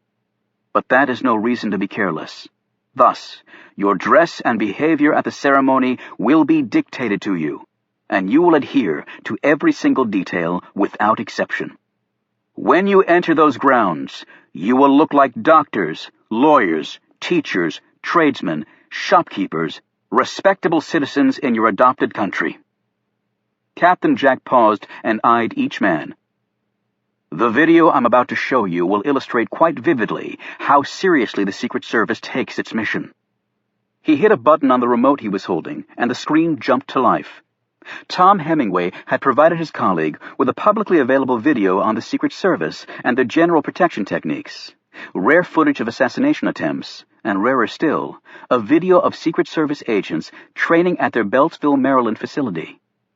Beltsville was where agents learned to do J-turns with their cars, nail targets with their guns, and also practiced protection techniques over and over until fragile thought was taken out of the process and resolute muscle memory took its place. The men watched mesmerized as footage was shown of attempts on the lives of Gerald Ford and Ronald Reagan. The assassination of John Kennedy was not included on the DVD. Presidents no longer rode around in open cars, and every mistake that had been made in Dallas that day by the Secret Service and overzealous politicians had been long since corrected. "You see," Captain Jack commented, "that the agent's actions are the same in each instance. The president is completely shielded and almost bodily carried away from the scene with the utmost speed. In Reagan's case, he's shoved into the presidential limo and is gone within seconds. On 9/11, when it seemed a plane was heading for the White House, the Secret Service evacuated the vice president from his office there. It is said his feet never touched the ground until he was safely away. Speed. Keep that in mind. It is built into their training and thus their psyches. Acting in practiced routines without wasting time thinking. Nothing can override that impulse. And the most important impulse they have is to save the president's life. They will sacrifice anything for that, including their own lives. We can count on that with certainty. We cannot possibly match them in firepower, manpower, training, or technology, but we can understand the psychology of who and what they are and use it to our full advantage. Indeed, other than the element of surprise, that is the only advantage we have, and it will be enough if we are perfect on that day." He went through this part of the video again, breaking it down like game film, frame by frame, as his men committed all of this to memory. Questions were numerous, which the American always took as a good sign. Next up on the screen was a diagram of the ceremonial grounds. Captain Jack, using the laser pointer, went grid by grid, pointing out general strategic items, entry and exit points, and the positions of the Beast and other pertinent vehicles in the motorcade. "Note that the presidential limo is always parked at a spot with a completely unobstructed exit point. That is critical to our plans." He then assigned numbers to each of his men who would be on the ceremonial grounds that day and pointed out corresponding numbers on the screen that indicated each man's position there. Next, he pointed out the ambulance. "Above all, this vehicle must be disabled. All you men who are responsible for this, you must ensure that it is done." The next frame showed a slender, white-haired man wearing glasses. Captain Jack said, "The president travels with his personal physician, this man here, Dr. Edward Bellamy. He will be on the podium with the president. He must be taken out first. He must be, without fail." The next frame showed a simulation of the rope line. Captain Jack put his finger on the screen, using it to trace the rope very slowly and carefully, as though he were a surgeon making a precise incision into flesh. This is the Secret Service's worst nightmare. If it were up to them, they would never allow it, but it's the lifeblood of a politician to shake hands and kiss babies, Captain Jack explained. It's here, on the rope line, where he is most vulnerable. Yet, it's also a double-edged sword, because it is precisely here where the bodyguards are at their absolute highest alert. The next image on the screen was that of the National Guardsman who had been given a new hand by Captain Jack's men. He was in full dress uniform. It was a slightly older photo, and thus showed him with 2 hooks where his hands should have been. Captain Jack said, "We will have no electronic communications capability at the dedication grounds, because the service will crisscross the area with jammers and interceptors. Thus everything will be done the old-fashioned way, through eyes and ears." He pointed to the man on the screen. "This is the person who you will key off. He will be wearing this exact uniform, but there will be others there with uniforms on, so you must not make a mistake. Each of you will receive a copy of this DVD and a portable DVD player. You must study it for 4 hours each day so that you can memorize his every feature and every other detail I am showing you tonight. However, this man you must spot early and never lose sight of where he is. The organizers of the event have arranged that all disabled American soldiers will be up front on the rope line as a way to honor them. It's very good of the town fathers to do this, and it certainly aids our plan." He looked at the engineer and chemist in the group, who'd supplied the ex-National Guardsman with his new hand. "It has been confirmed that the desired effect will take less than 2 minutes." The men nodded, and Captain Jack continued. "When that happens, the pattern becomes immediately this." He snapped his fingers as he talked. "Shooter sequence 1, then Fedayeen A and B, then shooter sequence 2, followed by Fedayeen C and D, then shooter sequence 3, then the final Fedaya, and then shooter sequence 4. As you know, each sequence has precise targets. If one target is not hit during its sequence, the next sequence must add that to its responsibilities. Every target must be struck, no exceptions. All agents will be wearing the latest generation body armor, as will most of the police, so place your shots accordingly. Is this understood?" He stopped and scrutinized each of them again, something he planned to do constantly tonight. One by one they nodded at him. He repeated the attack sequence again and again, and then had each man repeat it to him exactly, also confirming what sequence they were in. "Because of the limited range of your weapons, you'll see on the position grid that each shooter is located no more than 2 rows back from the rope line, and in most cases, only 1 row back. You will arrive at the event in assigned shifts, and early enough to make your way to those spots." Captain Jack stopped talking and looked at his men for a long minute. What he was about to say next was, in many ways, the heart of the matter. "Each of you must realize that as soon as you fire your weapon, you almost certainly will be killed by the counter-snipers. The proximity of the crowd will afford you some protection, but probably not enough. Our information is that the counter-snipers will be using the standard Remington 700 series bolt-action sniper rifle with 308 rounds. The American sharpshooters you will be facing can place a shot within a 10-inch circle at over 1,000 yards. There was a murmur of appreciation around the room at the skill of their opponents. It was an interesting reaction in the face of what he was telling them. He couldn't allow them to choose between life and death when the time came. Captain Jack simply wanted them to act, just as the Secret Service trained their people. And each man had to understand that the forfeit of his life was the price to be expected for being a part of this historic day for Islam. As you know, the bullets that hit you will instantly carry you to paradise. You will have more than earned such a reward." He said this part to them in Arabic. Captain Jack now looked at each of the Fedayeen. He had given them that title as one of honor. The Arabic term was Fedai, and originally meant adventurer. Now it usually referred to Arab guerrilla fighters or to men of sacrifice. It was likely that all of Captain Jack's men on the ceremonial grounds would perish, and thus they should have all been called by that title. However, some of Captain Jack's men would unquestionably die, and thus their colleagues had not begrudged them being referred to as the Fedayeen during the course of this mission. After the briefing, Captain Jack led them downstairs to a room that had been soundproofed by its former owner and used as a recording studio. That was another reason Captain Jack had leased the house, although the weapons they would be using wouldn't be making that much noise. Here a firing range had been set up, and the men were given their guns and ordnance. For the next 2 hours, they practiced on their targets, with Captain Jack throwing in unexpected disruptions via sound and video equipment, because it would be complete chaos when the real firing started. Although Adnan al-Remi would not be at the dedication grounds, he'd attended this meeting because he was a man who insisted on knowing everything that had to do with the mission. He had fought side by side with Captain Jack in the Middle East, and the American trusted Adnan as well as he trusted anyone. Adnan was standing behind the Iranian named Ahmed, who lived in the apartment with the 2 Afghans across from Mercy Hospital, and was working on the vehicle at the garage. Ahmed wouldn't be at the dedication grounds either, but, like Adnan, he had insisted on attending the meeting tonight. Ahmed kept muttering to himself. Something he said caught Adnan's attention, but the Iraqi didn't show surprise. He spoke to Adnan in Arabic. "My language is Farsi," Ahmed answered. "If you wish to speak to me, do it in Farsi, Adnan." Adnan didn't answer him. He didn't like the young man commanding him to speak his language.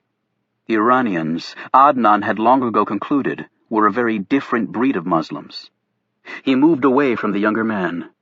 However, his gaze continually returned to him, and his ear to the Iranian's angry words. A half hour after the last of his men had left, Captain Jack drove to downtown Pittsburgh. The man he was meeting was waiting for him in the lobby of the city's priciest hotel. The gentleman looked a little jet-lagged after the long flight. They rode the elevator to a suite overlooking the city skyline. Though the man was fluent in English, he opened the conversation in his native Korean. Captain Jack answered him in Korean. As Captain Jack chatted with his North Korean colleague, he thought of a quote from a man he much admired. "Know your enemy and know yourself. In 100 battles, you will never be in peril." The Chinese general Sun Tzu had written those words in a book titled The Art of War. Though centuries old, the advice still held true today. Chapter 38. Stone and Milton had to look twice as the motorcycle pulled to a stop in front of them at Union Station. Reuben lifted up his goggles and rubbed his bloodshot eyes. "Reuben, what happened to your pickup truck?" an amazed Stone asked. "Found this baby in a junkyard, if you can believe it. Spent the last year fixing it up." "What is it?" Stone asked. "It's a 1928 Indian Chief motorcycle with sidecar," Milton answered promptly. "How the hell did you know that?" Reuben said, glaring at him. "I read about it in an article 6.5 years ago in Antique Motorcycle magazine while I was waiting at the dentist. I was there for a crown prep." "A crown prep?" Reuben asked. "Yes, it involves isolation, with rubber sheeting and drilling to shave off the enamel, which leaves a post of dentin approximately 2 millimeters in diameter, but without exposing the nerve. The permanent crown is made of porcelain. It's quite nice. See?" He opened his mouth and showed them. Reuben said impatiently, "Thank you for the bloody dental lesson, Dr. Farb." "Oh, there's hardly any blood, Reuben," replied Milton, who'd entirely missed the sarcasm of his friend's remark. Reuben sighed, and then proudly ran his gaze over the pin-striped candy-apple-red motorcycle with attached sidecar. 1,000cc power plant, rebuilt transmission, and magneto. The sidecar's not authentic, it's a fiberglass replica, but it doesn't rust and it's a lot lighter. I got most of the parts off eBay, and a friend of mine had some extra cowhide leather that I used to reupholster the sidecar seat. And it's a left-mount sidecar, which is pretty damn rare. One in this condition would sell for north of 20 grand, and I've only got about 1/10 of that in it. Not that I'm thinking about selling, mind you, but you never know. He held out a black crash helmet to Stone that had goggles attached. "Where exactly do I ride?" Stone asked. "In the sidecar, of course. What the hell do you think it's for, a damn flower pot?" Stone put on the helmet and adjusted the goggles, then opened the small door, stepped into the sidecar, and sat down. It was a very cramped space for the tall man. Reuben said, "Okay, let's go."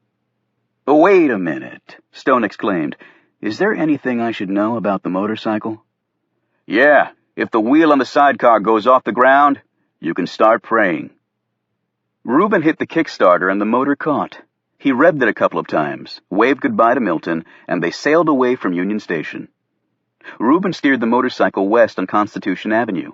They cut past the Vietnam Veterans Memorial, where war veteran Reuben gave a respectful salute to the wall, looped around the Lincoln Memorial, and passed over Memorial Bridge, which carried them into Virginia. From there they headed south on the George Washington Parkway, which was referred to locally as the GW Parkway. As they raced along, they drew curious stares from people in vehicles they passed. Stone found that if he angled his legs just so, he could nearly stretch them fully out. He sat back and gazed over at the Potomac River on his left, where a powerboat had just passed two crew teams racing each other. The sun was warming, the breeze inviting and refreshing, and for a few moments, Stone allowed his mind a respite from the many dangers that lay ahead for the Camel Club. Reuben pointed to a road sign and shouted over the whine of the engine. "Remember, for years, that sign read, Lady Bird Johnson Memorial Park?" "Yes, until someone informed them she wasn't dead," Stone called back, "and named it after LBJ, who is." "I love the efficiency of our government," Reuben cried. "Only took them about a decade or so to get it right. It's a good thing I don't pay taxes, or I'd be really ticked off." They both watched as a jet lifted off the runway at Reagan National Airport, heading north, and then did a long bank and eventually turned in the southerly direction they were traveling. A few minutes later, they entered the official city limits of Old Town Alexandria, one of the most historic places in the country.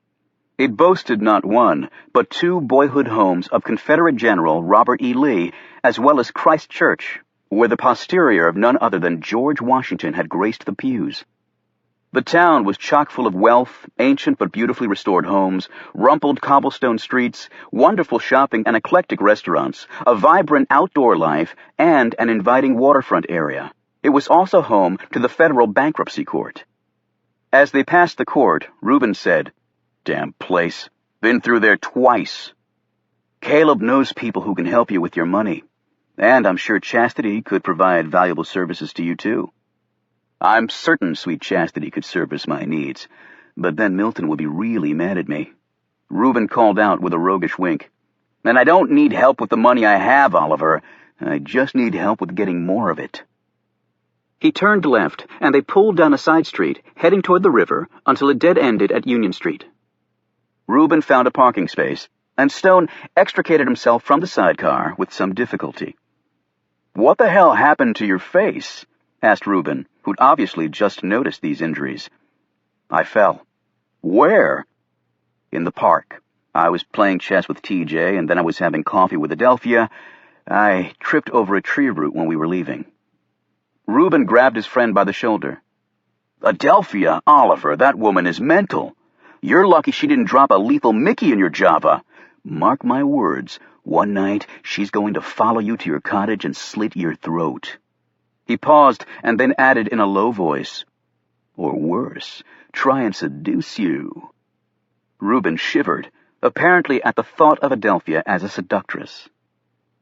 They walked past Union Street Pub and then crossed the street and headed toward a shop near the corner. The sign above the door read, Libri Quator Sententiarum. "Where the hell did that come from?" Reuben asked, pointing at this plaque. "I know I haven't been here in a while, but didn't this place used to be called Doug's Books?" That name wasn't attracting the desired upscale clientele, so they changed it. Libri Quatuor Sententiarum. That's real catchy. What does it mean? It's Latin for 4 books of sentences. It was a 12th century manuscript by Peter Lombard that was cut up and bound around the 1526 edition of St. Thomas Aquinas' lectures on the Epistles of Paul. Some scholars consider the Aquinas work to be the world's rarest book. An even earlier work that was bound around that one might be even more special.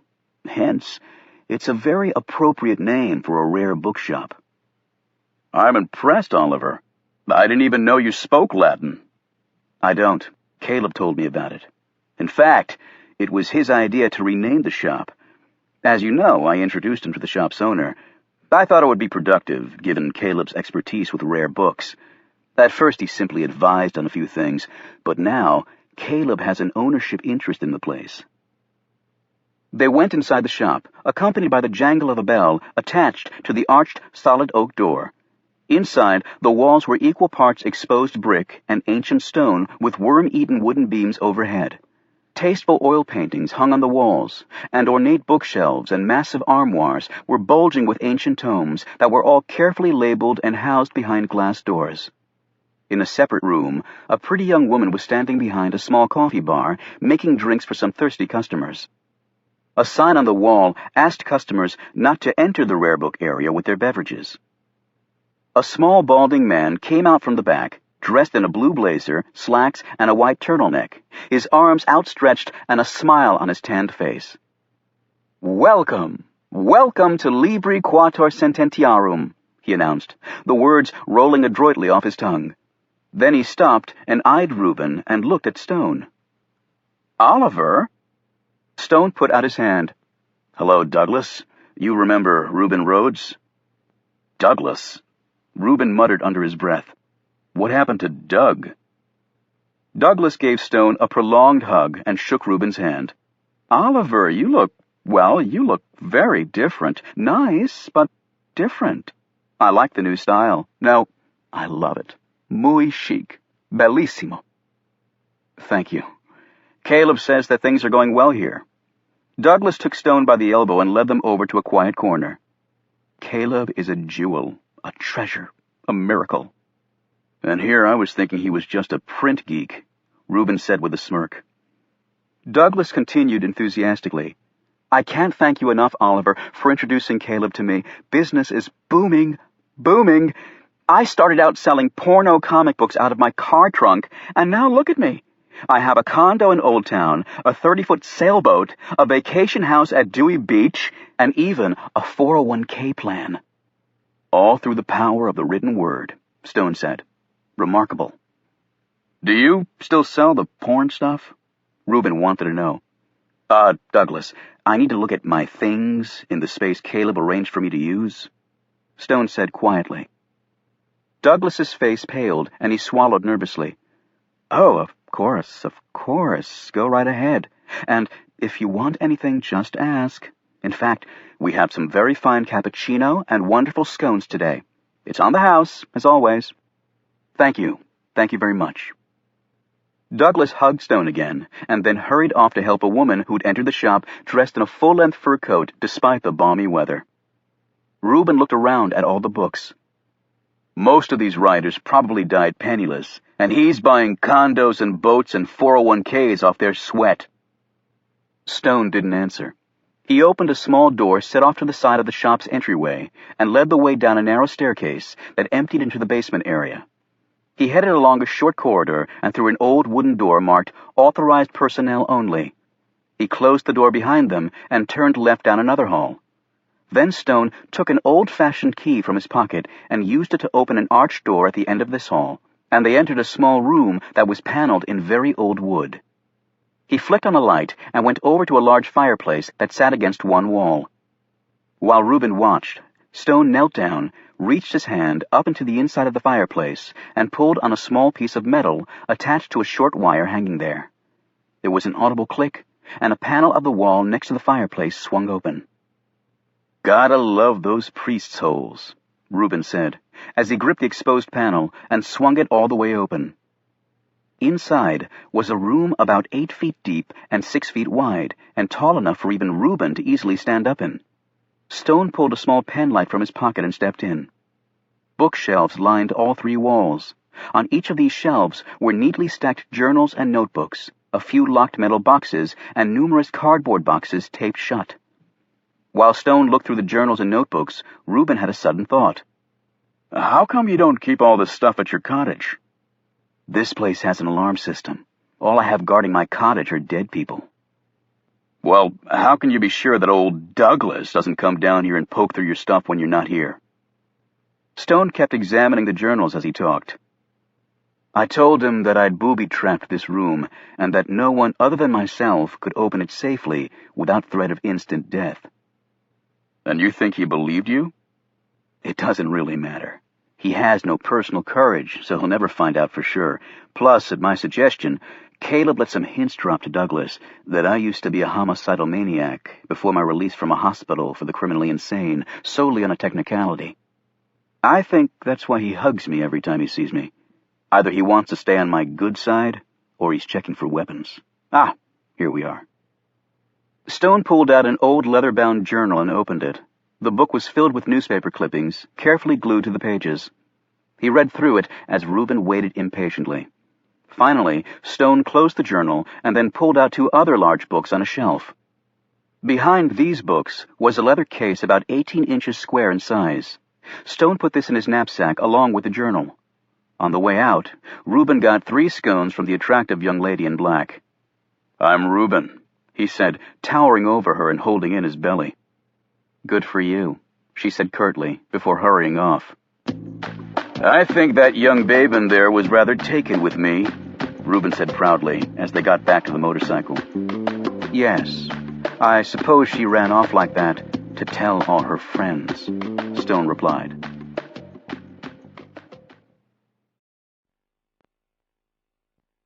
This audiobook has been broken into multiple parts to make the download faster. You have reached the end of a part, but not the end of the complete audiobook. So please check your library for the next part of this audiobook. Audible hopes you have enjoyed this program. This is Audible. Time Warner Audiobooks presents The Camel Club by David Baldacci. Read by Jonathan Davis.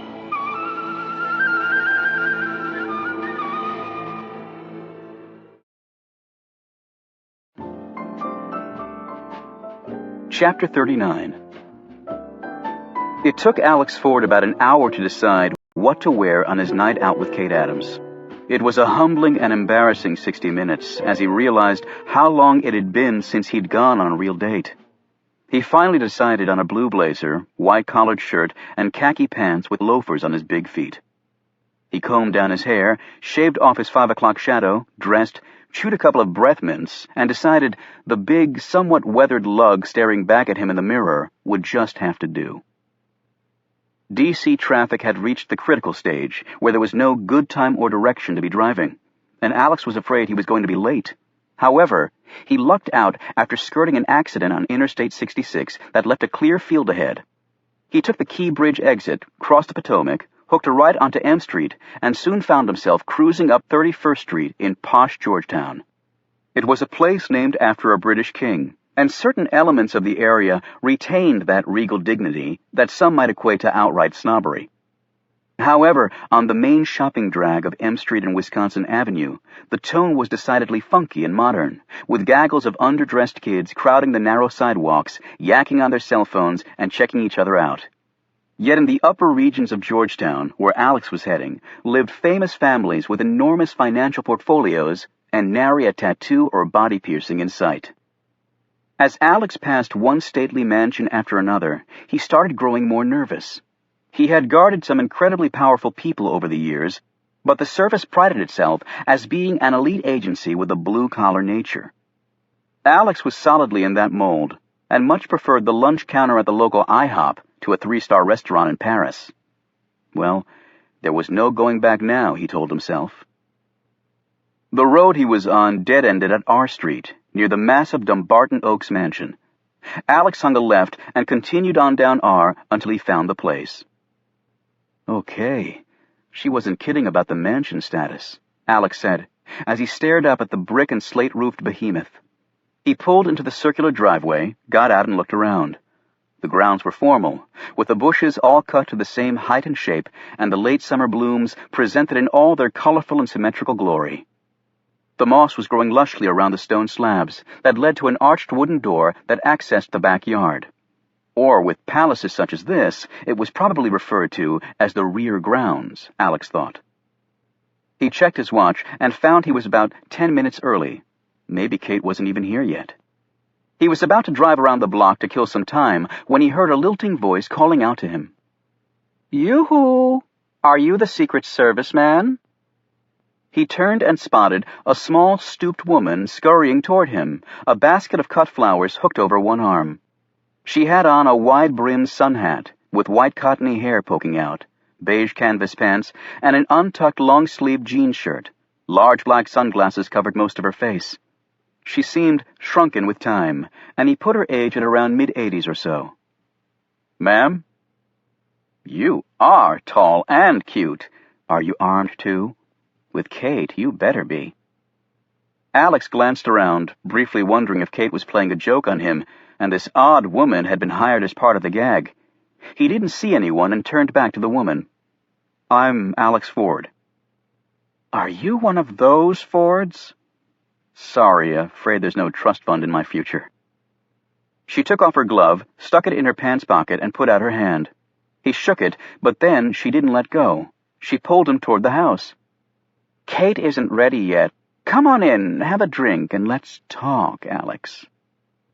Alex allowed himself to be led along by the woman because, frankly, he didn't know what else to do. She smelled of strong cooking spices and even stronger hairspray. When they reached the house and went inside, she finally let go of his hand and said, "Where are my manners? I'm Lucille Whitney Houseman." "Are you one of those Whitney Housemans?" Alex said with a grin. She took off her glasses and smiled back coquettishly. "My father, Ira Whitney, didn't found the meatpacking industry. He just made a fortune off it. My dear husband, Bernie, may you rest in peace," she added, looking at the ceiling and crossing herself. "Now his family made their money in whiskey, and not all of it legally. And Bernie was a prosecutor before he became a federal judge. It made for some interesting family gatherings, I can tell you." She led him into a vast living room and motioned for him to sit down on a large sofa placed against one wall. She put the flowers in a cut crystal vase and turned to him. "Now, speaking of whiskey, name your poison." She went over to a small cabinet and opened it. Inside was a fairly complete bar. "Well, Mrs. do you go by both names?" "Just call me Lucky. Everybody does, because lucky I've been my whole life." "I'll have a glass of club soda, Lucky." She turned and looked at him sternly. "I know how to make lots of cocktails, young man, but club soda ain't one of them," she said in a scolding tone. "Oh, rum and coke, then?" "I'll make it Jack and Coke, honey, with the emphasis on the Jack." She brought him the drink and sat down next to him with her own glass. She held it up. "A Gibson. I fell in love with them after I saw Cary Grant order one on that train in North by Northwest. Cheers." They tapped glasses, and Alex took a sip of his. He coughed. It tasted like she'd let the Jack run solo. He looked around the living room. It was about the size of his entire house, and with far nicer furniture. "So you've known Kate long?" he asked. "About 7 years. Although she's only lived with me for 3. She's wonderful. Smart as a whip. Beautiful. A real pistol. But then I'm not telling you anything you don't already know. Plus, she makes the best buttery nipples I've ever tasted." Alex nearly choked on his drink. "Excuse me?" "Don't get all excited, honey. It's a specialty drink. Baileys and butterscotch schnapps. She is a bartender, after all." "Oh, right." "So are you one of the agents who guard the president?" "Actually, starting tomorrow, I am," Alex said. "I've known every president since Harry Truman," she said wistfully. "I voted Republican for 30 years, and then Democratic for about 20. But now I'm old enough to know better, so I'm an independent. But I loved Ronnie Reagan. What a charmer. He and I danced at one of the balls. But of all the presidents I've known, I have to confess that I liked Jimmy Carter best.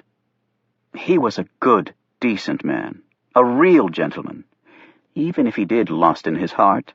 And you can't say that about all of them, can you?" "No, I guess you can't. So you know President Brennan, then?" "We've met, but he wouldn't know me from Eve. I've long since passed my usefulness in the political arena, although in my prime I had some sway. Georgetown was the place to be for all that. Kate Graham, Evangeline Bruce, Pamela Harrington, Lorraine Cooper, I knew them all. The dinner parties we had. The national policy we came up with sitting around drinking and smoking, although the ladies were often separated from the gentlemen. But not always. She lowered her voice and looked at him with raised pencil-thin eyebrows that looked painted on. Because the sex we had, oh my Lord. But not any orgies or anything like that, honey. I mean, you're talking about government people, public servants, and it's hard to get up early and work those long hours after sex orgies. It takes it out of you. It really does. Alex suddenly realized his mouth had opened wider and wider as he listened to her. He quickly closed it. So, Kate lives in the carriage house? I've wanted her to move in here. The place has 8 bedrooms after all, but she won't. She likes her space. All women do. And she can come and go as she wants. She patted his leg. So this is your first date with her. That's sweet. Where are you going? I'm not sure. Kate picked the place. She gripped his hand again and looked directly into his eyes. Okay, honey, let me give you some advice. Even the modern woman likes the man to take charge every once in a while. So next time, you pick the place. Be decisive about it. Women hate men who can't make up their minds. Okay, but how do I know when else she wants me to take charge? Oh, you won't. You'll just screw it up like every other man does. Alex cleared his throat. So does she date a lot? Okay. You want the 411 on Kate, don't you, honey? Well, Kate only brings someone around every few months. Nobody's stuck yet, but don't let that discourage you. She usually brings home some fancy-pants lawyer, lobbyist, or big-shot government type. Now you're the first man with a gun she's brought here. She added in an encouraging tone. You are packing heat, aren't you? She asked hopefully. Would that be a good thing? Honey, all civilized women throw their underwear at dangerous men. We just can't help ourselves. He grinned, opened his coat, and showed her his gun. She clapped her hands together. Oh, that is so thrilling. Hey, Lucky, get away from my man. They both turned around and saw smiling Kate Adams standing in the doorway, leading into the next room. She had on a pleated black skirt that ended mid-thigh, a white blouse open at the neck, and sandals. Alex realized he'd never seen her legs before. She always wore pants at the bar. She gave Lucky a hug and a kiss on the cheek. I've been entertaining your beau while you made yourself beautiful, my dear, Lucky said. Not that it takes that much effort for you. Oh, it's just not fair, Kate. Not even the best plastic surgeon in the world could give me your cheekbones. You liar. The men were always gaga over Lucky Whitney, and they still are. Lucky smiled at Alex and said in a very coy tone, Well, I have to admit, this young man did show me his piece, Kate. I bet you haven't had that pleasure yet. Kate looked surprised. His piece? No, I haven't seen it yet. His expression one of horror. Alex jumped up so fast he spilled some of his drink on the couch. My gun. I showed her my gun. That's right. That's what he called it. His gun, Lucky said, smiling impishly. Now, where are you two going for dinner? Nathan's, Kate answered. Lucky raised her eyebrows. Nathan's. She gave Alex a thumbs up. That's where she takes the ones with real potential. Chapter 40. Reuben, Stone called out from his perch in the sidecar. We have some time yet. Can we stop in at Arlington Cemetery? Reuben looked over at the nation's most hallowed burial place for its military dead and nodded. A few minutes later, they passed through the visitors' entrance and walked past the Women in Military Service Memorial. They paused for a moment near the Kennedy graves, Arlington's biggest visitor draw, with the changing of the guard at the tombs of the unknowns a close second. Continuing on, Reuben stopped and gazed at a stretch of grass near Arlington House. It had once been Robert E. Lee's home, but had been confiscated by the federal government after Lee had chosen to lead the Confederate Army against the Union. Isn't that where you found me stoned out of my head? Stone looked at the spot. It was a long time ago, Reuben. You pulled yourself out of it. You fought off your demons. I couldn't have done it without you, Oliver. He paused and looked around at all the white tombstones. I was just so damn pissed off. I lost half my company from Nam to Agent Orange, and the Army wouldn't even admit they'd done it. And then the same thing happened with the Persian Gulf Syndrome. I just wanted to come here and scream, make somebody listen. It's probably best that you passed out when you did. The Secretary of Defense was here that day. It might have gotten ugly. Reuben gazed curiously at his friend. You know, I never asked you what you were doing at the cemetery that day. Just like everyone else, I was there to pay my respects. Stone stopped at one area and silently counted down the rows of white headstones until he came to one near the middle. He stood, his arms folded across his chest, while the setting sun burned down into the horizon. Reuben checked his watch, but seemed reluctant to interrupt his friend. Stone's solitude was finally halted by a group of men passing nearby. He watched as they headed toward the newest expansion of Arlington Cemetery, and one that was not yet completed. It was the 9/11 memorial site that abutted the grounds of the cemetery. The site included a signature monument to the lives that were lost at the Pentagon and the Memorial Grove.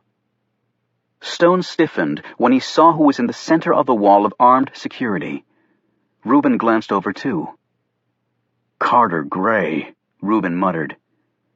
Here to see his wife, I would assume, Stone said quietly, before the crowds come tomorrow.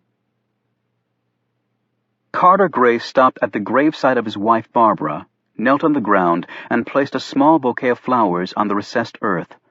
Technically, the anniversary of his wife's death was tomorrow, but the cemetery would be filled that day, and as Stone had deduced, the man had no desire to share his grief with a mass of strangers.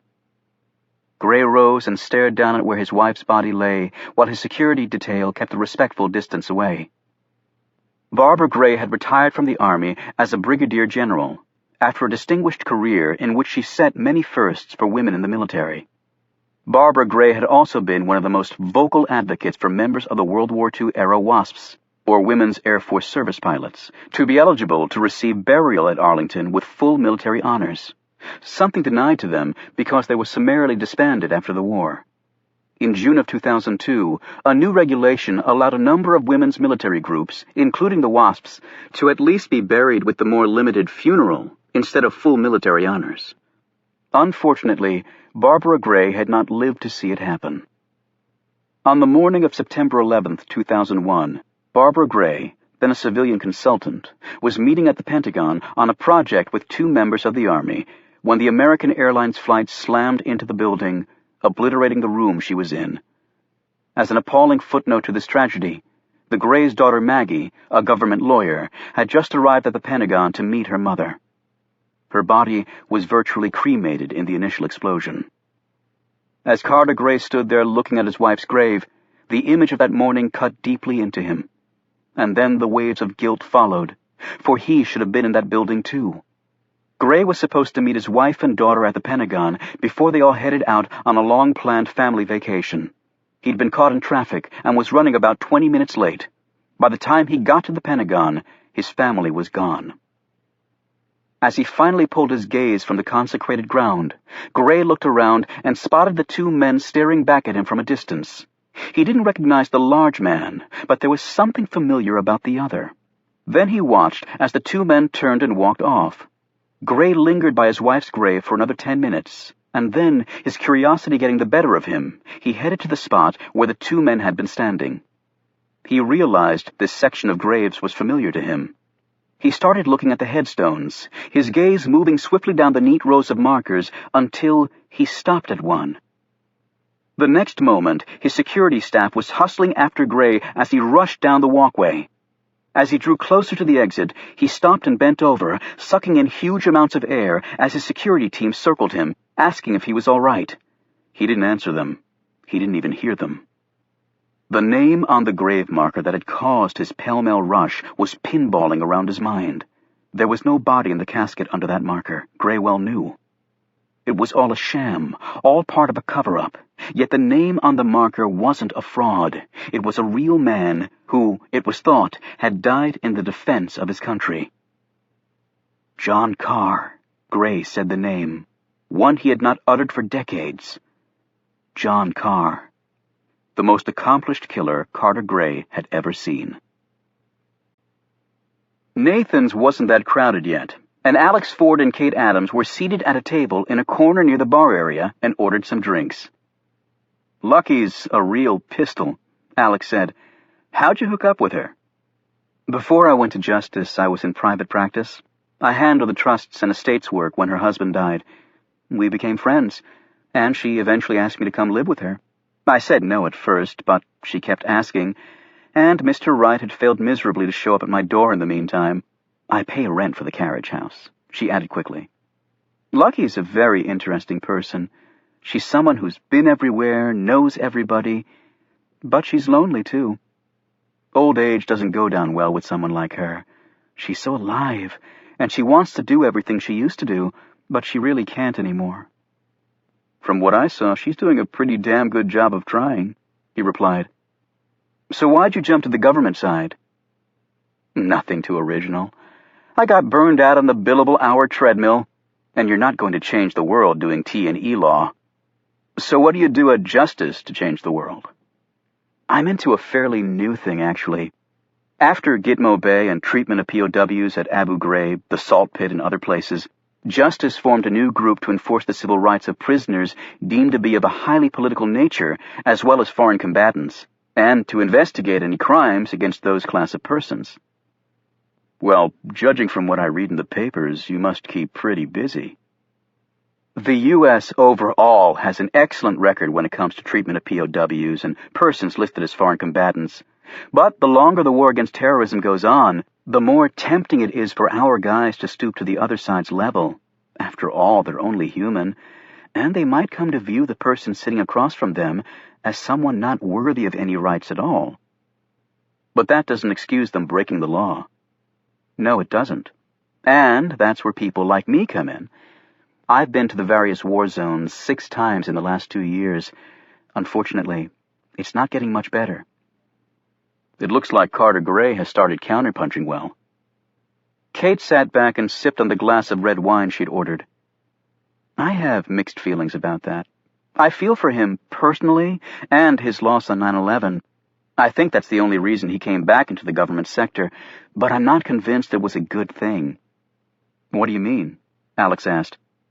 "I know he's gotten extraordinary results. I wonder if he employs extraordinary means to achieve them. For example, we've had real problems with rendition." "I've heard that's quite a political football." "It's no wonder with the way the procedure works. Suspected terrorists are transferred from the U.S. to other countries or vice versa without any legal processing or access by the International Red Cross. When we transfer prisoners out to other countries, verbal assurances are first required from the receiving country that the transferees won't be subjected to torture. Well, the problem is there's no way to verify that torture doesn't occur, and in fact, it seems clear that the torture often does happen. On top of that, because such torture in the U.S. is illegal, some think NIC and CIA are actively involved in rendering prisoners to other countries so that torture can be used as a tool to get useful information. They'll even get the receiving country to trump up charges against a suspect so he can be jailed, interrogated, and often tortured. That's against everything that America stands for." "Well, after seeing the place firsthand, I believe NIC is capable of pretty much anything." "So I take it you're looking into that man's death isn't going all that well?" Alex hesitated, and then decided it wouldn't hurt to come clean. He told her about his uncomfortable chat with the director of the Secret Service and about being busted back to protection detail. "I'm so sorry, Alex." She reached over and touched his hand. "Hey, I set myself up for it. Gray plays in the big leagues, and having your own partner rat you out doesn't help. I guess I was outclassed." He took a drink of his cocktail. "Your martinis are much better," he said, smiling. She clinked her glass against his. "I knew I liked you." His expression grew serious. "I should have stuck to my original plan. With 3 years to go to finish off my 20, put it on cruise control and don't rock the boat." "You don't strike me as a cruising sort of person," Kate replied. He shrugged. "Look, let's cut the shop talk. Tell me more about yourself. That's what first dates are for." She sat back and picked at a piece of bread in front of her. "Well, I'm an only child. My parents live in Colorado. They'll tell you we're descended from the Massachusetts Adamses, but I'm not sure I buy that. My dream was to be a world-class gymnast, and I worked my guts out for it. Then I grew 6 inches in 1 year, and there went that dream. Right after high school, I decided I wanted to be a croupier in Vegas. Don't ask why, I just did. I enrolled in a course, passed with flying colors, and took off for Sin City, but it didn't last too long. I had a teeny problem with drunken high rollers thinking they could grab my butt whenever they wanted. After a few of them lost teeth, the casino suggested I head back east. When I started college, I decided to bartend to pay for it, and then I continued pouring drinks when I went to law school. At least with that occupation, you have solid wood between you and the resident animals. And, as you deduced earlier, I also play the piano. I earned money teaching it to help pay for school. I don't need to keep bartending, but honestly I like to. It's an outlet for me, and you meet a lot of fascinating people at the Leap Bar. Gymnast, croupier, bartender, piano-playing defender of truth and justice. That's pretty damn impressive. Sometimes I think it's far more dysfunctional than it is impressive. So how about you? Nothing too exciting. I grew up in Ohio, youngest of 4 and the only son. My dad was an auto parts salesman by day, but by night he was the second coming of Johnny Cash. Really? Well, he wanted to be anyway. I think he had the largest collection of Cash memorabilia outside of Nashville. Always dressed in black, played a wicked acoustical guitar, pretty good pipes. I learned guitar so I could play with him. We even went out on the road together, playing some of the best hole-in-the-walls in the Ohio Valley. We weren't great, but we weren't bad either. It was a blast. Then his 4-pack-a-day habit caught up to him. The lung cancer took him in 6 months. My mom lives in a retirement village in Florida. My sisters are scattered around the country. So what made you want to play the human shield? Alex took another drink, and his look became somber. I saw the Zapruder film clip of Kennedy's assassination when I was 12 years old. I remembered thinking that something like that should never happen again. I'll never forget the image of Agent Clint Hill jumping on the limo, pushing Mrs. Kennedy back into her seat.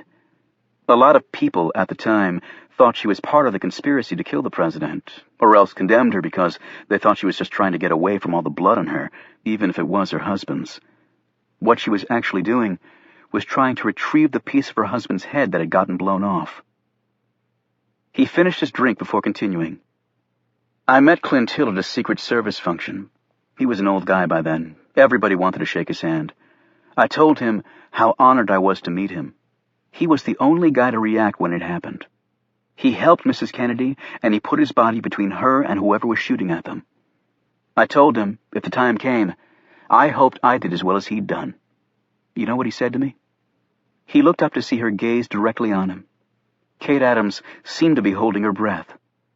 What did he say? She prompted. He said, "Son, you don't want to be like me, because I lost my president." There was a long silence, and finally Alex broke it. I can't believe that I'm sitting here dishing out this depressing crap. I'm not really like that. With the day you had, I'm surprised you didn't bag tonight. Kate, the thought of going out with you tonight was the only thing that got me through today. Alex looked a little surprised at the frankness of his words and quickly looked down, studying the exterior of his remaining martini olive. Kate reached out and touched his hand. "I'm going to further embarrass you," she said, "by telling you that's the nicest thing anyone's ever said to me." The conversation turned to more innocuous subjects, and time sped by. As they were leaving, Alex muttered an expletive under his breath. Coming in the door were Senator and Mrs. Roger Simpson and their daughter, Jackie. Alex tried to duck by, but Jackie spotted him. "Hello, Alex," she said. "Agent Simpson?" Alex replied curtly. "These are my parents." Roger Simpson and his wife looked like twins, very tall and fair-haired. They towered over their petite, dark-haired daughter. "Senator, Mrs. Simpson," Alex said, nodding at them both. Roger Simpson glared back at him so menacingly that Alex was convinced Jackie must have told him the whole story in her own biased way. "This is Kate Adams." "Pleasure to meet you both," Kate said. "Well, take care, Agent Simpson. I doubt I'll be seeing you around."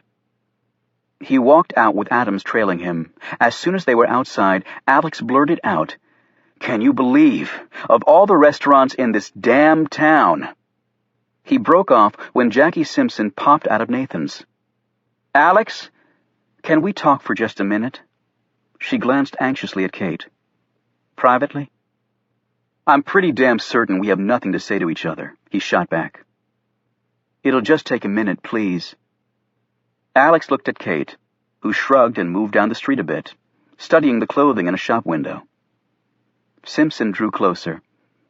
"Look, I know you're upset as hell at me, and you think I ratted you out. Well, you're batting 1,000 so far. It didn't happen like that. As soon as Carter Gray left us, he must have called my dad, even before he called the president. My father called and gave it to me up one side and down the other.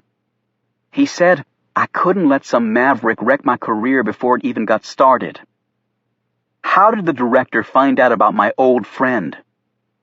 Simpson looked miserable. "I know, that was stupid.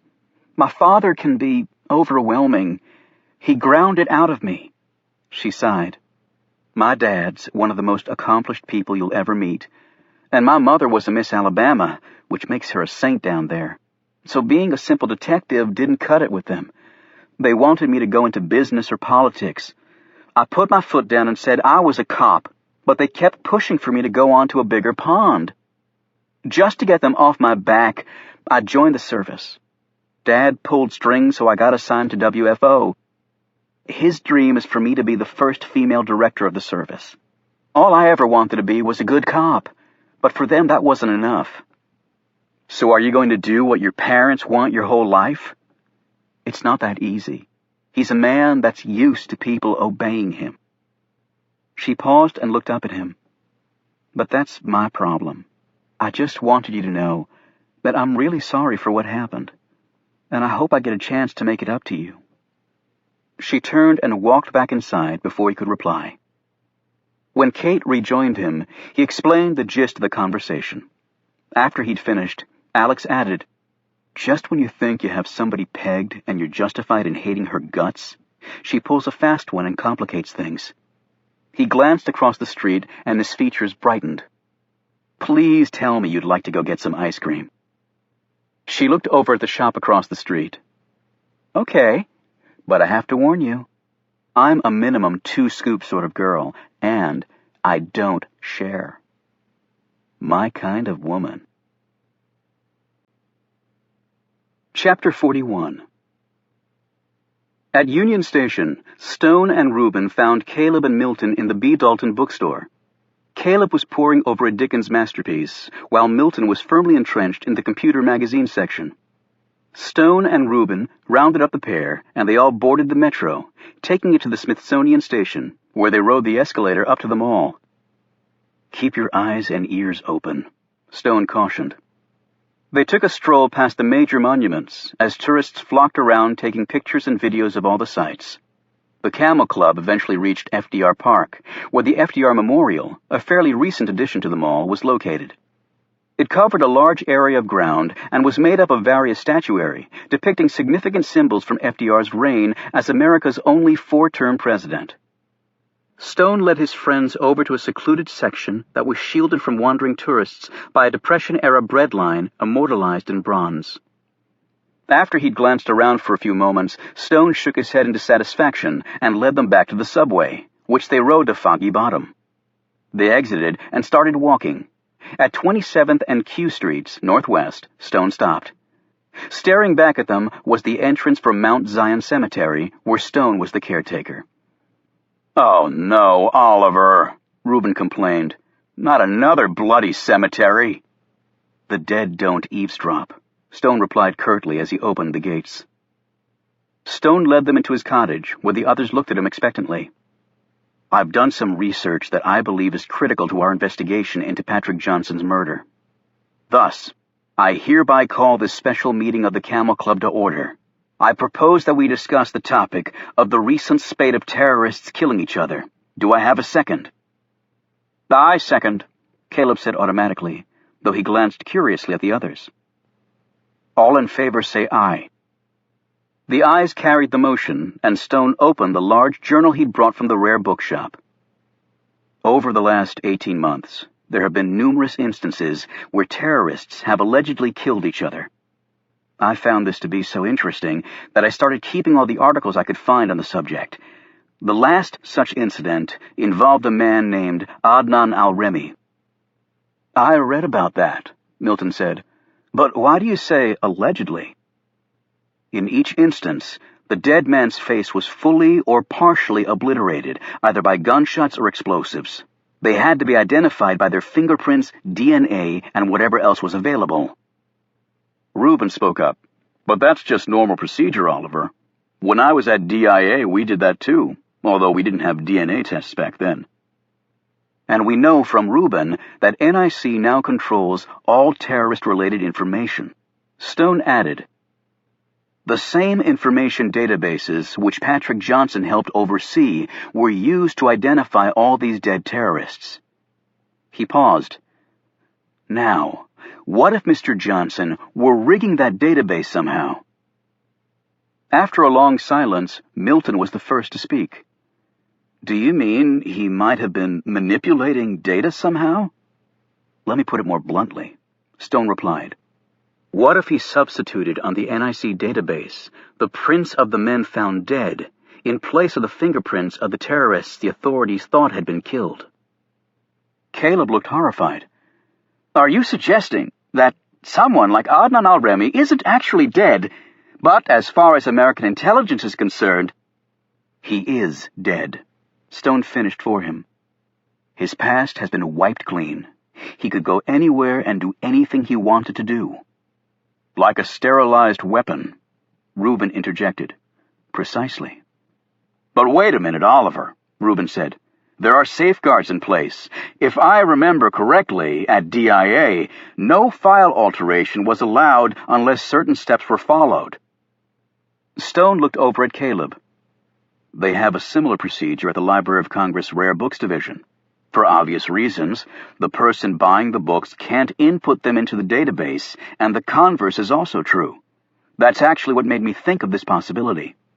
But what if you had both people in your pocket? The gatherer of the intelligence, and the one assigned to put that data in the system? And what if one of them was senior? Perhaps very senior. Reuben finally sputtered. Are you suggesting that Carter Gray is involved in this? Come on, whatever else you say about Gray, I don't think you can reasonably question his loyalty to this country. I'm not saying it's an easy answer, Reuben, Stone replied, but if not Gray, then perhaps someone else who's been turned. Now that's more likely, Reuben conceded. Milton spoke up. Well, if this is all true, why was Johnson killed? Stone answered, if the two men we saw kill Patrick Johnson are with NIC, then it seems to me, given his extravagant lifestyle on a modest government paycheck, that two things might have happened. One, whoever hired him to alter the files was afraid his newfound wealth would lead to an investigation. So they killed him and planted the drugs. Or else Johnson might have gotten greedy, asked for more money, and they killed him instead. So what do we do now? Milton asked. Staying alive would be my priority, Reuben answered.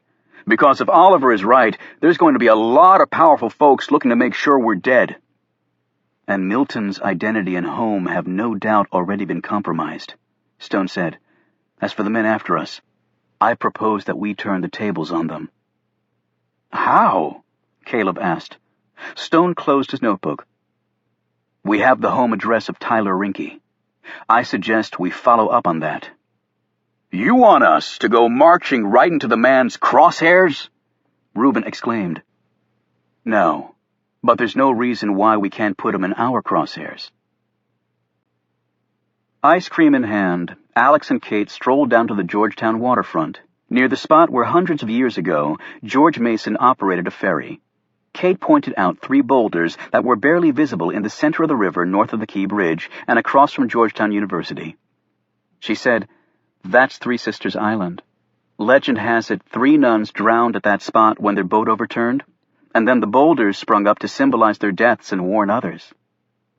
"The Potomac's current is deceptively calm," Alex added. "Not that anyone would want to swim in it these days. When it rains hard, you usually get some sewer overflow." When they built Interstate 66, they were also going to build a spur off it that included a bridge across the river at that point. They were going to call it the Three Sisters Bridge. But there were so many weird construction accidents, they finally gave up. Some said it was the ghosts of the nuns. "You believe in stuff like that?" Alex asked. "Stranger things have happened. I mean, look at some of the conspiracy theorists in this town. Most are probably crazy, but some of them turn out to be right. I know a guy who falls into the category. His name's Oliver Stone. The guy's flat-out brilliant, if a couple paces off the sidewalk of life." "Oliver Stone? You're kidding." "Not his real name, of course. I think it's just his little joke aimed at people who believe he's a quack. But one of the most interesting things about him is he has no past, at least that I can find." Alex smiled. "Maybe he's been on the run all these years. Sounds like a man Lucky would like to meet." "So does she still throw her underwear at dangerous men?" "What?" a surprised Kate asked. "Never mind." Alex ate a spoonful of ice cream and looked over at Roosevelt Island. Adams followed his gaze. She finally said, "So would you care to talk about it? Bartenders are great listeners." Alex motioned her to join him on a bench near the riverfront. He said, "Okay, here's what's bugging me. The guy swims to the island and shoots himself. Does that sound likely?" "Well, it was the island where he and his fiancée went on their first date." "Right. But why swim to the island? Why not just drive to it or walk? There's a footbridge that crosses over the parkway and empties right into the parking lot of the island, and so does a bike trail. Then you jump the gate, go over to the island, get stoned, and blow your brains out without schlepping through the Potomac." They found his car a good ways upriver, which means it was a long swim, in street clothes and shoes, and carrying a pistol in a plastic baggie. It's not like the guy was Mark Spitz or Michael Phelps. "But his prints were on the gun," Kate retorted. "Forcing someone's hand around a gun and pulling the trigger isn't that easy or smart to do." Alex conceded. "The last thing you want is to put a gun in somebody's hand that you're trying to kill. But what if you got him drunk first?" Alex pointed to his feet. "And the bottoms of his shoes bothered me." "How so?" "They had dirt on them, as you'd expect from walking through the brush, but there wasn't any dirt on the ground around him. You'd think that some of that red clay would have ended up on the stone pavers around him. And his clothes were too clean. If you'd hiked around that island, you'd have twigs and leaves stuck all over your clothes. There was nothing like that on him. And if he'd swum to the island, he would have had to trek through that bramble to get to the main trail." "That doesn't make a lot of sense," Kate admitted. "And the suicide note in his pocket? It was barely damp and the ink hadn't run. He probably carried it in the same plastic bag he used for the gun. Then why not leave it in the baggie? Why pull it out and put it in a soaking wet pocket that might cause the ink to run and the message to be lost? And while Johnson was wet when he was found, if he'd really swum all that way, I would have expected him to be soggier and grimier than we found him. I mean, the Potomac can get pretty foul around here." "But he was wet." "Yeah, but if you wanted it to seem like someone had swum all that way, what would you do?" Kate thought for a moment. "Dunk him in the water." "Right. You dunk him in the water. And then there's motivation. No one I talked to knew anything about Johnson dealing drugs. Hell, his fiancée was so ticked she threatened to sue me for even suggesting it might be true. Like I always said, Secret Service doesn't miss the details." "But come on, it's not like we're inherently better than the FBI with this stuff. They should have seen it too. I think there's a lot of pressure from up top to put this to rest the easy way. If someone brought him to the island and they didn't want to use a car for fear of being seen, what would they do?" As they were talking, they saw a police boat slowly pass. Alex and Kate looked at each other and said together, A boat!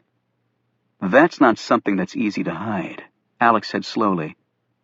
Kate looked up and down the waterfront. I'm game if you are. They threw their ice cream containers in the trash and headed down to the water.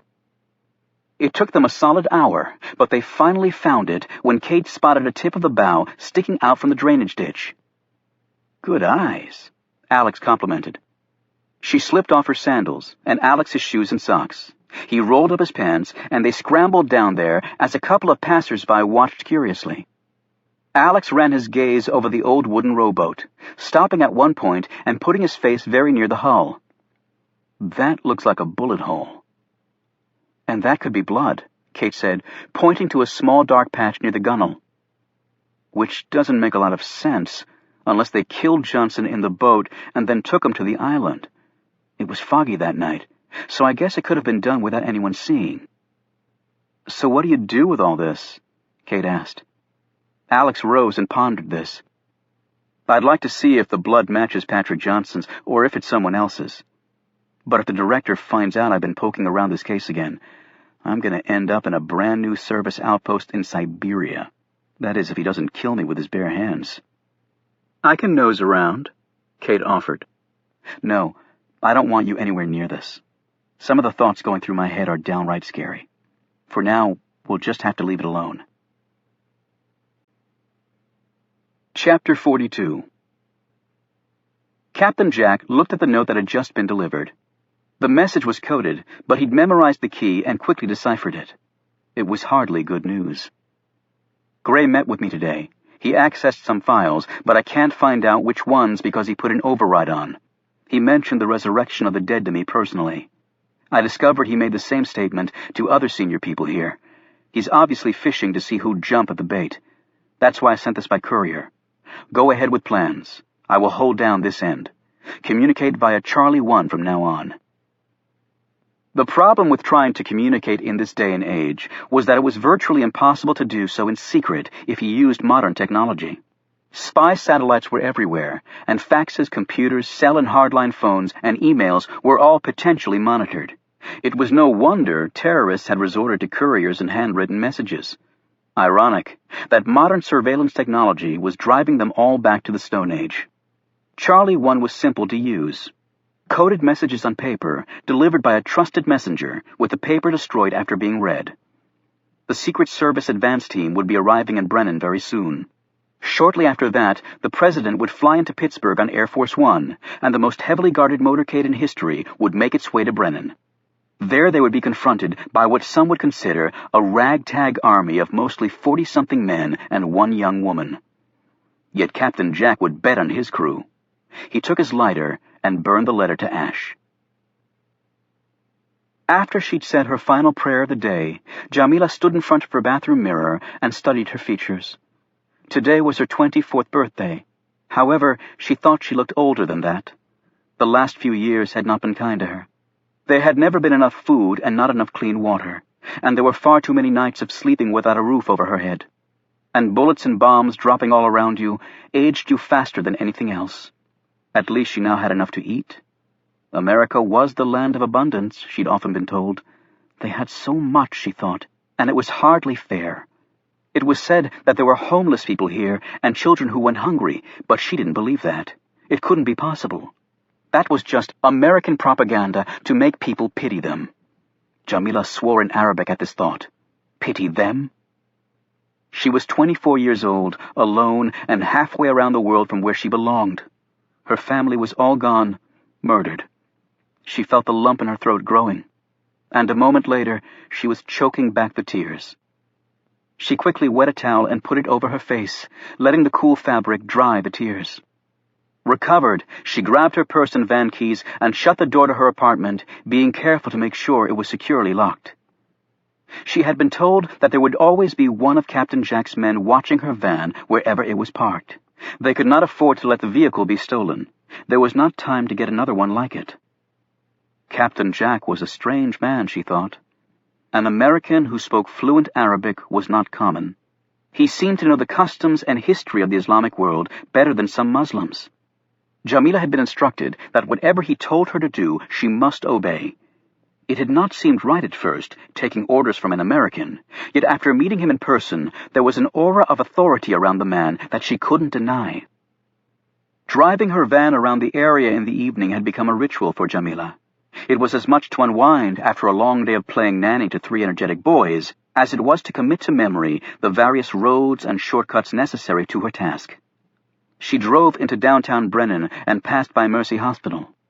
Adnan al-Remi was not on duty, but Jamila wouldn't have known him if she saw him. In the same vein, she had no reason to look to the right and eye the apartment where at that moment a pair of camouflaged M50 sniper rifles were trained on the hospital as part of a practice round. Her path took her by the auto repair shop. Out of habit, she drove down the alley past a set of overhead doors situated there, their windows painted black. Her route on that day would take her through the southern tip of the downtown area, and then she would head west on the main road leading out of Brennan. In 30 minutes' time, her part would be over. She prayed to God that his wisdom and courage would guide her. She continued her trek and soon passed by the ceremonial grounds. All she knew was that the president of this country would be speaking here before a very large crowd. Other than that, the grassy piece of earth meant little to her. Her travels had taken her past the home of George and Laurie Franklin, her employers. It was a very pretty home, if you liked the traditional architecture of America. But what Jamila enjoyed best about the Franklins' home was the backyard. It was full of green grass to run across, and trees for climbing, and places to hide when she was playing games with the boys. Having grown up in a desert climate, Jamila had to admit that America was a very beautiful country, at least on the outside. Jamila's route back to her apartment took her past the Franklins' house once more. As the van glided by, Jamila instinctively looked to the upper dormer windows where the 3 boys slept in 2 rooms. She had found herself becoming more and more attached to them. They were fine children who would no doubt grow up as haters of Islam, of all that she believed in. If she could only have them for real, she would teach them the truths. She would show them the real light of her faith and her world. They might find that the differences between them were far outweighed by their similarities. Jamila pulled the van to a stop as she thought about this. For so long, she'd been told that American and Islam were not capable of being reconciled. And yes, that must be true. They are destroying my country, she reminded herself. They are a violent nation with an army second to none. They took what they wanted, whether it was oil or lives. And yet, as she gazed around the peaceful neighborhood, all that was hard to imagine. Very hard. Alex looked around the interior of Kate Adams' home and liked very much what he was seeing. Things weren't too orderly, and there was clutter here and there. Alex himself was no neatnik, and doubted he could long stand the company of someone who was. And there were books everywhere, too, which was also a good thing. Never a reader in school, Alex had made up for that with a vengeance when he joined the service. Long plane flights allowed for plenty of time spent between the pages. And she obviously wasn't a snooty, high-browed reader. While many literary classics were tucked on shelves, Alex noted a healthy dose of commercial-grade fiction there as well. Family photos dotted tables and walls, and he took his time looking at Kate Adams as she evolved from a gangling, shy young girl into a lovely, confident woman. In one corner of the room that took up most of the first floor sat a black baby grand piano. When she came back downstairs from her bedroom, Kate had changed into jeans, a sweater, and was barefoot. "Sorry," she said. "I start to implode after a day in a dress and shoes." "But don't let the $1,000 suits and impeccable grooming fool you. I'm a jeans and t-shirt kind of guy myself." She laughed. "Beer? Always a good chaser to mocha mint ice cream." She pulled 2 Coronas from the fridge, cut up limes, and they sat on the couch that looked out into the rear grounds. She curled her legs up under her. "So, what's your next move?" He shrugged. "Not sure. Officially, I'm on White House protection detail, and I should be thankful for that. I mean, it's not like I did anything wrong during the investigation, but I sat in the director's office and refused a direct order from him to reveal the name of someone. I still can't believe I did that." "So was the old friend you told me about Oliver Stone?" He shot Kate a glance that answered the question for her. "How the hell did you figure that out?" You're not the only person in the room with deductive powers. Apparently not. He took a swig of beer and sat back against the cushions. Like I said, I think at this point my hands are tied. How can I even tell them about finding the boat without revealing that I was doing the very thing the director ordered me not to do? If he finds out I'm history, I can't risk that. I see your dilemma. She brushed against his shoulder as she set her beer down on the coffee table. That simple touch was like an electric spark shot through Alex's body. Kate sat down in front of the piano and started playing a piece that he recognized as Rhapsody on a Theme of Paganini. It was clear that the woman was a highly skilled pianist. After a couple of minutes, he joined her on the bench and started tapping out a side melody. She said, "That's Ray Charles. I thought you were a guitar player." My old man said, "If you start with piano, you can play pretty much anything." Wasn't Clint Eastwood a piano-playing Secret Service agent in that movie In the Line of Fire? Yep, with Rene Russo sitting next to him. I'm sorry I'm no Rene Russo. I'm no Clint Eastwood. And FYI, Rene Russo has nothing on you. Liar. I'm not the kind of guy to take my clothes off on a first date like Eastwood. Sorry, he added with a grin. She smirked at him. Pity. But that rule doesn't necessarily hold for the second date. Oh, you're that confident there'll be a second one? Come on, I'm packing heat. I'm a lock, according to Lucky. He ran his fingers across the keys until they touched hers. The kiss that followed made the electrical spark Alex had felt before seem like a faint tickle. She kissed him one more time and then stood. I know this is probably unfair, but I think your first date rule is a good one. She said this only half-heartedly, but then glanced away. You don't give it away the first night, because they might not be back the second. He put his hand on her shoulder. I'll be back any night you want me, Kate. How about tomorrow? She added. If I can wait that long. Alex fired up his old Cherokee and drove off, his spirits soaring. He pulled off down the street, turned back onto 31st, and started the long, winding descent into the main drag of Georgetown. His first hint of trouble was when he tapped the brakes and they didn't respond. His second hint of coming disaster was when he punched them again and they sank to the floor. And he was rapidly gathering speed as the descent angle steepened.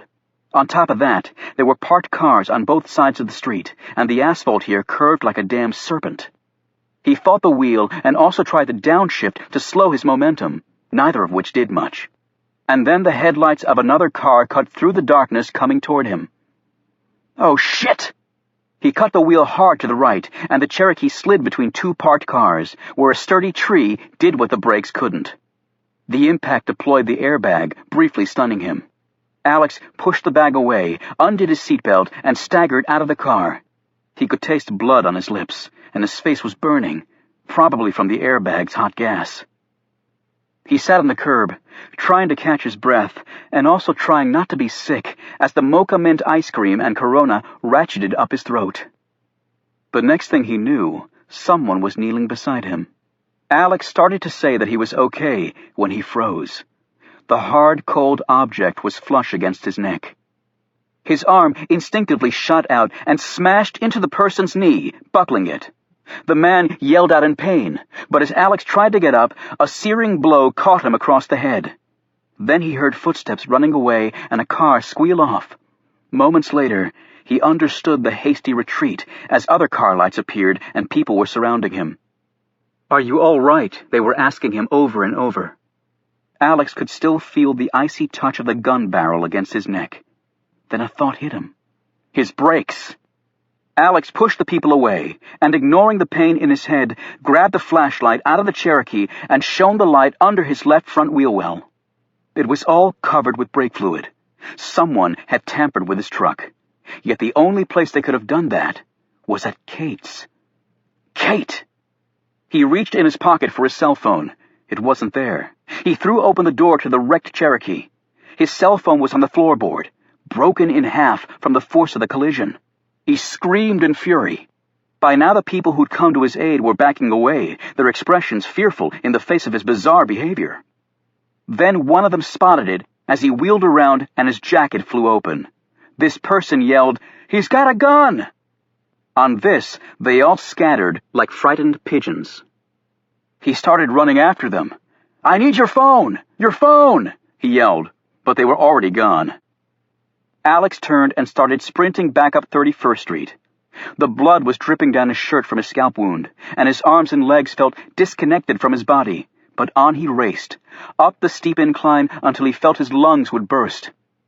He hit R Street and turned left, redoubling his speed, finding a reserve of energy and another gear he never knew he had. As the house came into view, he pulled out his gun. He slowed and crouched low as he slipped into the yard. The main house was dark. He made his way quietly to the garden gate leading to the backyard and the carriage house. The gate was locked, so he clambered over the fence. His feet touched the grass on the other side, and Alex squatted down to reconnoiter the area and catch his breath. His head was pounding, and his ears were ringing so badly he didn't know if he could even hear. He moved, crouching through the cover of the bushes toward the carriage house. There was a light on upstairs. He took several deep breaths, forcing himself to stay calm as he gripped his cig. He inched forward, his eyes scanning the grounds through the bushes. If someone is out there drawing a bead. Then a light came on the first floor of the carriage house. Alex watched through a window as Kate came into his line of sight. Her hair was pulled back in a ponytail. She was still barefoot, but now wore only a long t-shirt. He inched forward some more, as his gaze veered from Kate to the outside of the carriage house, to the line of bulky Leland cypresses that surrounded the rear grounds. If Alex were sniping, that's the spot he would have chosen. He took one more calming breath and went into pure protection mode. This meant his gaze was steady and moved in and out in grids, with Kate representing the center of his protection bubble. It was rumored that when Secret Service agents went into this groove, they could actually count the beats of a hummingbird's wings. That was ridiculous, of course, but all Alex wanted to do was prevent the lady from being hurt. All he wanted to do was see the gun before it fired. He'd had all those years of training to do this very thing. Please, God, let it be enough. And that's when he spotted it. Across the yard and to the right, behind a giant rhododendron, the almost invisible glint of a rifle's optics. He didn't hesitate. He brought his gun up and fired. It was a long shot for a handgun, but he didn't care if he hit the shooter. He just wanted to drive him away. He placed the shot directly behind the optics. As soon as he fired, the rifle barrel fully appeared, jerking upward and discharging.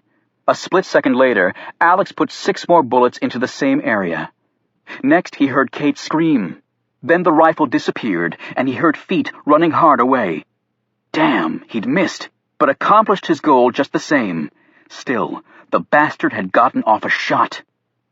Alex sprinted for the carriage house. Bursting through the door, he heard Kate scream again. She stopped when she saw him. He rushed to her, grabbed her around the waist, and pushed her to the floor, his body shielding hers. "Stay down. There's a shooter out there," he said into her ear.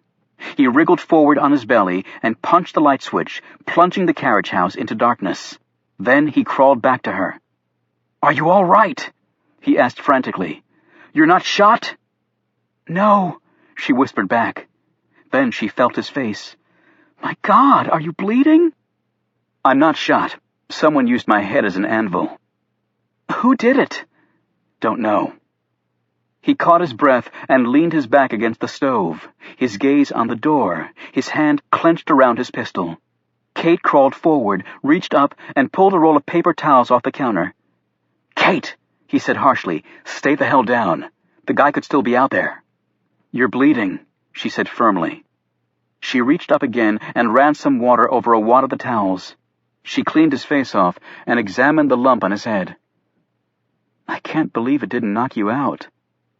"Fear is a great antidote to unconsciousness." "I didn't even hear your truck drive up." "My Cherokee was put out of commission. Brake line cut. I had quite the roller coaster ride down 31st. "Then how'd you get back here?" "I ran." She looked astonished. "You ran? All that way?" "I figured the only place they could have tampered with my brakes was at your place. I I had to get back here. I had to make sure you were okay." This came out in one long, breathless purge of his emotions. She stopped cleaning the blood off him, even as her mouth started trembling. Then Kate wrapped her arms around him, her face nestled against his neck. Alex put an arm around her. What a hell of a first date. Chapter 43. The Camel Club had walked back to Foggy Bottom and ridden the metro to Union Station, where they had some late dinner at the food court in the lower level and talked things over. Afterward, they went to the train station's parking garage to pick up their vehicles. Stone elected to ride in the sidecar with Reuben. He turned to Caleb and Milton, who were getting into the Malibu. "All right, you two can go to your condo, Caleb. I believe you'll be safe there, but please keep vigilant." "Wait a minute," Caleb said sharply. "Where are you and Reuben going?" Stone hesitated. "I'll just have Reuben drop me back at my cottage." Caleb scrutinized his friend. "You're lying. You're going to Percival, where that man lives." "Tyler Rinke," Milton stated, glaring at Stone. "You're going out there," Caleb continued. "And you don't want us along because you're afraid we might get in the way." "Consider, Caleb, that you and Milton don't really have any experience at this sort of thing, whereas Reuben and—" "I don't care," Caleb snapped. "We're going." "I'm afraid I can't allow that," Stone replied evenly.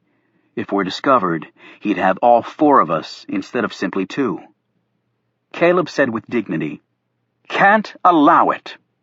We are adults, Oliver, and full members of the Camel Club. And if you don't agree to let us go, I'll follow right behind you, blowing my horn the whole way, and let me tell you, my car's horn sounds like a damn cannon going off." "And I've already located his house on my computer using MapQuest," Milton said. "It's very difficult to find without precise directions, which I happen to have in my pocket." Stone looked at Caleb, Milton, and finally Reuben, who shrugged. "All for one and one for all," Reuben said. Stone finally nodded, albeit grudgingly. "Shouldn't we just take my car, then?" Caleb said. "No," Stone replied as he eyed the motorcycle. "I've actually grown fond of riding in this contraption, and it also might come in useful tonight." They headed west, picking up Route 7 in Virginia, heading northwest, passing very close to NIC headquarters as they zipped through Leesburg. A sign at one of the intersections indicated the direction and proximity of the intelligence center. It had always amazed Stone that there were actually signs to NSA, CIA, and other highly sensitive places, yet he supposed they had visitors too. Still, it certainly put a crimp in the secret part of the business. Rinke's place was very, very rural. They wound up and down back roads for a half hour after leaving Route 7, when Milton finally saw the route sign they wanted. He motioned for Caleb to pull off to the side of the road. Reuben slid in behind them, and he and Stone climbed off the motorcycle and joined them in the car. Milton said, "His house is 2/10 of a mile up that road. I did a cross-search of other addresses up there. There aren't any. His house is the only one." "Bloody isolated," Reuben said, looking around nervously. Stone commented, "Murderers are notorious for wanting their privacy." "So, what's the plan?" Caleb asked. "I want you and Milton to remain in the car." "Oliver!" Caleb argued immediately. "Just hear me out, Caleb. I want you and Milton to remain in the car, but first we're going to drive up the road and see if anyone's home. If they are, we leave. If not, you and Milton will come back here and serve as our lookout. This is the only road in or out, correct, Milton?" "Yes." "We'll communicate by cell phone. If you see anyone coming, call us immediately, and we'll take the necessary actions." "What are you going to do?" Caleb asked. "Break into the man's house?" "You know, Oliver, he's probably got an alarm system," Reuben ventured. "I would be surprised if he didn't." "So how do we get in, then?" Reuben asked. "Let me worry about that." The house was indeed dark and presumably empty, since there was no car visible and the house didn't have a garage. While Milton and Caleb stood guard in a hidden location near the entrance to the road, Reuben and Stone drove up on the Indian, parking it in a clump of trees behind the house and making their way on foot. It was a 2-story old clapboard with chipping white paint. Stone led Reuben to the rear. The door here was solid, but there was a window next to it. Stone peered through the window and motioned Reuben to look too. A greenish glow emanated from a new-looking object on the wall opposite the door. "He's got a security system, all right," Reuben muttered. "Now what?" Stone didn't answer him. He peered closer at the screen. "We'll have to assume he has motion detectors. That complicates things." Suddenly, something flew at them from the inside of the house, accompanied by twin slashes of emerald. It hit the window and bounced off. Both men leaped back, and Reuben was already turned to run when Stone called out to him. "It's all right, Reuben," Stone said. "Mr. Rinky has a cat." His chest heaving, Reuben staggered back up to the window and looked through it. Peering back up at him was a black tabby with a white chest and huge luminous green eyes. The room they were looking into was the kitchen, and the cat had apparently launched itself from the countertop when it noticed their presence. "Damn cat! I bet it's a female," Reuben said, grimacing. "Why do you say that?" "Because women have always tried to give me heart attacks, that's why." "Actually, the presence of the animal simplifies things greatly," Stone said. "How the hell do you figure that?" "Security systems with motion detectors do not cohabit very well with cats." Reuben snapped his fingers. "Pet corridors where the motion doesn't hit." "Exactly." Stone was pulling something from his pocket. It was the black leather case he'd taken from his secret room. He unzipped it. Inside was a first-class burglary kit. Reuben stared at these felonious instruments and then looked up at his friend and said, "I don't want to know." The window to the kitchen was opened within 10 seconds. "How'd you figure the window wasn't wired to the security system?" "Wired windows and a motion detector is a bit of overkill," Stone replied. "And a house this old has plaster walls, which are very difficult to run wire through. I doubt our Mr. Rinky could justify the price, and I checked for a wireless security pod on the window before I jimmied it." "Okay," Reuben demanded. "I do want to know. How the hell do you know about stuff like wireless window security pods?" Stone glanced at him with an innocent expression. "The library is open to the public, Reuben." They climbed inside, and the cat met them immediately, rubbing up against their legs and waiting patiently to be stroked. "All right, before we enter any room, we need to find the motion detector. Then I'll send the cat across the room, and we'll follow its lead," Stone said. "Be prepared to crawl on your belly." "Great! I might as well be back in Nam," Reuben groused.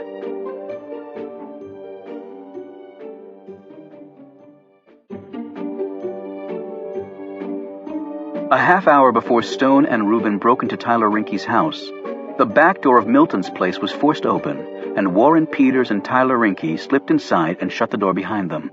It hadn't been that easy, since Milton had 6 locks on every door, and all the windows were nailed shut, something the fire marshal doubtless would have disapproved of.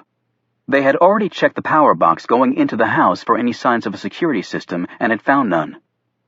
Rinky was limping from where Alex Ford had punched him in the knee, and there was a bullet hole in Warren Peters' coat sleeve, where one of the Secret Service agent's shots had also found its mark. They'd stumbled upon the two when they went to Georgetown for another look at the boat, only to find that Ford and Adams had beaten them to it. Both men were furious about their failure to kill the pair, and it was fortunate indeed for Milton Farb that he wasn't at home right now. The two men pulled out their flashlights and started searching. Farb's place wasn't that large, but it was filled with books and expensive computer and video equipment for his web design business. Also located there was the one thing Rinky and Peters hadn't counted on: a wireless infrared surveillance system that looked like overhead track lighting. Located in each room, it was now recording their movements, and had also sounded a silent alarm to a security firm that Milton had hired because of several previous burglaries.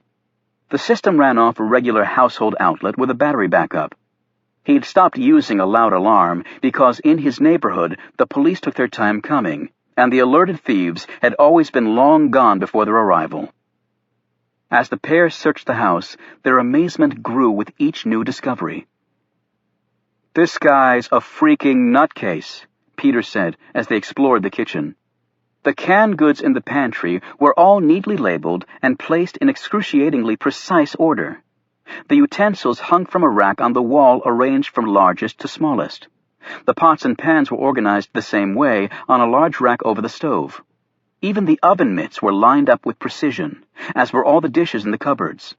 The place was a monument to fastidiousness of the most zealous kind. When they went upstairs and poked around Milton's bedroom and closet area, it was more of the same.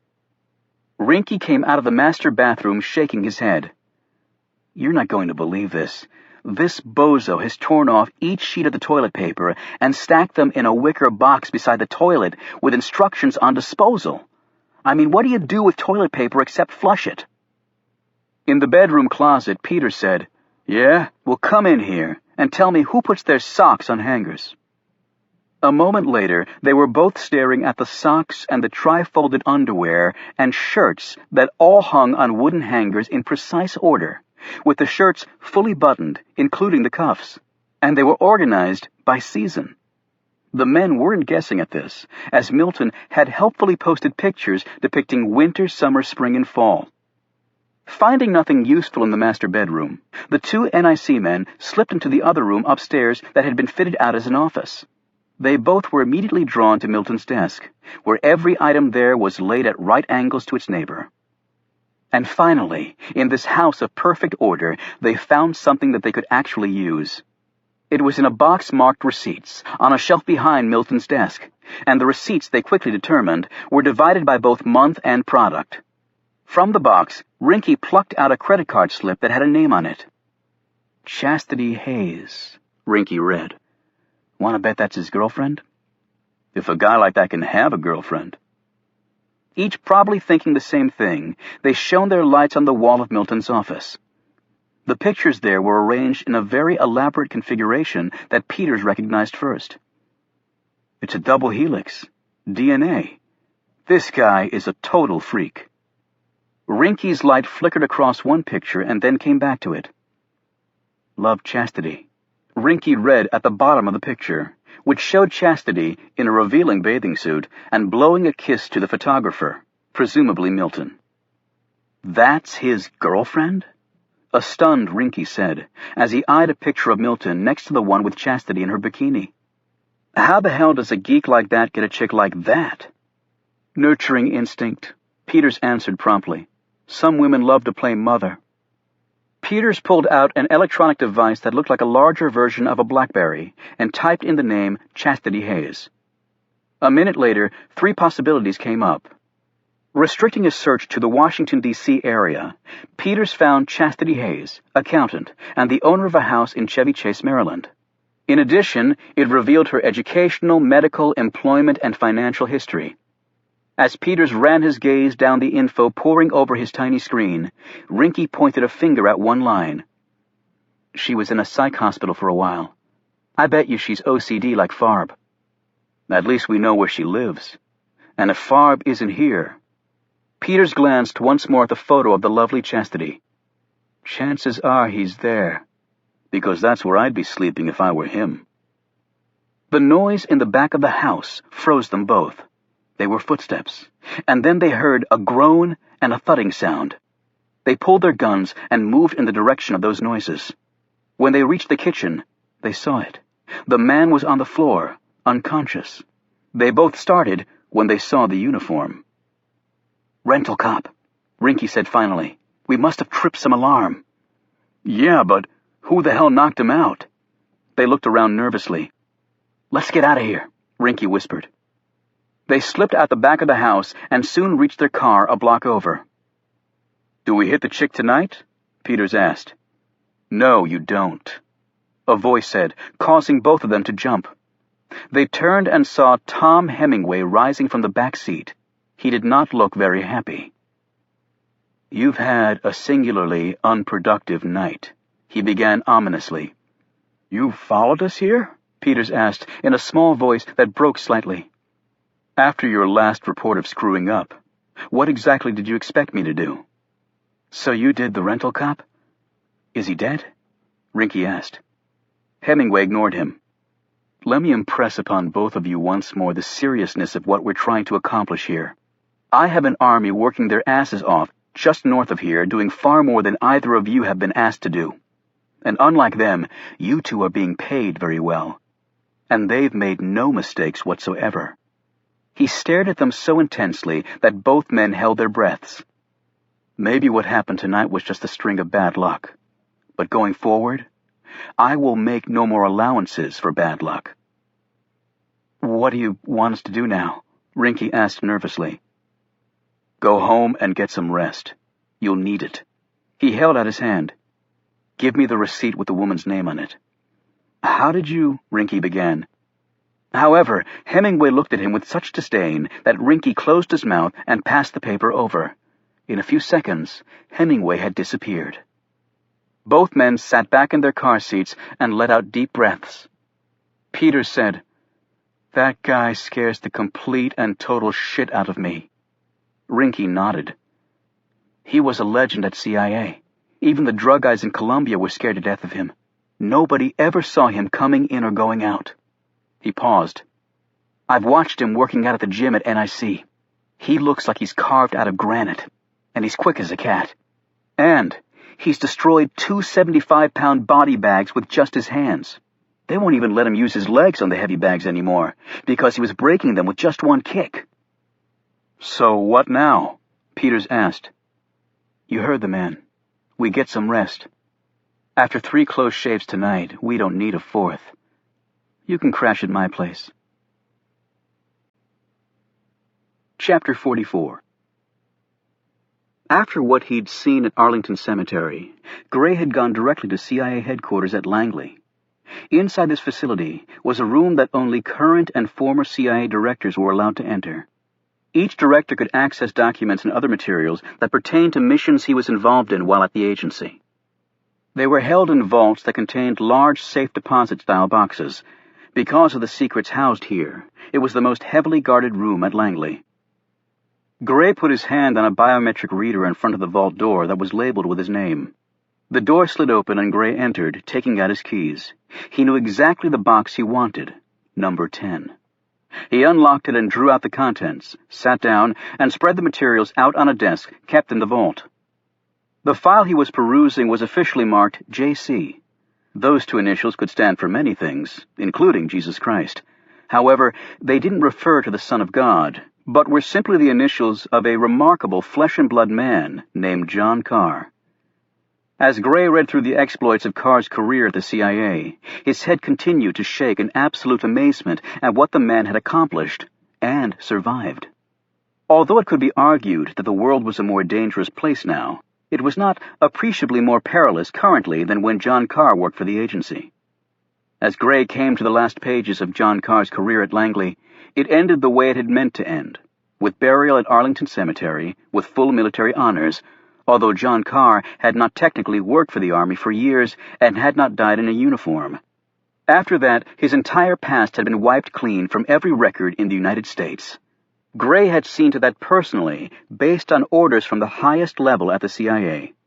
And though John Carr wasn't buried in that grave, he was still supposed to be dead. The initial hit on him killed only his wife.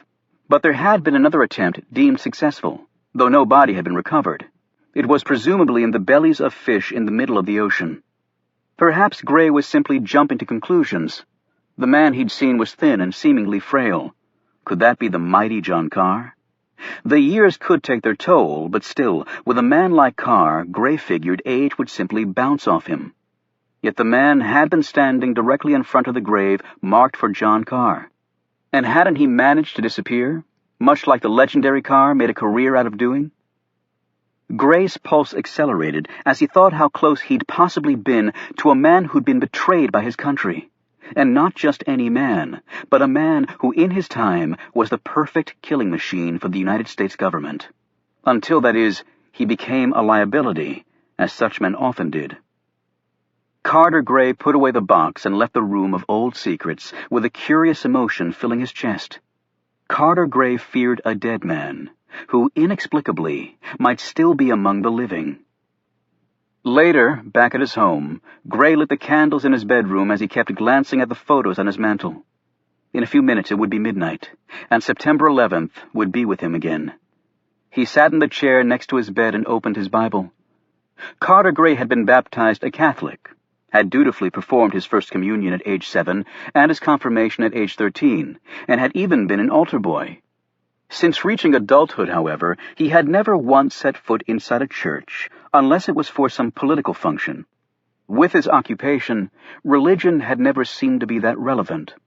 However, his wife had been a devout Catholic, and their daughter Maggie had been raised in that faith. Now, with both of them gone, Gray had taken up reading the Bible. It wasn't for his salvation, but as a way of picking up the banner for his fallen family, although he had to admit the words did give him some level of comfort. Tonight he read out loud some passages from Corinthians and another from Leviticus, and then ventured into the Psalms. It was now well past midnight, and he knelt down in front of the photos and performed his prayers, although they were more akin to conversations with his dead family.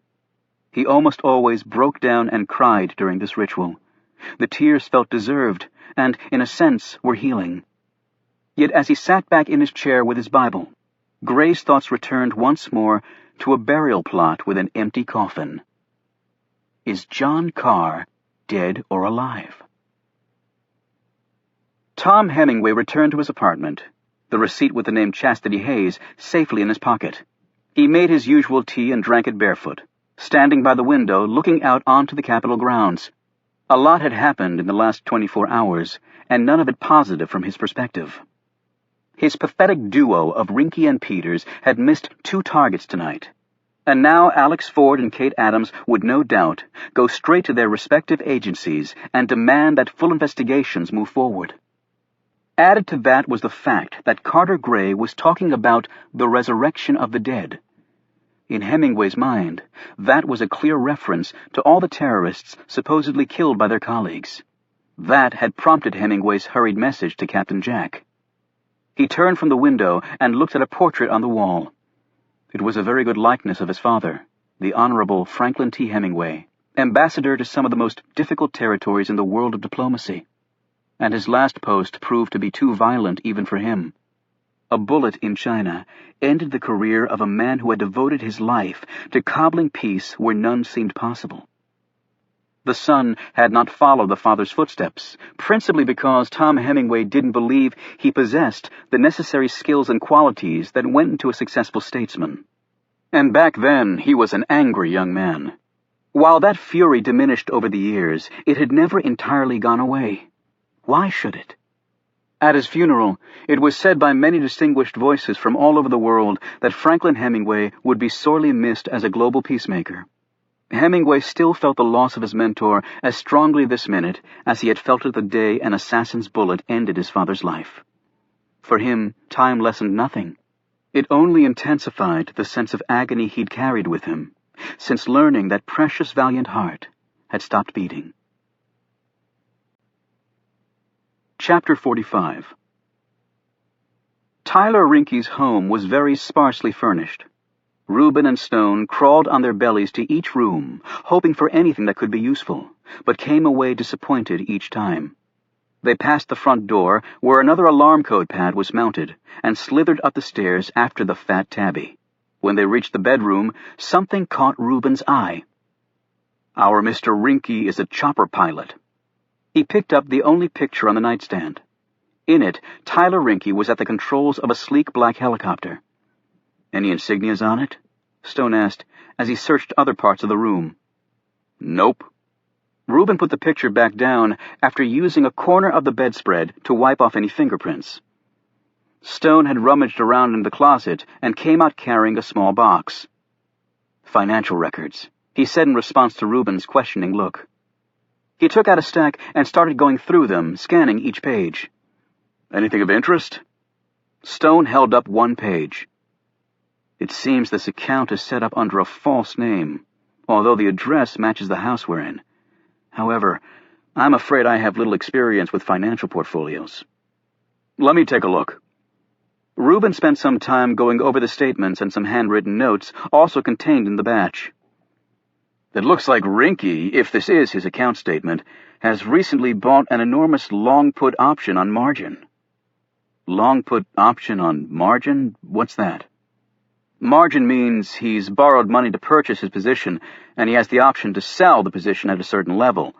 According to these handwritten notes, he's essentially betting the farm that the S&P will take a dive.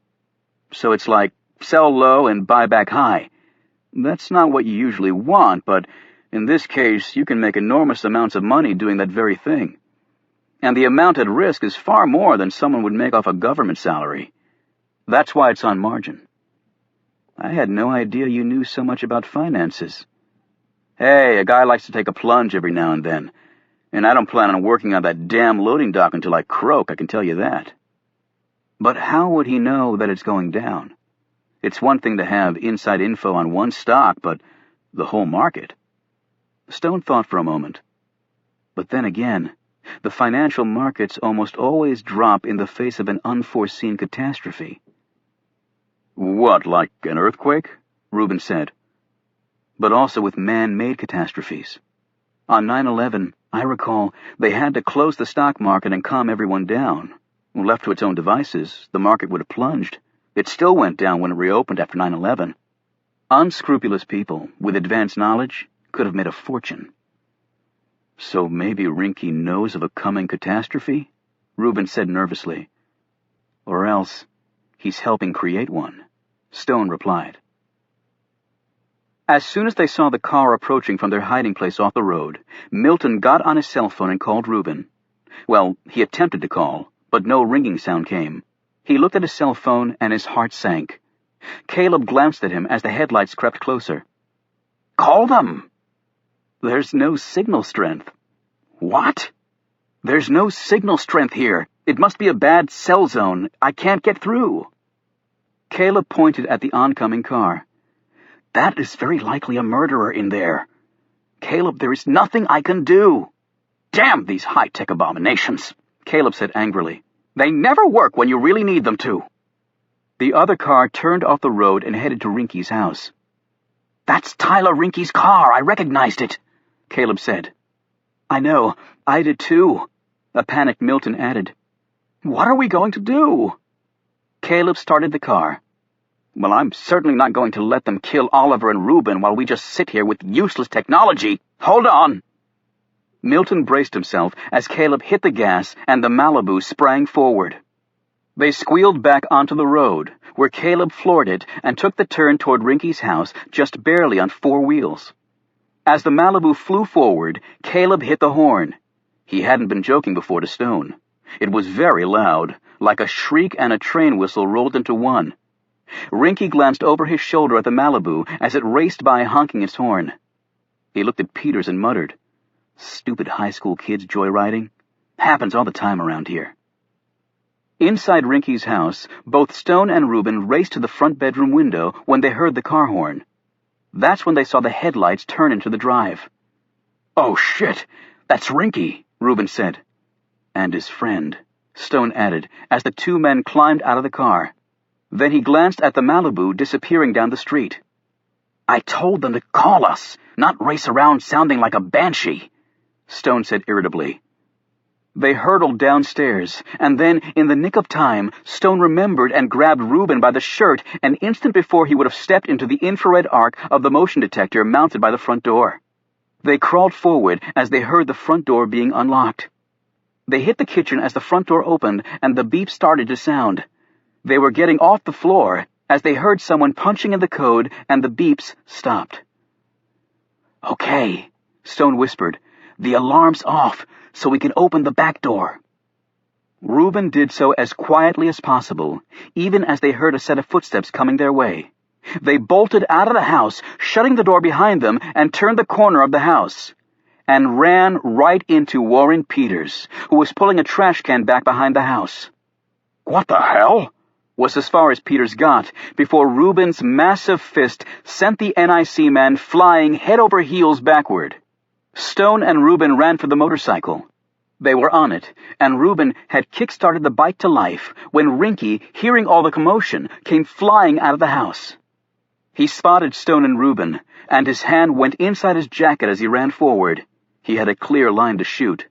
What he didn't count on was a rusted Malibu going partially airborne, driven by a crazed rare book specialist with a terrified OCD genius counting madly in the co-pilot seat. Holy Mother of God! Milton screamed as Rinky went flying across the windshield, rolled off, and landed in a heap in the grass. Then Milton resumed his ritual counting. Peters had staggered to his feet by this time. However, Caleb, his mind and body seemingly possessed by the spirit of a youthful daredevil, rammed the Malibu into reverse, put the gas pedal to the floor, and sped backward, the wheel spitting gravel like machine gun bullets. Peters screamed as the car bore down on him. He got off one shot and dove out of the way. He was coming up for another attempt when the motorcycle flew past him. As Reuben drove, Stone was sitting on the lip of the sidecar, swinging his helmet by the strap. It caught Peters on the side of the head, and he went down for the count. It was a full 10 minutes before Peters and Rinky began to stir. By the time they'd regained consciousness, the Camel Club was long gone. Chapter 46. The authorities' response to what had happened to Alex Ford and Kate Adams was not exactly encouraging. According to the police, the brake line seemed to have popped all by itself. Not unusual for a vehicle that old, the police said. And there was no evidence of any shooter at Kate Adams' home other than what Alex had said he'd seen and heard. 2 of his bullets were found embedded in the fence, behind where he shot. No other slugs were recovered. It was the next morning, and Alex was sitting in Jerry Sykes' office, listening to the official version of last night's event.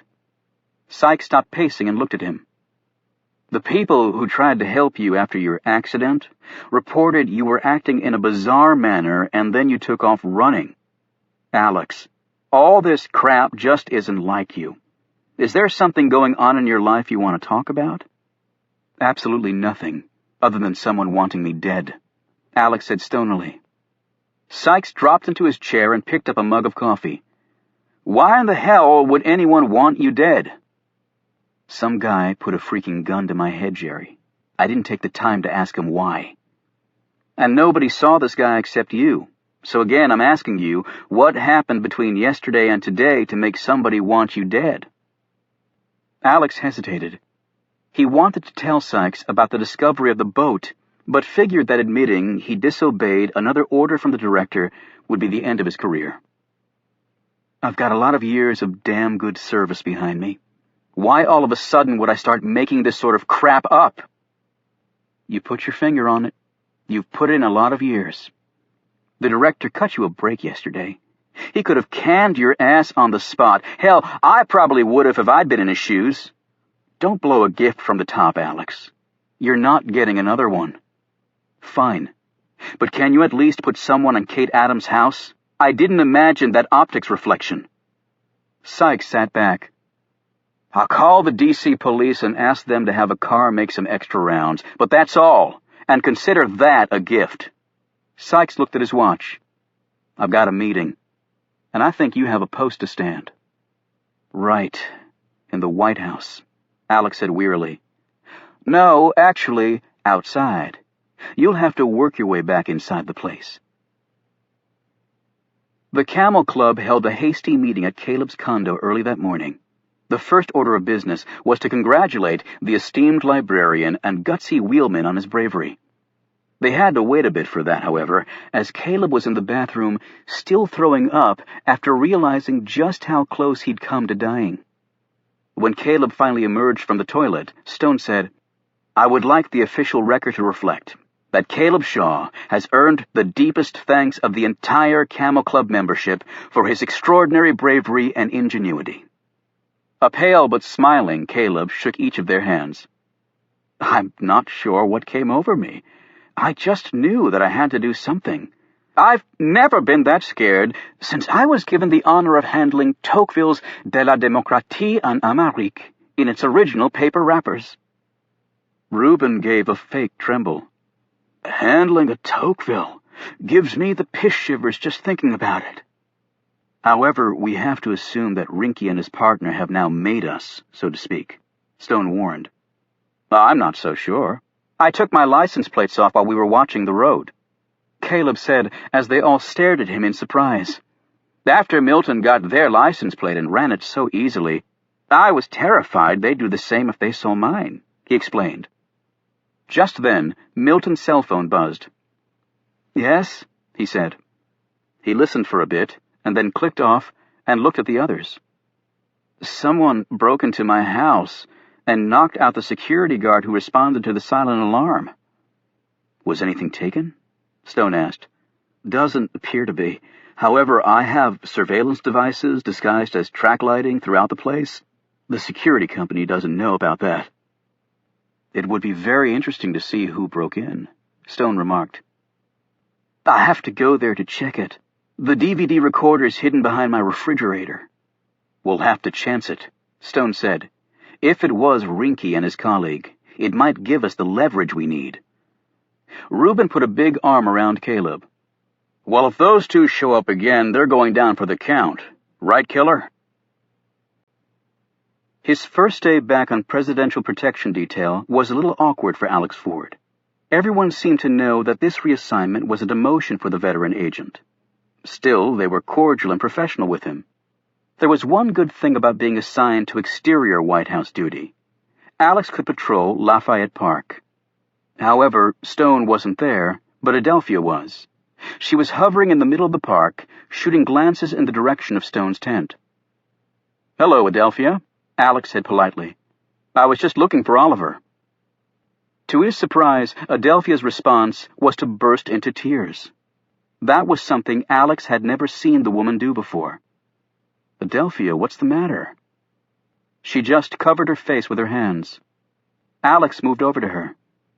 Adelphia, what is it? Are you hurt? Or sick? She shook her head, then took a deep breath and uncovered her face. It is all right, she said. It is fine. Alex led her over to a bench. You're obviously not fine. Now tell me what's wrong. Maybe I can help. Adelphia took a series of replenishing breaths and then looked over at Stone's tent again. I know, lie to you. I am fine, Agent Ford. It's Ford, but if you're all right. Then he followed her gaze to Stone's tent. Has something happened to Oliver? He asked quickly. I not know that. I don't understand. Then why are you crying? She stared at him in a way she never had before. It wasn't her usual distrustful and surly expression. It was one of hopelessness. He trusts you. Oliver has said this to me. He say, Agent Ford is a good man. I like and respect Oliver, too. He paused and then added, His face was bruised the last time I saw him. Does it have something to do with that? Adelphia nodded, and told him of the encounter in the park.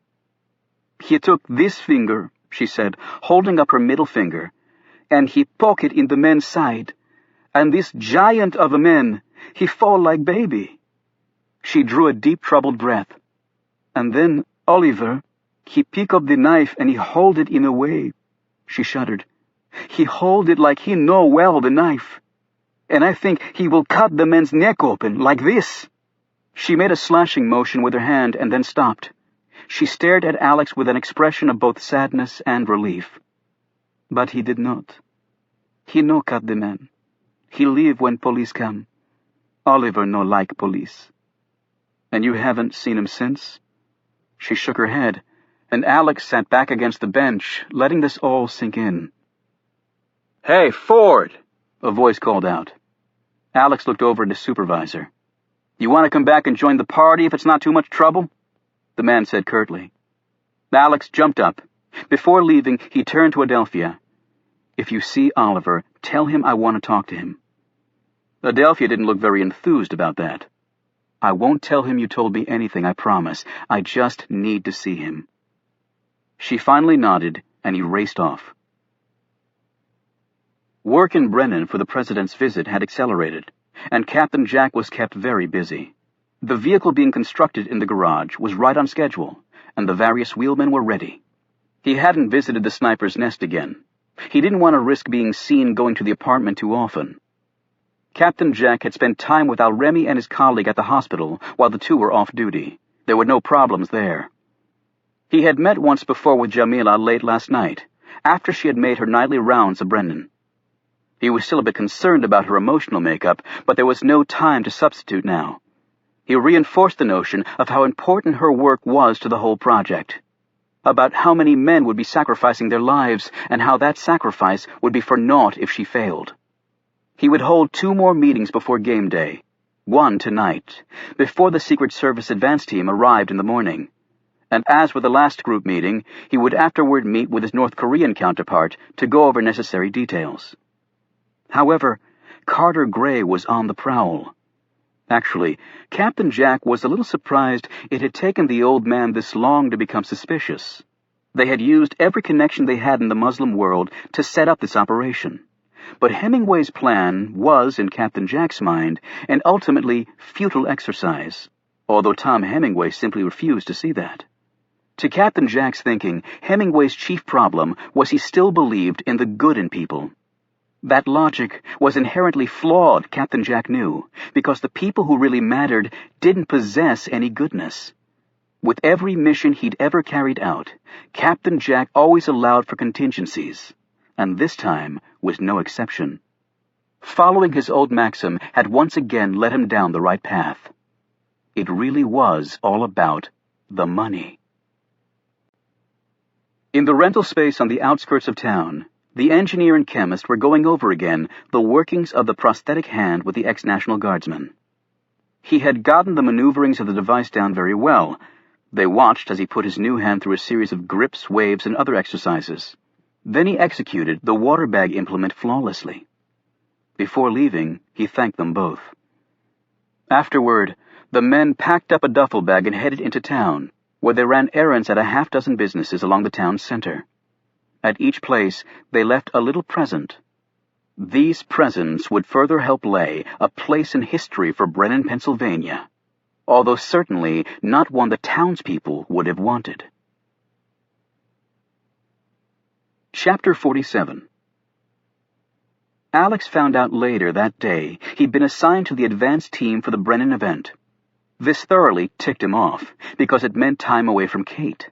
However, it wasn't as if he could complain. He was barely hanging on to his service pension as it was.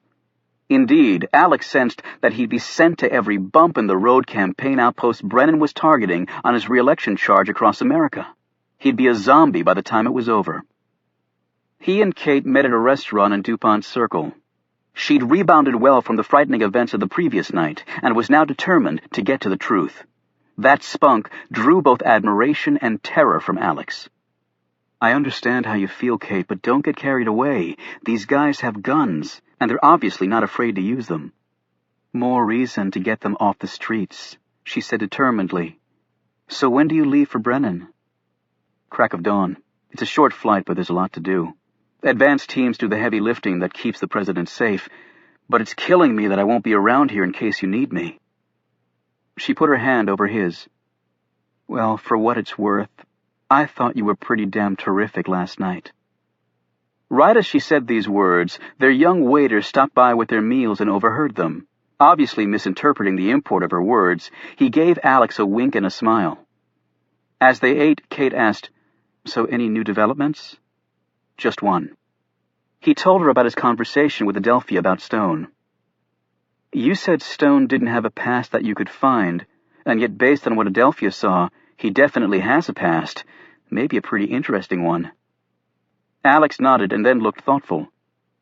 "What do you say after we eat, we take a little stroll over to 16th in Pennsylvania? I hear that's a really nice place. Think you can get me in?" "Right now, I'm not sure they'd let me in. But I was talking about the 16th in Pennsylvania on the other side of the street." 45 minutes later, the two arrived at Lafayette Park. "Doesn't look like he's there," Alex observed as he stared at Stone's darkened tent. This was confirmed moments later when they opened the tent and saw it was empty. "So you have another address for the man?" Kate asked. "Actually, I do." 20 minutes later, Alex pulled his car to the curb outside Mount Zion Cemetery. A light was on in the caretaker's cottage. "He lives here?" Kate asked. "At a cemetery?" "What'd you expect? A penthouse near the MCI Center?" The gate to the cemetery was locked, but Alex boosted Kate over and then scaled the fence, landing next to her. When he answered their knock, Stone couldn't hide his surprise. "Alex," he said, and then glanced curiously at Alex's companion. "Hello, Oliver. This is my friend, Kate Adams. She's a lawyer at Justice. and the best bartender anyone could want. "Miss Adams, it's very nice to meet you," Stone said, shaking her hand. He looked questioningly at Alex again. "We just thought we'd drop by to see you," Alex said. "I see. Well, please come in." Stone didn't ask how Alex knew where he lived. He let them into the cottage and then poured out some coffee he'd made while they looked around. Kate leafed through a book she pulled from the shelf. "Have you read all these, Oliver?" she asked. "Yes," he said, "though most of them not more than twice, I'm afraid. Unfortunately, there's never enough time to read as much as one would want." She eyed Alex. "Solzhenitsyn, no lightweight stuff." "I think I read the cliff notes on him in college," Alex said. She held out the book. "Yeah, but in Russian?" Stone came out of the kitchen carrying 2 cups of coffee. "I like your home, Oliver," she said. "It's how I'd envision a college professor's place to look." "Yes, untidy, dusty, rumpled, and full of old books." Stone glanced at Alex. "I understand you're on the advance team to Brennan, Pennsylvania." Alex gaped. "How the hell did you know that?" "White House detail can often be very tedious, and people pass the time by talking shop. And voices carry amazingly there, if one is actually listening, which I'm afraid that few people really do anymore." Kate smiled at Stone as they all sat down in chairs around the fireplace. "Alex said you were quite extraordinary, Oliver, and I've found I can thoroughly rely on his opinion of people." "Well, Miss Adams, I can assure you that Alex is truly special." "Please call me Kate." "Yeah, and if I get any more special," Alex said, "I'll be pumping gas for a living." He glanced at Stone. "Your face looks like it's healing." "It was nothing to begin with. A little ice. I've suffered worse." "Really? Care to talk about it?" Alex said. "You would find such a discussion terribly boring, I'm afraid." "Try me," Alex said pointedly. A voice reached them from the street. They all got up and went to the door. There was Adelphia standing outside the locked gates calling to Stone. "Adelphia?" Stone quickly went and let her in. After they'd settled back around the fireplace, Stone introduced Adelphia to Kate Adams. Kate put out her hand, but Adelphia simply nodded at her. The woman had obviously not planned on Stone having any company. "I didn't know you knew where I lived, Adelphia," Stone said. "You know where I live. It worked both ways," she snapped. Suitably rebuked, Stone sat back in his chair and stared at his hands. "Oliver was just telling us that his face is much better," Alex said quickly, giving the woman what he hoped would be a clear segue into her concerns. However, Adelphia said nothing, and there was another awkward silence until Kate remarked, "I actually knew one of the attorneys from the ACLU who worked on your relocation case in Lafayette Park. He said it was a tough battle." "I believe the Secret Service were very aggressive in not wanting us back for security purposes," Stone agreed. Adelphia suddenly broke in. "But then, the rights of people, they win out. People here have good rights. That is why this country is great country." Stone nodded in agreement. "Yes," Adelphia continued. "My friend Oliver, he has signed. It say, 'I want truth.'" "Don't we all?" Kate said with a smile. "But sometime truth, it must come from inside a person," Adelphia said forcefully, as she touched her chest. "One who asks for truth, they too must be truthful. Is this not so?" She looked around the group as she said this. Stone was clearly uncomfortable with the direction of the conversation. He responded slowly. "The truth comes in many different shapes, but sometimes, even when the truth is staring someone in the face, he fails to see it." He abruptly stood. "Now, if you'll excuse me, I actually have someplace I have to be." "It's pretty late, Oliver," Alex said. "Yes, it is late, and I hadn't anticipated visitors tonight." His meaning was clear. They all stood and hurriedly walked out with mumbled goodbyes. Alex and Kate gave Adelphia a lift back to her apartment. From the back seat, she said, "He is in trouble. I know that this is true." "What makes you so sure?" Alex asked. He come by the park today with his friend, the giant one. He on a motorcycle, riding in a sidecar." She added this last in a tone implying that doing such was a criminal act. "A giant man? Oh, you mean Reuben," Alex clarified. "Yes, Reuben. I no like him much. He has, how you say, the shifty pants." "You mean shifty eyes," Alex corrected. "No, I mean the shifty pants." "It's okay, Adelphia," Kate said. "I know exactly what you mean." Adelphia shot her an appreciative look. "But you still haven't told us why you think he's in trouble." Alex said, "It is everything. He is not same. Something troubles him much. I try to talk to him, but he will not speak. He will not." Alex looked at her, puzzled by the intensity of her response, and his suspicions were suddenly engaged. "Adelphia, is there something else you want to tell us?" She looked terrified for an instant, and then assumed an expression of deep offense. "What do you say, that I lie?" "No, that's not what I meant." "I am no liar. I try to do good, that is all." "I'm not—" She cut him off. "I no talk anymore. I no tell you more lies." They were stopped at a light. She jerked open the door, got out, and stalked off. "Adelphia!" Alex called after her. Kate said, "Better let her cool off a while. She'll come around soon enough." "I don't have time for that. I leave tomorrow morning." "And tomorrow is when I start my vacation." "What? When did that happen?" "After last night, I needed some time off, so I'm taking a week. Maybe I'll come up to see you in Brennan. I hear it's a real happening place." "It's probably a cow pasture where a president happened to be born." "And maybe I'll have some time to check out your Mr. Stone and his friends." He looked at her in alarm. "Kate, I don't think that's a great idea. Or I can start trying to find the people who wanted us dead. It's your call." He put up his hands in mock surrender. Okay. Go after Oliver Stone and Company. Damn. Talk about the lesser of two evils." Aye, sir," she said, giving him a salute. Chapter 48.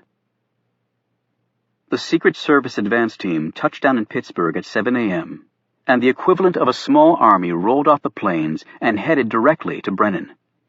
The president traveled hundreds of times each year, and at least several days before he got to a particular location, the Secret Service sent a regiment of agents who would spend collectively thousands of hours checking every conceivable detail to ensure that the trip would be uneventful from a security standpoint.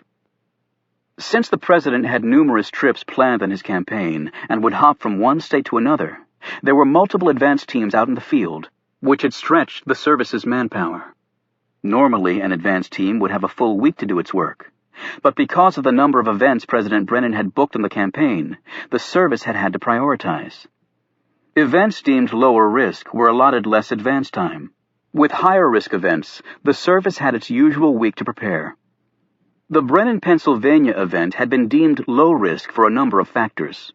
Of course, what that meant for Alex Ford and the rest of the advance team was that they would have to cram a week's worth of work into a few days.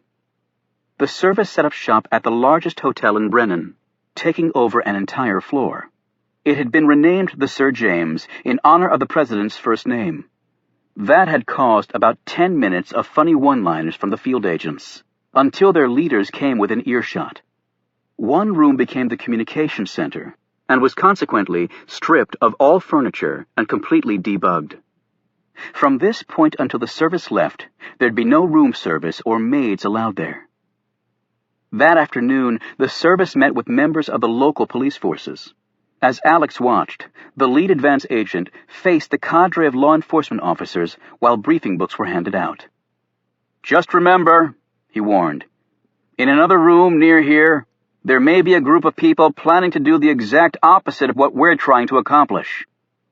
Alex had heard this spiel many times, but as he looked around the room, he couldn't believe that many of those present were buying the line.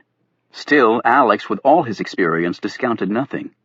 Secret Service agents were paranoid by nature. While Brennan didn't look like a potential trouble spot, no one had expected Bobby Kennedy to be shot in the kitchen of a hotel.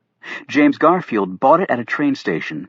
William McKinley went down at a rope line after having been shot by a man who wrapped his revolver inside a bandage. Lincoln was gunned down in a theater, and JFK in his open limo. Not on my watch, Alex kept telling himself.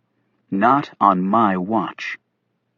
Potential motorcade routes from the airport to the ceremonial grounds were discussed, and possible trouble spots with each were considered. Then the group broke into smaller units, and Alex found himself asking the usual questions of the local law enforcement. Had gun sales peaked? Were any police uniforms missing? Were there any local threats against the president? What were the locations of the nearest hospitals and potential safe houses? After that, they drove out to the site. Alex walked the ceremonial grounds and helped establish sniper posts. He eyed the area, locating what the service referred to as the assassin's funnel. You had to think like a killer. Where, how, and when could the person be expected to strike? The stage was finished, and a work crew was putting the finishing touches on lighting and sound, and the 2 giant TV screens that would allow the crowd to see the president up close, at least digitally. To Alex's experienced eye, the place looked reasonably doable from a protection point of view.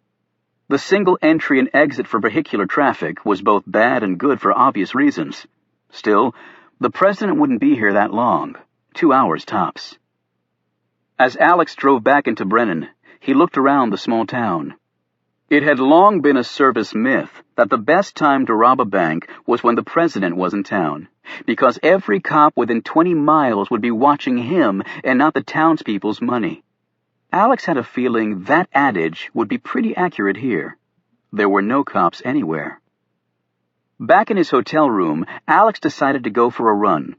He'd gone through college on a track scholarship, and, despite his neck injury, he ran whenever he could. It was one of the few things keeping him from feeling totally washed up physically. He hit the main street and headed east, past the hospital, and then turned left and picked up his pace as he headed north. A van passed him. He had no reason to look over and didn't.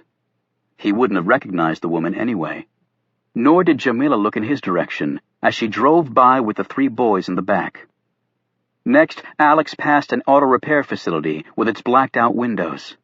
Hidden behind them was a lot of work going on as a new vehicle was fashioned. If Alex had been aware of the plot, he would have charged into the garage and arrested everyone there. But he wasn't aware, so he just kept jogging. Indeed, the downtown area of Brennan held little interest for Alex because the president would never be coming here. The ceremony at the dedication grounds would constitute the entire program. After he'd showered back at his hotel room, Alex went to volunteer for another chunk of work that night. Might as well do all he could to get back into the service's good graces. While Alex was working away up in Brennan, Kate was busy too. She'd risen very early that day and eaten breakfast with Lucky. She asked the older woman a favor, which Lucky quickly granted. After that, Kate had gone to the carriage house, sat down at her small desk, and planned out her attack on Oliver Stone. Alex had said that he'd run Stone's prints through all the usual databases and come up with zilch. To Kate, that could only mean one of 2 things. Either the man had never held a position requiring a fingerprint check, or else his identity had been erased from those databases so completely that whoever Oliver Stone really was had ceased to exist. She wrote down some possible lines of inquiries and then mapped out her strategy in the same manner she would a legal case. Satisfied, she quickly showered and headed out. A little later, she parked as close to Mount Zion Cemetery as she could and then waited. It was only 7:30 in the morning, but as she watched, Stone emerged from his cottage and headed off down the street. Kate ducked down in her car so he couldn't see her. When he was almost out of sight, a surprising thing happened. Adelphia came out from behind some parked cars on Q Street and started following Stone. Kate thought for a moment and then put the car in gear. She quickly caught up to Adelphia and rolled down her window.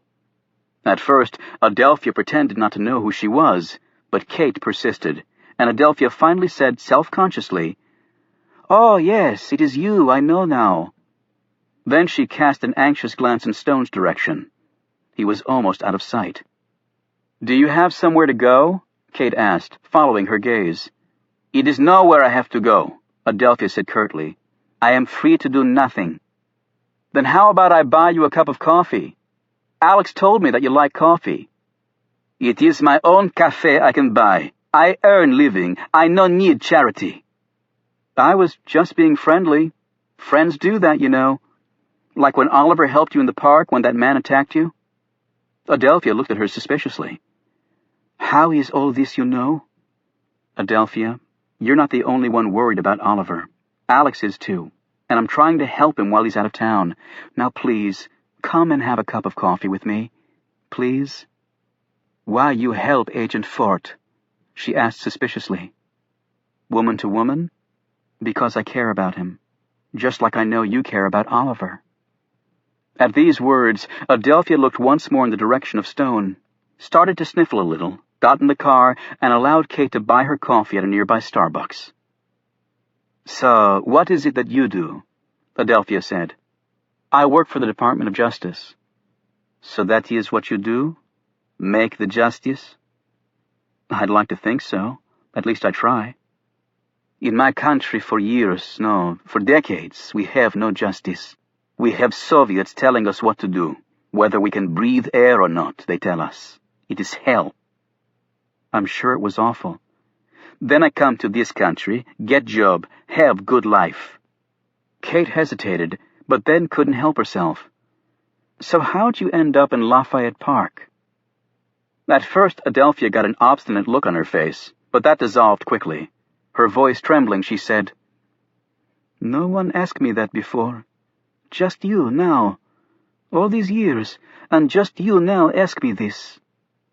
I realize you don't know me very well, and you don't have to answer. It is good thing I no want to talk about it. I no want to. They both sipped their coffees for a bit longer. Finally, Adelphia said, You're right. I worry sick about Oliver. He a troubled man. I know this. And how do you know? Adelphia reached in her sleeve and drew out a handkerchief to wipe her eyes. I watched the TV the other night. I never watch the TV. I never read the newspapers. Do you know why I never do these things? Kate shook her head. Because they are lies. Filled with lies they are. But you said you did see the TV. Yes, the news, it is on, and then I see it. What did you see?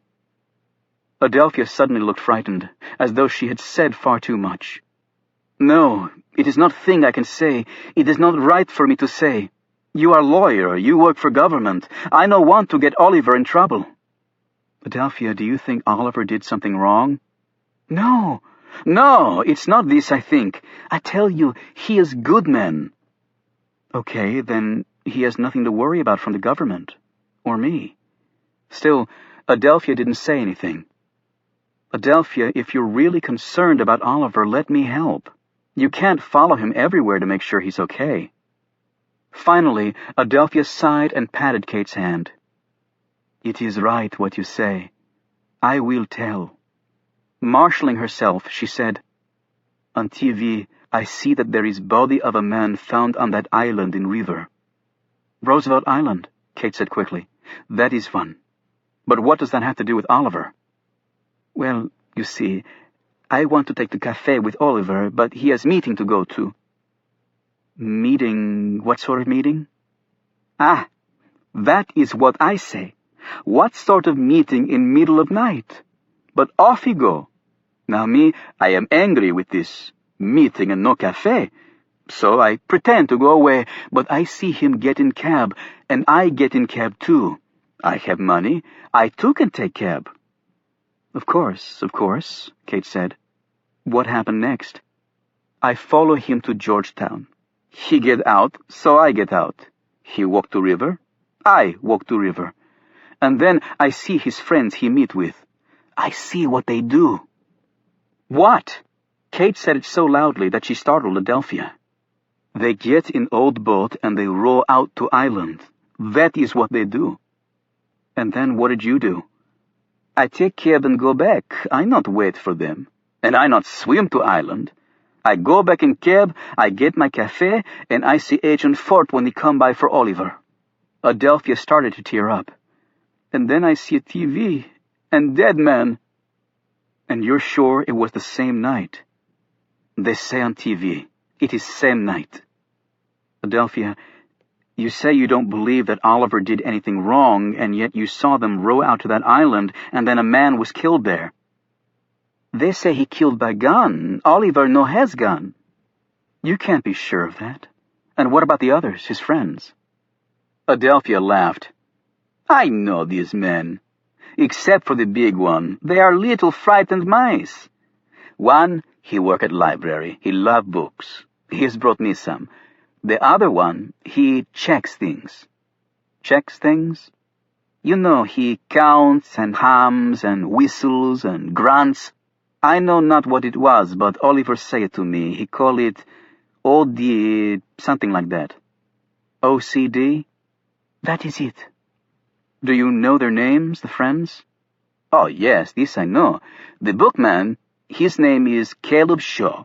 Sometime he dress in old clothes. Oliver say it is hobby. I say, little bookman, he is crazy. And the others?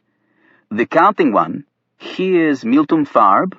He's smart, that one. He tell me things about the world I not know. And you mentioned the big one. Yes, Shifty Pants.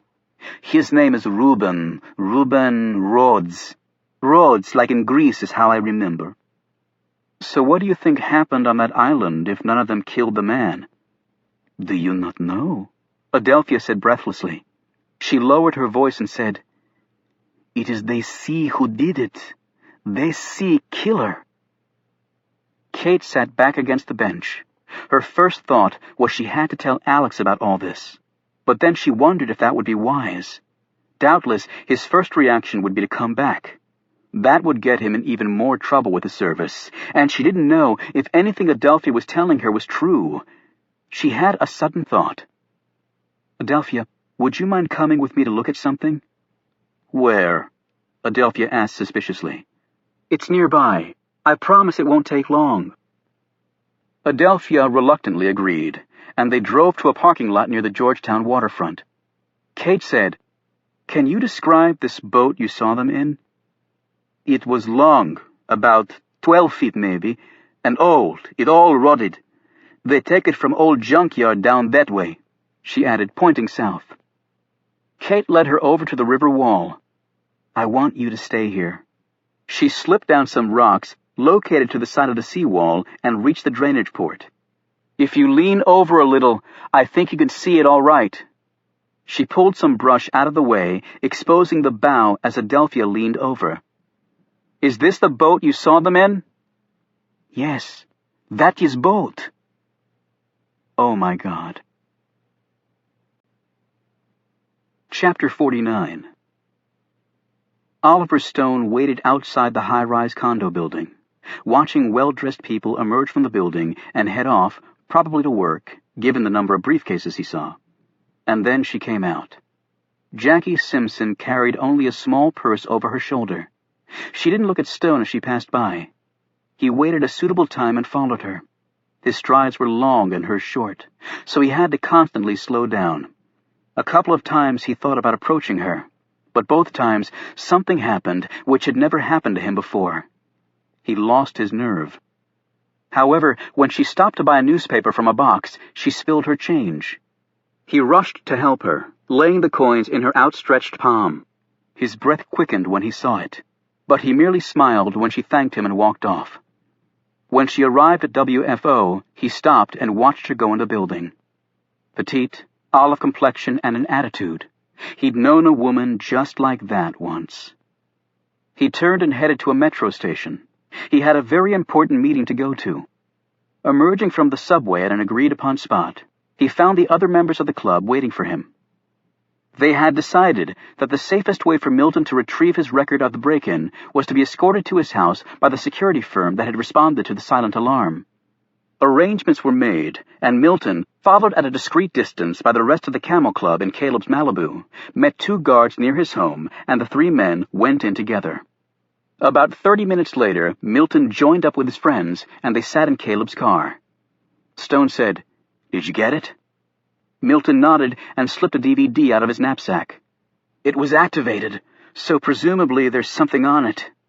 He popped it in his laptop, and a minute later they were looking at the darkened interior of Milton's house. "There," Stone said, pointing at a man coming around the corner. "That's Rinky," Caleb exclaimed. "And there's his confederate," Reuben added. "The one you nailed with the helmet, Oliver." They continued to watch, seeing the pair move stealthily from room to room. "My God, Milton," Reuben said sarcastically. "You're quite the messy Marvin at home, aren't you?" "What's he pulling out of that bin?" Caleb asked. Milton ran that part again. "That looks like my receipt box, but I can't see what the paper is." "Look, there's the security guard," Stone said. They watched as the man advanced, and then something flew out of the darkness at him, and he crumpled. "What the hell was that?" Reuben asked. "A man in a mask," Stone said. "At least one of them had the good sense to burglarize the place without showing his face." "But it wasn't Rinky and the other guy," Milton said. "Which clearly means there's someone else," Stone said slowly. "But this tape gives us the leverage that we—" He was cut off by the buzzing of Milton's cell phone. Milton answered. "Oh, hi, Chastity." Then his expression changed in a hurry. "What? Oh, my God! What are you talking about?" Stone ripped the phone from his friend. "Chastity!" However, it was a man's voice on the line. "I think under the circumstances that we can call it even right now. So long as you don't act, neither will we." The phone went dead. Stone looked at the panicked Milton, who had tears welling into his eyes. "I'm sorry, Milton." Kate had spent the next morning and afternoon researching Milton Farb, Reuben Rhodes, and Caleb Shaw. She'd also gone on Google and found some material on Milton and his Jeopardy stint. However, Oliver Stone remained an enigma. Kate was certain of one thing. She believed the men had seen who killed Patrick Johnson. The bullet hole and blood on the boat seemed to indicate that they'd almost lost their lives as well. Armed with her newfound knowledge, she went back to Mount Zion Cemetery that afternoon and was fortunate to find Stone working in the grounds. "Hello, Oliver. Kate Adams. We met briefly the other night." "I remember," he said curtly. "Are you okay? You look worried." "Nothing too important." "Well, as you know, Alex is out of town, and I hope you don't think it's too forward of me, but I'd like to invite you to dinner tonight." "To dinner?" Stone looked at her as though she were speaking a language he was not familiar with. "At my house. Well, not exactly my house. I live in the carriage house. It's actually Lucille Whitney Houseman's home in Georgetown. Do you know her?" "I'm afraid I haven't had the pleasure," he said distractedly. "And I wanted to invite Adelphia and your other friends." Stone threw some weeds in a garbage bag. "That's very nice, but I'm afraid—" He stopped and looked at her sharply. "What other friends?" "You know, Reuben Rhodes, Caleb Shaw, and Milton Farb. I'm starting to collect rare books, and I think Caleb will be fascinating to talk to. And I'm a huge fan of Jeopardy, though I don't think I saw Milton when he was on. And Reuben's work at DIA all those years ago? How could that not be enthralling? And then, of course, there's you." She let that comment hang for a long moment. "I'm sure it'll be a wonderfully interesting dinner. They used to have them in Georgetown all the time, or so Lucky, that's Mrs. Whitney Houseman, tells me." Kate said this all in one long surge, hoping to overwhelm Stone into accepting, if only because his curiosity had to be piqued by now. He said nothing for about a minute, as he knelt on the ground, apparently dissecting all she had said. "I've found that when one takes the time to learn that much about someone, there's usually a reason for the interest that's not readily apparent to everyone." "I wouldn't disagree with that," she answered. "However, I'm not sure tonight is good for us. We've had some bad news very recently." "I'm sorry to hear that. Alex and I had some bad things happen too.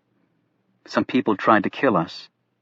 Funny, It was right after we discovered an old boat hidden in a storm drain in Georgetown that looked like it had a bullet hole in it and also some blood." "I see." Stone's calm response to what must have been a stunning revelation only increased her esteem for the man, along with her curiosity.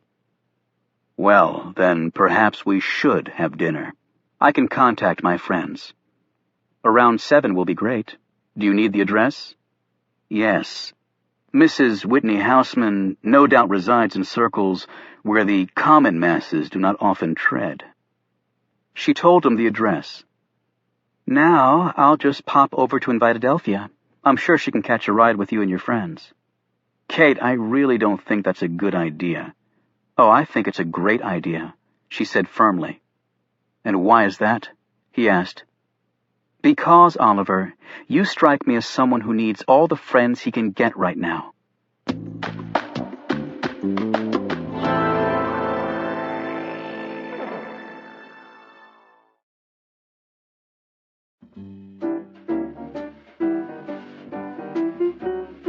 Caleb, Milton, and Adelphia arrived at Lucky's manse in the Malibu, its tailpipe smoking and its springs creaking from the strenuous activities at Rinky's place.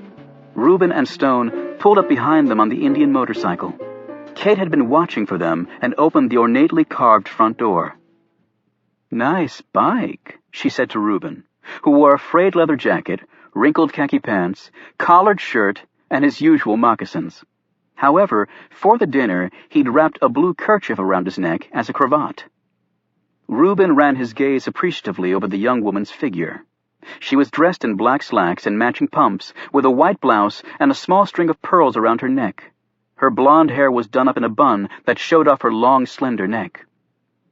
"I'll take you for a spin sometime," he said.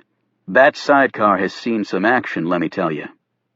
Adelphia nodded stiffly at her hostess as she passed into the house. Milton followed her.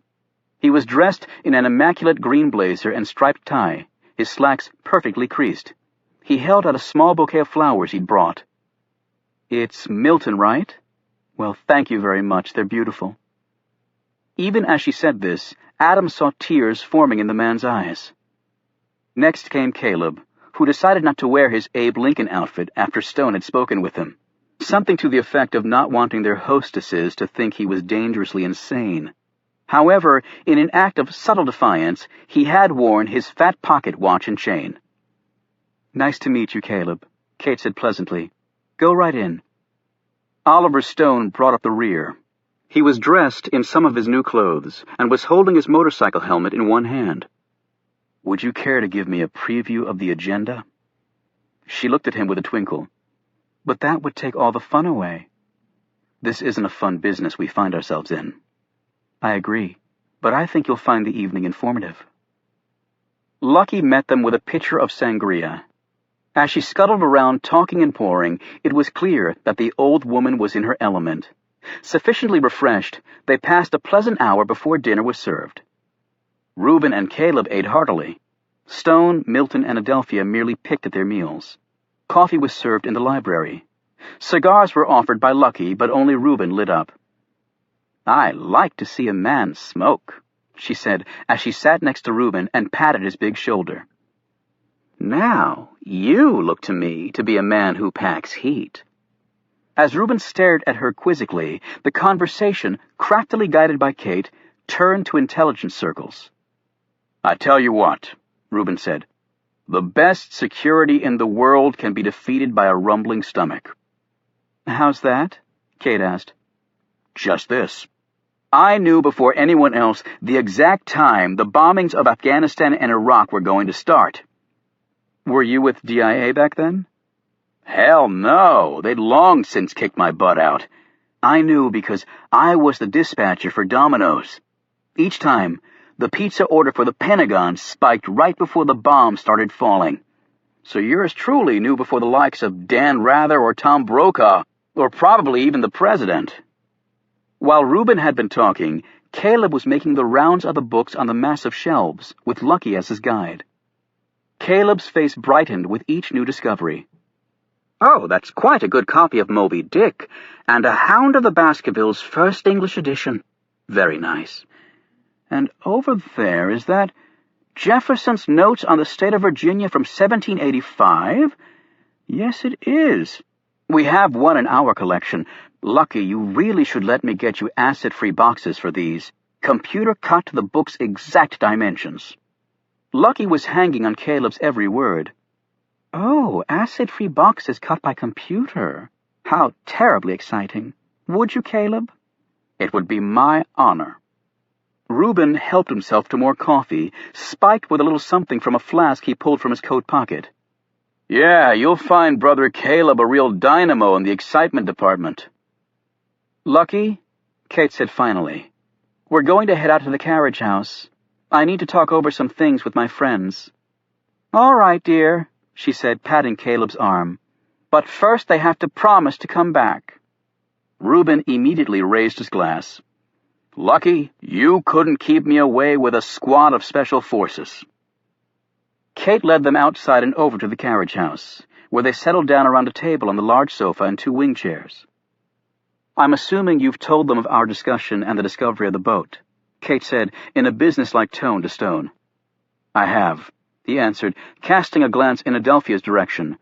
And for some reason you believe that we were in that boat and on the island. I don't believe. I know. Now I want to know how much you saw. There's no evidence that we saw anything, he replied evenly. Even if Adelphia has told you that she followed us to the river and watched us head to the island, that doesn't mean we were witness to that man's death. But I believe you saw everything, and I think whoever killed Patrick Johnson discovered your presence, and you had to make a run for it. That would explain the bullet hole in the boat and the blood. What I can't understand is why you didn't simply go to the police and tell them what you saw. Easy enough for you to say, Reuben interjected. They'd believe you, but look at us. We're a scruffy bunch with questionable pedigrees. So you're admitting you did witness the murder? Caleb started to speak, but Stone broke in. We're not admitting anything. Kate said, Oliver, I'm just trying to help you. And don't forget, someone tried to kill Alex and me after we found the boat. Reuben shot Stone a puzzled look. Oliver, you didn't tell us that. Milton blurted out, But what about Chastity? They've kidnapped Chastity. They all stared at him as tears fell down his twitching cheeks. If someone's been kidnapped, Kate said, the police should be notified immediately. It's not quite that simple, Caleb said, glancing at Stone, whose gaze was on the floor. We really can't go to the police. Kate looked at Stone. Oliver, she said quietly, as a team, we might be able to do something. Hell yes, we could, Reuben said. She's official, being with DOJ, and our sorry asses can only get things second and third hand. It is time to work together, Caleb chimed in. Stone still said nothing. Reuben put down his cigar. Okay, since our exalted leader is uncharacteristically mute, I hereby call a special meeting of the Camel Club to order, and I move that we tell Kate here everything. Do I have a second? Second, Caleb said immediately. All in favor? Reuben said, his gaze on Stone. The eyes carried. Reuben said, The Camel Club has spoken. What is the Camel Club? A puzzled Kate asked. Let me do the honors, Stone finally said.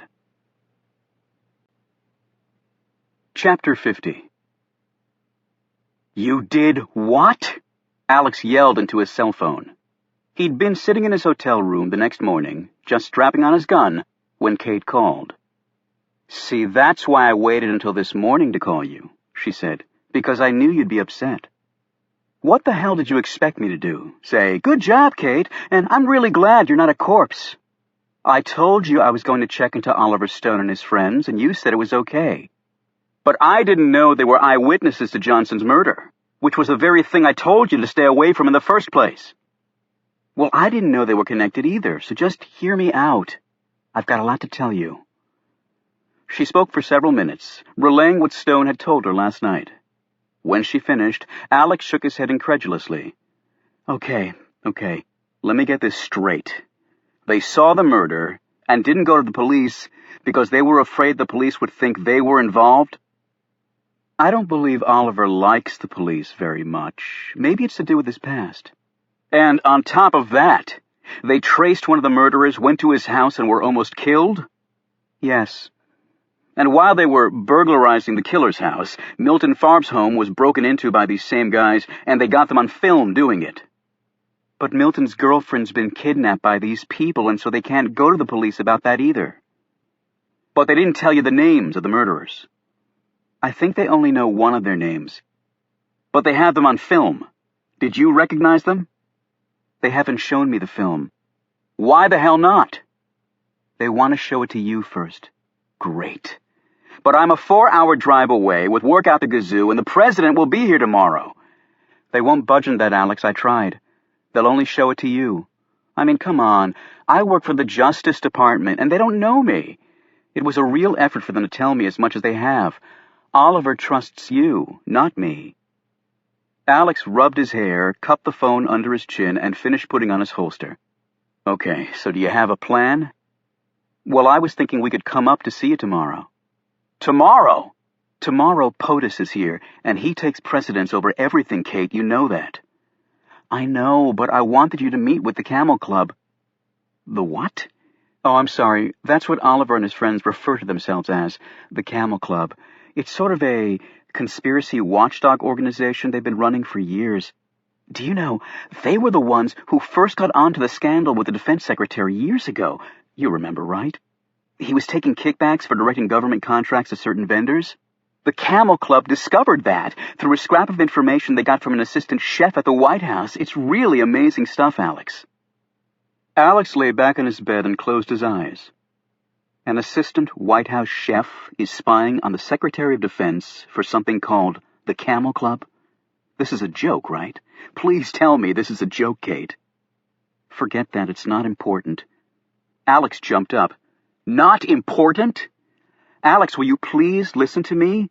They've done some incredible investigative work on this case. They really have. Alex managed to calm down.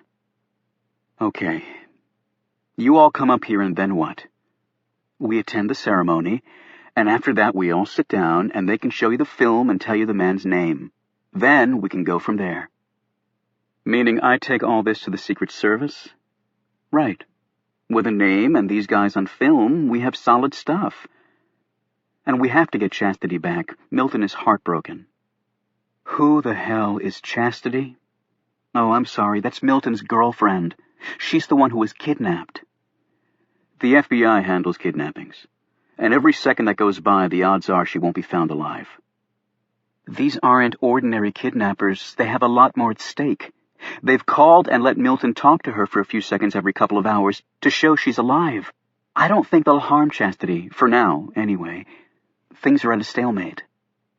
And how exactly does Patrick Johnson tie into all this?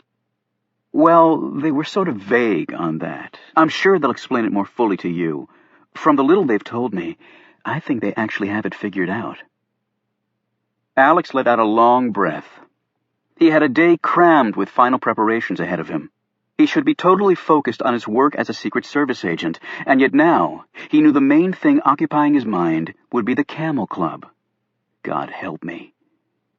Alex, are you there? I'm here, he snapped.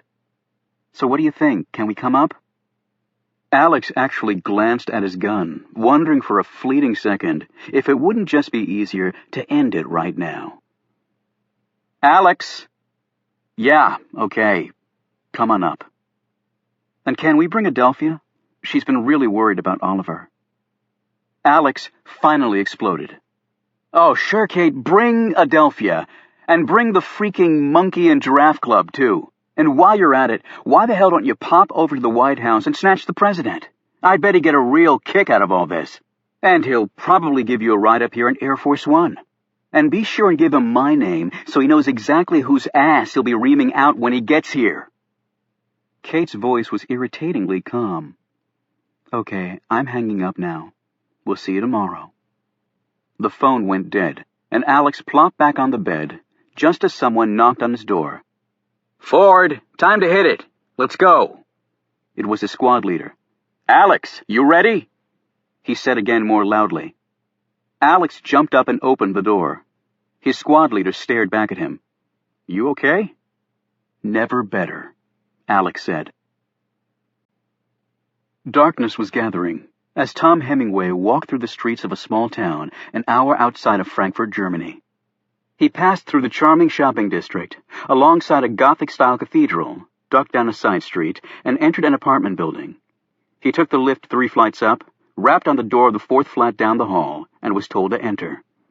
There were no lights on, and yet Hemingway almost instantly focused on one corner of the room that was almost completely dark. "I see your sixth sense has not failed you, Tom," the man said, as he stepped forward with a smile. An Arab, he was not dressed in a jalaba, but in a 2-piece business suit, although he wore a turban around his head. He motioned for Hemingway to sit in a chair next to a small table. The man sat across from him. Hemingway sensed the presence of others, but said nothing about this. The Arab sat back and rested his hands on the arms of his chair. "Your father was an excellent man and a great friend of mine for nearly 30 years. He knew us.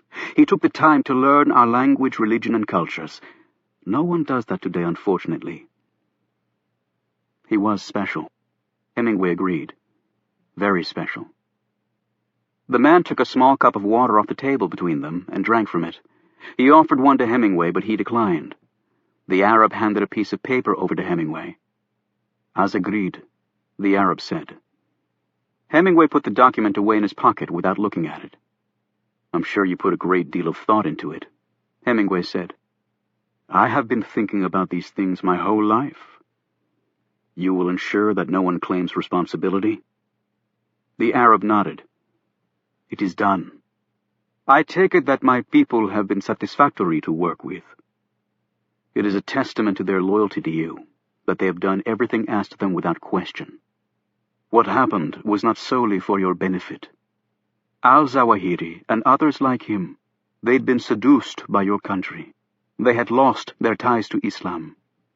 He paused. "You are confident about tomorrow?" "Yes. Attacking a superpower, that is something never to be done lightly. Superpowers are still made up of people." The Arab shook his head. "We are very different people, different in ways your country refuses to recognize. The more we're different, perhaps the more we're the same. We all want peace. Excuse me for saying so, but that is your Buddhist bullshit talking." The man took another sip of water. "America spends more on its military than all other countries in the world combined. No country does this for protection, for peace. Only aggression. Your president can push one button, and the Arab world disappears in a mushroom cloud. We have no reason to do that. Great strides have been made in the Middle East. Democracies are replacing dictatorships. Yes, replacing dictatorships that America helped foster and support. And yet, in most cases, the democracies coming to power hate America more than the dictators they replaced. You went into Iraq, not understanding its history or its culture. America seemed amazed that Great Britain took a land called Mesopotamia and artificially created a country it called Iraq, and that its population is composed of Shiites and Sunnis and Kurds and dozens of other groups that are not known to get along with one another. Did you really think you would waltz in and save the Iraqis and everything would be peaceful?" He held up his hand. "And one cannot bomb people into a democracy. That comes from the ground up, not the sky down. Muslims going to the voting booths pass the bomb craters that took their families. Do you think the possibility of having an American-style democracy will ever make them forget who killed their husbands, wives, and children? My country needs to recognize that there are many ways to be free. I fear that we still see the only way to resolve things is our way." The Arab took another sip of water. "It is a nice sentiment, Tom, but not one I think that is shared by your leaders. Mighty God could vanquish your army with one sweep of his hand. Yet we mortal Arabs simply cannot beat you militarily with all your money and weapons. and we see American businesses and American pipelines marching behind the great American armies. You say your goal is a free world. Well, Africa has more dictators than the Middle East, and the genocide there is far worse. Yet I see no American tanks blasting their way through that land. But, of course, the Middle East has far more oil. Do not think we poor desert savages aren't aware that America's goals are less than altruistic, Tom. At least allow us that courtesy. Freedom is a good thing, my friend, and America is the world's most free country. Really? A country that had slaves for 250 years and kept the black man de facto enslaved for 100 more? But I have also seen your style of freedom personally. Over 50 years ago, Iran had a democratically elected prime minister who had the effrontery to nationalize the petroleum industry. American oil companies were hardly pleased, so your CIA helped overthrow the government and reinstall the puppet Shah. His pathetic love of Western ways led to the Iranian Revolution, and all hope for real democracy ended there. America has played these games all over the globe, from Chile to Pakistan. The Western world's policies have led directly to the slaughter of countless millions across the world. He paused and studied Hemingway closely. So if the new government in Iraq is not to America's liking... And yet I know that you believe in freedom. Hemingway said quietly, As a young boy, I sat and listened to you and my father discuss such things. It is true that I have fought my whole life for certain freedoms that are in keeping with the Word of God. I see clearly the benefits of people having a strong voice in their lives. I do not agree with how Muslim women are treated in some Arab countries, and it sickens me to see grand palaces rising next to mud huts. The Muslim world has many problems, and we need to address them. Yet, is it really freedom when someone else tells you what you should be seeking? And why doesn't it work both ways, Tom? America represents less than 5% of the Earth's population, yet consumes 1/4 of its energy. Poor nations cannot get the energy they need, and their citizens suffer and die because America takes so much. So should these countries invade the great energy dictator America and make it use less oil and gas? Would the U.S. like that? If you feel that way, can I ask why you're helping me? The man shrugged. It is simple. For every American killed, hundreds of Arabs die. Arab suicide bombers are now slaughtering their brethren by the thousands. We are weakening ourselves with every new explosion and playing right into the hands of the United States. He paused and took another sip of water. The Western press is fixated on suicide bombers killing themselves so that they can enter paradise. But God says that to save lives is a great thing. To save one life is to save many. Do we have to be slaughtered to enter paradise? Why can't Muslims enjoy a peaceful life on earth, believe in God, and serve Him, and enter paradise that way?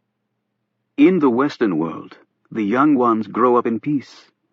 Do our children not deserve that right? Of course they do, Hemingway said. Your country is asking the impossible, you know this. Before the 1970s energy crisis, America did not care about the Middle East, other than the Arab versus Israeli issue. Then 9/11 happened, and you attacked the Taliban. I have no issue with that. In your place, I would have done the same thing. Yet the goal you seek now, turning the entire Middle East into a democracy overnight, is madness. You ask us to do in years what it took you centuries to accomplish. He paused. And it is not simply a question of Islam against the West. For thousands of years, Arab nations developed customs and cultures inextricably tied to a desert climate with few natural resources, often with the law of the tribe as their base and the men as their leaders. For a very long time, America had no problem with that. And now they do, of course. And thus, according to you, we must change. Immediately. So far, 100,000 Iraqis have died and the country is in chaos. I cannot applaud the progress, Tom. I really can't. I can only do my best. If it doesn't work, what will have been lost? Many good lives. That is what will be lost, Tom, the Arab said sternly. "And that is no different than what's happening right now," Hemingway replied. "You have an answer for everything, just like your father. It was in Beijing that he was killed?" Hemingway nodded. "Surely not the Chinese, though. They're vicious, but hardly stupid." Hemingway shrugged. "I have my suspicions. Officially, it was never solved." "It is interesting about the Chinese, Tom. They will one day replace America as the world's largest economy. They have an army 10 times the size of yours, and it is growing stronger and more technologically advanced every day. They have the capability to hit the United States with nuclear weapons. They kill and enslave millions of their own people, and yet you call them friends, while America crushes the Arab world under the pretense of freeing us. Do you know what we Arabs say? We say, 'Go and free your friends the Chinese.' But America does not do this. Why? Because the Chinese will not fight back with rifles and car bombs as we Muslims are forced to. Thus, you leave them alone, and you call them friends." My father didn't think of them as all that friendly, actually. A wise man. He has gone on to a better world now. I'm an atheist, so I'm not sure where he's gone on to. The Arab stared at him in sadness. "It is an insult to yourself not to believe in God, Tom." "I believe in myself. But when your physical being ceases to exist, where does that leave you?" The Arab paused and said, "With nothing." "It is my freedom to make that choice," Hemingway said firmly. The Arab rose from his chair. "Goodbye, Tom, and good luck. We will not see each other again." A few minutes later, Hemingway was walking along the sidewalk back to his rental car. He looked at the sheet of paper his friend had given him, translating the Arabic in his head. The man had thought things out very carefully. Hemingway was on a flight out of Frankfurt that night, and would be in New York 8 hours later. He looked at the clear sky and wondered if there were as many gods as there were stars. According to some religions, there might be. The answers really didn't matter to him. No god had ever answered his prayers. To Hemingway, that was more than adequate proof that there was no such being. Several thousand miles away across the Atlantic, Captain Jack gazed up at the same sky and also pondered the events of the next day. Everything was done and only awaited the arrival of James Brennan and Company. As a last measure, all laptops used by the members of his operation had been destroyed. There would be no more movie chat room discussions. He would actually miss them. Later that evening, Captain Jack drove into the parking lot of Pittsburgh International Airport. He dropped off his car and headed for the terminal.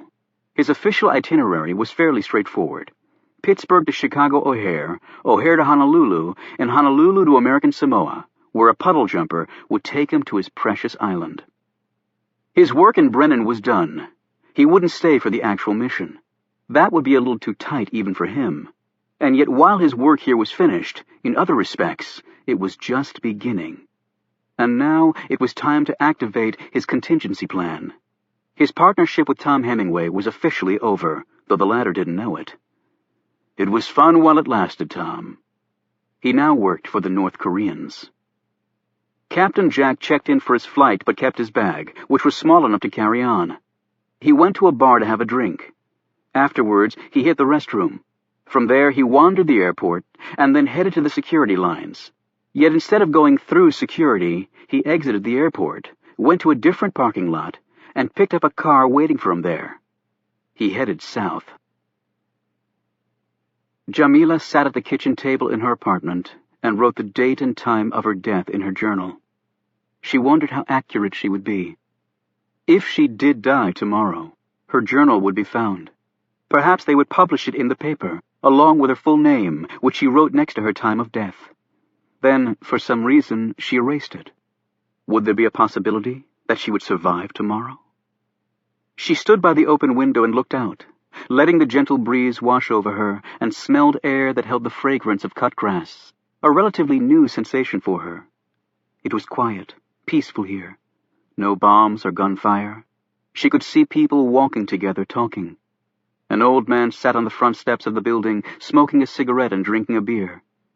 She could hear the peals of laughter of children from the small playground nearby. Jamila was young, with her whole life ahead of her. Yet she slowly closed the window and drew herself back into the dark shadows of her apartment. "Do not let me fail you," she quietly asked God. "Do not let me fail you." Barely 20 minutes from Jamila's apartment, Adnan al-Remi had just completed his last prayer of the day. As Jamila had, he'd lingered over his words with God, too. He rolled up his prayer rug and put it away. Adnan only performed his prayers twice a day, at dawn and in the evening. He was a reluctant follower of Ramadan. His belly had been empty for too many years to starve it.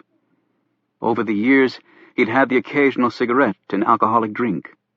He had never made the pilgrimage to Mecca because he couldn't afford the trip, and yet he considered himself a faithful Muslim because he worked hard, helped others in need, never cheated, never lied. But he had killed. He had killed in the name of God to defend Islam, to protect his way of life. Sometimes it seemed his entire existence consisted of 3 elements: working, praying, and fighting. He'd worked hard to ensure that his children would not have to fight, would not have to blow themselves and others up to prove a point. But his children were all dead. The violence had reached them, despite their father's attempt to keep them safe. Now Adnan had only one more task ahead of him. With his eyes shut, Adnan paced off the dimensions of the hospital corridor in his apartment. He went down the hall, turned right, went 14 paces down and moved right, opened the door and simulated going down 8 steps, hitting a landing, turning and going down 8 more, down the hall and reaching the exit door. Then he did it again and again. Afterward, Adnan removed his shirt and looked at his body in the bathroom mirror. Though his physique was still impressive, there was a frailty beneath the muscle that more resembled an old man than someone in the prime of life. The numerous external injuries he'd suffered over the years had healed. Inside, though, the scars were permanent. He sat on his bed and withdrew from his wallet 10 photos that he arranged in front of him. They were crumpled, faded reminders of his family. He lingered over each, recalling moments of peace and love and horror, as when his father had been beheaded by the Saudis for what amounted to a misdemeanor. It usually took 2 whacks with a sword to behead someone, yet Adnan's father had a very thick neck, and it had taken 3 strokes to sever it, an event 8-year-old Adnan had been forced to watch. Few people could have gone through these memories without shedding at least a few tears. However, Adnan's eyes remained dry, and yet his fingers trembled as he kissed the fading images of his dead children.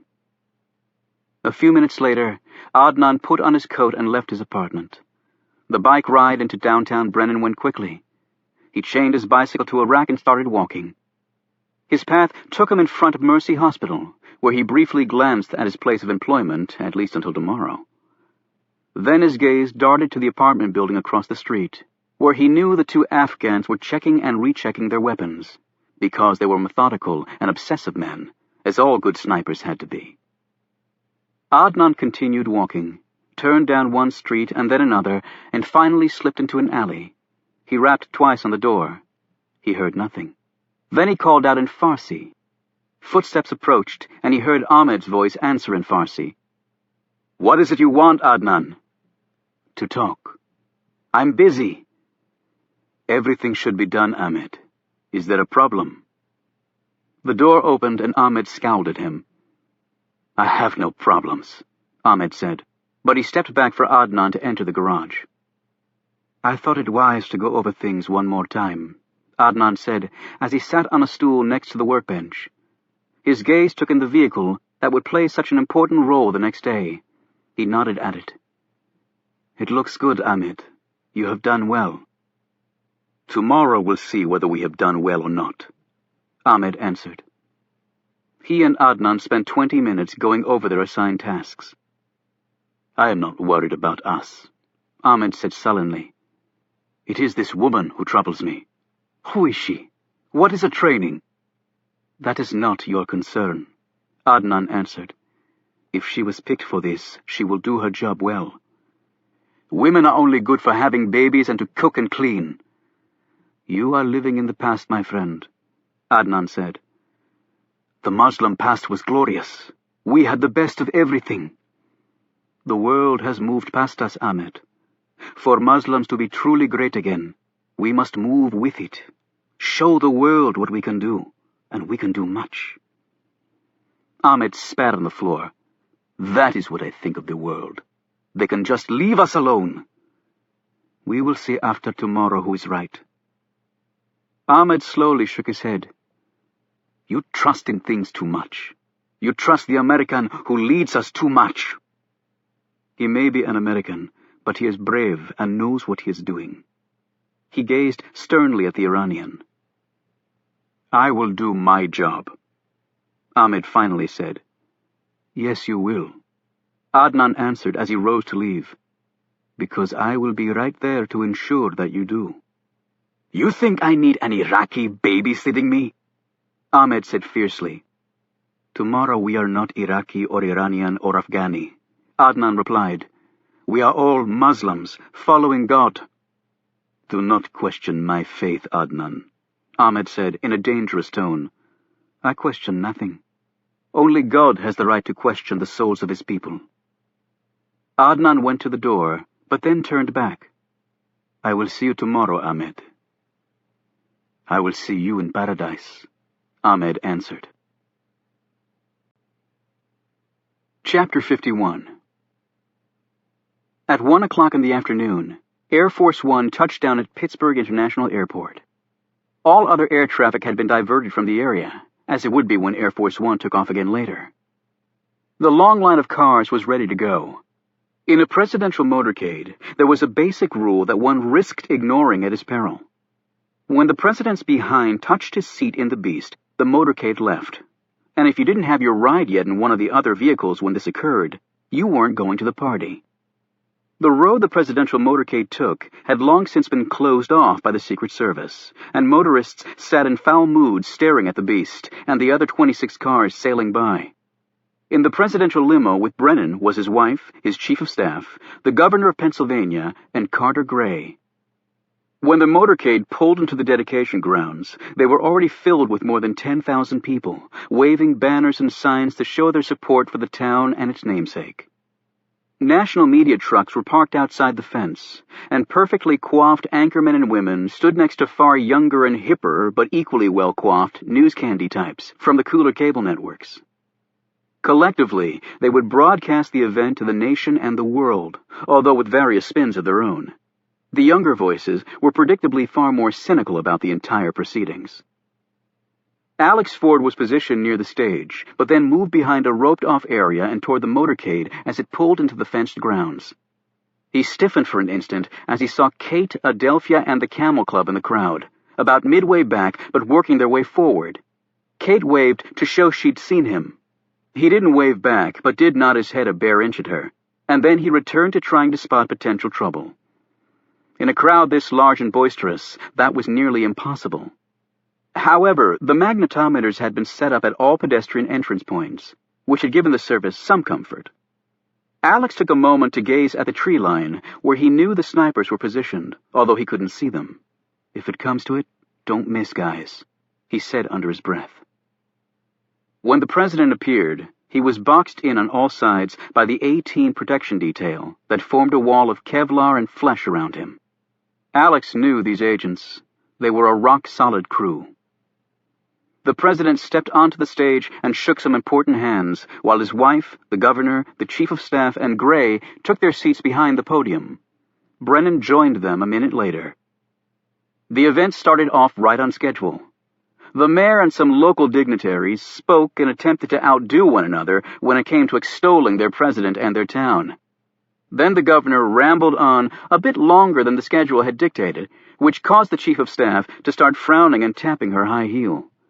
Air Force One's next stop was a fundraiser in Los Angeles that was far more important, at least in her mind, than the renaming of this small, if ambitious, Pennsylvania town in her boss's honor.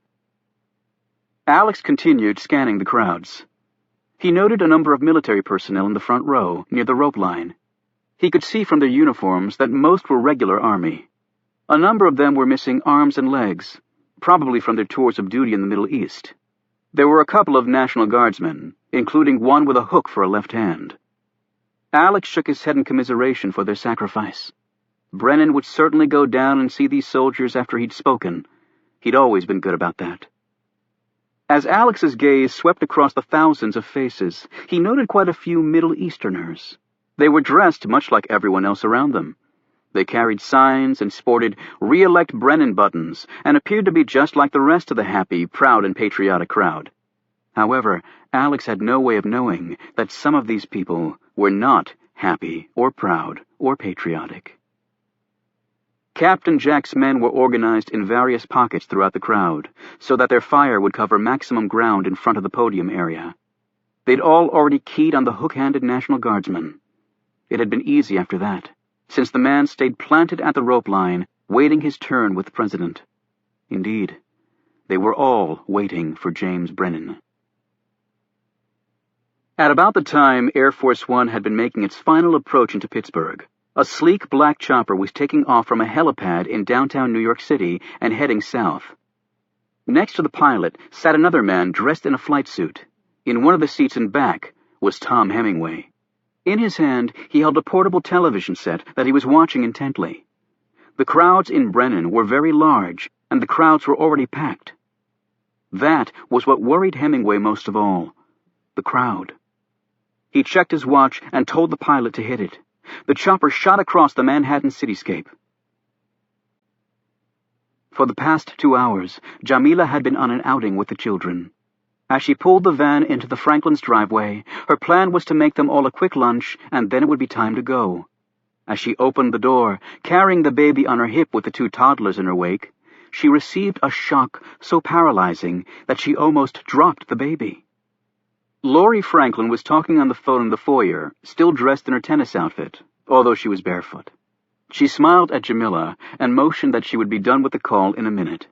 When she clicked off, Jamila immediately said, "Miss, I not expect you home. You say you at club for tennis and then lunch there." Franklin dropped to her knees and gave her sons big hugs as they rushed to her. Then she took the baby from Jamila. "I know, Jamila, but I changed my mind. I was talking with some of my friends from the club, and they're going to the dedication today, so I decided to go too." She bent down and said to her 2 oldest boys, "And you're going too." Jamila drew in a sharp breath. "You take them?" Franklin stood and waved the baby's dimpled fist with her hand. "And this little guy." She cooed to the baby, "You want to see the President? You wanna?" She looked at Jamila. "It'll be fun, and it's not like the President comes to town every day." "You go to dedication?" Jamila said in a soft, disbelieving voice. "Well, I voted for him, even if George thinks he's an idiot. That's between you and me," she added. "But, miss, there will be a large crowd there. I read in papers. Do you think it good to take the boys? They are so small and—" "I know, I thought that too. But then I realized it would be such a wonderful experience for them, even if they don't remember it. When they grow up, the boys can say they were there. Now I'm going to grab a quick shower. I thought we could get lunch beforehand." "We?" Jamila said. "You want me to come?" "Well, of course, I'll need help with the strollers and the rest of their stuff. And you're right about the crowd, so I'll need an extra pair of eyes and hands to make sure the boys don't get lost." "But I have much to do here," Jamila said dully, as if this moment she cared about housework. "Don't be silly. This will be a wonderful experience for you too, Jamila. You'll see firsthand what really makes this country so great. You know, we might even get to meet the President. George will eat his heart out, even if he says he doesn't like Brennan." Franklin went upstairs to shower and change. Jamila sat down in a chair to steady herself. The oldest boy tugged on her shirt, asking her to come to the playroom with them. At first, Jamila resisted, but finally she went. As she heard the shower start in Franklin's bathroom, she knew that she needed some time to think. She put the baby in the playpen and spent some time with the older boys. Then she went to the bathroom and ran some cold water over her face. The shower was still running upstairs. Jamila knew that Franklin didn't take quick showers. Finally, Jamila knew there was no way around it. She went to get her purse. "A storm is coming," she said to herself, practicing it before she had to say it for real on her cell phone. It was 4 simple words, and then her problem would be over, and still her skin tingled. It would perhaps not be such a good resolution for Laurie Franklin, who had picked today of all days to do something with her sons. When she saw it, her heart nearly stopped. Her purse was turned upside down on the floor. She'd stupidly left it on the chair and forgotten to move it to higher ground. She dropped to her knees and searched through the objects strewn there. Her cell phone. Where was her cell phone? She raced to the playroom and found the oldest boy, Timmy, the one who had made a habit of taking things from her purse until she started putting it out of reach. She grabbed up the boy and tried to say in as calm a voice as she could manage, "Where is Nana's phone, Timmy, you naughty boy? You take Nana's phone again?" The boy nodded and smiled, obviously pleased with himself. "Okay, you naughty boy. You take Nana to her phone. Nana needs her phone. You show me, okay?" Only he clearly didn't remember where he'd put it. They searched for 10 minutes as the boy led her to one spot and then another. With each failure, Jamila's spirits dropped lower and lower. And then she heard it. The shower stopped. She looked at her watch. She had to leave very soon or she would be off schedule. Her mind raced. Then she had the solution. She could use the Franklin's phone to call her cell phone, and the ringing sound would tell her where it was. She punched in the number as she walked around the house. However, she heard nothing. Timmy must have hit the silent button on her phone when he'd taken it. She had another thought. She would simply make the calls using the Franklin's telephone. She started to dial and then realized that wouldn't work. The man on the other end of the phone wouldn't answer. This person, she had been told, would only take the call if Jamila's name and number came up on the caller ID screen. She ran to the front window and looked out. Could she see him? Could she signal to him? But she saw no one. No one. She was all alone. She heard feet moving around upstairs. She ran back into the kitchen and opened one of the drawers. Jamila slid out a steak knife and quietly made her way upstairs, where she knocked softly on Franklin's door. "Yes, miss? You can come in." She opened the door, closed, and locked it behind her. Then she saw that Franklin was wrapped in a towel and was putting an assortment of clothes on her bed. She glanced up at Jamila. "I should have given myself more time to pick out something. Are the boys ready?" "Miss?" "Yes?" "Miss, I really think it better that you go alone. The boys, they stay with me." "Nonsense, Jamila," Franklin replied. "We'll all go. Now, do you think the green or the blue?" She held up each outfit. "The blue," Jamila said distractedly. "I thought so, too. Now for the shoes." Franklin stepped into her closet and looked through her shoes. "Miss, I really think it better you go alone." Franklin stepped out of the closet, a look of mild annoyance on her face. "Jamila, I can't force you to go, but the boys and I are going." She crossed her arms and eyed her nanny harshly. "Tell me, do you have a problem seeing our president? Is that it?" "No, that is not. I know there's a lot of tension between America and your part of the world, but that doesn't mean you can't show respect for our leader. After all, you came here. You have a lot of opportunity here. And what really gets me upset are people coming to this country, making money, and then complaining and whining about how bad we are. If people hate us so much, they can go back where they came from."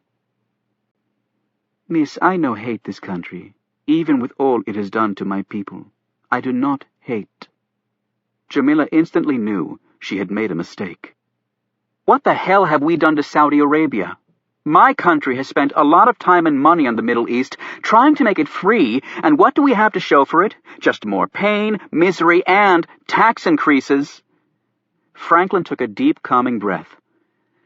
"Listen, I don't like to argue like this, Jamila. I really don't. I just thought it would be fun to have a nice lunch and go to this event. When we get there, if the crowd's too big and it feels too uncomfortable, then we'll just leave, okay? Now, would you please make sure the boys are ready? I'll be down in about 20 minutes. Franklin turned and went back into her closet. Jamila withdrew the steak knife from her pocket, summoning the courage to do what she had to. She took a step forward and then froze. Franklin had abruptly come back out of the closet and was staring at Jamila open-mouthed. "Jamila," she said fearfully, as she glanced from the knife to her nanny. The expression on the other woman's face revealed to Franklin all she needed to know.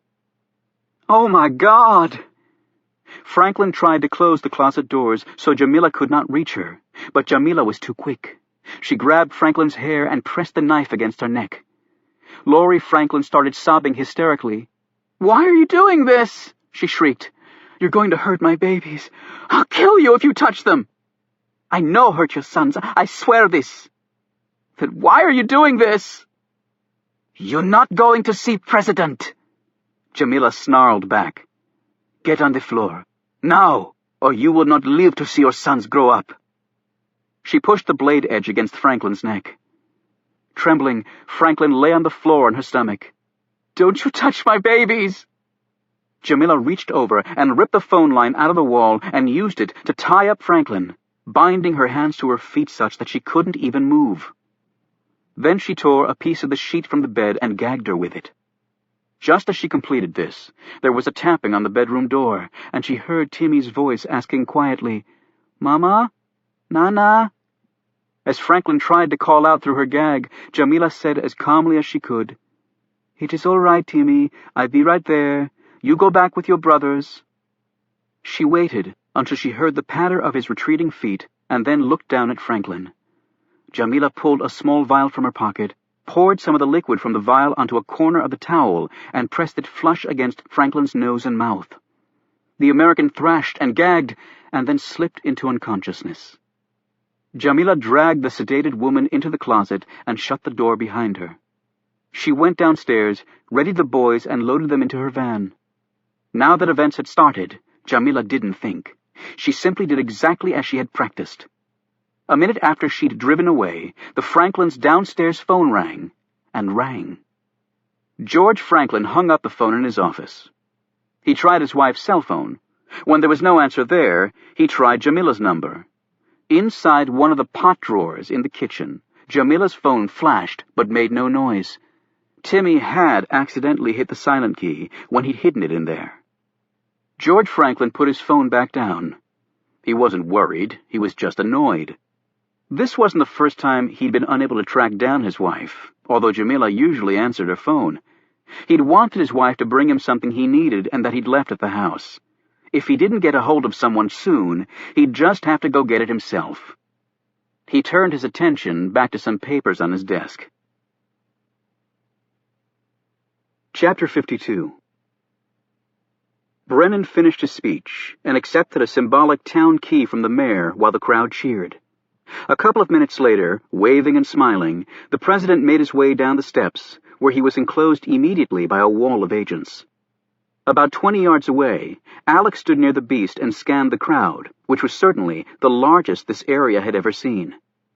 Before the president hit the first members of the rope line, the senior agent posted there said, "All right, folks, just like we talked about earlier, all hands out where we can see them." Brennan headed to the soldiers first. Some disabled regular army men, a couple of Marines, a young woman in dress blues, and some National Guardsmen. He shook hands, said thank you to the soldiers, smiled, and kept walking while photos were taken. He bent down to shake the hand of a soldier in a wheelchair, even as his Secret Service agents held onto his jacket, their gazes moving at whipsaw speed to each person within touching or shooting distance of the man. And then the president stepped in front of the disabled National Guardsman. Brennan put out his hand, and the man shook it firmly with his prosthetic. The feel of the artificial hand caused Brennan, who had obviously not noted it wasn't a real hand, to look slightly puzzled, but only for a second. He felt the moisture on his hand and subtly rubbed it against his other to wipe it off. He thanked the man for his service to his country, and the guardsman saluted his commander-in-chief with his other hand, or hook, rather. The president looked mildly surprised at this, too, but then moved on, saying his sound bites to the fans on the rope line and shaking hands with another National Guardsman, 2 older men, a young woman, and then an elderly lady who gave him a kiss. While this was going on, the First Lady, accompanied by the governor and the chief of staff, was making her way slowly down the steps of the stage, stopping to wave and chat along the way. Gray had also risen from his seat and was absently scanning the crowd. He looked like a man who'd rather have been anywhere except here. And then he abruptly stopped his random gazing as his eyes locked on Oliver Stone in the crowd, although Stone wasn't aware of this. Gray started to say something, but the words never got out of his mouth. The agent to the left of the president noted it first. Brennan was not looking well. Sweat had appeared on his forehead. Then he clutched his head, and next he ominously pressed the palm of his hand to his chest. "Sir," the agent said. Brennan said, and then stopped, his breath coming quickly. He looked panicked. The agent immediately spoke into his wrist mic, and using Brennan's code name, said, "Ravensclaw's ill. Repeat, Raven—" The agent didn't get any further, because he was suddenly on the ground. 6 other agents and 5 policemen around the president were also falling as the first wave of shots started. "Guns!" screamed a dozen different agents, and the Secret Service switched directly to emergency response mode. The crowd panicked and started to run in all directions, trying to get away from the violence exploding all around them. 4 of the Arab shooters were killed seconds after they'd fired by the counter-snipers at the tree lines. They were miraculous shots, considering the pandemonium that had flashed in front of their long-range scopes. Next, 3 Fedayeen rushed forward with the crowd toward the motorcade, each lighting a match and pressing it against the small pack concealed under their coats. An instant later, the trio was fully ablaze. One threw himself under the ambulance, and it became engulfed in flames. People raced away, fearing an imminent explosion as the fire neared the gas tank. A dozen agents sprinted forward and hurled themselves against the wall of the crowd, forming a protective perimeter around the president, who'd slumped to the ground, looking very pale. 5 more of these agents went down with the second wave of fire. The remaining agents grabbed the president and carried him to the beast, moving so fast and in synchronization that it appeared they were bound together as some elaborate mechanical insect. Yet 2 more agents were hit as the second firing sequence continued. They fell next to the prostrate form of Edward Bellamy, the president's personal physician, who'd been hit in the first volley of fire. By the time the agents reached the beast with the president, there were only 2 left standing. A cadre of police went to reinforce them, but a third wave of fire dropped almost all of them. The rest of the police were trying to control the crowd, which was climbing fences, rushing out of all the exits, and screaming in terror, as husbands grabbed wives and parents carried children as fast as they could from the nightmare scene. 3 more shooters dropped, their heads punctured by the federal counter-snipers, who were now moving toward the president. But their progress was greatly impeded by the turbulent mob of citizens who only wanted to get away. The second wave of Fedayeen had commenced their attack, and more of the vehicles in the motorcade were now ablaze. Carter Gray stood transfixed on the stage. Gone was his momentary astonishment at seeing Oliver Stone in the crowd, replaced by the horror he was witnessing right now. The president's wife was screaming to her husband, but her cries were lost in the noise of the crowd. Surrounding her, Gray and the chief of staff were 3 Secret Service agents, guns out. The unfortunate governor had stepped off the stage and gotten swept away by a crowd that was now almost as dangerous as the shooters or men on fire. Thousands of people were pushing against the stage in their panic to escape, and the supports holding it up were starting to groan under their collective pressure. During the course of the speech, Kate, Adelphia, and the Camel Club had kept edging forward so that at the conclusion of Brennan's remarks, they were only 2 rows back from the rope line. It was here that Reuben Rhodes was standing next to one of the first shooters. Yet he hadn't noted anything until the shot went off, because his attention was on the giant TV screens showing the president shaking hands. When he did see what was happening, Reuben instinctively yelled, "Gun!" and then he grabbed the man's arm and wrestled the weapon away. A moment later, the man was killed as a supersonic round smashed into his head. Reuben dropped the gun and grabbed Adelphia's and Kate's hands and pulled them away. They and the rest of the Camel Club started to frantically push their way to the fence. "Come on!" Stone cried. "Just a little farther!" Kate looked behind her, up near the beast. She was trying to spot Alex to make sure he was all right. And then she was being shoved forward and had to turn back around. Alex had reacted with the first wave of shots, his body operating on muscle memory. Pistol out, he pushed through to the small knot of agents now carrying the limp form of the president to the beast. Alex instantly took the place of one agent who was hit. They reached the beast and thrust the president inside. 2 agents followed. The agent assigned to drive the beast opened the driver's door and was about to jump in when he took a round and slumped to the grass. Alex instinctively raced to the driver's side, grabbed the keys from the front seat, started the car, and hit the gas and horn simultaneously. Fortunately, much of the crowd had fled away from the motorcade and toward the other side of the grounds, where there were more exits. Yet there were still people running everywhere. For an instant, Alex had a sliver of an opening, and he darted through it. Through the exit, the enormous engine of the beast responded when Alex smashed his size 13 shoe to the floor, and the limo hit the parking lot and tore across it toward the road. Alex weaved in and out of streams of people running for their cars. He clipped the front end of a truck, but kept going. Back at the dedication grounds, other cars in the motorcade started up and began to race after the beast. An instant before the first car in the line, a state trooper vehicle, reached the exit, the last Fedai set himself ablaze and threw himself onto the windshield. The troopers jumped from their cruiser before it totally ignited in flames. Wedged right against the narrow entry and exit point to the dedication grounds, the fireball effectively blocked the rest of the motorcade from getting out. Normally, the remaining cars would have smashed through the fenced-in area, but they were stopped from doing so by the thousands of fleeing people. At least the beast had gotten away. At least the president was safe, thought one struck agent before he lapsed into unconsciousness. The two agents in the back of the limo were examining Brennan. "Get the hell to the hospital! I think he's having a damn heart attack!" one cried out. Brennan was writhing in pain, clutching his chest and his arm. "Dr. Bellamy?" Alex asked. "Shot! And the ambulance has been blown up." Alex eyed the rearview mirror. There was no one back there. The 27-car motorcade had been reduced to one. He concentrated on the road ahead. Mercy Hospital was only 10 minutes from here. Alex planned to make it in 5. He prayed the president could hang on.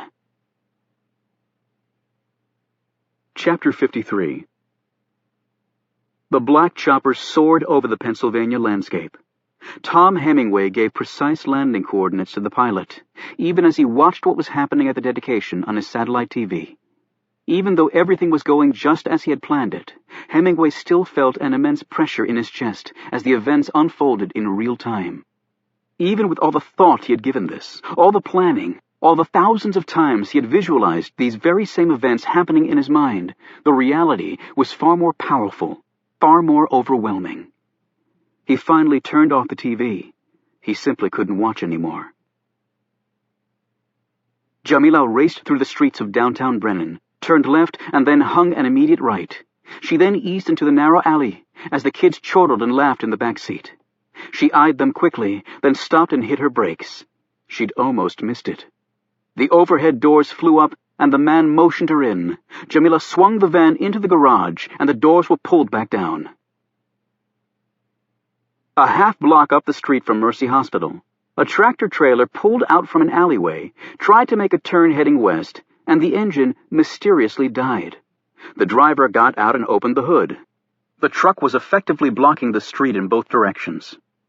A few blocks away, on the same street in the other direction, the beast made the turn onto the road on 2 wheels, and then Alex floored it.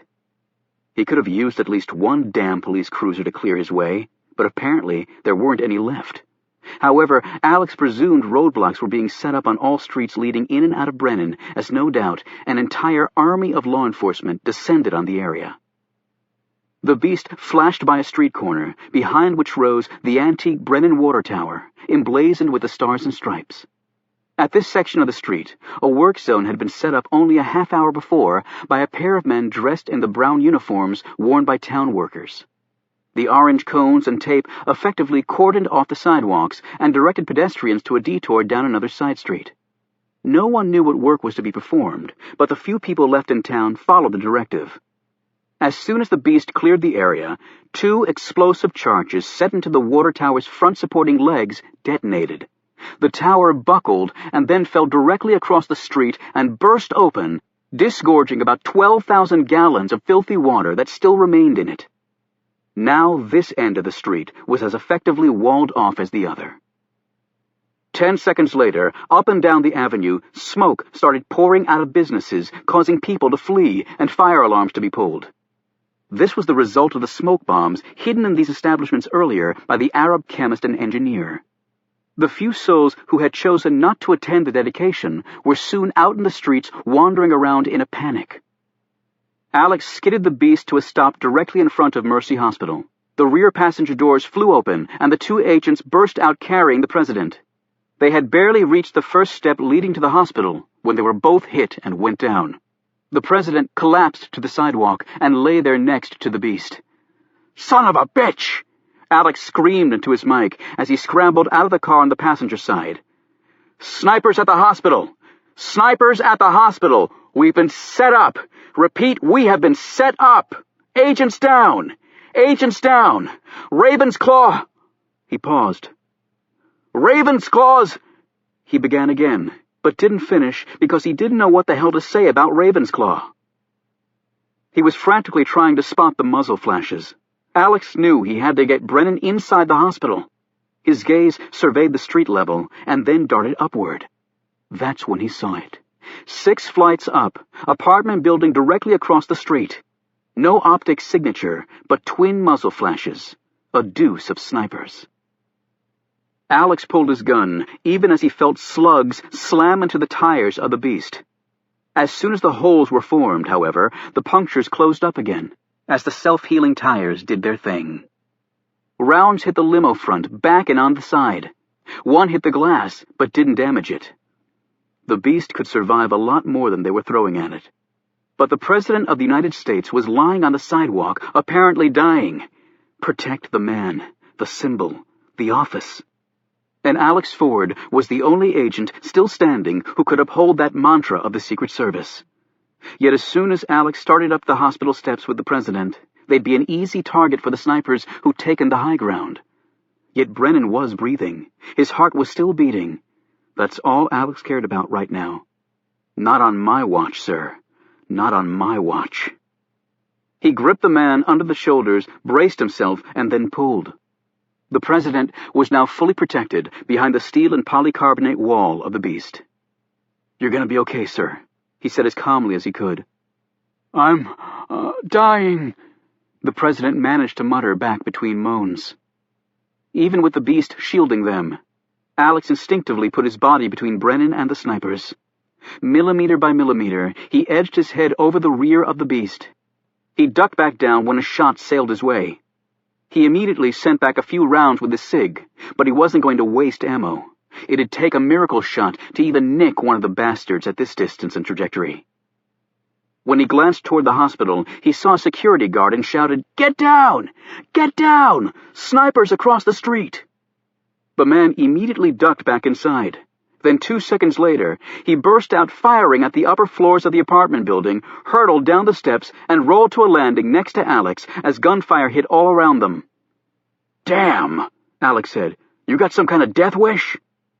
"Is this the president?" Adnan al-Remi asked breathlessly, nodding at the prostrate Brennan. "Yeah, and we need to get him in there fast," Alex said, pointing with his gun at the hospital. "Because the next closest hospital's in Pittsburgh, and he needs help now." "Are you the only security?" Adnan asked in an incredulous tone. Alex nodded grimly. "Looks that way." "We saw on TV what happened." Alex glanced at the man. "You the only security here?" Adnan nodded. "What kind of gun you have?" "Piece of shit 38. "Great." The president moaned loudly, and Alex quickly said, "What's your name?" Adnan answered, "Farid Shah." "Okay, Farid. I'm hereby deputizing you." Alex opened the rear door of the beast, pressed a button on the panel on the back of the passenger chair, and it came down. Behind it was a cache of weapons, including a shotgun, an MP5 machine gun, and a sniper rifle. Alex pulled out the MP5 and grabbed an extra mag for it. He turned back to his newly deputized colleague. "Farid, you look like a pretty strong guy." "I am very strong." "Good. You think you can lift the president and carry him up those steps and into the hospital?" Adnan nodded. "Easily." "Okay. When I count to 3, you're going to do just that. I'm going to put this gun here on 2-shot bursts. That'll give you maybe 10 seconds to get up those steps. And Farid." "Yes?" "You got to do one thing for me, man." "What?" "I'm going to be between you and the president and the snipers. To get to you, they got to kill me first." Alex paused and swallowed hard. "But if I go down, And I probably will. They're gonna have to go through you to get him. That means you gotta carry him in front of you so that at all times there's a body between the president and the snipers. You got that?" Adnan said nothing. "You got it?" Alex snapped. "Yes." "Good luck." Alex waited for him to pick the president up. Then he turned and said, "Okay, 1, 2, 3. Alex jumped up and opened fire, sweeping the 2 windows where he'd seen the muzzle flashes with his MP5. He wanted desperately to glance back and see the rental cop's progress, but that wasn't an option. Finally, his mag empty, he pulled his pistol and emptied that too. As shots rained at him, he dropped back down, reloaded, and turned. He expected to see that the pair was safely in the hospital, but they weren't. In fact, the rental cop seemed to be taking his time getting up the steps, as though he were in no need of. "Shit!" Alex screamed. He lined up the man's broad back in his gun sight. "Hold it!" The man instantly turned, and Brennan was now between him and Alex. Adnan backed slowly toward the hospital, as Alex tried desperately to find an opening for a kill shot that had absolutely no chance of hitting the president. Unfortunately, there was no such opening, and the pair disappeared into the hospital. Alex screamed into his wrist mic. "They've got the president. Repeat, they have abducted Ravensclaw at the hospital. We need to shut the whole damn town down." Alex was just about to sprint up the steps, fully expecting to be gunned down, when good luck finally landed on his side. Police reinforcements appeared on the scene. Alex waited another minute as the lawmen engaged the snipers and then raced up the steps to Mercy Hospital. With gunshots splattering all around him, he launched himself through the glass doors, shattering them in the process. A split second later, he heard a bomb go off inside the hospital.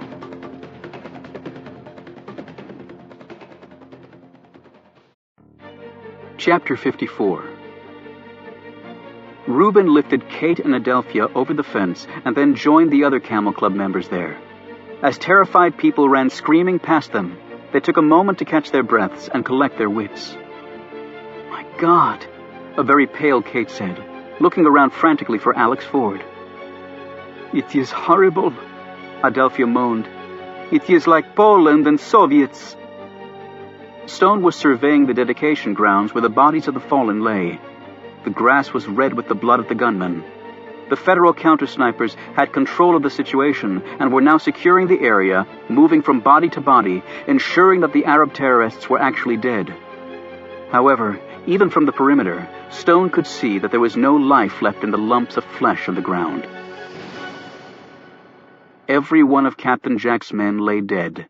Many of the Fedayeen were burned beyond recognition. They could all hear sirens in the distance. A few minutes later, a fire engine appeared on the scene, followed by several others. They quickly attacked the blazing cars with their hoses, and black smoke billowed into the air. Stone continued to watch as the wreckage of the police cruiser was cleared so that the presidential motorcade, at least what was left of it, could start streaming out. Mrs. Brennan and the chief of staff were swept into the second beast and whisked away. The bruised and battered governor of Pennsylvania had been recovered and driven off in a van. Stone felt a big hand on his shoulder and turned to find Reuben staring at him. "We should probably get the hell out of here," he said. "Damn cops might start shooting stragglers and ask questions later." Stone looked puzzled. "Reuben, you grabbed one of the gunmen's weapons. Did you notice anything unusual about it?" Reuben thought for a moment. "Well, I didn't want to hold on to it too long, or else my head would have probably been exploding too. But now that you mention it, it did feel kind of funny, lighter than I would have thought."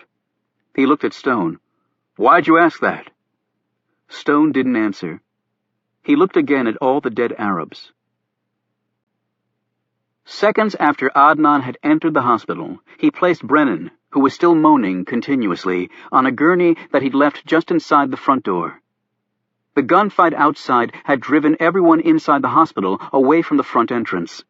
Adnan saw a group of nurses, doctors, and aides staring fearfully at him from farther down the hallway. "What's going on?" one of the doctors shouted as he edged forward.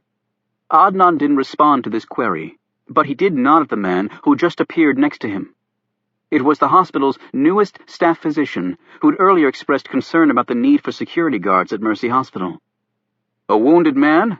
the doctor called out. "I'll take care of him." "Stay away from the front doors," Adnan warned. "People are shooting." The doctor pulled a syringe from his pocket, uncapped it, and injected the president in his arm. Brennan slipped into unconsciousness. Then the doctor placed a sheet over the president and strapped him to the gurney and pushed it down the side hallway. He got on the elevator there and took it down one floor to the basement. Adnan waited until this had happened and then turned back to the group of hospital personnel. "Hey!" another doctor yelled at Adnan. "Who was that man on the gurney?" They now all started moving toward him. Adnan reached inside his jacket, pulled out a gas mask, put it on, and started walking toward the oncoming group. Then he pulled from his pocket what looked to be a grenade and held it up. "Look out!" one of the nurses screamed as the group turned and ran in the other direction. "Call the police!" another doctor yelled as she scrambled away. An instant later, Adnan reached the fourth tile across from the center of the nurses' station and threw the cylinder against the wall. It exploded, and the hall was immediately filled with thick smoke that was driven in all directions by the hospital's air circulation system. A split second before the smoke bomb went off, Adnan heard glass shattering, but he couldn't see the source. He couldn't know this was Alex Ford throwing himself through the glass doors, but the Arab knew he had to hurry. He turned back toward the front of the hospital and counted off his steps, navigating in the dark solely through memory from his constant practice. As he neared the front entrance, Adnan felt something bump his leg, but he kept going. An instant later, the timed explosive device he'd placed in the hospital's electrical room went off. All power to the hospital was now gone. Everything went dark. Adnan made his turn, walked down the passageway, stopped at the exit door, opened it, and went through. He grabbed a long metal bar that he'd earlier hidden behind a steam pipe and wedged it through the closed door's push bar. Then he began to run. As soon as the bomb went off and smoke filled the halls, Alex dropped to the floor and slithered forward on his belly. It was like being far underwater, and the fumes were making him gag. Then he bumped into something, and that something was flesh and bone. He made a grab for it, but then it was gone. He swiveled around and started heading the other way, following the sounds of the footsteps. They were measured, steady. How the hell could anyone be walking so calmly through this crap? And then it suddenly dawned on him, because that person had a mask. And the steady tread? The person was leading himself through the smoke by counting steps. Alex had practiced that very same tactic in the dark at the Secret Service's Beltsville training facility. Alex crawled forward as fast as he could. The footsteps suddenly grew fainter, and he redoubled his efforts, whipping his body back and forth like a serpent closing in on its prey. Thankfully, the footfalls picked up again. He hit another hallway, turned and belly-crawled down it. He heard a door open and then close. He slithered faster, pushing himself to the right and feeling for the wall. When his hand hit metal, he reached up and grabbed the handle, but the door refused to open. He pulled his gun and shot at the door at waist level. One of the slugs hit the push bar, collapsing it, and the metal pole bar Adnan had wedged there fell free. He wrenched open the door and flung himself through. The smoke wasn't as bad in here, but the power to the hospital had obviously gone out because there was no light. Alex rose, found the handrail, and made his way down the steps, slipping and sliding along the way. He missed an entire step and ended up in a heap at the bottom of the first flight of stairs.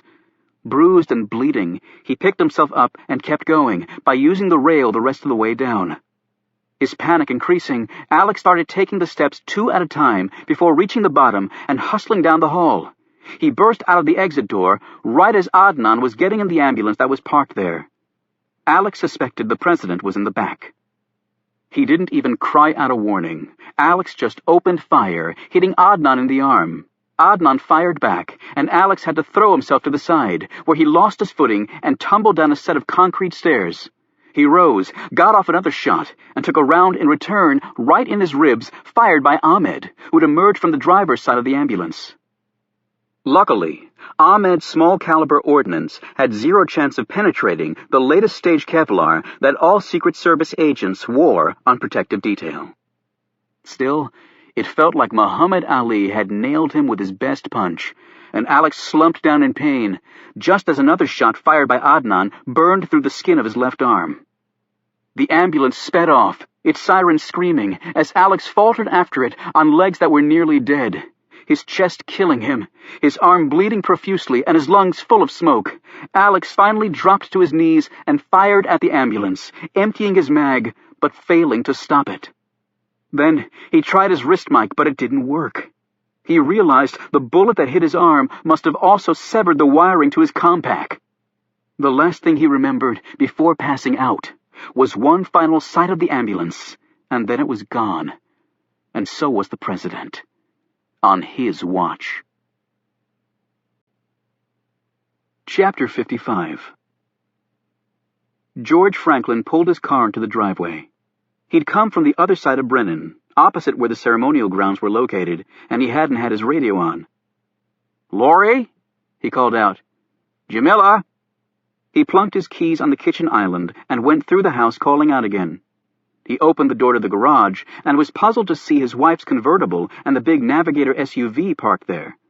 Had they all gone out in Jamila's van? "Laurie? Boys?" He went upstairs, starting to become a little uneasy. When he opened the door to his bedroom, that unease turned to panic as he saw the phone lying on the floor along with a torn-up sheet. "Laurie, honey?" He heard a sound from the closet. He rushed over and ripped the doors open and saw his bound wife. Laurie's eyes were not focusing well, but she did seem to be looking at him. He raced to her side and pulled her gag off. "My God, Laurie, what happened? Who did this?" he said frantically. She mouthed the name, but he couldn't hear it. "Who?" she said softly. "Jamila. She has the boys." And then Laurie Franklin started sobbing as her husband held her. The ambulance raced into the garage, and the doors shut behind it.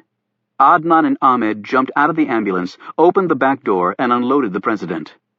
Jamila had already opened the back of the van and was standing next to the rear passenger door, where she was trying to keep the boys calm. They were all upset, but fortunately, they were also too young to free themselves from their car seats. Now Jamila raced to the rear of the van and pushed the button that was hidden in a crevice inside the interior there. The floor lifted up, revealing a compartment. It was lead and copper-lined and cut into two shapes. One of a man in a fetal position, and the other of a small cylindrical object. The shape of the man conformed to the measurements of President James Brennan, with an inch all around to spare.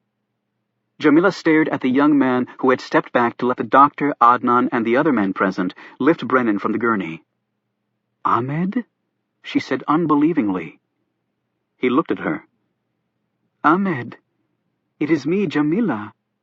It was Ahmed, her Iranian poet, the one who had written down the exact date and time of his death, the young man who'd given her so much good advice, and also the young man she hoped to share paradise with. However, there was now a look in his eyes that Jamila could not remember ever having seen, even when he was in his full oratorical fury. It frightened her. "I do not know you," he said bitterly. "Do not talk to me, woman." Jamila took a step back from him, her heart crushed at this response. As Brennan was being transferred from the gurney to the van, Ahmed took a step toward the ambulance. Jamila saw him slip his hand inside the back of the ambulance, but could not see what he was doing. When he walked over to the others, Jamila came forward again. "Ahmed, we were at the camps together in Pakistan. You must remember me." This time, Ahmed didn't bother to answer. Jamila screamed as she saw a knife appear in Ahmed's hand, its point aimed right at the president's neck. Adnan was faster, and he slammed into Ahmed, knocking him down. "You fool!"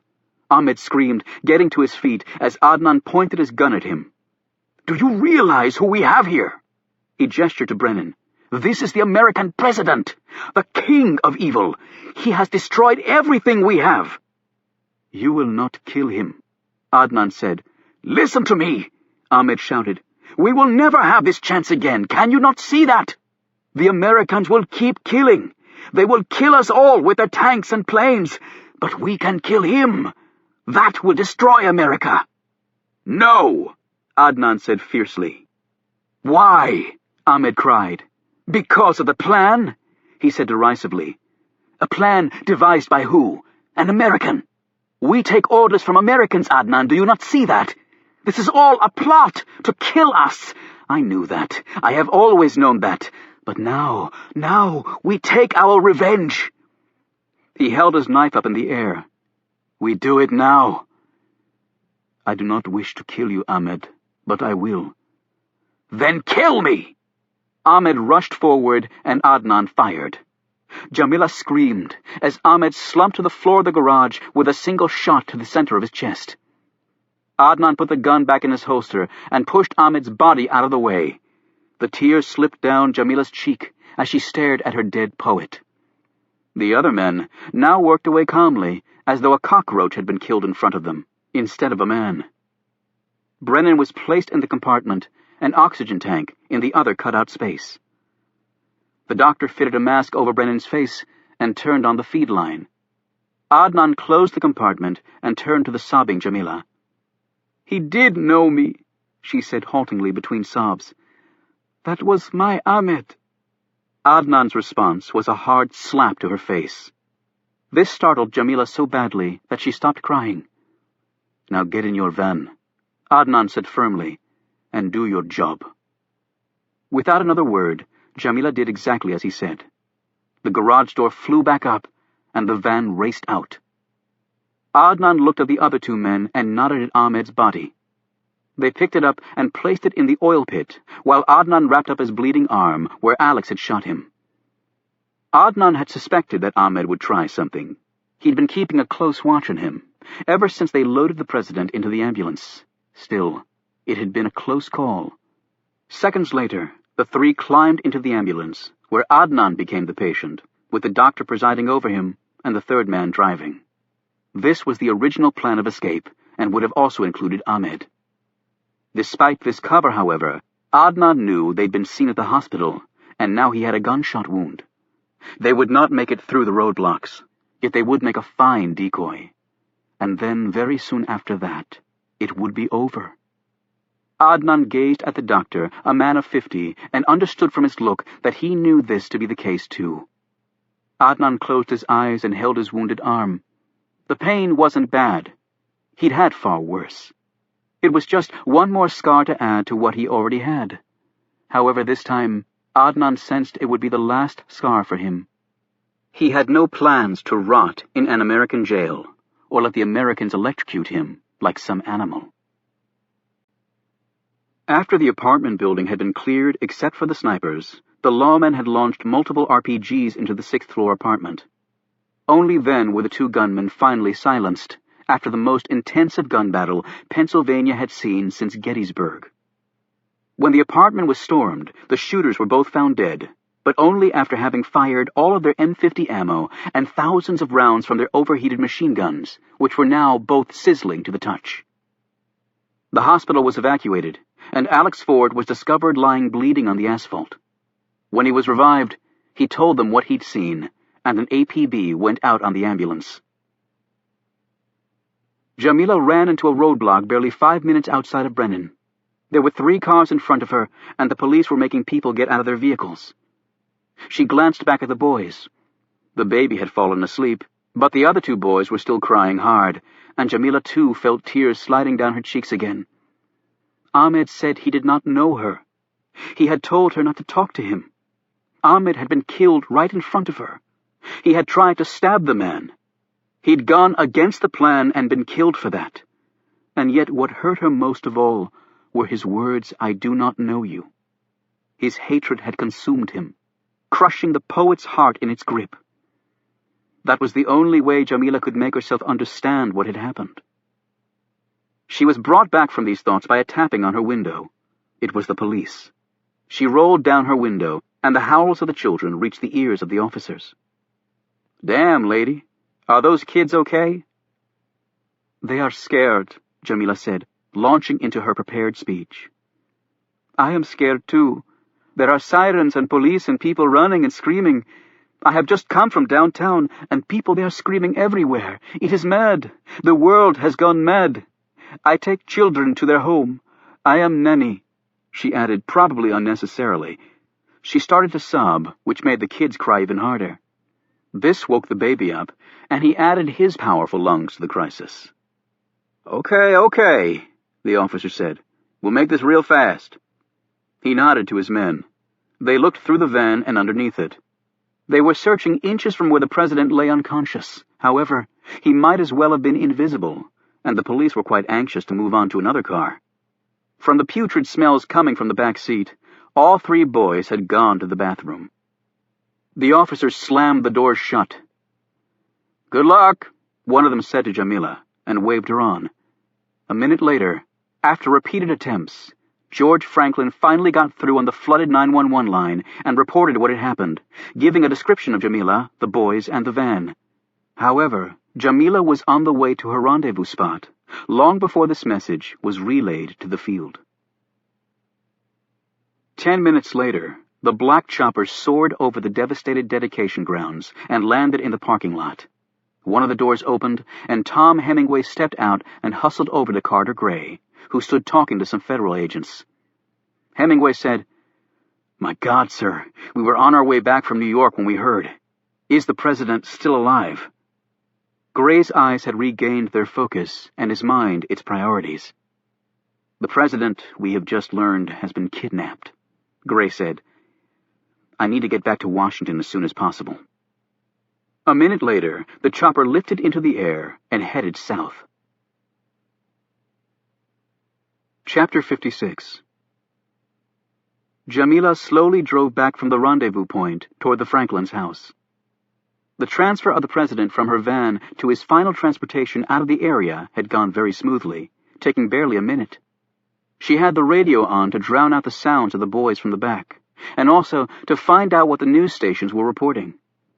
The airwaves were filled with the breaking events, although the commentators weren't making much sense. There were reports of many dead, but right now it seemed that the country, which had been watching the event on TV, was focusing on the fact that the president had been rushed to the hospital. They would soon find the truth far different.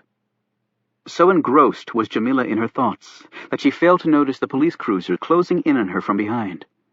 She finally looked in the rearview mirror when the flashing roof lights caught her attention. She could hear a loud voice coming from one of the cars as the police talked to her through their PA system. "Pull the van over and get out immediately." She didn't pull the van over, and she had no intention of getting out immediately. Instead, she accelerated slightly. In the lead cruiser, the officers eyed each other. "Looks like she's still got the kids in there with her." The other cop nodded. "We can box her in and try to talk her out." "Yeah, but if she doesn't come out..." "Call in a sniper unit, pronto."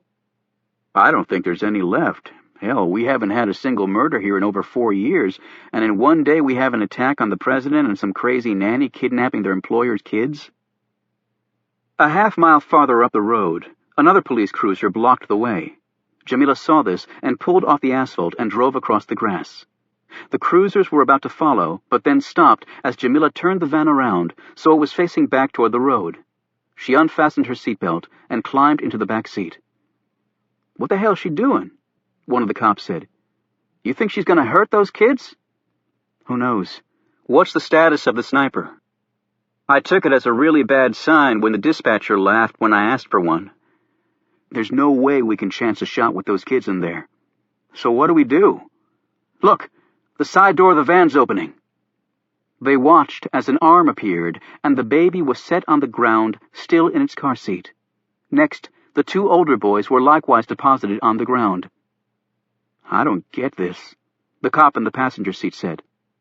"If she makes one move to run them over, you take out her tires, and I'll try for a headshot through the windshield," the other replied. The men climbed out of their cruiser. One had his pistol out, the other held a pump shotgun. However, Jamila had no intention of hurting the children.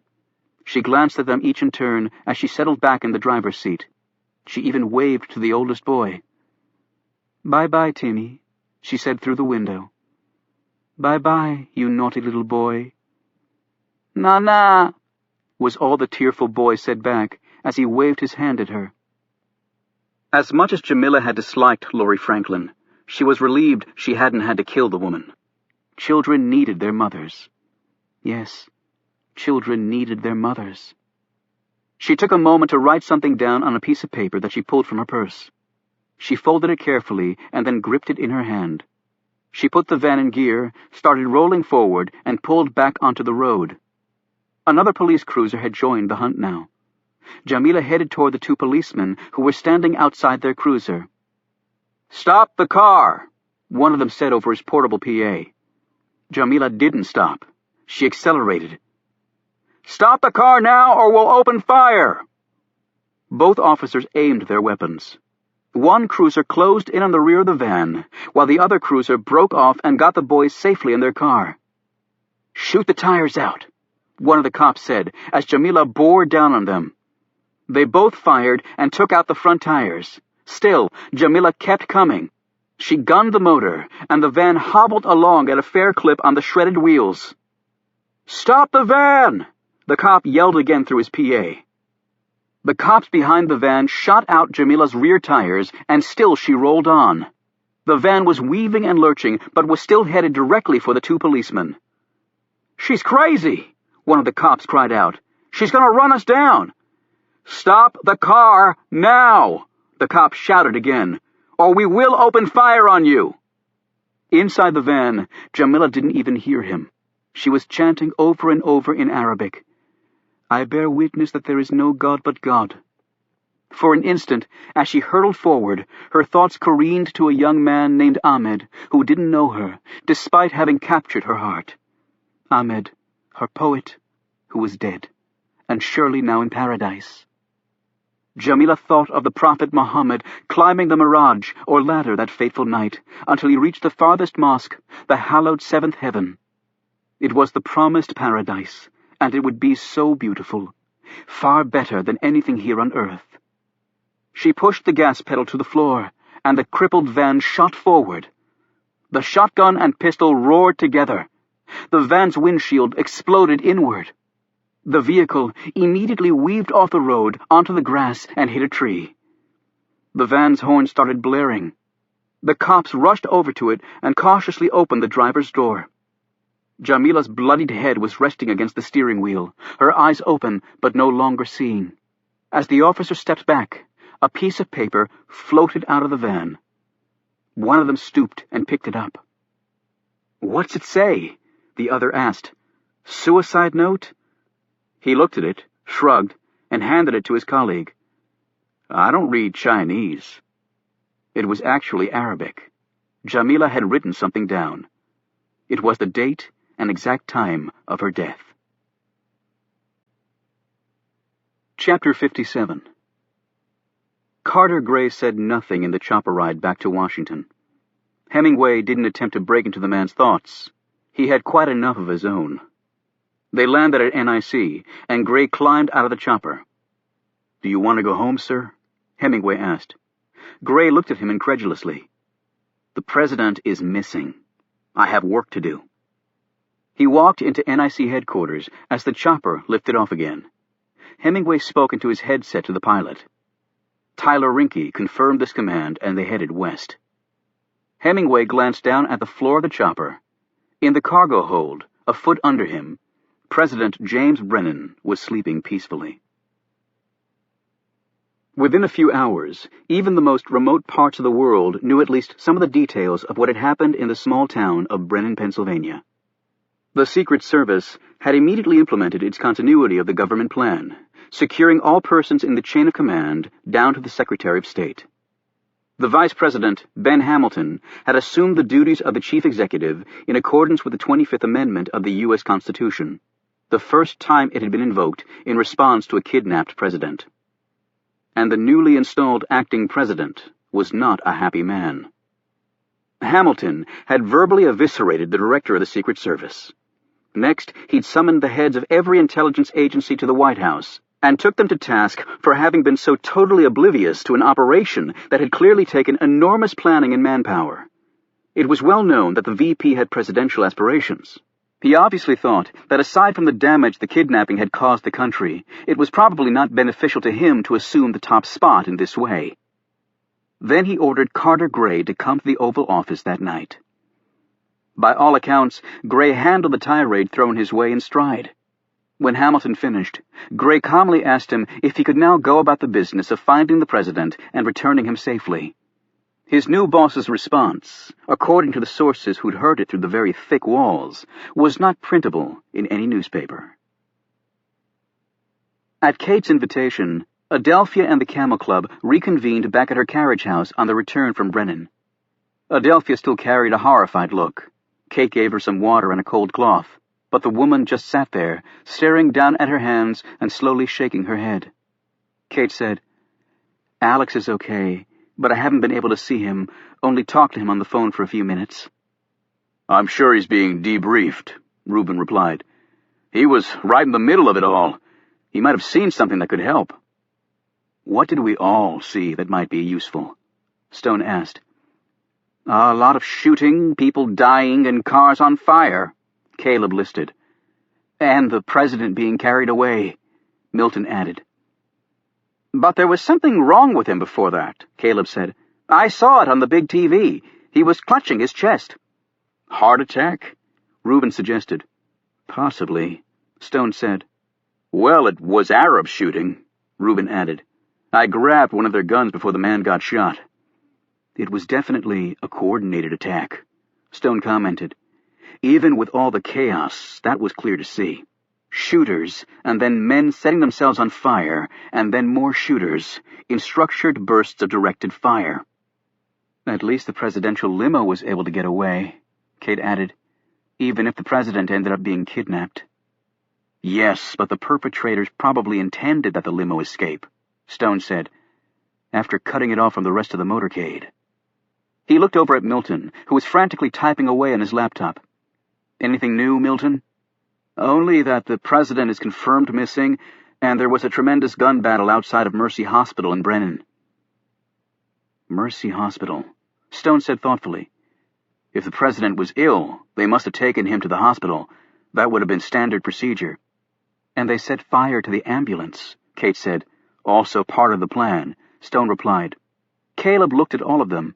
"So what now?" "We really need to talk to Alex. He needs to look at that film," Kate said. "I'm sure he's pretty busy right now," Reuben commented. "I'll go and see him as soon as he's home," Kate said. "I know he'll want to help." Stone, however, didn't look nearly as confident as she did. At Secret Service headquarters, the crisis room was abuzz. Although the FBI was officially handling the investigation, the service wasn't about to back down on this case. Alex Ford, his arm bandaged, his bruised ribs wrapped with tape, and his lungs still feeling like they'd been charcoaled, had been debriefed for the 10th time and was in turn being caught up on recent developments. "We've got the hospital security guard," said the Secret Service's director, Wayne Martin. "The 2 other men in the ambulance were killed after a gun battle, but we got the bastard." "And the president?" Alex asked anxiously. Martin said, "No sign of him. We think he was transferred to another vehicle. A woman named Jamila Salem may have been involved. She worked as a nanny for a couple named Franklin. She tied up Mrs. Franklin and took the kids. Later she released the kids, but was killed by the responding officers when she tried to run them down." "What's the connection to the president?" another agent asked. "We think she used the kids to get through the roadblocks. A nanny with 3 screaming babies is not really high on the suspect list." "I'm still not getting it," the same agent commented. "When the officers inspected the van she was driving, a secret compartment was found in the rear. It was copper and lead lined with an outline of a man's body, roughly the size of the president's, cut into it, plus space for an oxygen tank that was later recovered. Mrs. Franklin said the nanny was highly upset when she was told that Mrs. Franklin had changed her plans and was going to the dedication event with her sons. That would have thrown a big monkey wrench in their plan, so Franklin had to be taken out." "Has he talked?" Alex asked. "The security guard, I mean." "The FBI has taken over that line of inquiry," Martin said bitterly. "But his prints were run through the system and came back with zip." "Sir, that guy is no rookie. I can't believe this is his first op," Alex said. Martin said, "Agreed, but I guess he never got caught before." Alex then asked the question he'd been dreading. "How many are dead, sir?" Martin looked at him strangely. Counting the dedication grounds and what happened in town, 21 terrorists were killed. I mean, what about our guys? Martin glanced around the room at the other men and women there. This is not public knowledge, and it won't be until we can figure out what the hell's going on. He paused. We had no casualties. Alex jumped up and looked at the man. What the hell are you talking about? Guys were dropping all over the place. I was there. I saw them, damn it. Is this some kind of bullshit political spin? Because if it is, it stinks. Just hold on, Ford, Martin said. I know you're on heavy meds for the pain, but you don't talk to me that way, son. Alex took a deep breath and sat back down. Sir, we had casualties. Our guys were shot. Over 25 of them, plus about 15 uniforms, and Dr. Bellamy. Martin paused. But they were shot with tranquilizer darts. They've all recovered. That's why the shooters were able to get their weapons through the magnetometers. The guns and darts were made of composite materials with no metal. He paused and then said, None of what I'm telling you leaves this room. All the agents in the room looked at one another. Alex said slowly, Tranquilizer guns. They weren't firing tranquilizer darts at the hospital. Those were real bullets. The snipers fired darts into the 2 other agents we found there. Then they held off the reinforcements with real ammo. However, despite having the high ground and one of the best sniper rifles on the market, they didn't hit one damn person with live ammo. Eyewitnesses said the snipers only shot in the vicinity of our guys. They put up walls of fire in front of the hospital to keep our people away. That seems clear now. They apparently never took a kill shot, although our guys said there were plenty of opportunities for them to do so. I don't claim to understand it, but those are the facts right now. Alex touched his wounded arm. They used live ammo on me. Congratulations. You were the only one. I guess they didn't anticipate you being able to get into the hospital and mess up their plans. I obviously didn't mess them up enough. Martin eyed him closely. You did as much as any agent could have. Alex didn't acknowledge this compliment. Martin continued. The plan, obviously, was to funnel the president to the hospital without his normal security contingent. They knew our procedures and methodology well and used them against us. We think the fact they didn't harm any of the security forces may bode well for the president. They could have killed him easily. So they'll hold him for ransom and not just money, another agent said. That's the probable scenario, Martin conceded. God only knows what they're going to ask for. But why go to all the trouble of not killing us, sir? Alex asked in exasperation. I mean, that's what these guys do. They kill. Look at 9/11, the USS Cole, Grand Central, and they were slaughtered in the process. It makes no sense. Agreed, it makes no sense. We seem to be in new territory here. Martin picked up a remote and pointed it at a large-screen plasma TV hanging from the wall. We've just got this video feed in. I want everyone to sit here and watch this thing. Anybody sees something that strikes them funny, sound off. The TV came to life, and Alex watched as the horrific events at Brennan unfolded. They viewed it 3 times, and while a few agents had some comments, nothing jumped out at them. It was clear that the terrorists had been very organized and very disciplined.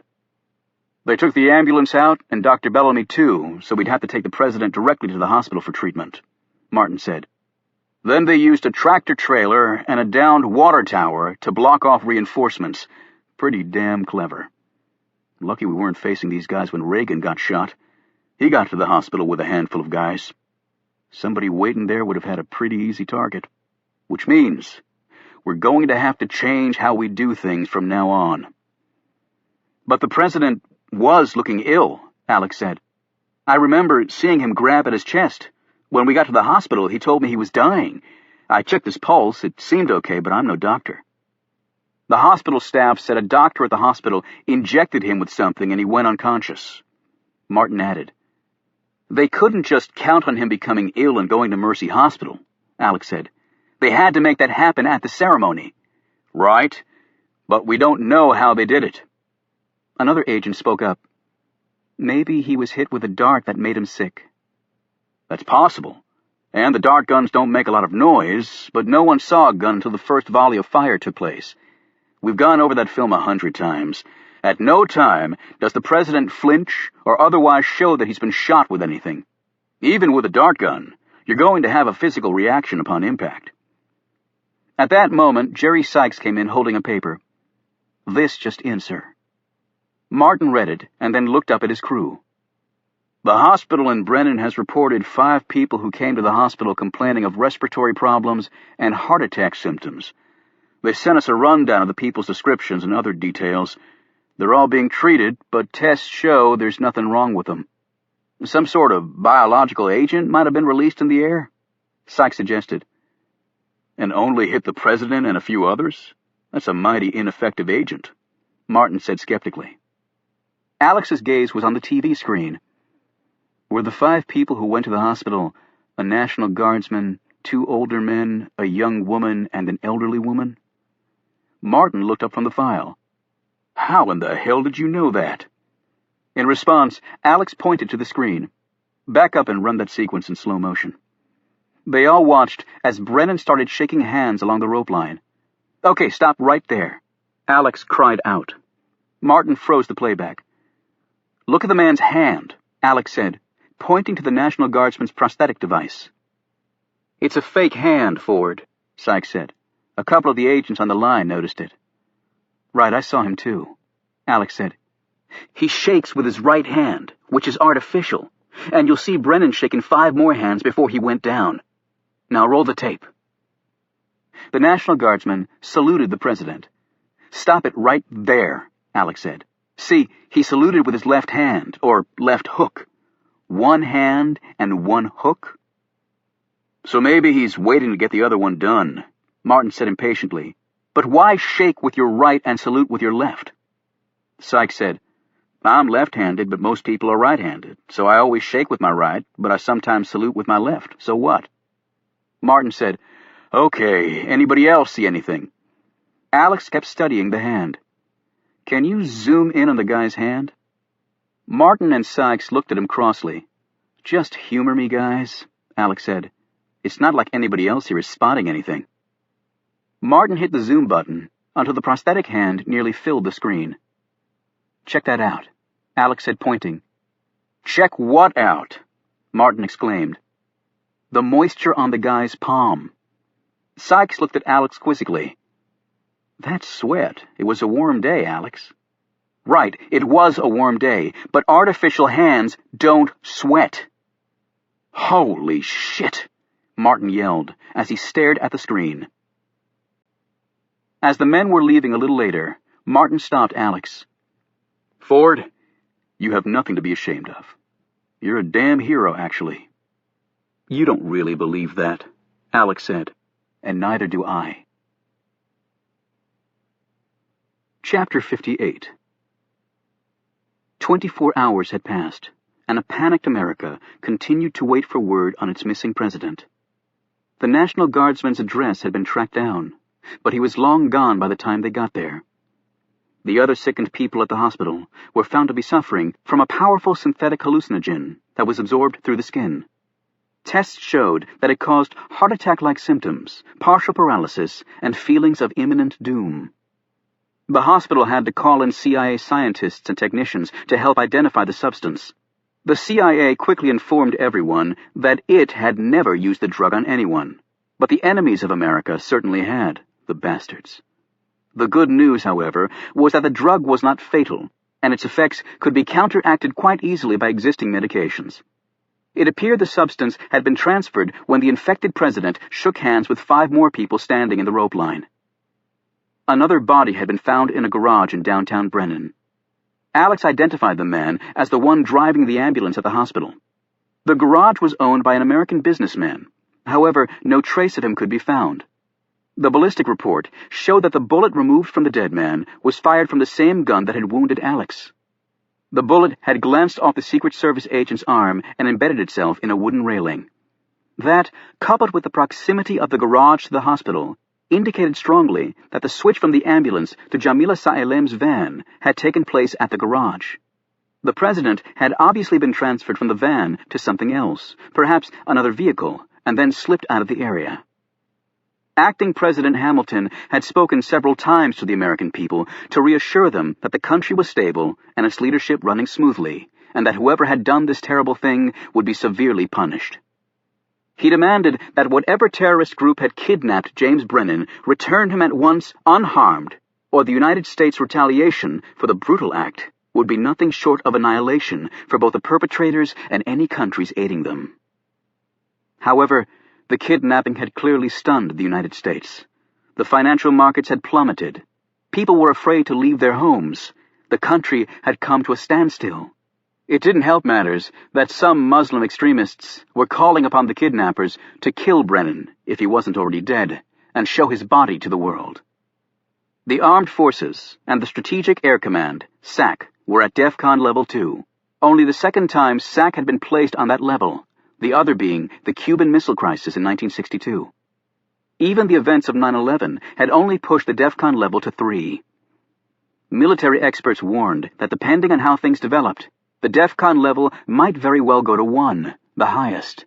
Then all bets were off. The intelligence sector was doing all it could to identify the kidnappers. Diplomatic inquiries were also put out to all quarters, and the Pentagon was itching for a target on which to use its high-tech weaponry.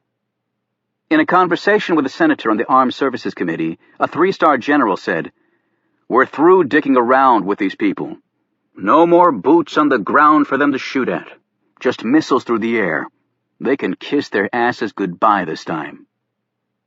The senator did not disagree with him.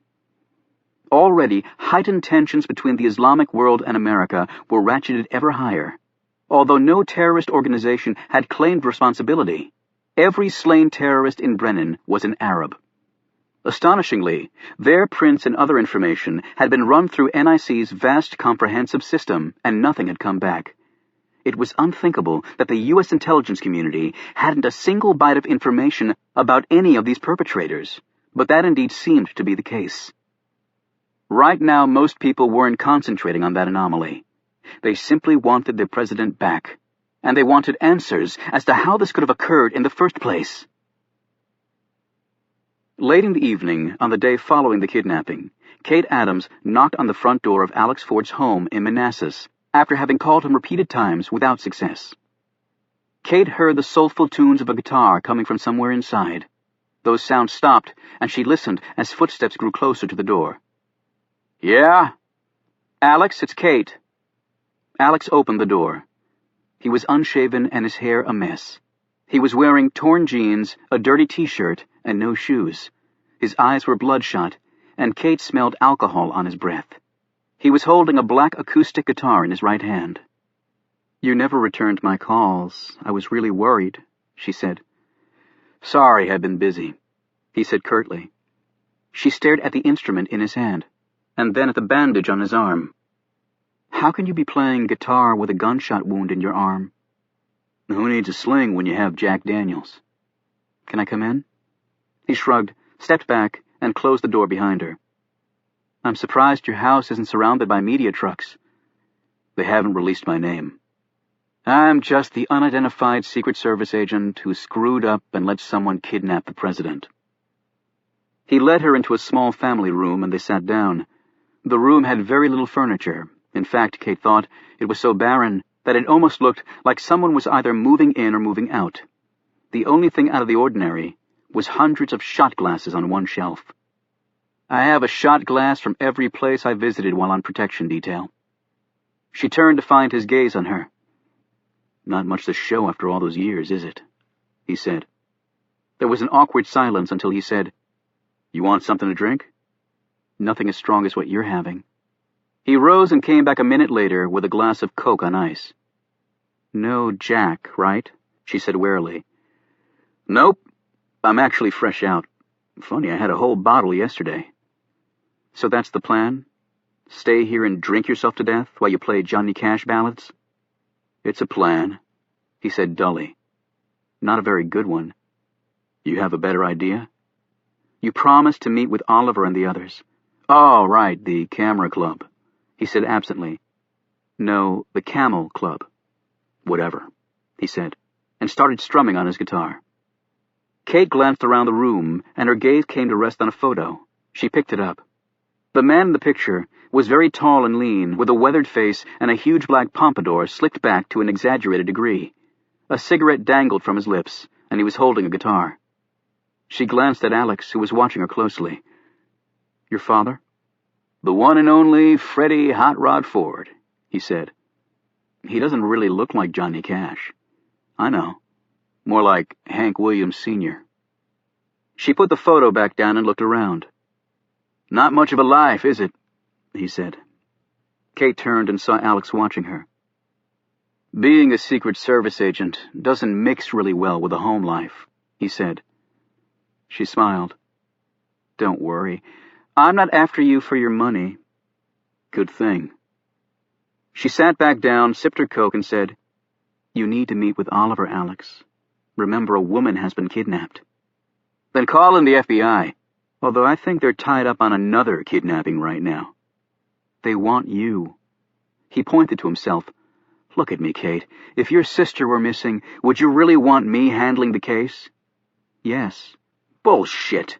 "Please, Alex, will you meet with them?" "No, I won't." "Why not?" "I don't owe you or anyone else a damn explanation." She set down her glass and stood. "I'm sorry you feel that way."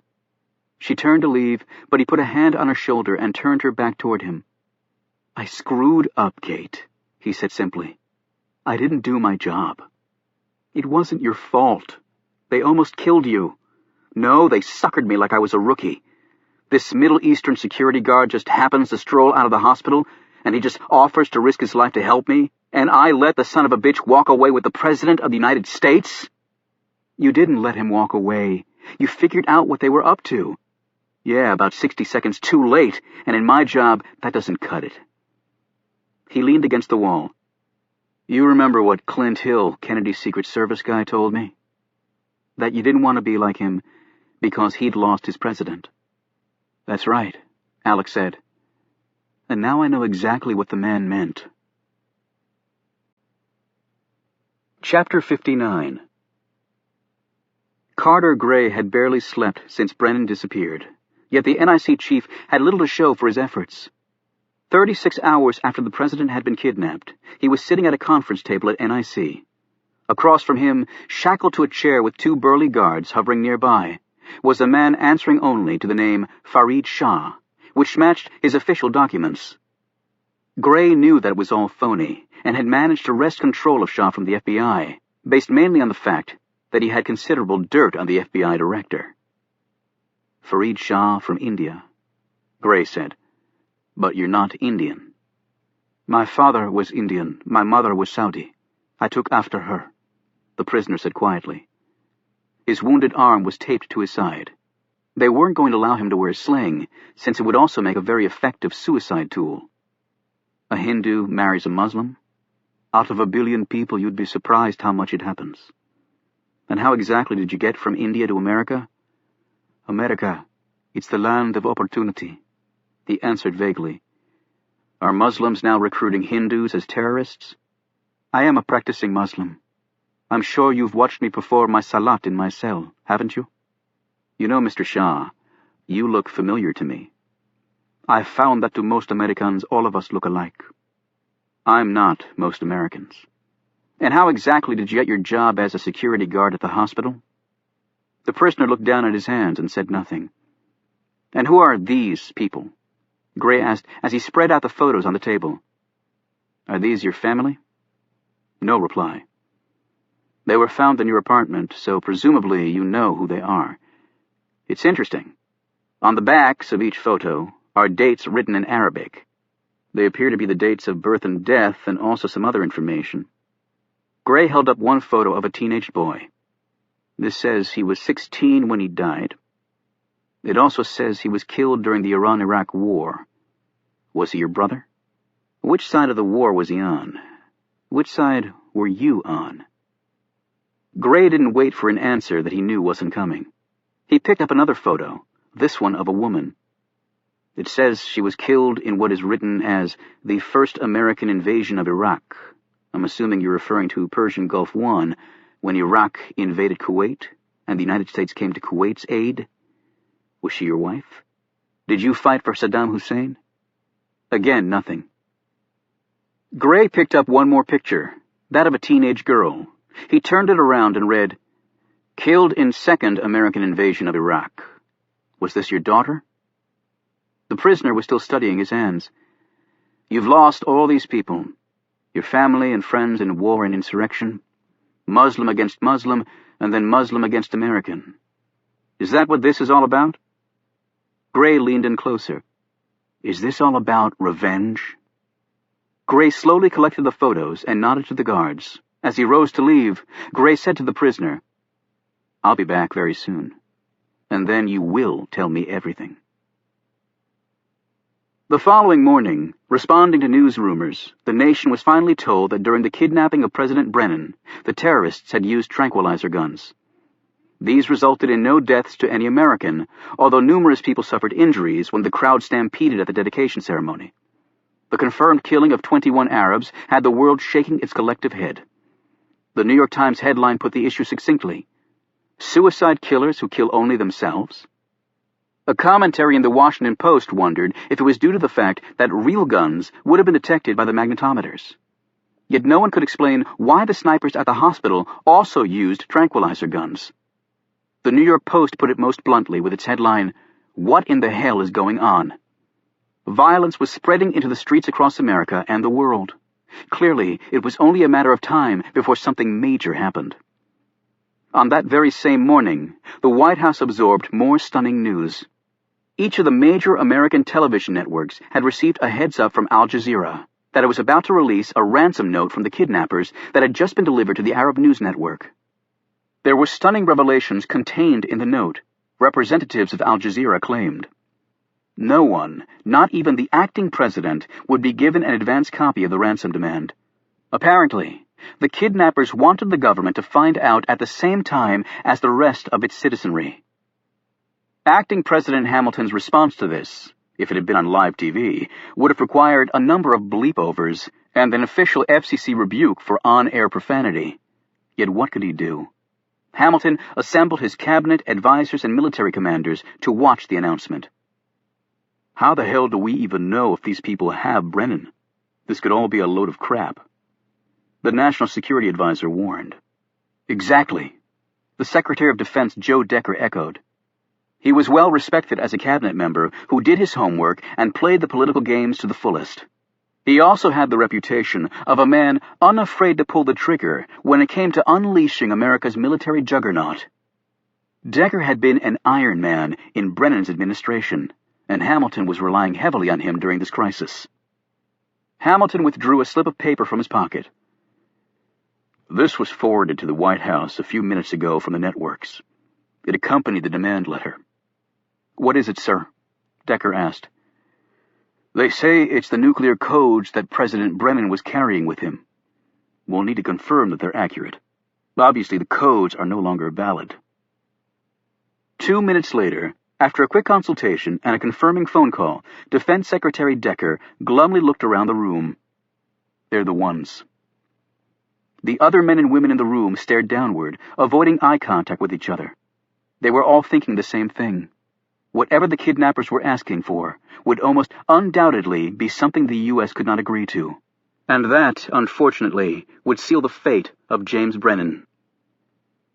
A grizzled news anchor appeared on the plasma screen mounted on the wall. Hamilton, putting words to the unspoken thoughts of those gathered around him, said, "I swear to God, if those bastards film the beheading of Jim Brennan, there won't be one building left standing over there." The veteran news anchor appeared upset, but quickly started reading. First, America and the rest of the world had to recognize Islam as a great religion and give it the respect it deserved.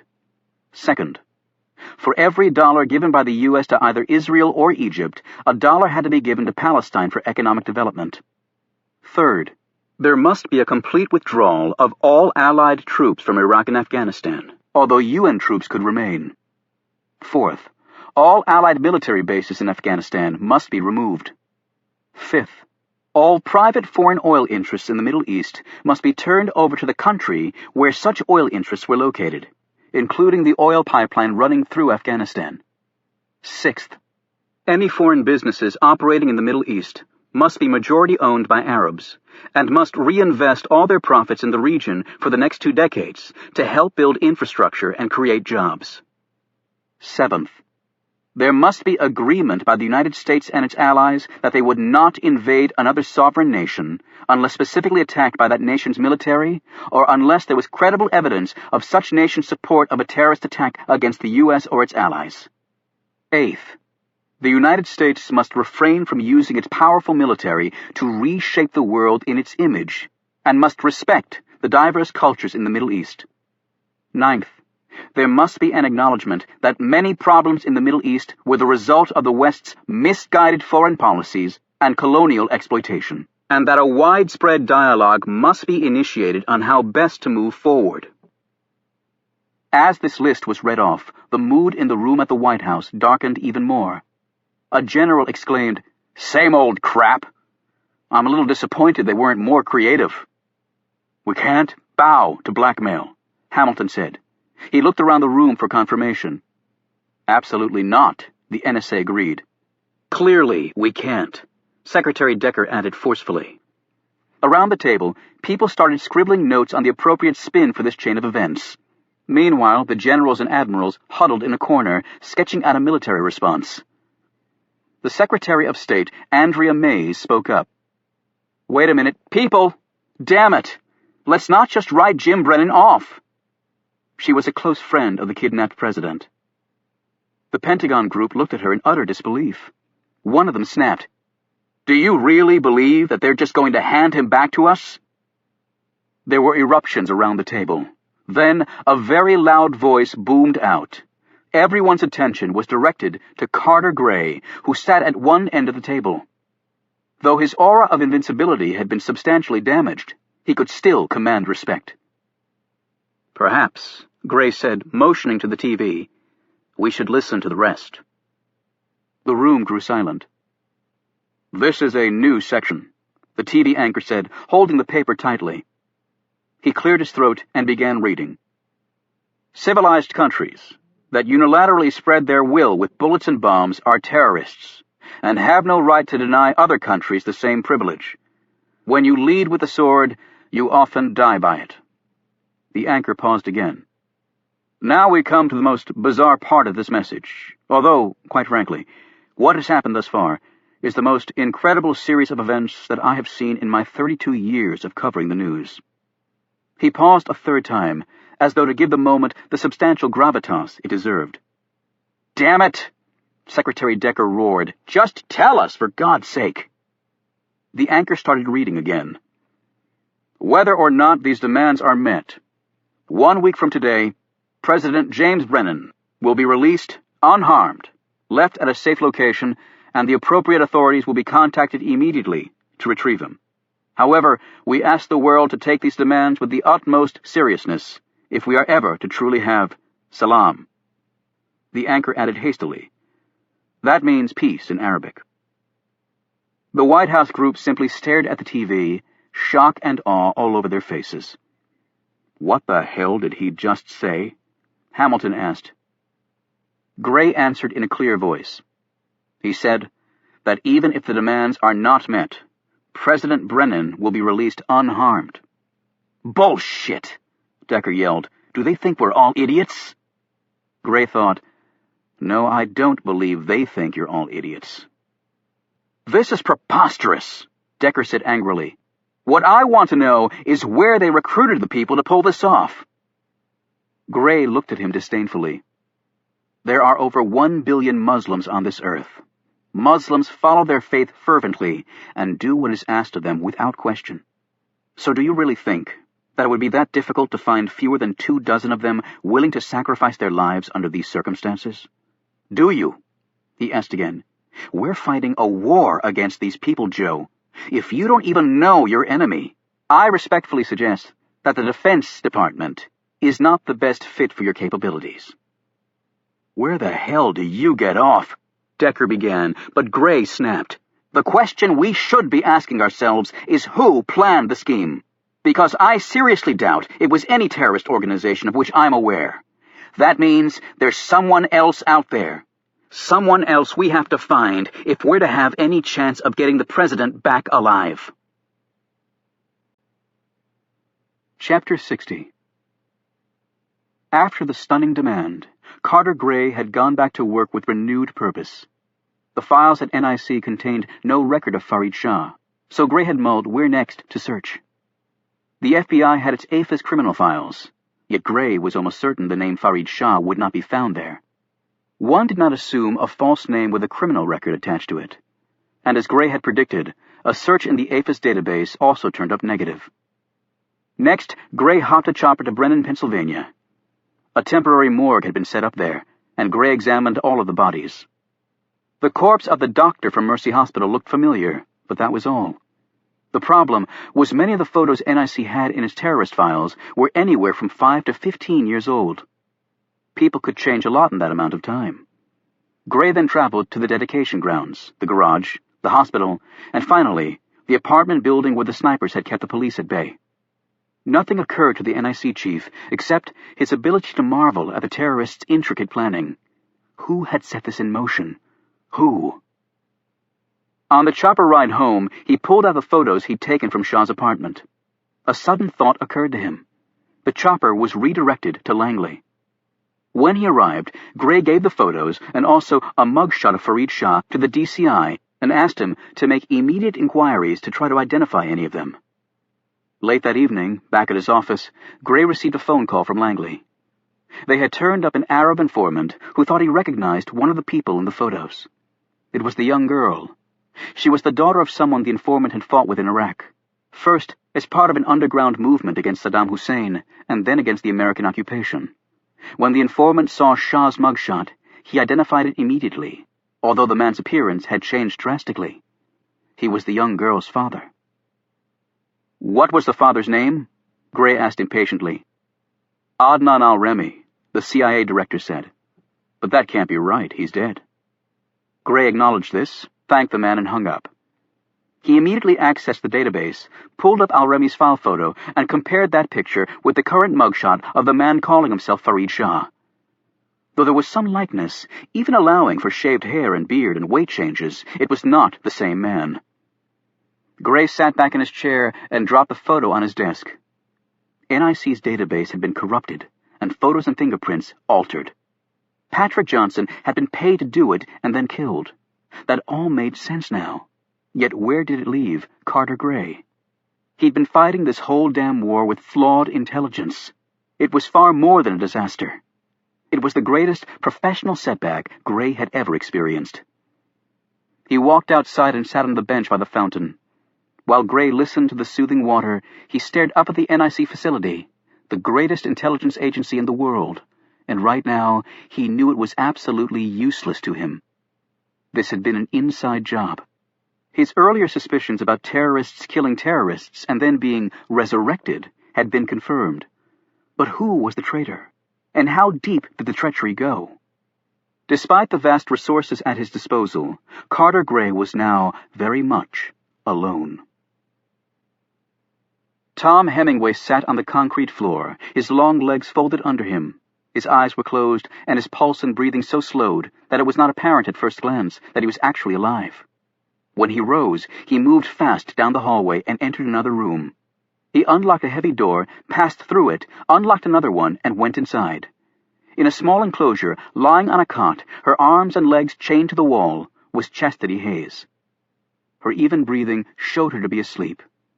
Hemingway left Hayes and went to another room, where his other, far more important prisoner was also sleeping comfortably.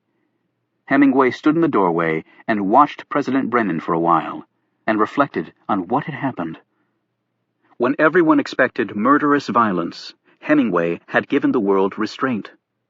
When everyone anticipated that the stereotype of the fanatical Muslim would be repeated once more, he had thrown the world a curve of historic proportion. Yet, it was not without precedent. Gandhi had changed an entire continent with nonviolence. Brutal segregationists in the American South had finally been beaten by sit-ins and peace marches. Turning the other cheek was Hemingway's new way. He had no idea if it would work, but it was clearly worth a chance, because without it, All he saw was the inevitable destruction of two worlds that he cared so much about.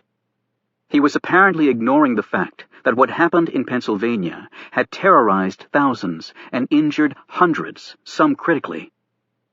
Hemingway had agonized over how much to tell the Arabs about the mission.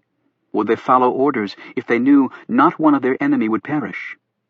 Yet finally, Hemingway had decided that if he was asking them to die for this cause, they should die fully informed. It was the right thing to do. So the men in Brennan, Pennsylvania, sacrificed their lives with the knowledge that their foes were safe. It was one of the most courageous acts Hemingway had ever witnessed. Hemingway checked his watch. There would be another message delivered to the world shortly. It involved where the president would be returned, and this would be just as stunning as the last message. Kate met with the Camel Club at Oliver Stone's cottage and reported her failure with Alex Ford. She said, "He blames himself for what happened to the president. Having come to know him well over the years, I can't say I'm surprised," Stone replied.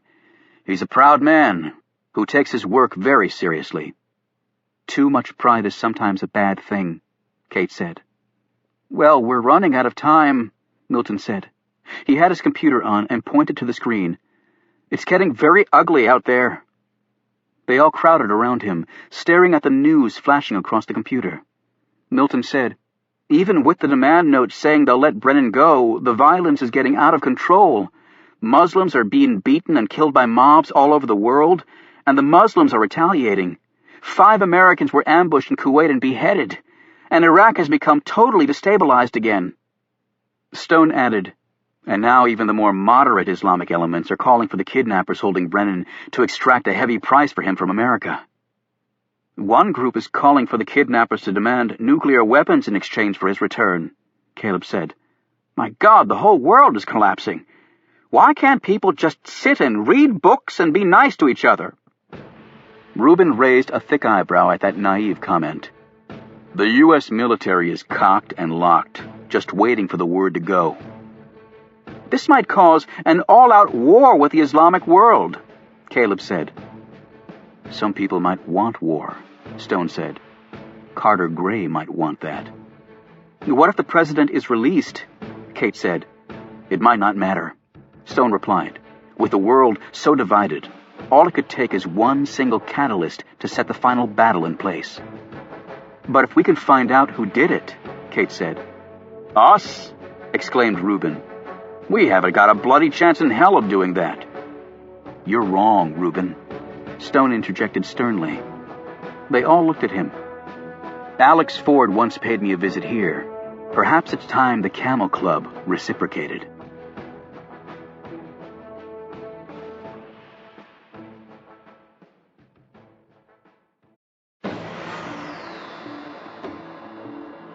Carter Gray walked down the hallway of an isolated cell area at NIC.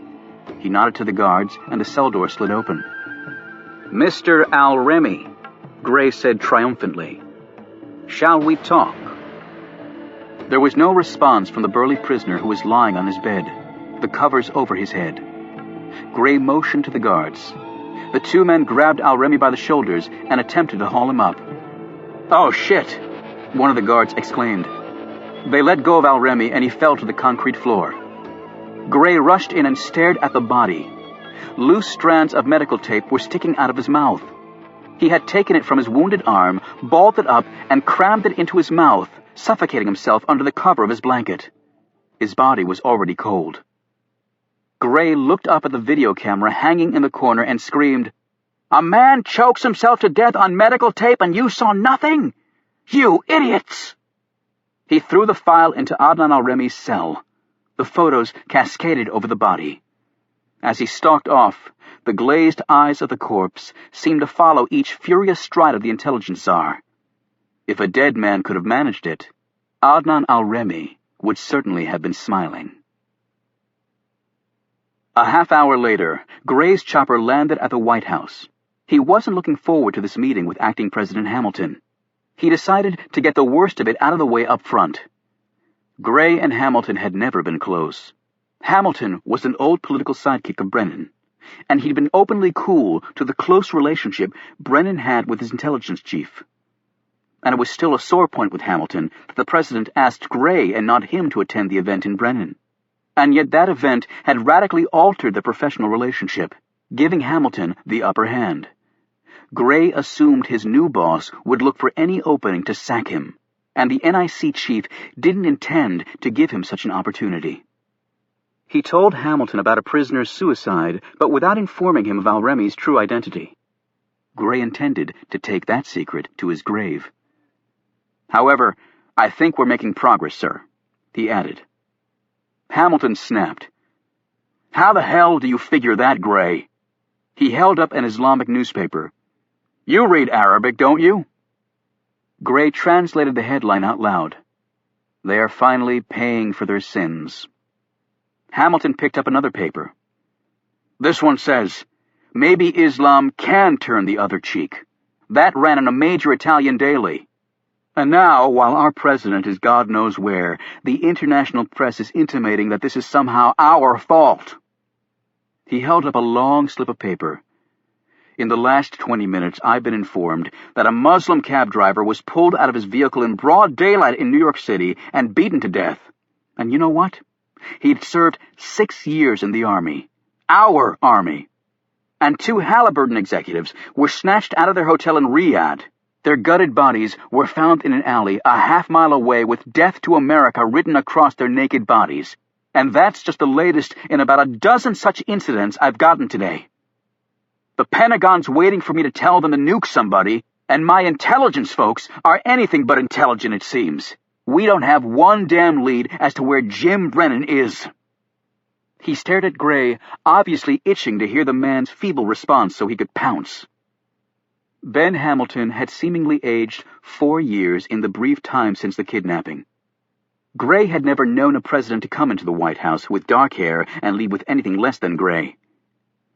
This was the most impossible occupation in history, and, in the strange way the world worked, the most coveted. Gray said, "Regardless of how this happened, and what the international media is saying about it, dogs don't change their spots. When the inevitable happens, we'll have the opening we need." Hamilton slammed his fist down on his desk. "I want Jim Brennan back alive. Your previous work for this country means squat to me. This happened on your watch, and I hold you fully accountable for it. The United States has been humiliated by a bunch of damn Arabs. Unless the president is returned safe and sound, you will no longer head this country's intelligence community. Are we perfectly clear on that?" "Absolutely," Gray replied impassively. He knew this to be baseless rhetoric. There was no possible way the acting president could afford to fire his intelligence chief during such a crisis. But let me point out that there is not one demand of the kidnappers that this country can seriously consider, given our current foreign policies, and we can't wait 1 week for his release. Not that I believe they'll release him. The American people will not tolerate that, and the violence is only going to become worse in the meantime. Hamilton snapped, "Well, then I guess you'll just have to find him on your own." Gray studied the man keenly. He sensed exactly what his adversary was thinking. Politicians were all too transparent. Ben Hamilton had wanted this job more than anything. He had patiently paid his dues, waiting for Brennan to serve his 2 terms before it was his turn to wear the American crown. Now he had the throne, yet could he do the job? In Gray's mind, it wasn't even a close call. Ben Hamilton didn't make even a worthy vice president. The chief of staff suddenly burst into the room with a Secret Service agent hard on her heels. "Sir," she exclaimed, "this is just in from Al Jazeera. The kidnappers have disclosed the location where the president will be released." "Where?"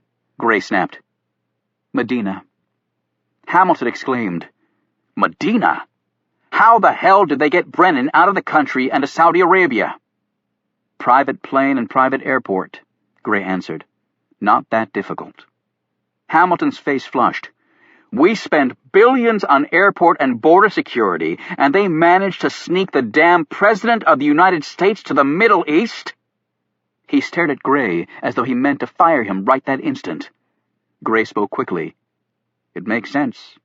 Medina is the second holiest city in the Muslim world behind Mecca." Hamilton looked at his chief of staff. "Get in touch with the Saudis and tell them that Medina is going to be annexed by this country until we get Brennan back." He eyed Gray.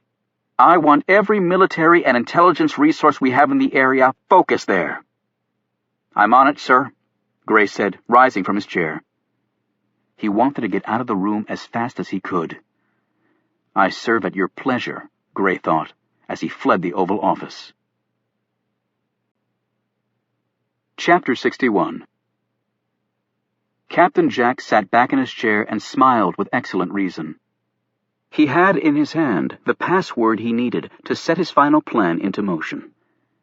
Their captive had endured far more torture than had been anticipated, although his North Korean colleagues were very skilled at such exercises. Yet the man had finally broken. They all did eventually. Captain Jack read the Arabic words and smiled. From a cloned phone that was not traceable to him, he made one call. Speaking in fluent Arabic with well-honed inflections, he said what he needed to say and then used the precious password. This authenticated the source of Captain Jack's statement to the party on the other line, and it would be immediately relayed to the world.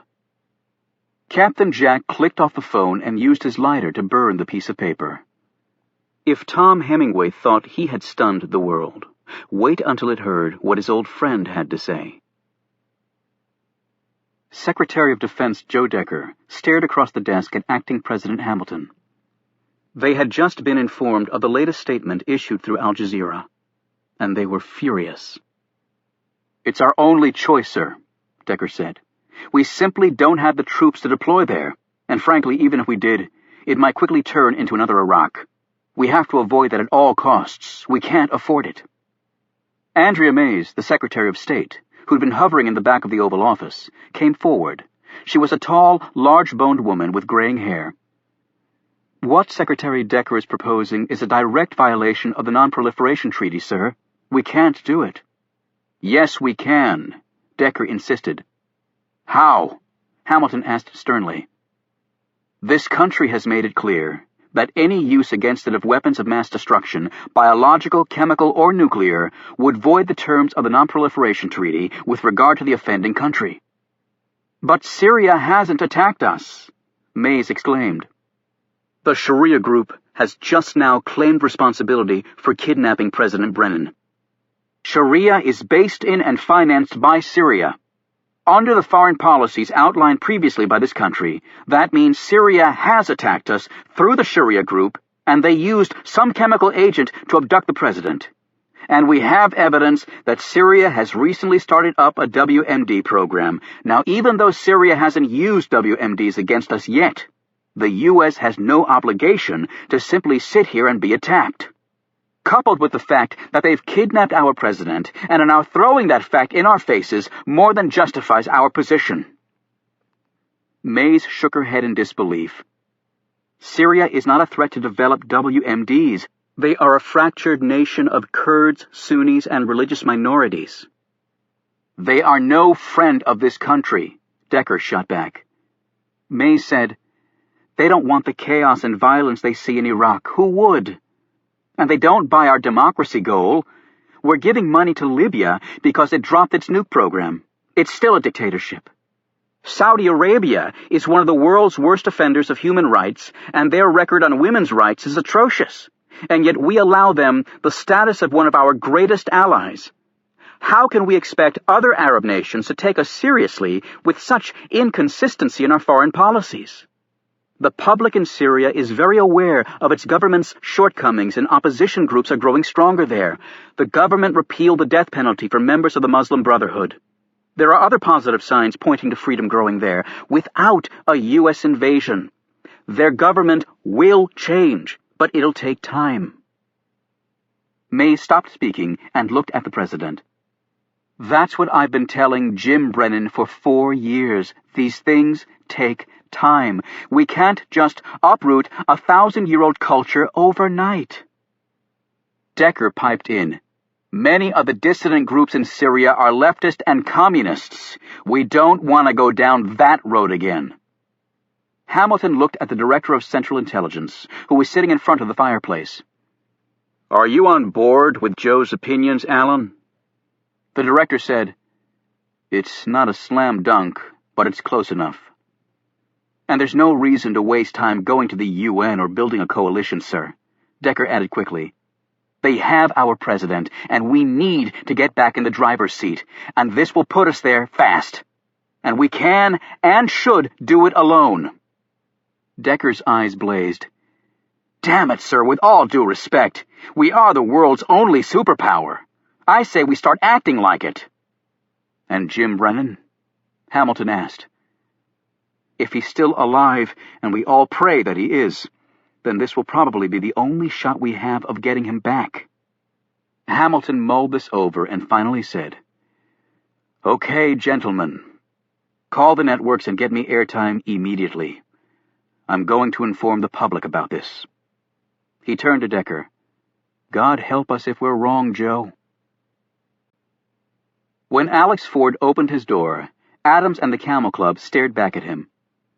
"Oh, hell!" Alex began angrily. Kate said, "Alex, please, we have to talk to you." Reuben added, "It's bad, Agent Ford. Really bad." Alex said, "What are you talking about?" Stone answered, "There have been some major developments." "What developments, Oliver?" Alex asked. Kate cut in. "A terrorist organization has claimed responsibility for the kidnapping. We heard about it on the drive over here." "The Sharia group. It has clear ties to Syria," Stone said. "Where's your TV?" Kate asked. "The president is coming on in 2 minutes." Alex led them inside and turned on his TV set. Ben Hamilton appeared on the screen a few minutes later, looking very grave. He summed up the situation to the country and then said, "America is a generous nation. We have always been a people that reach out to others in need. We came to the aid of our friends during 2 world wars. Wars fought to keep the world free. There is no doubt that we are a good, honorable people who use our might benignly to spread freedom around the world. But we are also a nation that defends itself and strikes back when we have been attacked. Well, my fellow Americans, we have been attacked. And now the organization that has attacked us has shown itself. The Sharia group has irrefutable ties to the nation of Syria, a country that has long been known to harbor terrorist groups operating against America and its allies." He paused. "All American government personnel in Syria have been airlifted out. All other Americans known to be in Syria have been given early warning to leave the country immediately. The Sharia group's own ransom demand conceded that the United States has every right to defend itself when attacked, and to also strike back against any nation that assisted in that attack. And America will not be dictated to by terrorists." Here Hamilton gave a long pause. "Thus, my fellow Americans, the decision has been made by me, as your Commander-in-Chief, after consultation with the Secretary of Defense and the Pentagon." "Oh, shit," Alex and Kate blurted out together, for they knew what was coming. "We now make our demand of the kidnappers." Hamilton paused again and squared his shoulders. "If President James H. Brennan is not returned to us safely within 8 hours from this exact moment in time, I have instructed my military commanders to immediately thereafter launch a limited nuclear missile strike against Damascus, Syria. The only way in which Damascus will avoid such a fate is if our president is returned to his countrymen unharmed within the allotted time. If President Brennan is in Medina, then he can be turned over to the American embassy in Saudi Arabia, and the launch will be called off. I pray that the kidnappers will comply with our demand immediately. If not, may God have mercy on the people of Damascus. There will be no negotiations and no reprieves. Members of the Sharia group, you said you would return our president to us unharmed.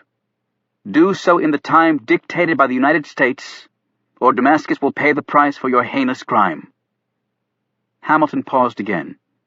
"God bless you, my fellow Americans, and may God bless the United States." As the president faded out, everyone in Alex's living room sat motionless in their chairs, holding their breaths. It was a scene doubtless replicated in 100 million homes around America and across the world. An anguished Kate looked over at Alex. This could be the beginning of the end. If it is, it is, Stone said calmly. But it will do us no good to sit around waiting for the mushroom cloud to appear over Damascus. What the hell can we do, Oliver? Alex asked. Find the president, Stone snapped. How? Alex shot back angrily. He's in Medina. I don't believe that, and I hope you don't either. He looked at Milton. Show him the DVD. Milton opened his laptop. This is the video that was taken during the break-in at my house, Agent Ford. What the hell does this have to do with anything? Alex shouted. We're going to launch a nuclear missile in 8 hours. Don't you understand that? Look at the film, Alex, Kate pleaded. Alex finally threw up his hands and plopped down on the floor in front of the laptop. Damn, he said a minute later. That's Tyler Rinke and Warren Peters. They're from NIC. I thought they were NIC employees, Stone said. Why'd you think that? Because they were also the ones who killed Patrick Johnson. Alex sat back, stunned. Why would they have killed Johnson? Because he was altering files at NIC, making people seem dead who weren't really dead. And I think someone was paying him a lot of money to do it. But Johnson got greedy or sloppy, or both. Let me get this straight. Johnson was altering files at NIC to make some people appear dead who really weren't? Stone said, We believe that these men were the ones used in Brennan, Pennsylvania. The newspaper said that not one of the Arabs killed there was in the NIC files. That is inconceivable. I think these men were human, sterilized weapons, and they were used to kidnap President Brennan.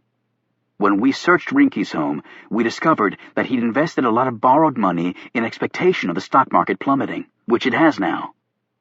Are you saying this whole thing was about making money in the stock market? Alex exclaimed. No, it's much deeper than that, Stone replied. Alex looked at him. Any idea who's behind it? Someone high up at NIC, Stone ventured. Higher than Rinke and Peters, certainly. Let me take another look at that video, Alex said. He watched once more as Rinke and then Peters appeared on the screen.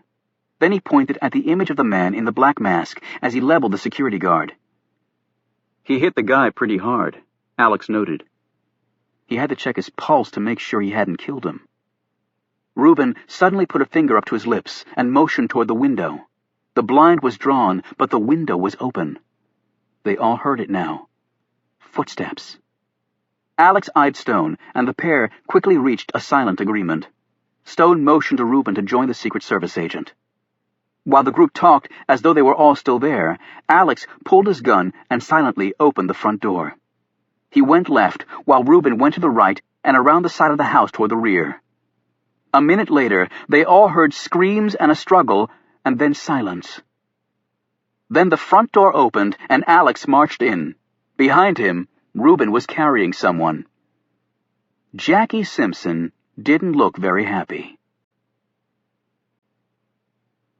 Chapter 62. What the hell are you doing here, Jackie? Alex demanded. She glared at him. I've been calling your house to see how you were doing, but you never called me back. So I came by tonight to see you. And I seem to have stumbled upon a conspiracy. What's going on, Alex? Stone hadn't taken his gaze off Simpson. We're actually trying to figure out what's going on at NIC. I know I heard that part, and that Rinke and Peters broke into someone's house. Simpson looked at Alex. If you know something about the president being kidnapped, you have to take it to the service. Alex, you could get into a lot of trouble for withholding that sort of information. Stone cut in. I don't believe that's a good idea. Simpson stared at him contemptuously. Who the hell are you? He held out his hand. Oliver Stone. Pardon me? She asked incredulously. His name's Oliver Stone, Alex interjected, and these are his friends Reuben, Milton, and Caleb. You've already met Kate Adams." Stone said, "And you are Jackie Simpson, the only child of Senator Roger Simpson of Alabama and the goddaughter of Carter Gray, the Secretary of Intelligence." "Is that a problem?" she asked coolly. "Not at all. But going to the authorities at this stage would be a huge mistake, Agent Simpson." "Listen, Oliver Stone, or whatever your real name is, I can do anything I damn well please. I'm a cop, okay? And you're a very intelligent cop," Stone broke in, gazing at her. "And because you are, I'm sure you've already considered the obvious." Simpson rolled her eyes, but Stone continued to stare at her, until she said, "And what might that be?" "If we're right, and NIC's files have been corrupted, the unfortunate result was that an army of terrorists was allowed to go to Brennan, Pennsylvania, and successfully kidnap the president. That does not bode well, either for your godfather, who heads that agency, or your father, who oversees its operations as chairman of the Senate Intelligence Committee.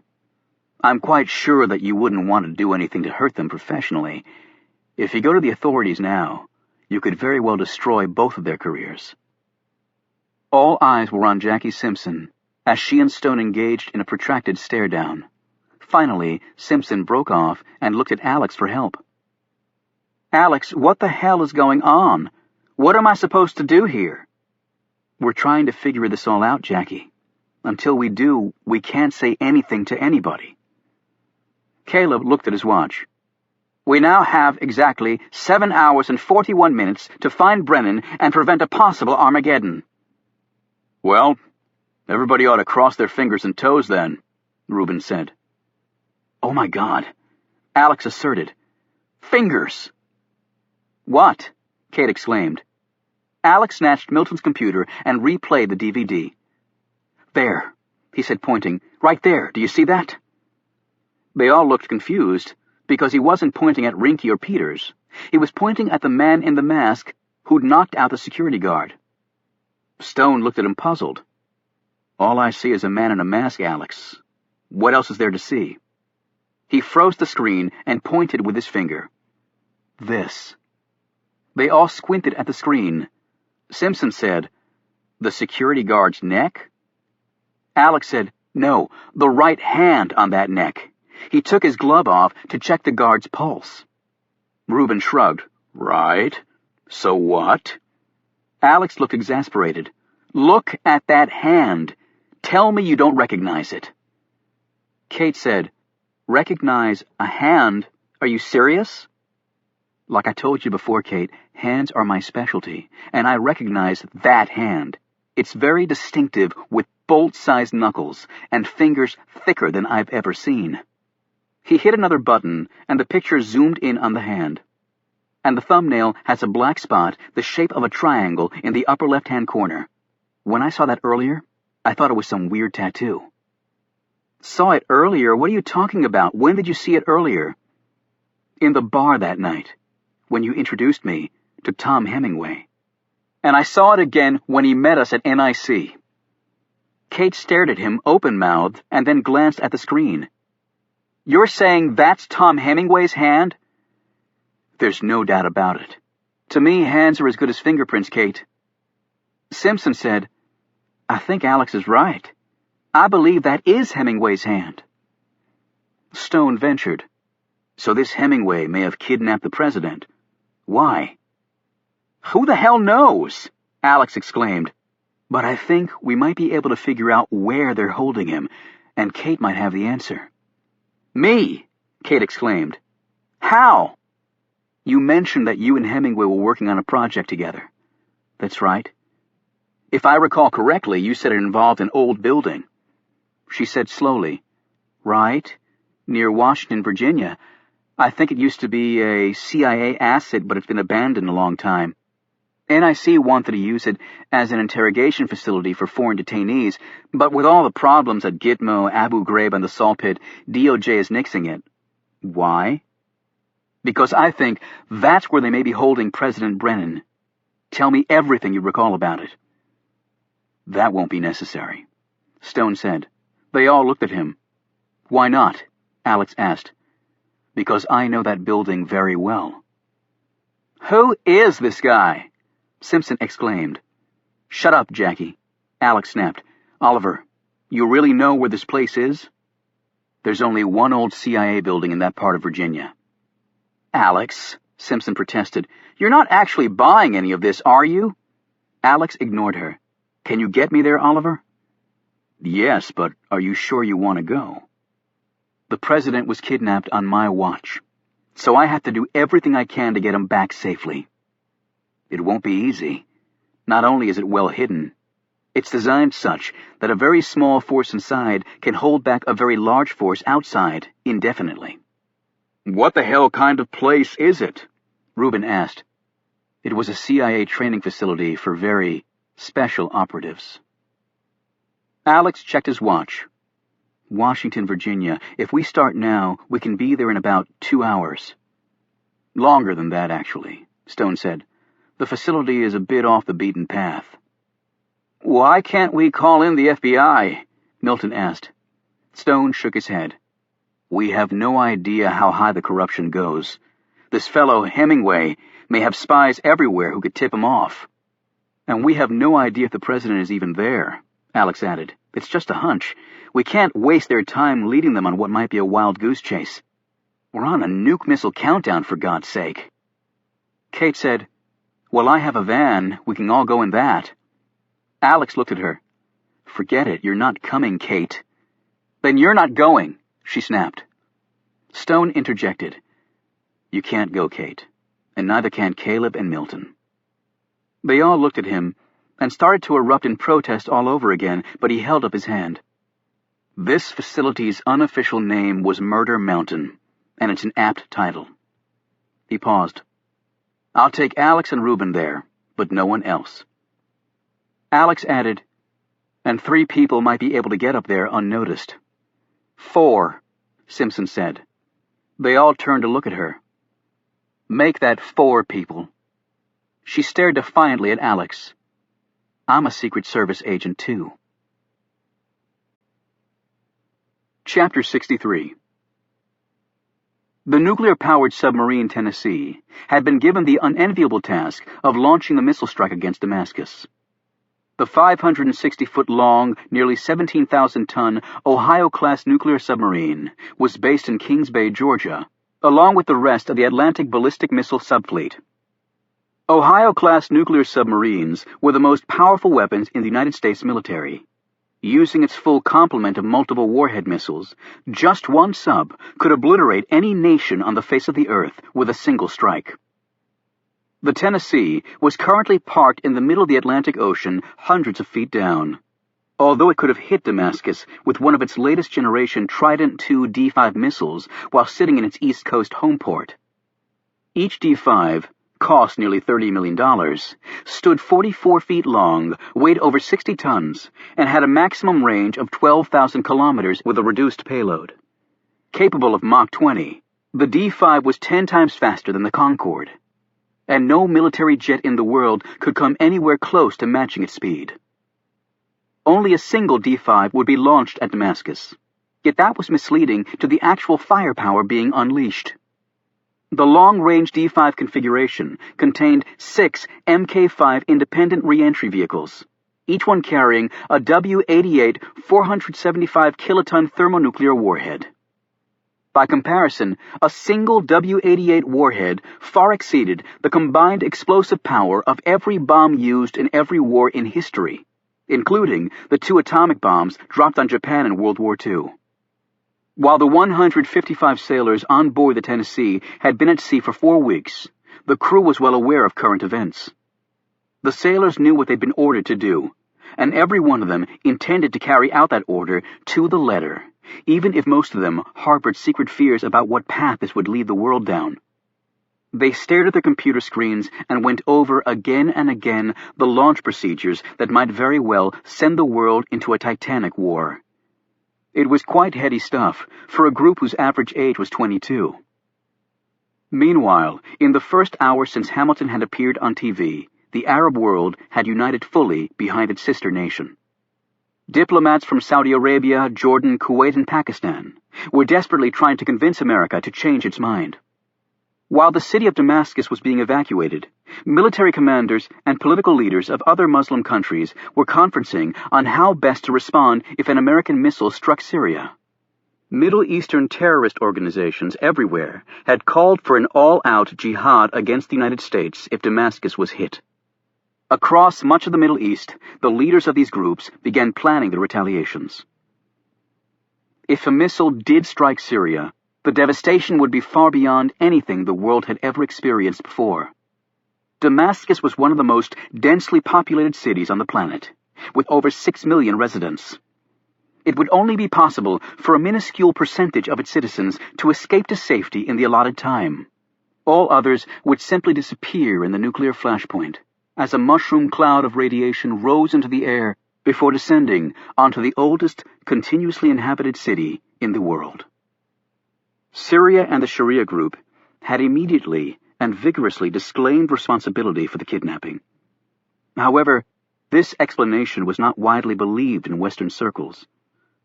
The Sharia group had become far more active in terrorism over the last year, and the person making the call to Al Jazeera had used the complex password assigned to Sharia by the Arab network for authentication purposes.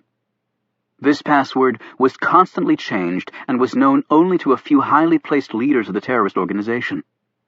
Statements from the Sharia group that one of its leaders who knew the current password had been missing for 2 weeks largely fell on deaf ears.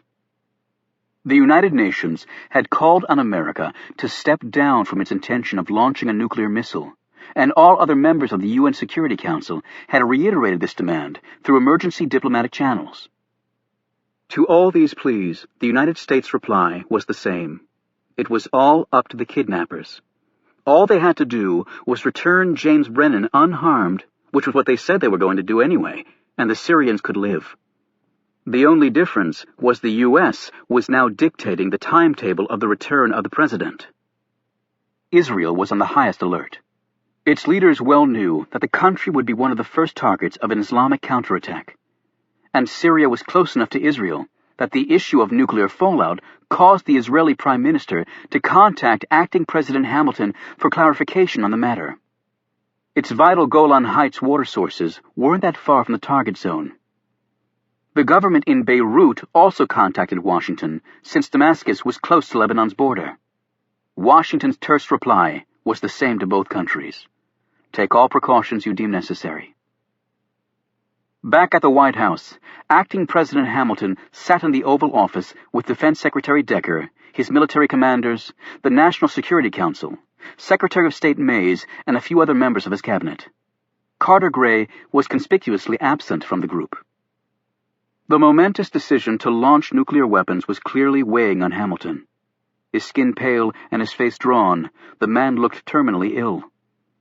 He sipped on bottled water to alleviate the acid burning through his stomach, while his generals and admirals conversed with each other in low voices.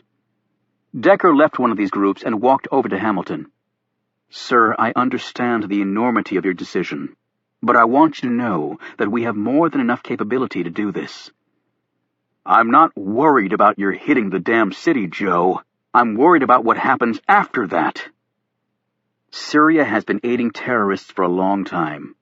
Damascus is full of former Ba'athist heavyweights just biding their time before attempting a coup in Iraq. It's well known that mosques in Damascus are recruiting stations for mujahideen. And Syrian militia are all over the Sunni Triangle in Iraq. It's time we drew a hard line in the sand with them. It's the same domino theory as spreading democracy in the Middle East by starting with Iraq. We make an example of the Syrians, then everyone else follows suit. "Yes, but what about the radiation fallout?" Hamilton asked.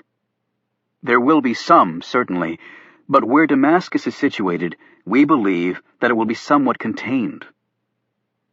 Hamilton finished his water and threw the bottle in the wastebasket. "Fallout somewhat contained. I'm glad you believe that, Joe." "Mr. President, you made the right decision. We couldn't allow this to happen without retaliation. That would empower these people to do even more. It has to stop. And deploying more troops would only stretch our military beyond the breaking point and allow the Syrians to successfully fight us guerrilla style, just like the Iraqis are doing. Besides, When they realize we're not bluffing, they'll release the president. We won't have to launch." "I hope you're right." Hamilton stood and stared out the window. "How much time left?" Decker instantly looked at his military aide. 6 hours, 11 minutes, 36 seconds. The aide promptly replied as he studied the laptop in front of him. "Any more word from the Sharia group?" Hamilton asked. "Only that they don't have the president," Andrea May said. The Secretary of State came over and stood next to her boss. "And what if they're telling the truth, Mr. President? What if they don't have him? Maybe someone is trying to lay the blame on Syria in hopes that we do exactly as we are doing." Decker interjected. "I'll grant you that even though authentication passwords are changed by Al Jazeera regularly, there is the possibility that someone else might have gotten access to it. But the person calling in the information had intimate details of the kidnapping that only the perpetrators would have known. Any terrorist organization that pulled off something like this would want the world to know. Historically, their strategy has never been to lay the responsibility off on another group. The only difference is the Sharia group never expected us to use the nuclear card. That's why they're backtracking now and disclaiming culpability. The bastards have him all right." Hamilton stared at Decker. "But if they don't, and we level Damascus?" Hamilton shook his head, turned back around, and stared into the darkness of an otherwise beautiful late summer night in Washington, D.C. From the streets of the city, thousands of voices screamed back at him in protest.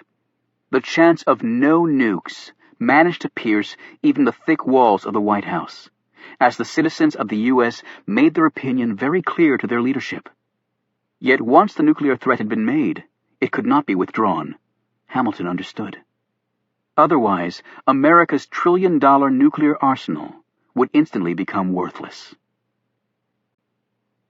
Instead of going to the White House and participating in what he considered a useless death watch for 6 million Syrians who were on the precipice of extinction, Carter Gray had remained at NIC headquarters.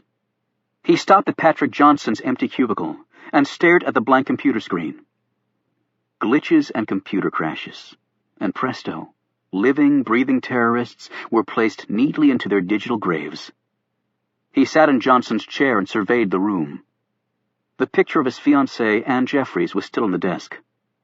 He picked it up and studied it. A nice-looking woman, Gray thought. She would find someone else to spend her life with. Johnson, from what he'd determined, was highly competent at his job, but possessed the personality of a slug. He had certainly not concocted this scheme. It truly was an unbelievable thought, Gray mused. Someone at America's premier intelligence agency had orchestrated the use of a group of supposedly dead Muslims to kidnap the President of the United States. And now the world was on the brink of global jihad. Gray had had the databases checked thoroughly. There were no electronic tracks showing who might have altered the files. That was not surprising, considering Johnson's expertise and the fact that he helped create the database and spent his days troubleshooting the system. He well knew how to hide what he'd done. Yet who got him to do it in the first place, and paid him well, judging by his expensive home and cars? And Gray pondered something else. Where was the President? It had to be somewhere relatively close by. Despite what he'd said to Hamilton on the subject, Gray did not believe for one moment that James Brennan was in Medina, Saudi Arabia. No Muslim would take a Christian there.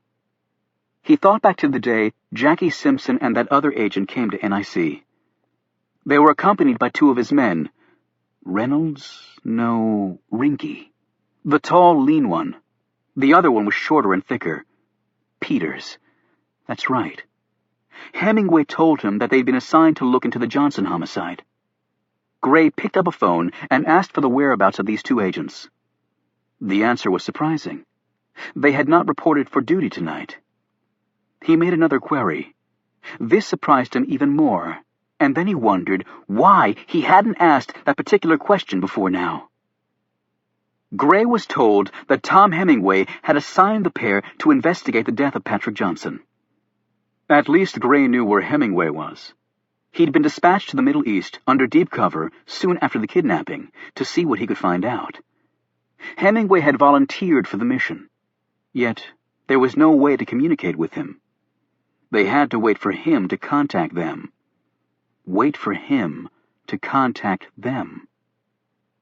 Gray put his hand in the biometric reader on Johnson's desk, instantly giving him access to the dead man's computer. Gray typed in a command, and the result was very swift. Tom Hemingway had accessed Johnson's computer. When Gray looked at the timestamp of when this occurred, he concluded it was when Hemingway met with Simpson and Alex. And yet something puzzled Gray greatly. Hemingway wasn't supposed to have access to Johnson's computer or any of the other data supervisors. Gray slowly rose from the chair. He was too old for this job. He wasn't up to it anymore. The truth had been dancing in front of his eyes this whole time. Gray's next question was an obvious one. Where? The answer to that query came almost immediately. Gray picked up the phone again and ordered his chopper readied immediately, and then called up a team of his most loyal field operatives. He bolted from Johnson's office and jogged down the halls of NIC. Gray didn't need fancy databases to guide him. His gut was screaming the answer at him, and his gut had rarely led him down the wrong path. Chapter 64. They were in Alex's Crown Vic heading southwest on Route 29. Alex and Stone were in the front, while Simpson and Rubin rode in the back. Alex glanced sideways at his companion. Here the Secret Service agent was heading toward a possible showdown with the man who masterminded the kidnapping of a United States president. His rescue team consisted of a rookie Secret Service agent and a big guy pushing 60 whom Adelphia called Shifty Pants. And then there was the man named Oliver Stone, who worked in a cemetery, leading them all to a place called Murder Mountain. And to top it off, if they failed, the world might very well be toast. Alex sighed. We're all dead. About 35 minutes after they'd branched off from Route 29 onto Highway 211, they entered the small town of Washington, Virginia, the seat of Rappahannock County.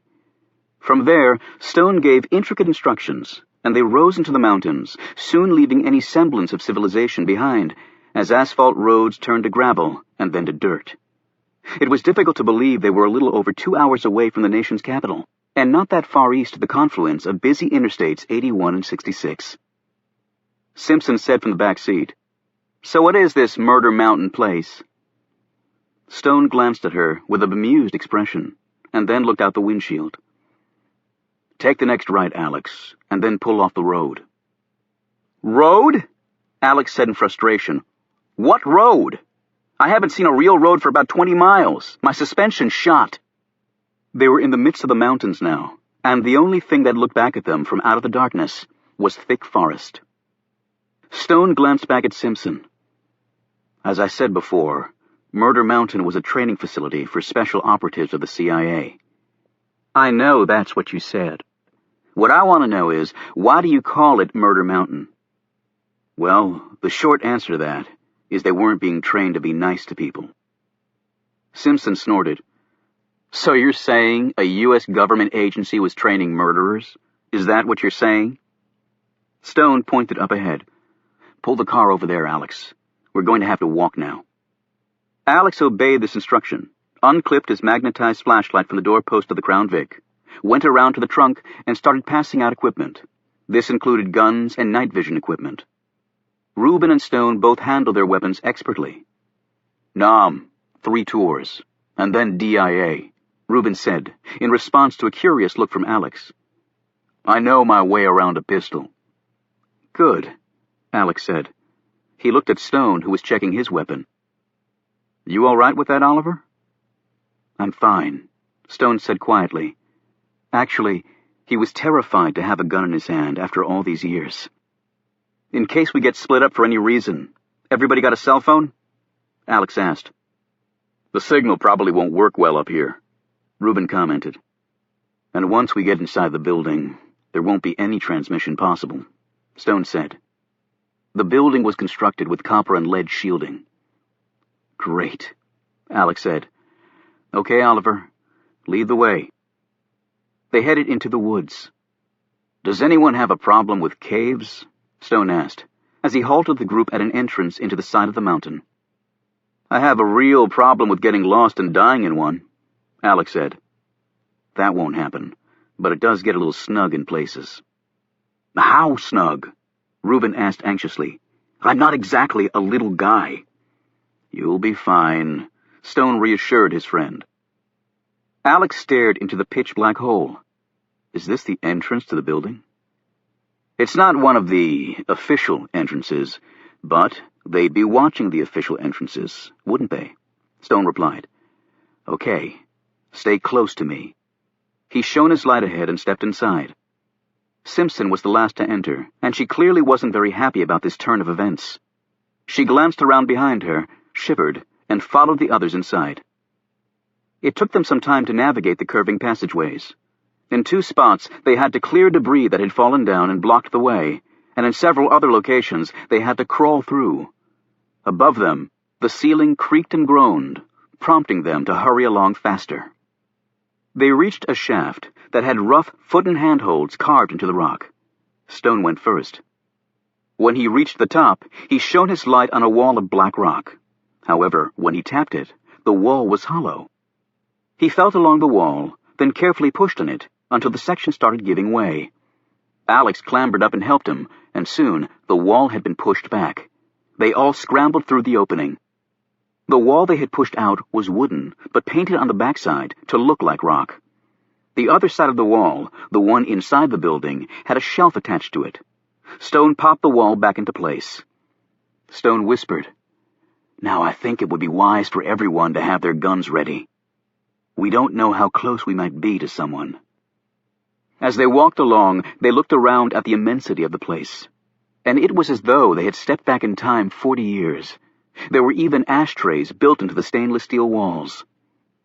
A few moments later, loud noises echoed from somewhere, causing all except Stone to point their weapons in all directions. "It's only birds that have gotten in," he explained. "That happened in the old days, too." With those words, Stone felt himself freeze. The old days. It sounded so innocuous, as though he were returning to his cherished alma mater for a reunion. This place had been his home for 12 months. A year of his life devoted 24/7 to learning the most precise and intricate ways to kill people. As a young man, Oliver Stone had excelled in these surroundings and at that task. A Special Forces soldier, the transition to the CIA team had not been that difficult. He had traded one weapon for another, and his enemies became civilians who didn't even know they were under attack. As a young man, his successes in the field had made him a legend in the special ops world. As an older man, he found it all too horrible to contemplate. He couldn't believe that 2 such different men could inhabit the same body. As they walked along, memories kept flooding back to Stone. Every new sighting, every fresh smell or distant sound brought with it a recollection of past horrors. The others would all be looking to him to lead them, perhaps to save them. And yet he'd never been trained to save anyone. The sweat broke over Stone's forehead. He'd brought 3 people he cared much about to die here, on Murder Mountain. Rinky and Peters had driven to Murder Mountain after they heard Sharia's claim that it had kidnapped Brennan, and then acting President Hamilton's televised demand. They left their car in a clearing and sprinted toward the woods. Passing through a narrow cleft in the trees, they reached another open area. Here a mass of fallen rock lay along with overgrown bushes. Picking their way around this barrier, a door was revealed when Peters drew aside a curtain of kudzu. Murder Mountain had been built right into the rock. Peters lifted a small metal cover on the door, revealing a button and loudspeaker. "It's me and Tyler," he said, talking into the loudspeaker. "Things are out of control. Hurry!" Rinky put the metal sheet back down and stepped back. As the massive door clicked open, 3 figures leaped from behind a pile of fallen rock. Tyler, Rinky, and Warren Peters dropped to the ground, their throats garroted. Captain Jack walked out from behind the rock and stood over them. He nodded approvingly. Rinky and Peters hadn't even been able to make a sound to warn their colleague inside. A number of other men joined them, and Captain Jack led them all into the building. Chapter 65. Captain Jack brought with him 11 North Koreans with well-earned reputations as killers of considerable skill and ruthlessness. It had been relatively easy to get them into the United States, posing as South Koreans, as part of a technology fact-finding program. Asians coming into the country didn't inspire near the scrutiny that Middle Easterners did. However, despite his men's murderous abilities, Captain Jack was also well aware of Tom Hemingway's prowess, and he wisely chose to split up his crew, keeping 2 men with him. Captain Jack had seen firsthand what Mr. Hemingway could do in a fight. 8 members of a Yemeni death squad had the misfortune of running into Hemingway, while Captain Jack observed from a safe distance. It had been a slaughter. All 8 Yemeni, each tough, hardened, and armed, were dead within 5 minutes. Hemingway never even pulled his gun. He did it all with his hands and feet, moving with a speed, precision, and power that Captain Jack, with all his world travels, had never before encountered. By now Hemingway would realize that something was wrong, and he would be coming for them. Separating his men would allow Captain Jack to wear Hemingway down, to outflank, and finally surround him. There would be no hand-to-hand fighting. They would simply pour bullets into Hemingway. The ancient fluorescent lights overhead flickered and popped.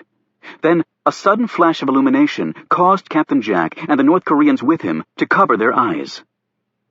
The first thing Captain Jack saw when he drew his hand away from his eyes was a foot that seemed to come right out of the wall.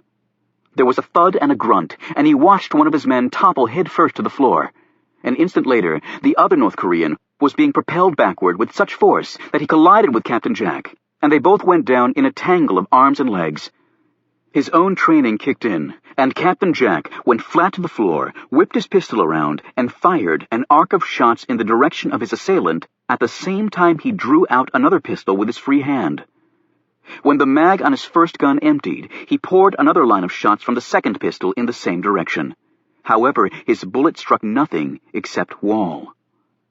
Captain Jack got to his feet, his hands working at the same time to reload his weapons as he struggled to catch his breath. Despite all his experience in killing people, the swiftness and ferocity of the attack had staggered him. He noticed that both his men were still down. Captain Jack used his foot to turn over the North Korean who'd slammed into him. The man's throat had been crushed so flat that he could see the bumps of his spinal column poking through the skin. Captain Jack touched his own throat, knowing full well that Hemingway might have easily killed him too. He looked at the other North Korean. The man's nose had been crushed, its cartilage driven into his brain. It looked like he'd taken a cannonball flush in the face. "Jesus Christ," Captain Jack muttered. He called out nervously, "Tom?" Captain Jack paused and then called out again. "Tom? That was pretty impressive. Dispatching 2 first-class warriors in a couple of seconds." There was no answer. "Tom, I think you know why we're here. Let us have him and we can all walk away. And if you're thinking of getting backup from Rinky and Peters, think again. You'll find them at the front door with their throats cut. So it's just you against all of us. You can't kill us all." "I certainly hope you can't." Captain Jack jogged in the direction of his other men. He hoped to God Hemingway hadn't gotten to them yet. Despite his confident words, Captain Jack was now wishing he'd brought a lot more North Koreans with him. In another room off the main corridor, Hemingway picked up a pair of crescent swords. He took a deep, meditative breath, turned, and raced off. Murder Mountain would live up to its name tonight.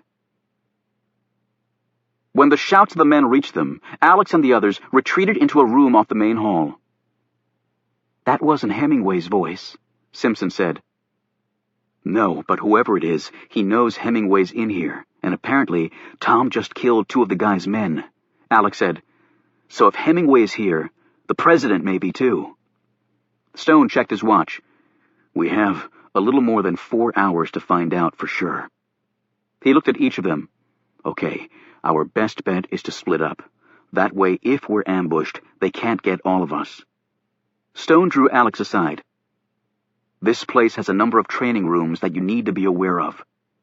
"Training rooms?" Alex asked nervously. There's a firing range, a situation room similar to the FBI's Hogan's Alley, a maze, and rooms of truth and patience. Truth and patience? What is this place, a damn monastery?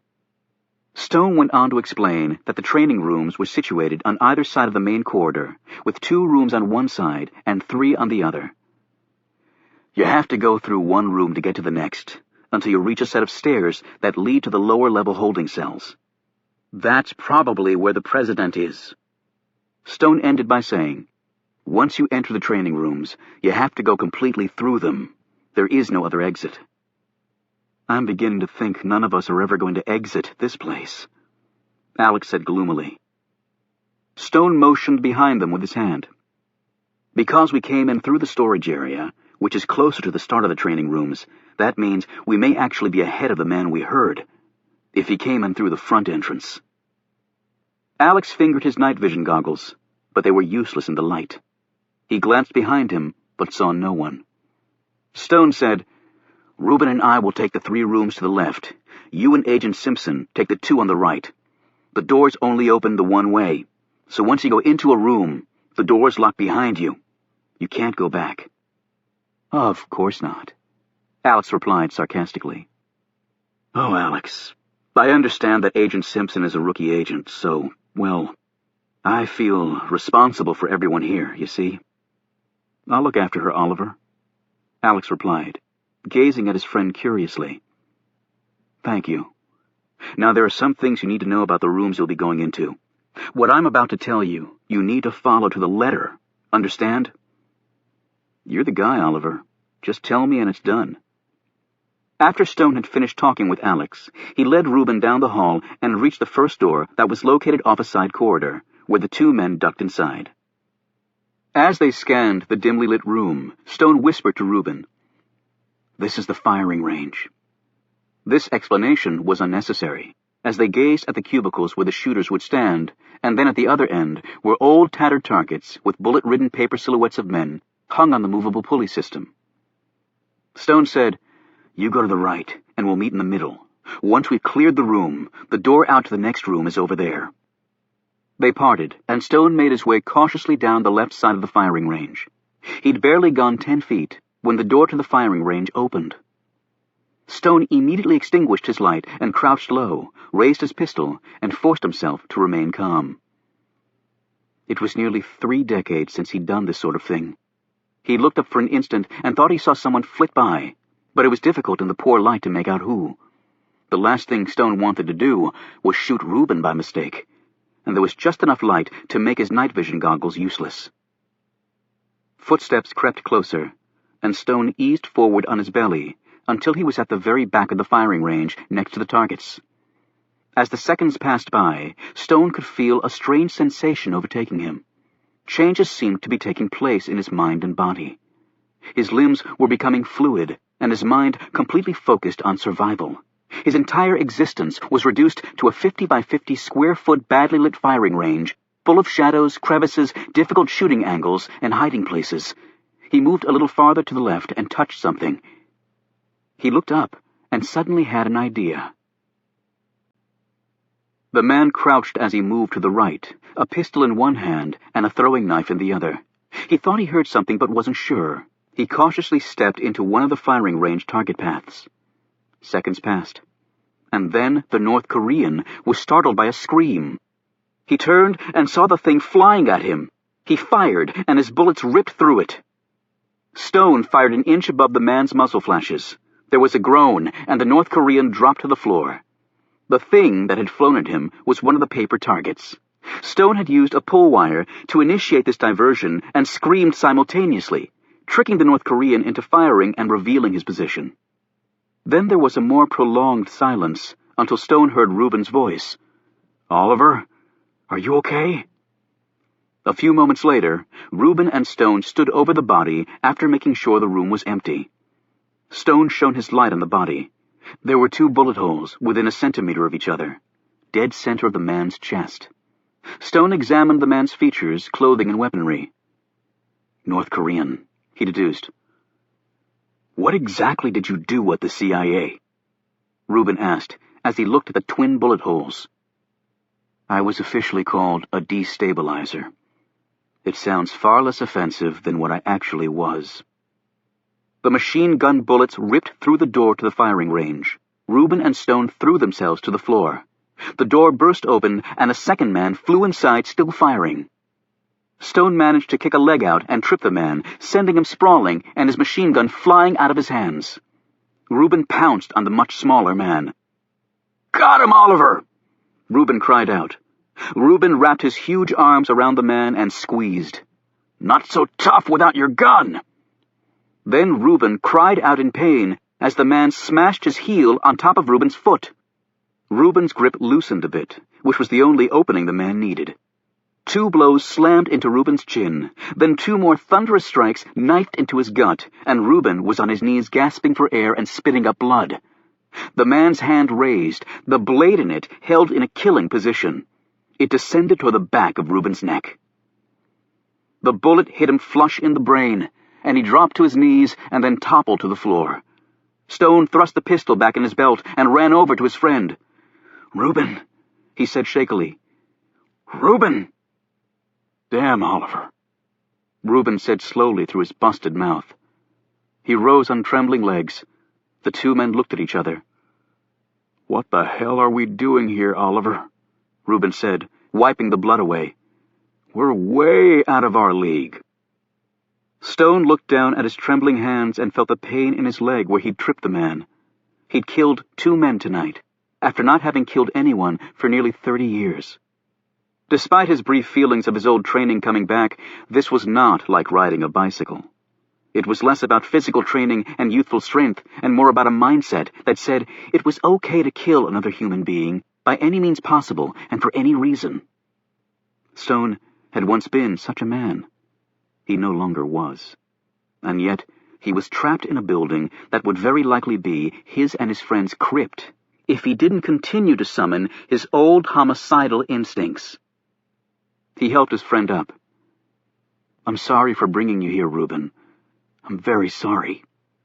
Stone's voice cracked as he said this. Reuben put a big hand around his friend. "Hell, Oliver, if we gotta die, I'd rather go with you than anybody else I know. But we have to get back. I mean, what would Caleb and Milton do without us?" Alex and Simpson were in a large dark room that smelled distinctly foul. They hadn't heard the shots from the firing range because it was insulated for sound. Using his night vision goggles, Alex was able to see that there was a narrow elevated passageway leading across the room that was reachable by a set of metal steps. He whispered to Simpson, "I'll go first to make sure it's okay, but cover me close," he added. "Why do you get to play hero?" she asked. "Who says I'm playing hero? If I get in trouble, you better damn sure come bail me out, even if it means getting your ass shot up. Now listen, when you go across that passageway, you stay right in the middle, okay? Do not step on the sides." "Why? What'll happen?" "I don't know, and I don't want to find out. Oliver just told me to stay smack in the middle, and that's what we're going to do." Alex made his way cautiously up the stairs and then walked across the catwalk, staying right in the middle and keeping low. He reached the other side, saw the door to the other room, and called back softly, "Okay, it's clear. Come on." Simpson hurried after him. As soon as she reached him, the entry door to the room opened and closed. Alex and Simpson instantly crouched low. Alex studied the situation and then tapped Simpson on the shoulder and motioned to the exit door behind them and then indicated he was staying behind. As Simpson started off, Alex crouched on the edge of the catwalk, his pistol pointed straight ahead. He glanced back at Simpson and nodded. She opened the door and eased through. However, she made a slight noise, and this caused the other person in the room to hurry up the steps and onto the catwalk. Alex stepped forward and, unfortunately, to the side of the passageway. He heard a click, and the floor under him disappeared. He plummeted downward and landed in knee-deep sludgy water. He heard another splash farther down the tank. The other guy had apparently fallen in too. It was now so black in here that Alex couldn't even see himself, and his night vision goggles had fallen off into the muck. Alex prayed his adversary didn't have night vision equipment, or he was dead. A shot was fired, and the bullet clanged off the side of the tank far too close to Alex's head. He crouched down, returned fire, and then moved. He tried not to breathe in the stench of the shit he'd fallen into. The wound in his arm was hurting, his bruised ribs were aching like hell, and his neck was on fire. Other than that, he was in great shape. Alex had another problem besides these physical injuries. Because he was in knee-deep sludge, it was impossible to move without revealing his position. So Alex didn't move. The problem was, neither did the other man. This was turning into a battle of the first one to move dies. And now it occurred to Alex. This was the patience room that Stone had mentioned. After some minutes of standing still, Alex realized he needed another strategy. He slowly reached out until his fingers touched the metal sides of the tank. Then he drew out his flashlight. Alex suddenly jerked his torso to the side, and the knife sailed by him, clanged against the sides of the tank, and fell into the water with a small splash. Alex didn't fire his weapon, though, which was undoubtedly his opponent's hope. He hefted the flashlight in his hand, reached up, and placed it carefully against the metal side of the tank. Its magnetized side instantly clamped securely there. Next, Alex ducked down, and stretching his arm as far as it would go, he placed his index finger on the flashlight's power button. He readied his pistol, said a heartfelt prayer, pushed the button, and whipped his hand back. The light blazed on, and a second later, 2 shots hit it directly. Another instant, and Alex's own gun rang, and he let out a sigh of relief as he heard the body hit the water. Then someone was scrambling past overhead. How was that possible? There was no floor anymore. Then someone else raced by. Alex jumped as high as he could, trying to reach a handhold to pull himself out. Twice he missed and fell into the water. The third time, he was on target, pulled himself up, and managed to jerk himself along the handrail to the next door and through it.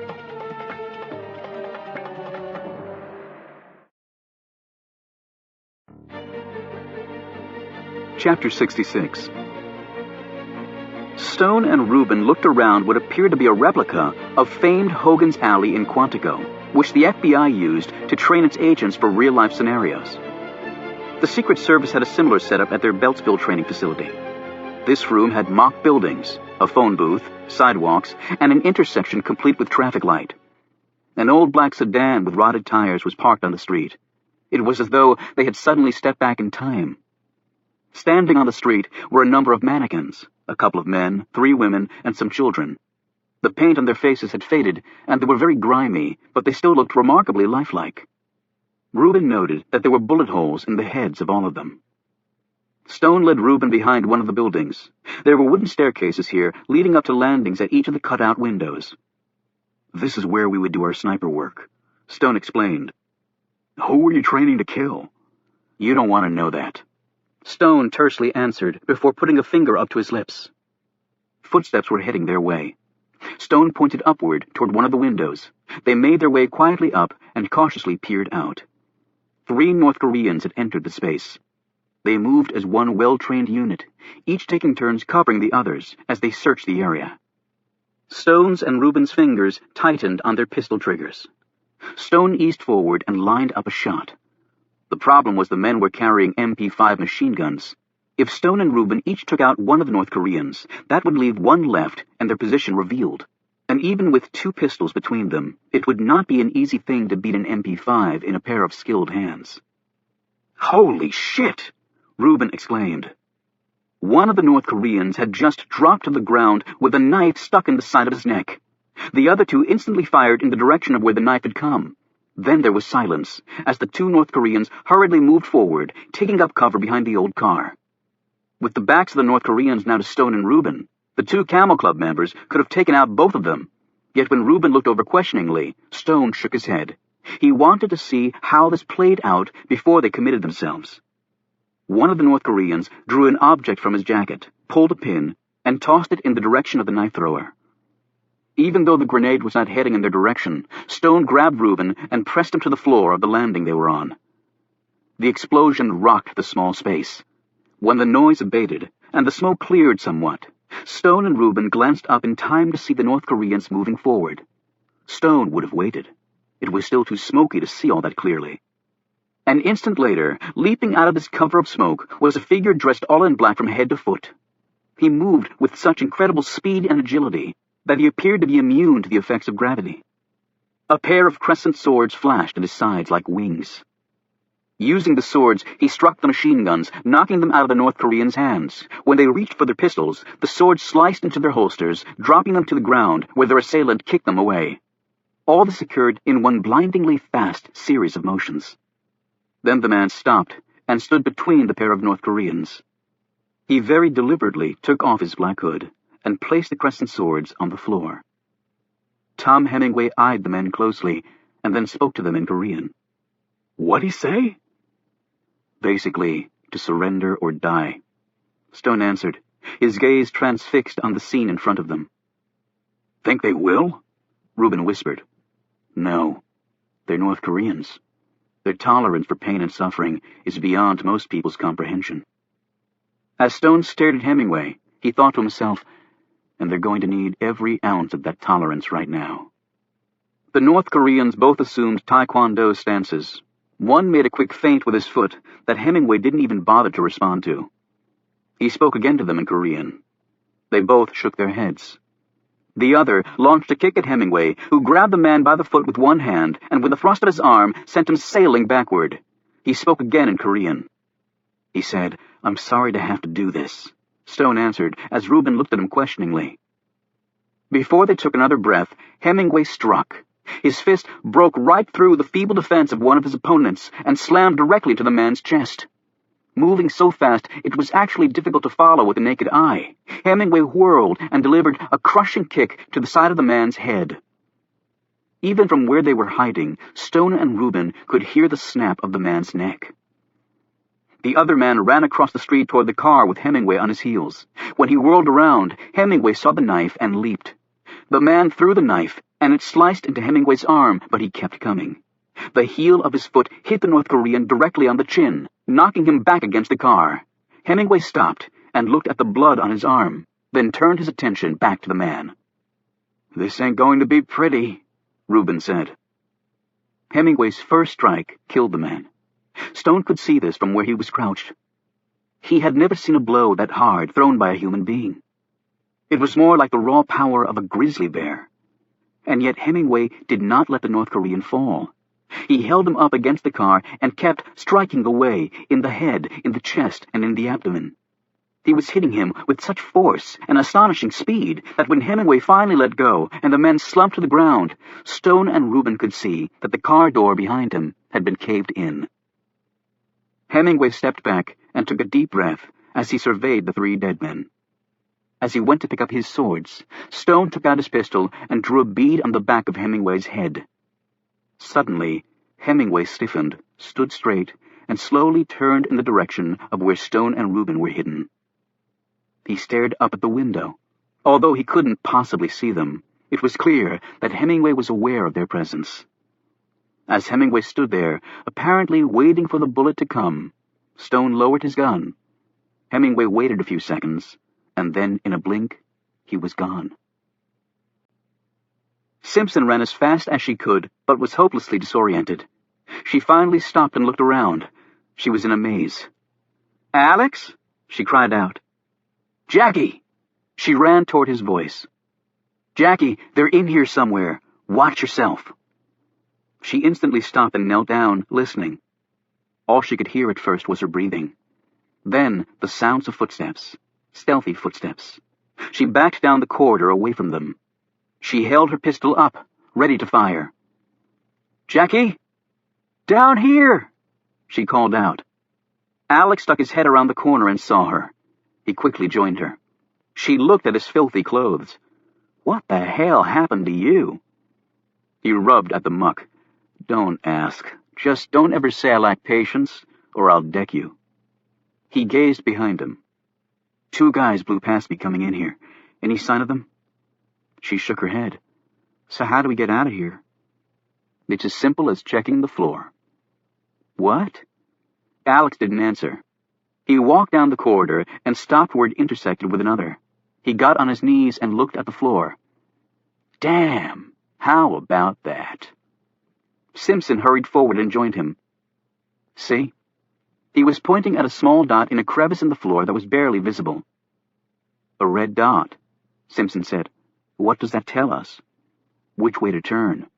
How? You must be a landlubber. Meaning what? Meaning sailors know that red means port and port means left. He turned left down the corridor, and they walked along until they reached another intersection. There they found another dot. This one was green. Green means starboard, and starboard means... Right. Simpson finished for him. They made their way through the corridor this way and soon found themselves at the end. Okay, how did you know about the dots? Simpson demanded. Oliver told me. So he really was here, Simpson said slowly.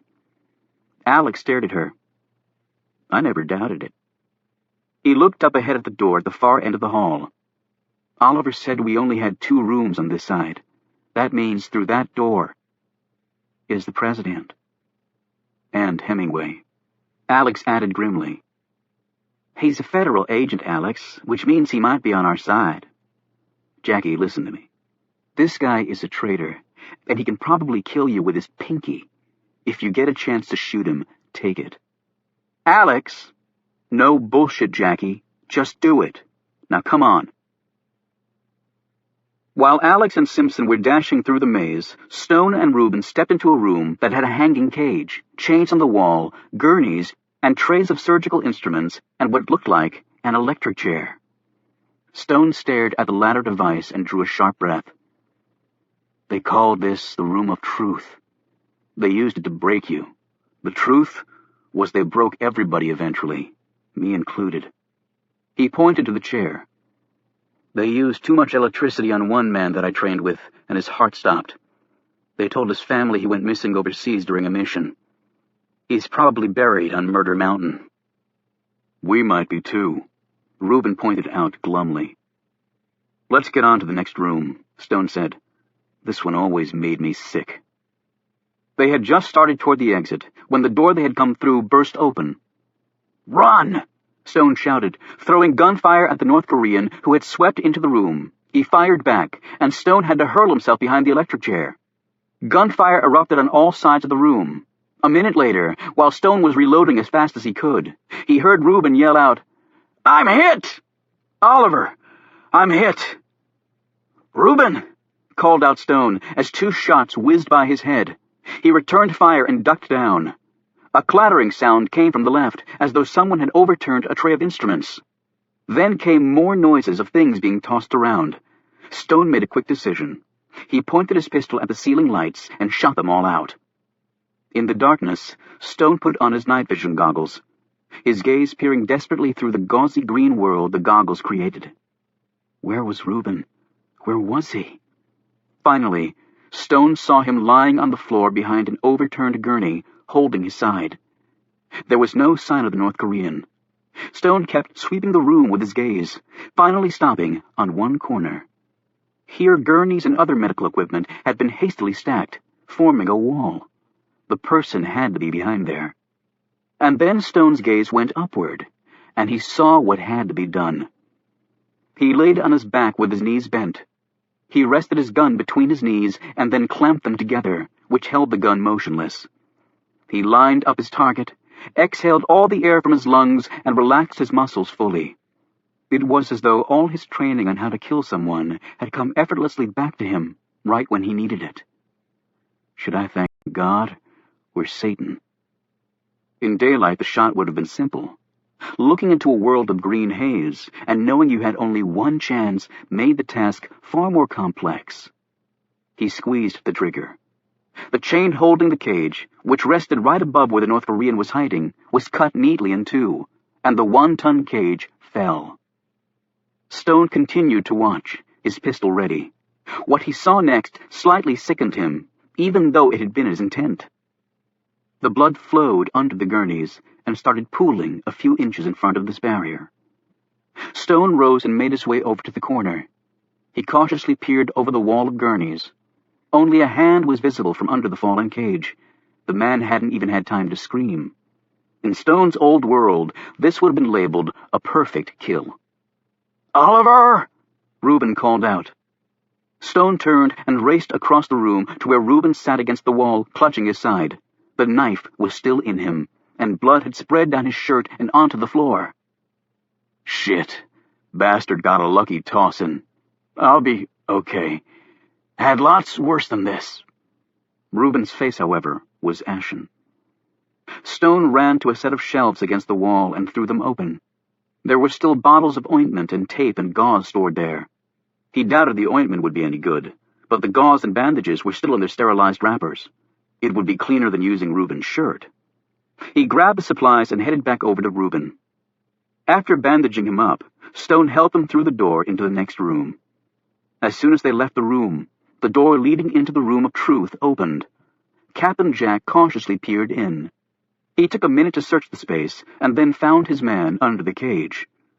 Captain Jack said, "Okay, perhaps it's time to live to fight another day. I'm sure the bloody North Koreans will understand." He turned to retreat through the steel door, but found that it wouldn't open. "I'd forgotten about that," he muttered. He stood there wondering what to do. He checked his watch. Soon, it wouldn't matter.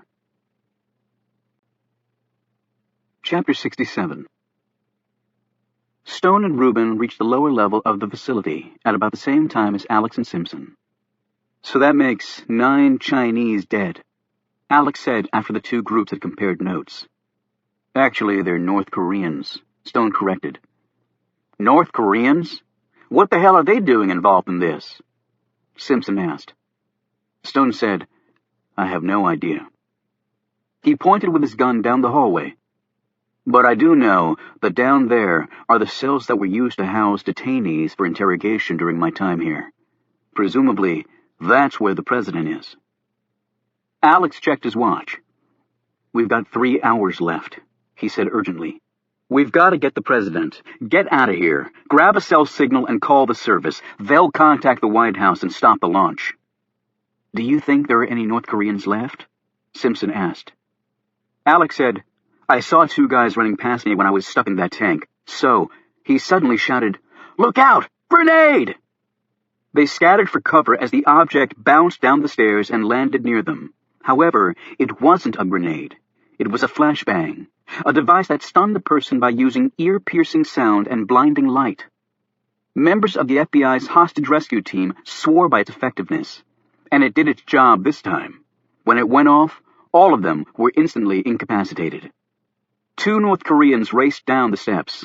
They wore earplugs, and so were unaffected by the sound of the explosion. They pointed their weapons at the helpless Alex and the others. Stone struggled to get to his feet, but he was so disoriented he couldn't manage it. Simpson's hands were over her ears, and she looked ready to pass out. Reuben lay crouched in the corner, clutching his side and breathing weakly. One of the North Koreans shouted one word, in English this time. "Die!" He moved his MP5 shot selector to auto, and his hand slid to the trigger. He could empty his entire 30-round mag in a few seconds. And he would have, too, if he'd still been alive. His spine snapped when the foot struck him from behind. He dropped to the floor. As he fell, his finger pushed back the trigger, and the machine gun emptied a few rounds right into the concrete floor. They ricocheted into the man, not that he felt them. The other man tried to fire his gun at Hemingway, but Hemingway ripped the mag right off the stock, then crushed it against the man's skull and finished him off with a vector strike to the liver, rupturing it. The man dropped to the floor with a thud. Then Hemingway was gone. As the effects of the flashbang wore off, Alex struggled to his feet and helped Simpson up. Stone did the same with Reuben. "Where did Hemingway go?" Stone asked. Alex pointed down the hall. "That way. Through that door. I saw him right before he disappeared. I'm not sure how, because my head was exploding at the same time." They took a moment to eye the battered North Koreans. "This guy is a freaking nightmare," Alex exclaimed. "He just saved our lives," Simpson pointed out. "Oh, yeah? Probably because he wants to kill us all by himself," Alex shot back. "So what I told you still goes. Shoot to kill the bastard." Stone looked at his watch. "We're running out of time." Hemingway stood alone at the end of the hall, the 2 cells holding the president and Chastity behind him. The prisoners were unconscious, after he'd given them amnesic drugs with their dinner earlier. He didn't believe they'd want to have any memory of what had happened to them. As the door opened at the other end of the hall, Hemingway receded into the shadows. Alex stepped through the door with the others and called out, "Hemingway, we've come for the president." Hemingway made not a sound. "You might not know what's happened, Tom," Alex added. "The Sharia group claimed responsibility for the kidnapping.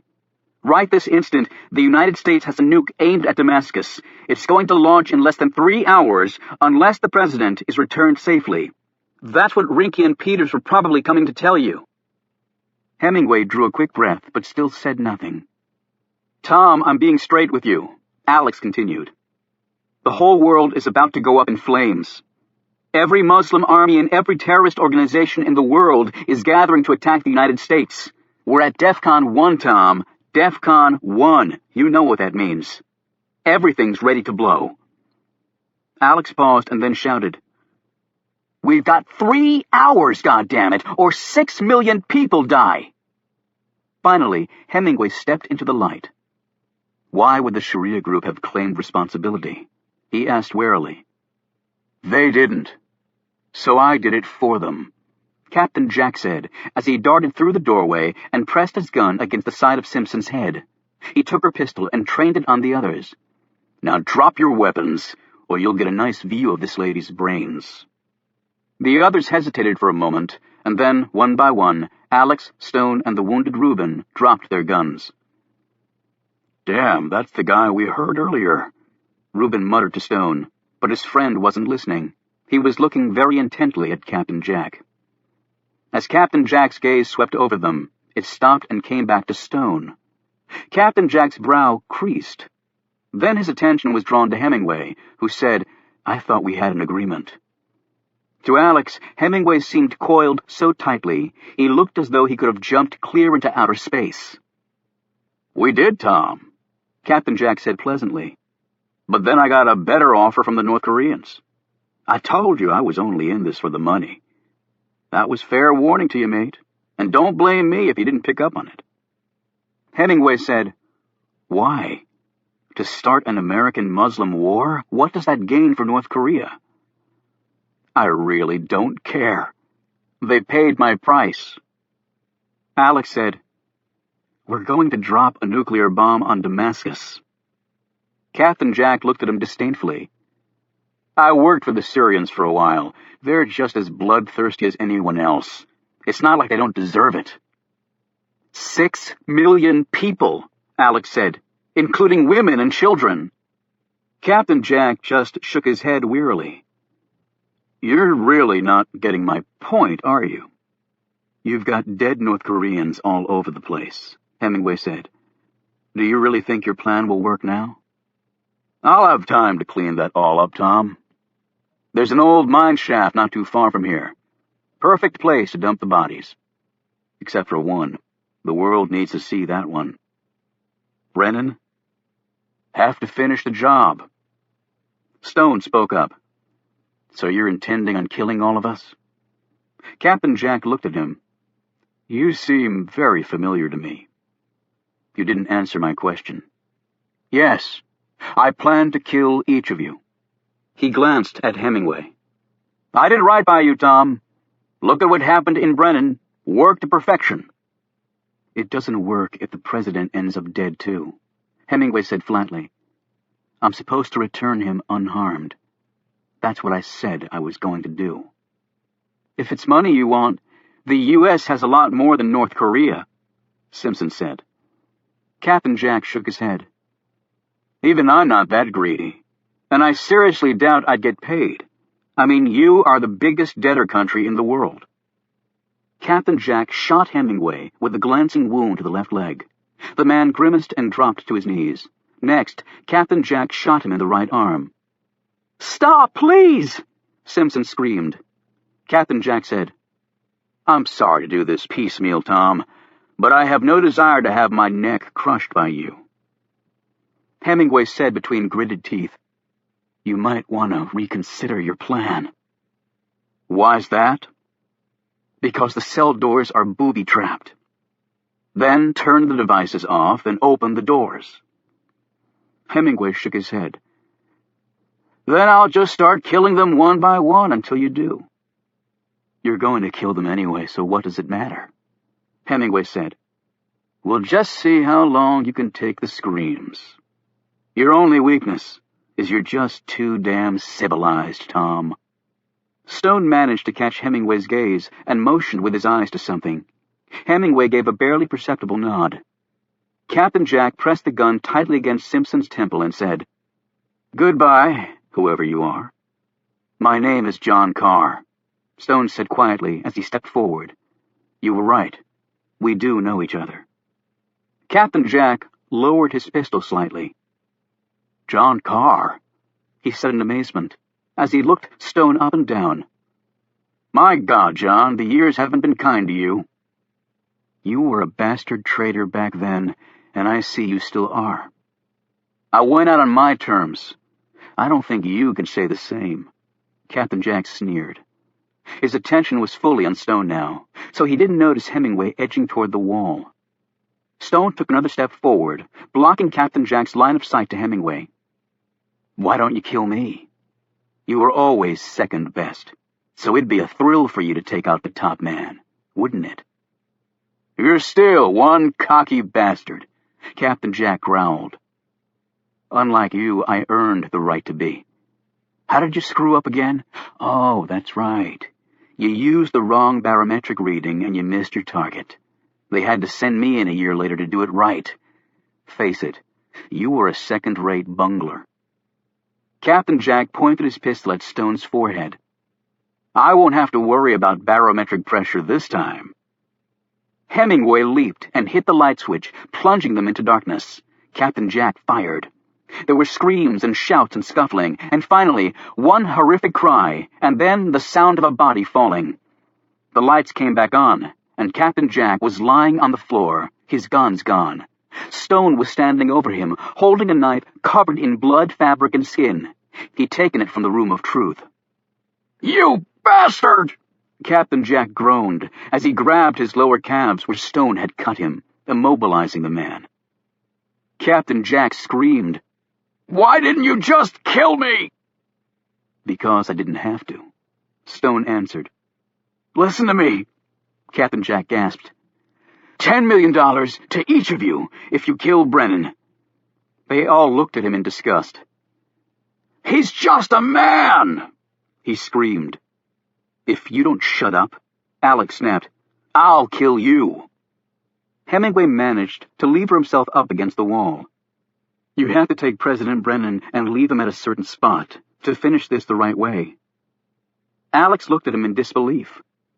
I don't know what the hell your crazy motivations are, and I don't care. You've left the entire world on the brink of war. So the only thing I'm doing is taking the president back where he belongs. And on the way, we're going to make a call and stop 6 million people from being incinerated because of what you did. He pointed his gun at Hemingway. Now you either open the cell door or I'll kill you. Hemingway struggled to his feet. I'm not a traitor to my country, no matter what you or anyone else might think. I did this for my country. I did this for my world. Open the damn door, Alex yelled. Now! Hemingway took out a set of keys and unlocked one of the doors. I thought you said it was booby-trapped, Captain Jack snarled. I lied, Hemingway said. Stone and Alex carried the unconscious president out and sat him up against the wall. They found Chastity and placed her on the floor next to him. Alex pulled out his cell phone. Damn it, I forgot there's no signal in here, so we need to get out of here to call Washington and... A man's voice interrupted. I don't think that'll be necessary. They all turned and stared at Carter Gray and 6 men holding machine guns. Chapter 68. Thank God, Simpson said, stepping toward her godfather. However, Gray turned his attention to Hemingway. The president was in the chopper that you flew me home in, wasn't he? Gray clearly didn't expect an answer, and Hemingway didn't provide one. You corrupted my files, assembled an army of dead men, and kidnapped the president. Gray shook his head. "The president's fine, Carter," Simpson said. "He's just drugged." Gray said, "Very good. Well, we'll take over from here." He motioned two of his men to go get the president. "Wait!" Hemingway shouted. "He needs to be returned the way I planned. You can't let all those people in Pennsylvania die in vain. They sacrificed themselves for a better world." Gray's face screwed up. "You are insane." He calmed and turned to Stone. "Hello, John. I can't tell you what a shock it's been finding out you're alive." Gray continued. He glanced over at Captain Jack lying on the floor, still clutching his bloodied legs. "Two old friends I believe to be dead. Resurrection seems to be a theme of the 21st century." "I wasn't ready to die on your timetable, Carter," Stone said. Simpson looked between the two men. "What the hell are you talking about?" Alex interjected. "Look, people, we're running out of time. We have to notify the White House that we have the president back. They'll stop the launch." Gray ignored this and said, "Jackie, I want you to step over here with me." "What?" she said. "Didn't you hear Alex? We have to stop the launch." "When you and I leave here together, you are never to speak of anything you've seen or heard tonight. Do you understand?" Simpson looked at the others. "I'm sure you can trust all of us not to reveal anything that would damage the country." "I'm not worried about the others, Jackie. Just you." Stone looked at the woman. "You're the only one leaving here alive, Agent Simpson." He glanced at Gray. "And I believe that includes the president." "What the hell are you talking about?" Simpson shouted. She looked at her godfather for reassurance, but the truth of what Stone had just said was instantly revealed in Gray's features. She pointed at the unconscious Brennan. "This is the President of the United States." Gray said, "I'm aware of that. And there's a man in the Oval Office right now who's equally capable of running the country, which, unfortunately, isn't saying much." Simpson stared at the men with Gray. "He's going to kill the president. You have to stop him." "These men are all loyal only to me. Otherwise, they wouldn't be here," Gray answered. She said pleadingly, 6 million people are going to die if we don't make the call to the White House, Carter." 6 million Syrians, Gray countered. "Do you know how many terrorist activities dear old Syria supports? And they're the clearinghouse for virtually all the suicide bombers going into Iraq. We should have nuked the damn country years ago." Simpson looked at her godfather. "You're insane." "This is bigger than any one man, Jackie," Gray replied very calmly. "This is strictly a war of good versus evil, and we have to ensure that those two sides remain clearly defined, and to do so, sacrifices have to be made for the good of all. Even the president is not above that. And to accomplish that, the world has to believe that his kidnappers have killed him." He paused and added, "I'm sure your father would have no problem with any of this." "Bullshit!" Simpson roared. "He'd be the first one to throw you in jail." "Step over here with me, Jackie," Gray said with urgency. "Do it now." Simpson didn't budge. "No, you're going to just have to kill me too." "Please, don't force me to make that decision." Alex suddenly screamed out, "Gun!"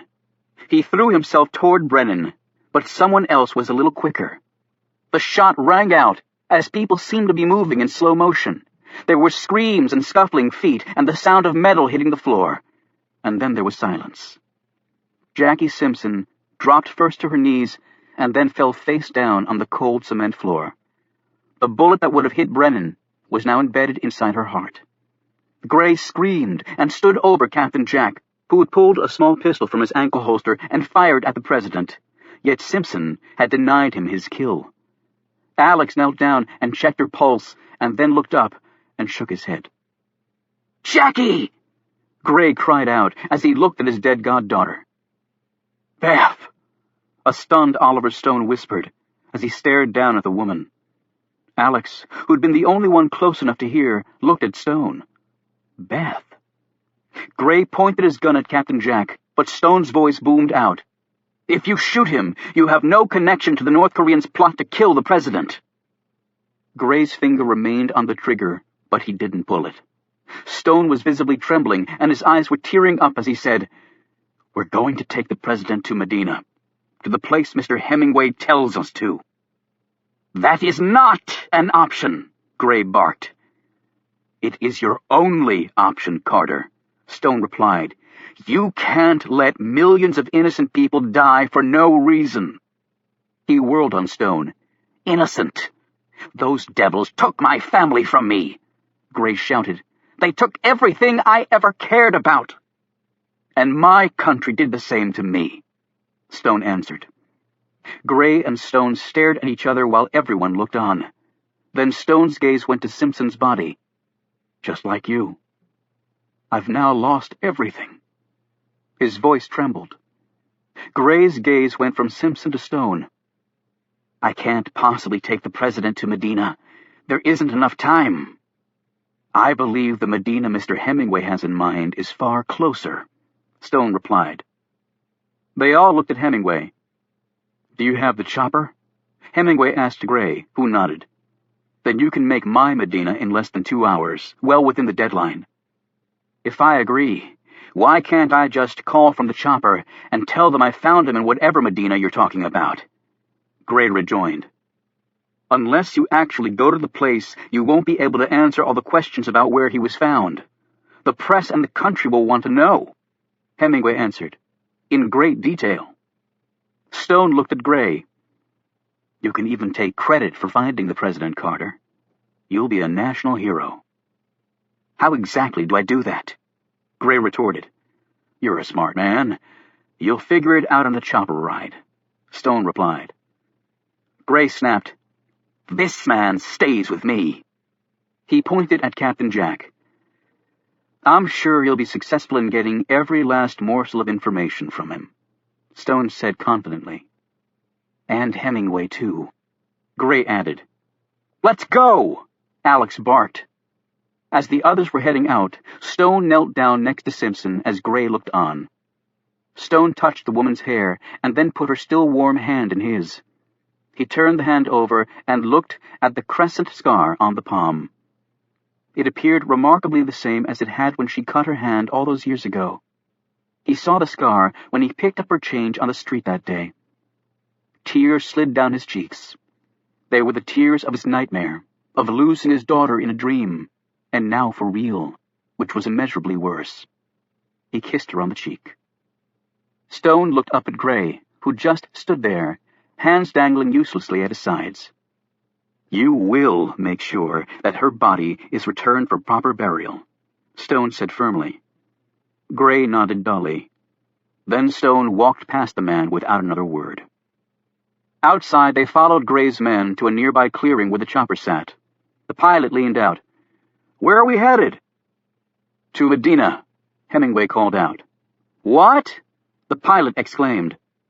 "The address is in my shirt pocket," Hemingway said. One of the guards pulled out the piece of paper and read it. He shot Hemingway a glance. Stone had read the paper over the man's shoulder. He'd been right. Hemingway settled into his seat in the rear of the chopper.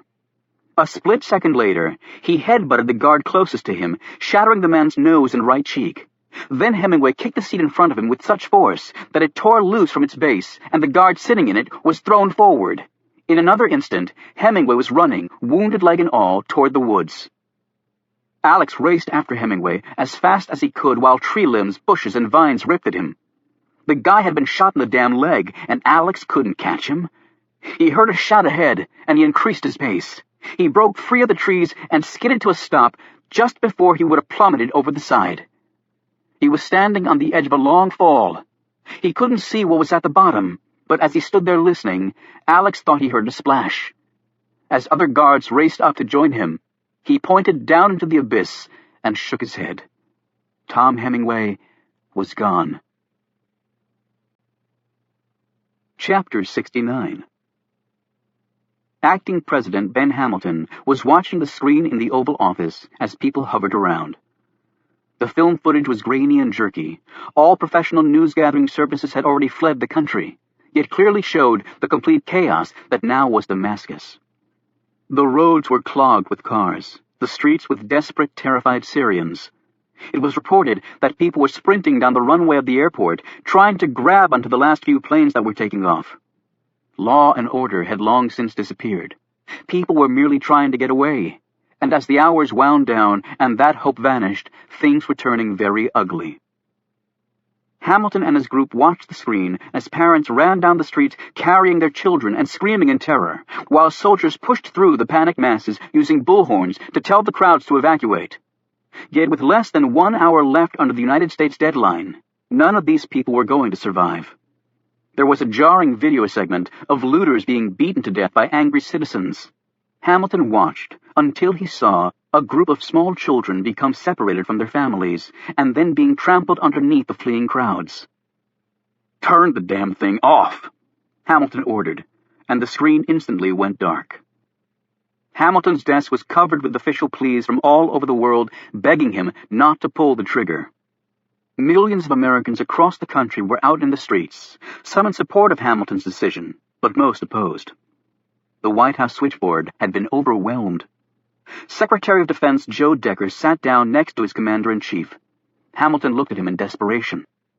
Perhaps sensing his boss's wavering, Decker said, "Sir, I know that this is more pressure than a person should have to endure.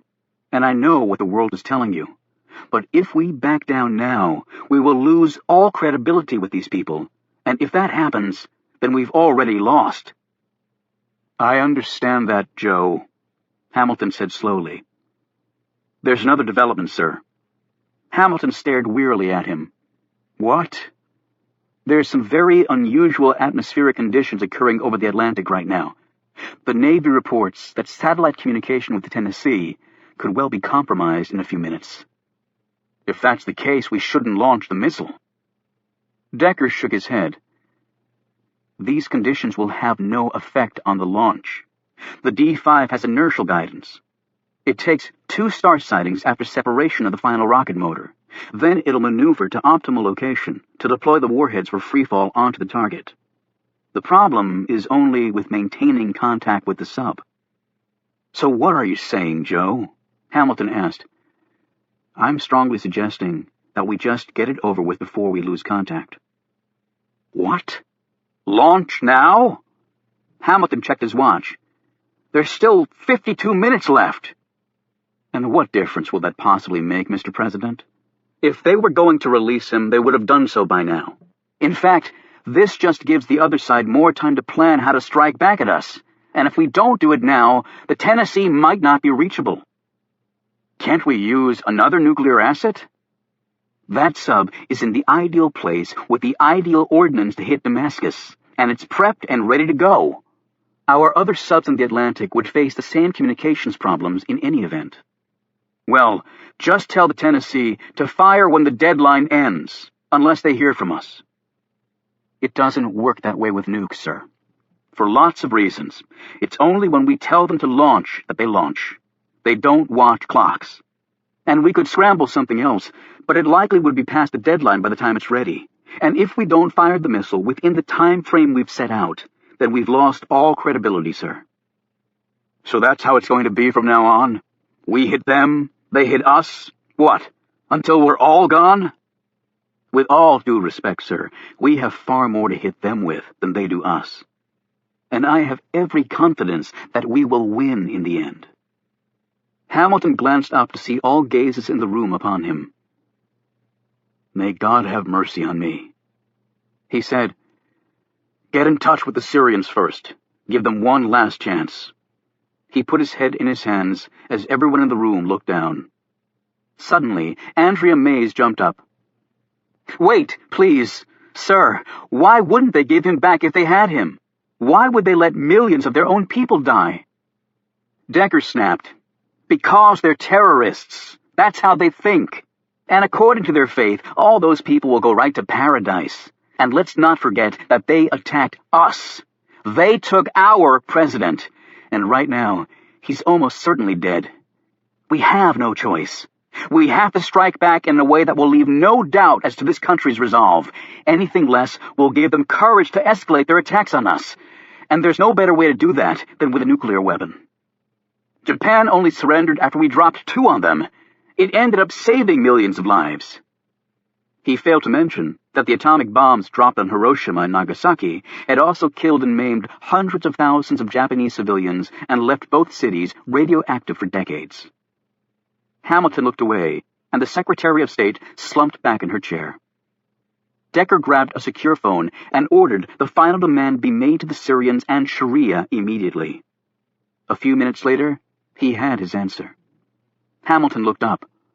Well, the sanitized version is that God will strike us down for the evil we're about to do. Decker replied. So am I authorized to contact command authorities, sir? Hamilton suddenly looked indecisive. May seized on this to say, Mr. President, please think about what you're about to do. If we annihilate Damascus, there will never be peace. Never. Decker moved in front of her. Mr. President, we don't have peace now. And if you fail to carry through on your demand, America will be robbed of all its power.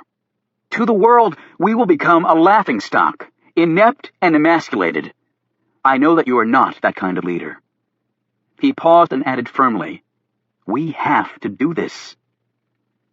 Hamilton rubbed his eyes, glanced at Mays, and then nodded at Decker. Make the call. Hamilton stood and gazed out the window, while Decker picked up another phone and gave the order to the National Command Authority, which instantly relayed it to the Tennessee. The mighty Trident missile would launch shortly thereafter, accelerating out of the water's depths with such incomprehensible speed and force that a protective wall of gas would enclose it. As it passed through hundreds of feet of ocean depths, not even a single drop of water would touch its metal hide. At a cruising speed of 14,000 miles an hour, the Trident missile would hit Damascus less than 30 minutes after launch, with the force of 1,000 Category 5 hurricanes all rolled into one. There would be nothing left. At first, the ringing phone didn't register. Then slowly Hamilton looked up. It was that phone. He raced over and snatched it up. Yes! His face paled, and he grabbed at his side. Most in the room thought he was about to have some sort of attack. They have him! He screamed to the room. They have Brennan! He whirled on Decker. Call off the launch! Call it off! Decker quickly spoke into the other phone and ordered the Tennessee to stand down. However, the Secretary of Defense suddenly paled. What? That can't be. Everyone's gaze was riveted on him. Decker looked ashen-faced as he said, The atmospheric conditions over the Atlantic have started disrupting satellite communications. The Tennessee acknowledged and confirmed the order to launch, but now command authority is having trouble contacting the sub again. Hamilton shouted at Decker, I knew we should have waited the full 8 hours, you idiot. Andrea Mays said shakily, Oh my God. Hamilton grabbed the phone from Decker and roughly pushed the man out of the way. Into the phone he said, This is Acting President Hamilton. You have to get in touch with that damn sub and tell them not to launch. I don't care how you do it. Just do it. He held onto the edge of the Resolute desk for support, as his knees started to buckle and sweat glistened his brow. A stricken-looking Decker stood holding his shoulder from where Hamilton had shoved him against the wall. Hamilton yelled into the phone again. Blow the goddamn sub out of the water if you have to, he shrieked. Just stop it! Stop it! Seconds ticked by, and not one breath could be heard in the Oval Office, because every last person was holding theirs. Finally, Hamilton replaced the phone receiver in its cradle and sank to his knees. He looked very close to passing out now. Hamilton looked up at his subordinates. They stopped the launch, he managed to say before staring directly at Decker. With 1 damn second to spare. There were no cheers in the Oval Office. All of them were frozen. However, somewhere underneath the Atlantic Ocean, 155 American sailors screamed in relieved joy. The safe return of President James Brennan at an abandoned warehouse on the outskirts of Medina, Ohio, rocked the world yet again. The more than 14,000 American military and special operatives deployed to Medina in Saudi Arabia slipped away as quietly as possible. In the president's pocket had been found a typed note that read simply, "From great sacrifice comes great opportunity." Franklin Hemingway had penned those words 30 years earlier, and his son could think of no better message to leave with the leader of the free world. Carter Gray was hailed as a national hero for figuring out where Brennan was going to be released. While somewhat vague on the details, Gray explained that it was a combination of hard work, reliable informants, and a lot of luck. However, the kidnappers were true to their word, he said, because the president was in Medina, only about 7,000 miles away from the one we thought it was. Gray had spent an emotional night with Senator Simpson and his wife, comforting them on the loss of their only child.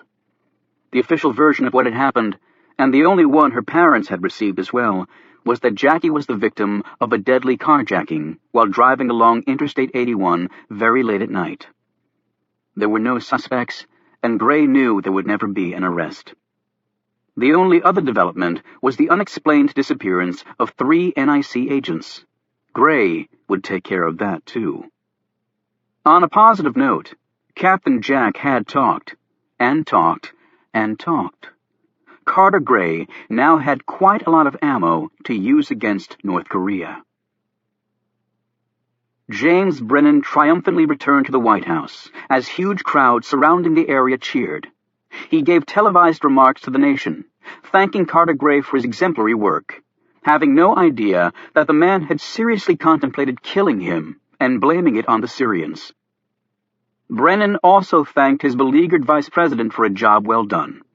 Finally, he expressed his gratitude to the American people for being stalwart and true throughout the crisis.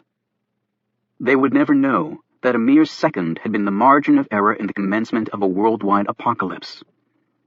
His chief of staff stood by beaming. With the crisis over, her attention had returned fully to the election. The latest polls showed Brennan with a historically high 86% approval rating. Barring something catastrophic, her candidate would easily win the election and have 4 more years to build his legacy. Brennan received a full briefing on all that had happened, but no one could shed light on who had kidnapped him. It now appeared clear that neither the Sharia group nor Syria had had anything to do with the abduction. In the colder light of reason, the Sharia group had no assets in the United States capable of having orchestrated such a scheme. The body of one of the group's leaders had been found, and the man had obviously died of torture, and no one had explained how so many skilled Arabs could have infiltrated the United States, with America's intelligence sector having no record of any of them. Damascus was still in shambles, but not nearly as bad as it would have been if the Trident had hit it. The Syrians and the rest of the Middle East were still understandably shell-shocked, but it seemed that with the world so close to the abyss, people were looking at things with a more cooperative eye. It remained to be seen if this mood had permanence, though. Vice President Hamilton had taken some time off from his official duties. Coming within a second of being the first American president since Harry Truman to order the use of a nuclear bomb was more pressure than any person should have to bear, and it had taken its toll on the man. However, Hamilton was expected to make a full recovery. Brennan had been astonished to learn that the kidnappers had died nearly to a man, while intentionally not inflicting any casualties on the United States. While he was still contemplating this stunning news, the president watched a recording of one of his favorite political roundtable shows that had been broadcast while he was still missing. Each of the 4 pundits on the show concluded that what was going on was a trick of some sort. "And if the president is delivered back safely?" the moderator asked. All of the pundits said that that would be another trick of some sort. "With what goal in mind?" the moderator asked. "They sacrificed over 20 people. They could have killed the president quite easily at any time, and if they returned him safely, what have they gained?" "You have to understand, these people will stop at nothing," one of the pundits declared. "First they tried killing us, but that didn't work. We fought back and are winning the war on terror, so they've clearly changed tactics. And now they're trying the ploy of not killing us?" the bewildered moderator asked. "Precisely," the smug pundit answered. Brennan had received a copy of the kidnapper's demands and spent a long time in his private quarters going over them. He also reviewed with horror the details of how close the U.S. had come to launching a nuclear strike against a nation that it turned out was innocent of the alleged wrongdoing. While Brennan praised his vice president publicly, he was shocked when he learned how quickly Hamilton had been persuaded to authorize the use of nuclear weapons and how close he'd come to launching one. Brennan was now thinking seriously of other VP candidates. He held lengthy meetings with his various experts in Muslim affairs and other Western leaders and spent long hours with his wife and family. He went to church several times in 1 week, perhaps seeking divine advice for the secular problems of humankind. Now that the president was safely back, the international press started to report more openly about the kidnapper's demands. Throughout the capitals of Europe, South America, and Asia, people were actually focusing more on the substance of the demands, since for once they didn't have an accompanying pile of human bodies and rubble to overshadow them. Finally, Brennan called a meeting of his cabinet, his National Security Council, and his top military advisors. There he brought up his abductor's demands. His National Security Advisor immediately protested. "Sir," the NSA said, "it's absurd. We can't comply with any of them. It's beyond preposterous." Secretary of Defense Decker spoke up.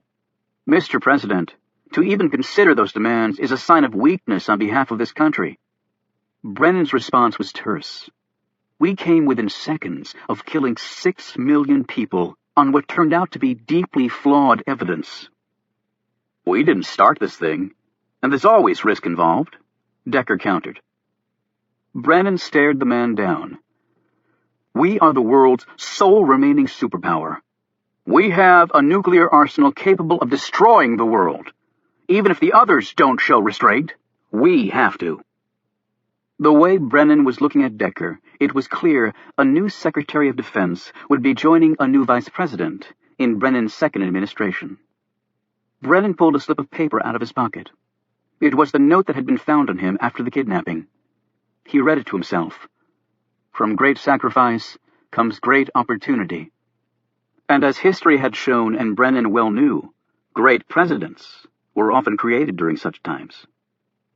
He turned away from Joe Decker and his Pentagon folks and looked at Andrea Mays, his Secretary of State. "I think it's time we got to work," President Brennan said. Chapter 70. Jacqueline Simpson was laid to rest in a private service at a cemetery in Northern Virginia. In attendance were her grief-stricken parents, close family friends, political dignitaries, representatives of the Secret Service, and her godfather, Carter Gray. Nearby, but hidden behind a copse of trees, stood Oliver Stone, wearing a brand-new black suit and tie that his friends had purchased for him. As the minister spoke words of religious wisdom and comfort, Stone didn't hear them. His gaze was transfixed on the coffin that held his daughter, Beth. He didn't cry. He was having trouble deciding what he should feel. He was her father, but then again, he wasn't. He had had her for 3 years.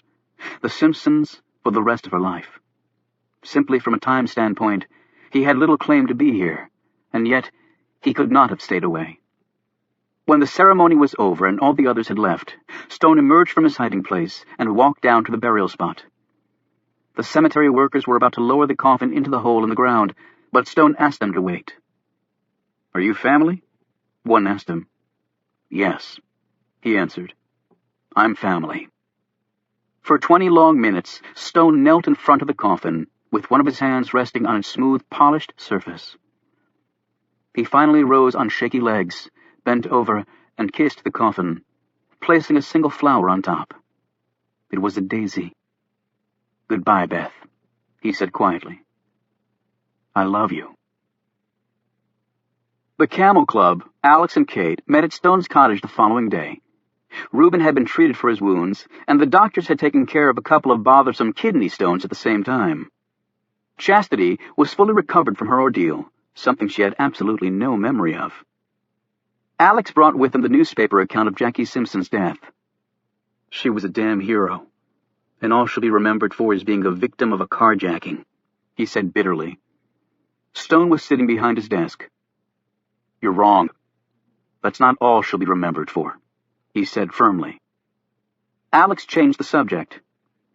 It's killing me that Carter Gray is now some national hero when he was going to murder the president. There has to be something we can do. Reuben said, But if we go public, then everything else comes out. I'm not sure the country can handle that after everything that's happened. Stone said quietly, Carter Gray will be taken care of. I'll personally see to that.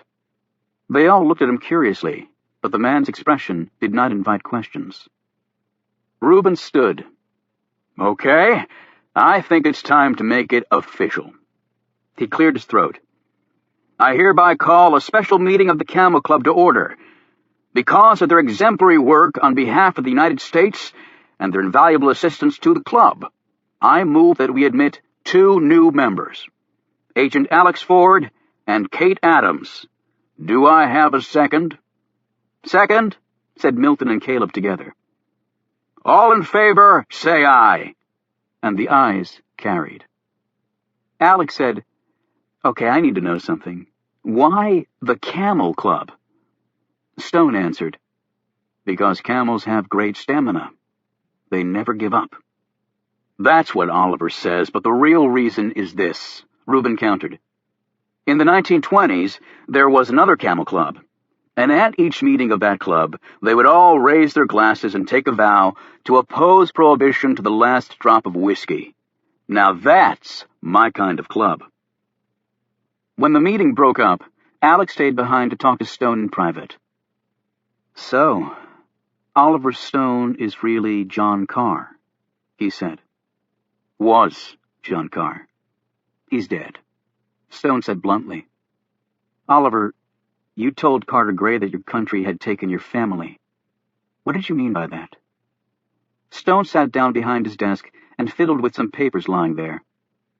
Let's just say that I thought I'd finished my duties for my country. But apparently, my country believed that my job was not one you ever walked away from. He paused. It's the greatest regret of my life that my family suffered because of me. Your daughter's name was Beth?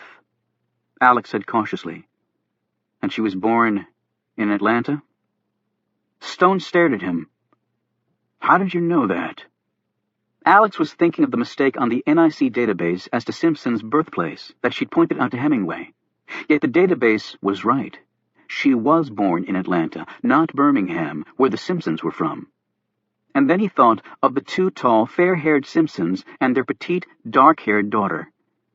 Now Alex had a good idea what Oliver Stone's dead wife looked like. It was clear to him that Jackie Simpson and Beth Carr were the same person. It was on her official file. Alex answered. Stone nodded absently. Alex put his hand on Stone's shoulder. I'm sorry, Oliver. Don't pity me, Alex. I've done many things in my life that I hate myself for. I could excuse them by saying I was serving my country, but that's not really much of an excuse, is it? Carter Gray had just finished his briefing with the president and was heading back to his chopper on the lawn of the White House. It had been a good meeting, although Brennan was making some curious, and to Gray's thinking, disturbing, noises about a decided shift in America's policies toward the Middle East. However, Gray stopped pondering this when he saw the man standing at the fence looking at him. Oliver Stone motioned over to where Reuben sat astride his Indian motorcycle. Then Stone pointed to the west. As Gray followed this gesture, it was clear what the man intended. A few minutes later, Gray was in a limo following the motorcycle. As he'd expected, it turned into Arlington National Cemetery. A few minutes later, with the security detail at a discreet distance, Gray stood across from Stone in front of John Carr's grave. I can give you 10 minutes at most, John, Gray said. My name is Oliver Stone. Whatever, Gray said impatiently. And 5 minutes will be more than enough. Then get on with it. How did my daughter end up with the Simpsons? Gray looked a little put out by the question, but said, As you know, Roger Simpson worked at the CIA with me. We were very good friends. They couldn't have children. It seemed like a good solution. You and your wife had no family, and I couldn't just abandon the child, although there were some at the agency who thought she should have just been shot too. I had no idea you were even alive, John. I don't believe you looked very hard. I had no involvement in what happened to you. I didn't order it, and I didn't condone it. In fact, I saved your daughter from being killed. But you did nothing to stop the attack on me and my family, did you? Did you really just expect to walk away from it all? I never would have betrayed my country. That's not the point. That is precisely the point. Gray threw up a hand.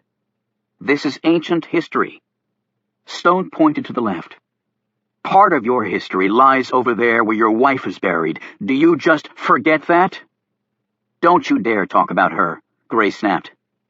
Now, is there anything else? Just one more thing, Stone said. I want you to resign your position. Gray stared at him blankly. Excuse me? You are to resign your position immediately as National Intelligence Director. You're no longer fit for the post. I feel sorry for you, Gray said, shaking his head. I really do. You served your country capably, and if you need something to make your old age more comfortable, I'll see what I can do. I'll go public, tell all that I know. Gray looked at him with pity. And you have so much credibility. A man who doesn't even exist. And that friend of yours, Reuben, I've looked him up. He's even more incorrigible than you. And if you think Alex Ford is going to say anything, think again. He won't jeopardize his career by taking me on. And he's smart enough not to drag the country through something like this. So just go back to your little hole, John, and crawl in for good. All I need is for you to resign. Gray shook his head wearily and turned to leave. Stone added, Before you go, you might want to listen to this. Gray turned back around and saw that Stone was holding out a small tape recorder. He hit the play button. A moment later, Gray was listening to himself as he calmly talked about killing the president at Murder Mountain. When Stone hit the stop button, Gray exploded. How the hell did you? He stopped as Stone held up his cell phone. A friend gave me this phone that's also a recorder, and being an old spy, I put it to good use. He handed Gray the tape. I'll be delighted to hear of your resignation tomorrow morning. He started to walk off and then turned around. We both served our country capably, Carter. But the way we did it just doesn't have a place anymore. And thank God for that. Gray just stood there, his face red and his chest heaving. I'm not a zealot, damn you! I'm a patriot! Actually, you're neither one, Carter. Then what am I? Tell me, he said tauntingly. What the hell am I? You're wrong. The next day, Kate and Alex met for lunch. All of Washington was talking about Carter Gray's abrupt resignation. Oliver couldn't have had anything to do with that, could he? Kate asked. I think Oliver Stone is capable of a lot more than either of us know, Alex replied quietly. After their lunch, the two walked hand in hand past a very familiar building. I can't seem to get this place out of my head, Alex said, staring across at the White House. Well, I'll just have to work extra hard on getting your mind on other things. After all, in a few years, you're a free man, Agent Ford. He looked at her and smiled. I don't really consider myself a free man anymore. Am I supposed to take that as a compliment? He kissed her. Does that answer your question? They watched as a helicopter lifted off from the White House grounds. Alex looked at the NIC insignia on the tail. That was probably Carter Gray, making his last trip to the White House. Good riddance, Kate said. The person who replaces him might be just as ruthless, Alex cautioned. Now that's a truly frightening thought, Kate said. It'll be okay. Alex pointed over to Lafayette Park. So long as he's here. On a bench sat Stone and Adelphia, drinking the café. Adelphia was talking animatedly. However, it was clear that Stone's attention was fully on the building across the street. Alex and Kate walked off down the street, leaving the country in the capable hands of Citizen Oliver Stone and the Camel Club.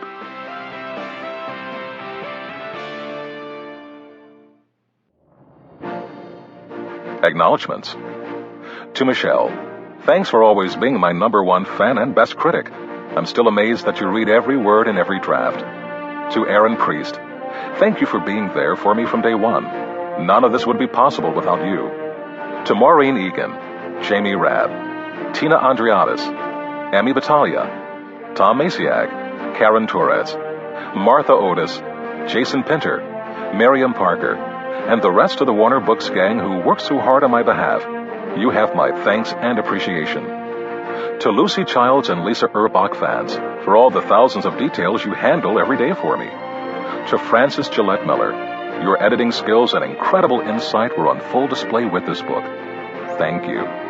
To Art Collin, my sincere thanks and gratitude for reading through early drafts. To Dr. Monica Smitty, thank you for the detailed and thoughtful medical advice. You make a humble writer sound like a forensic genius. To Dr. John Y. Cole at the Library of Congress, thank you for the amazing behind-the-scenes tour of LOC and the expert knowledge of its magnificent buildings and collections.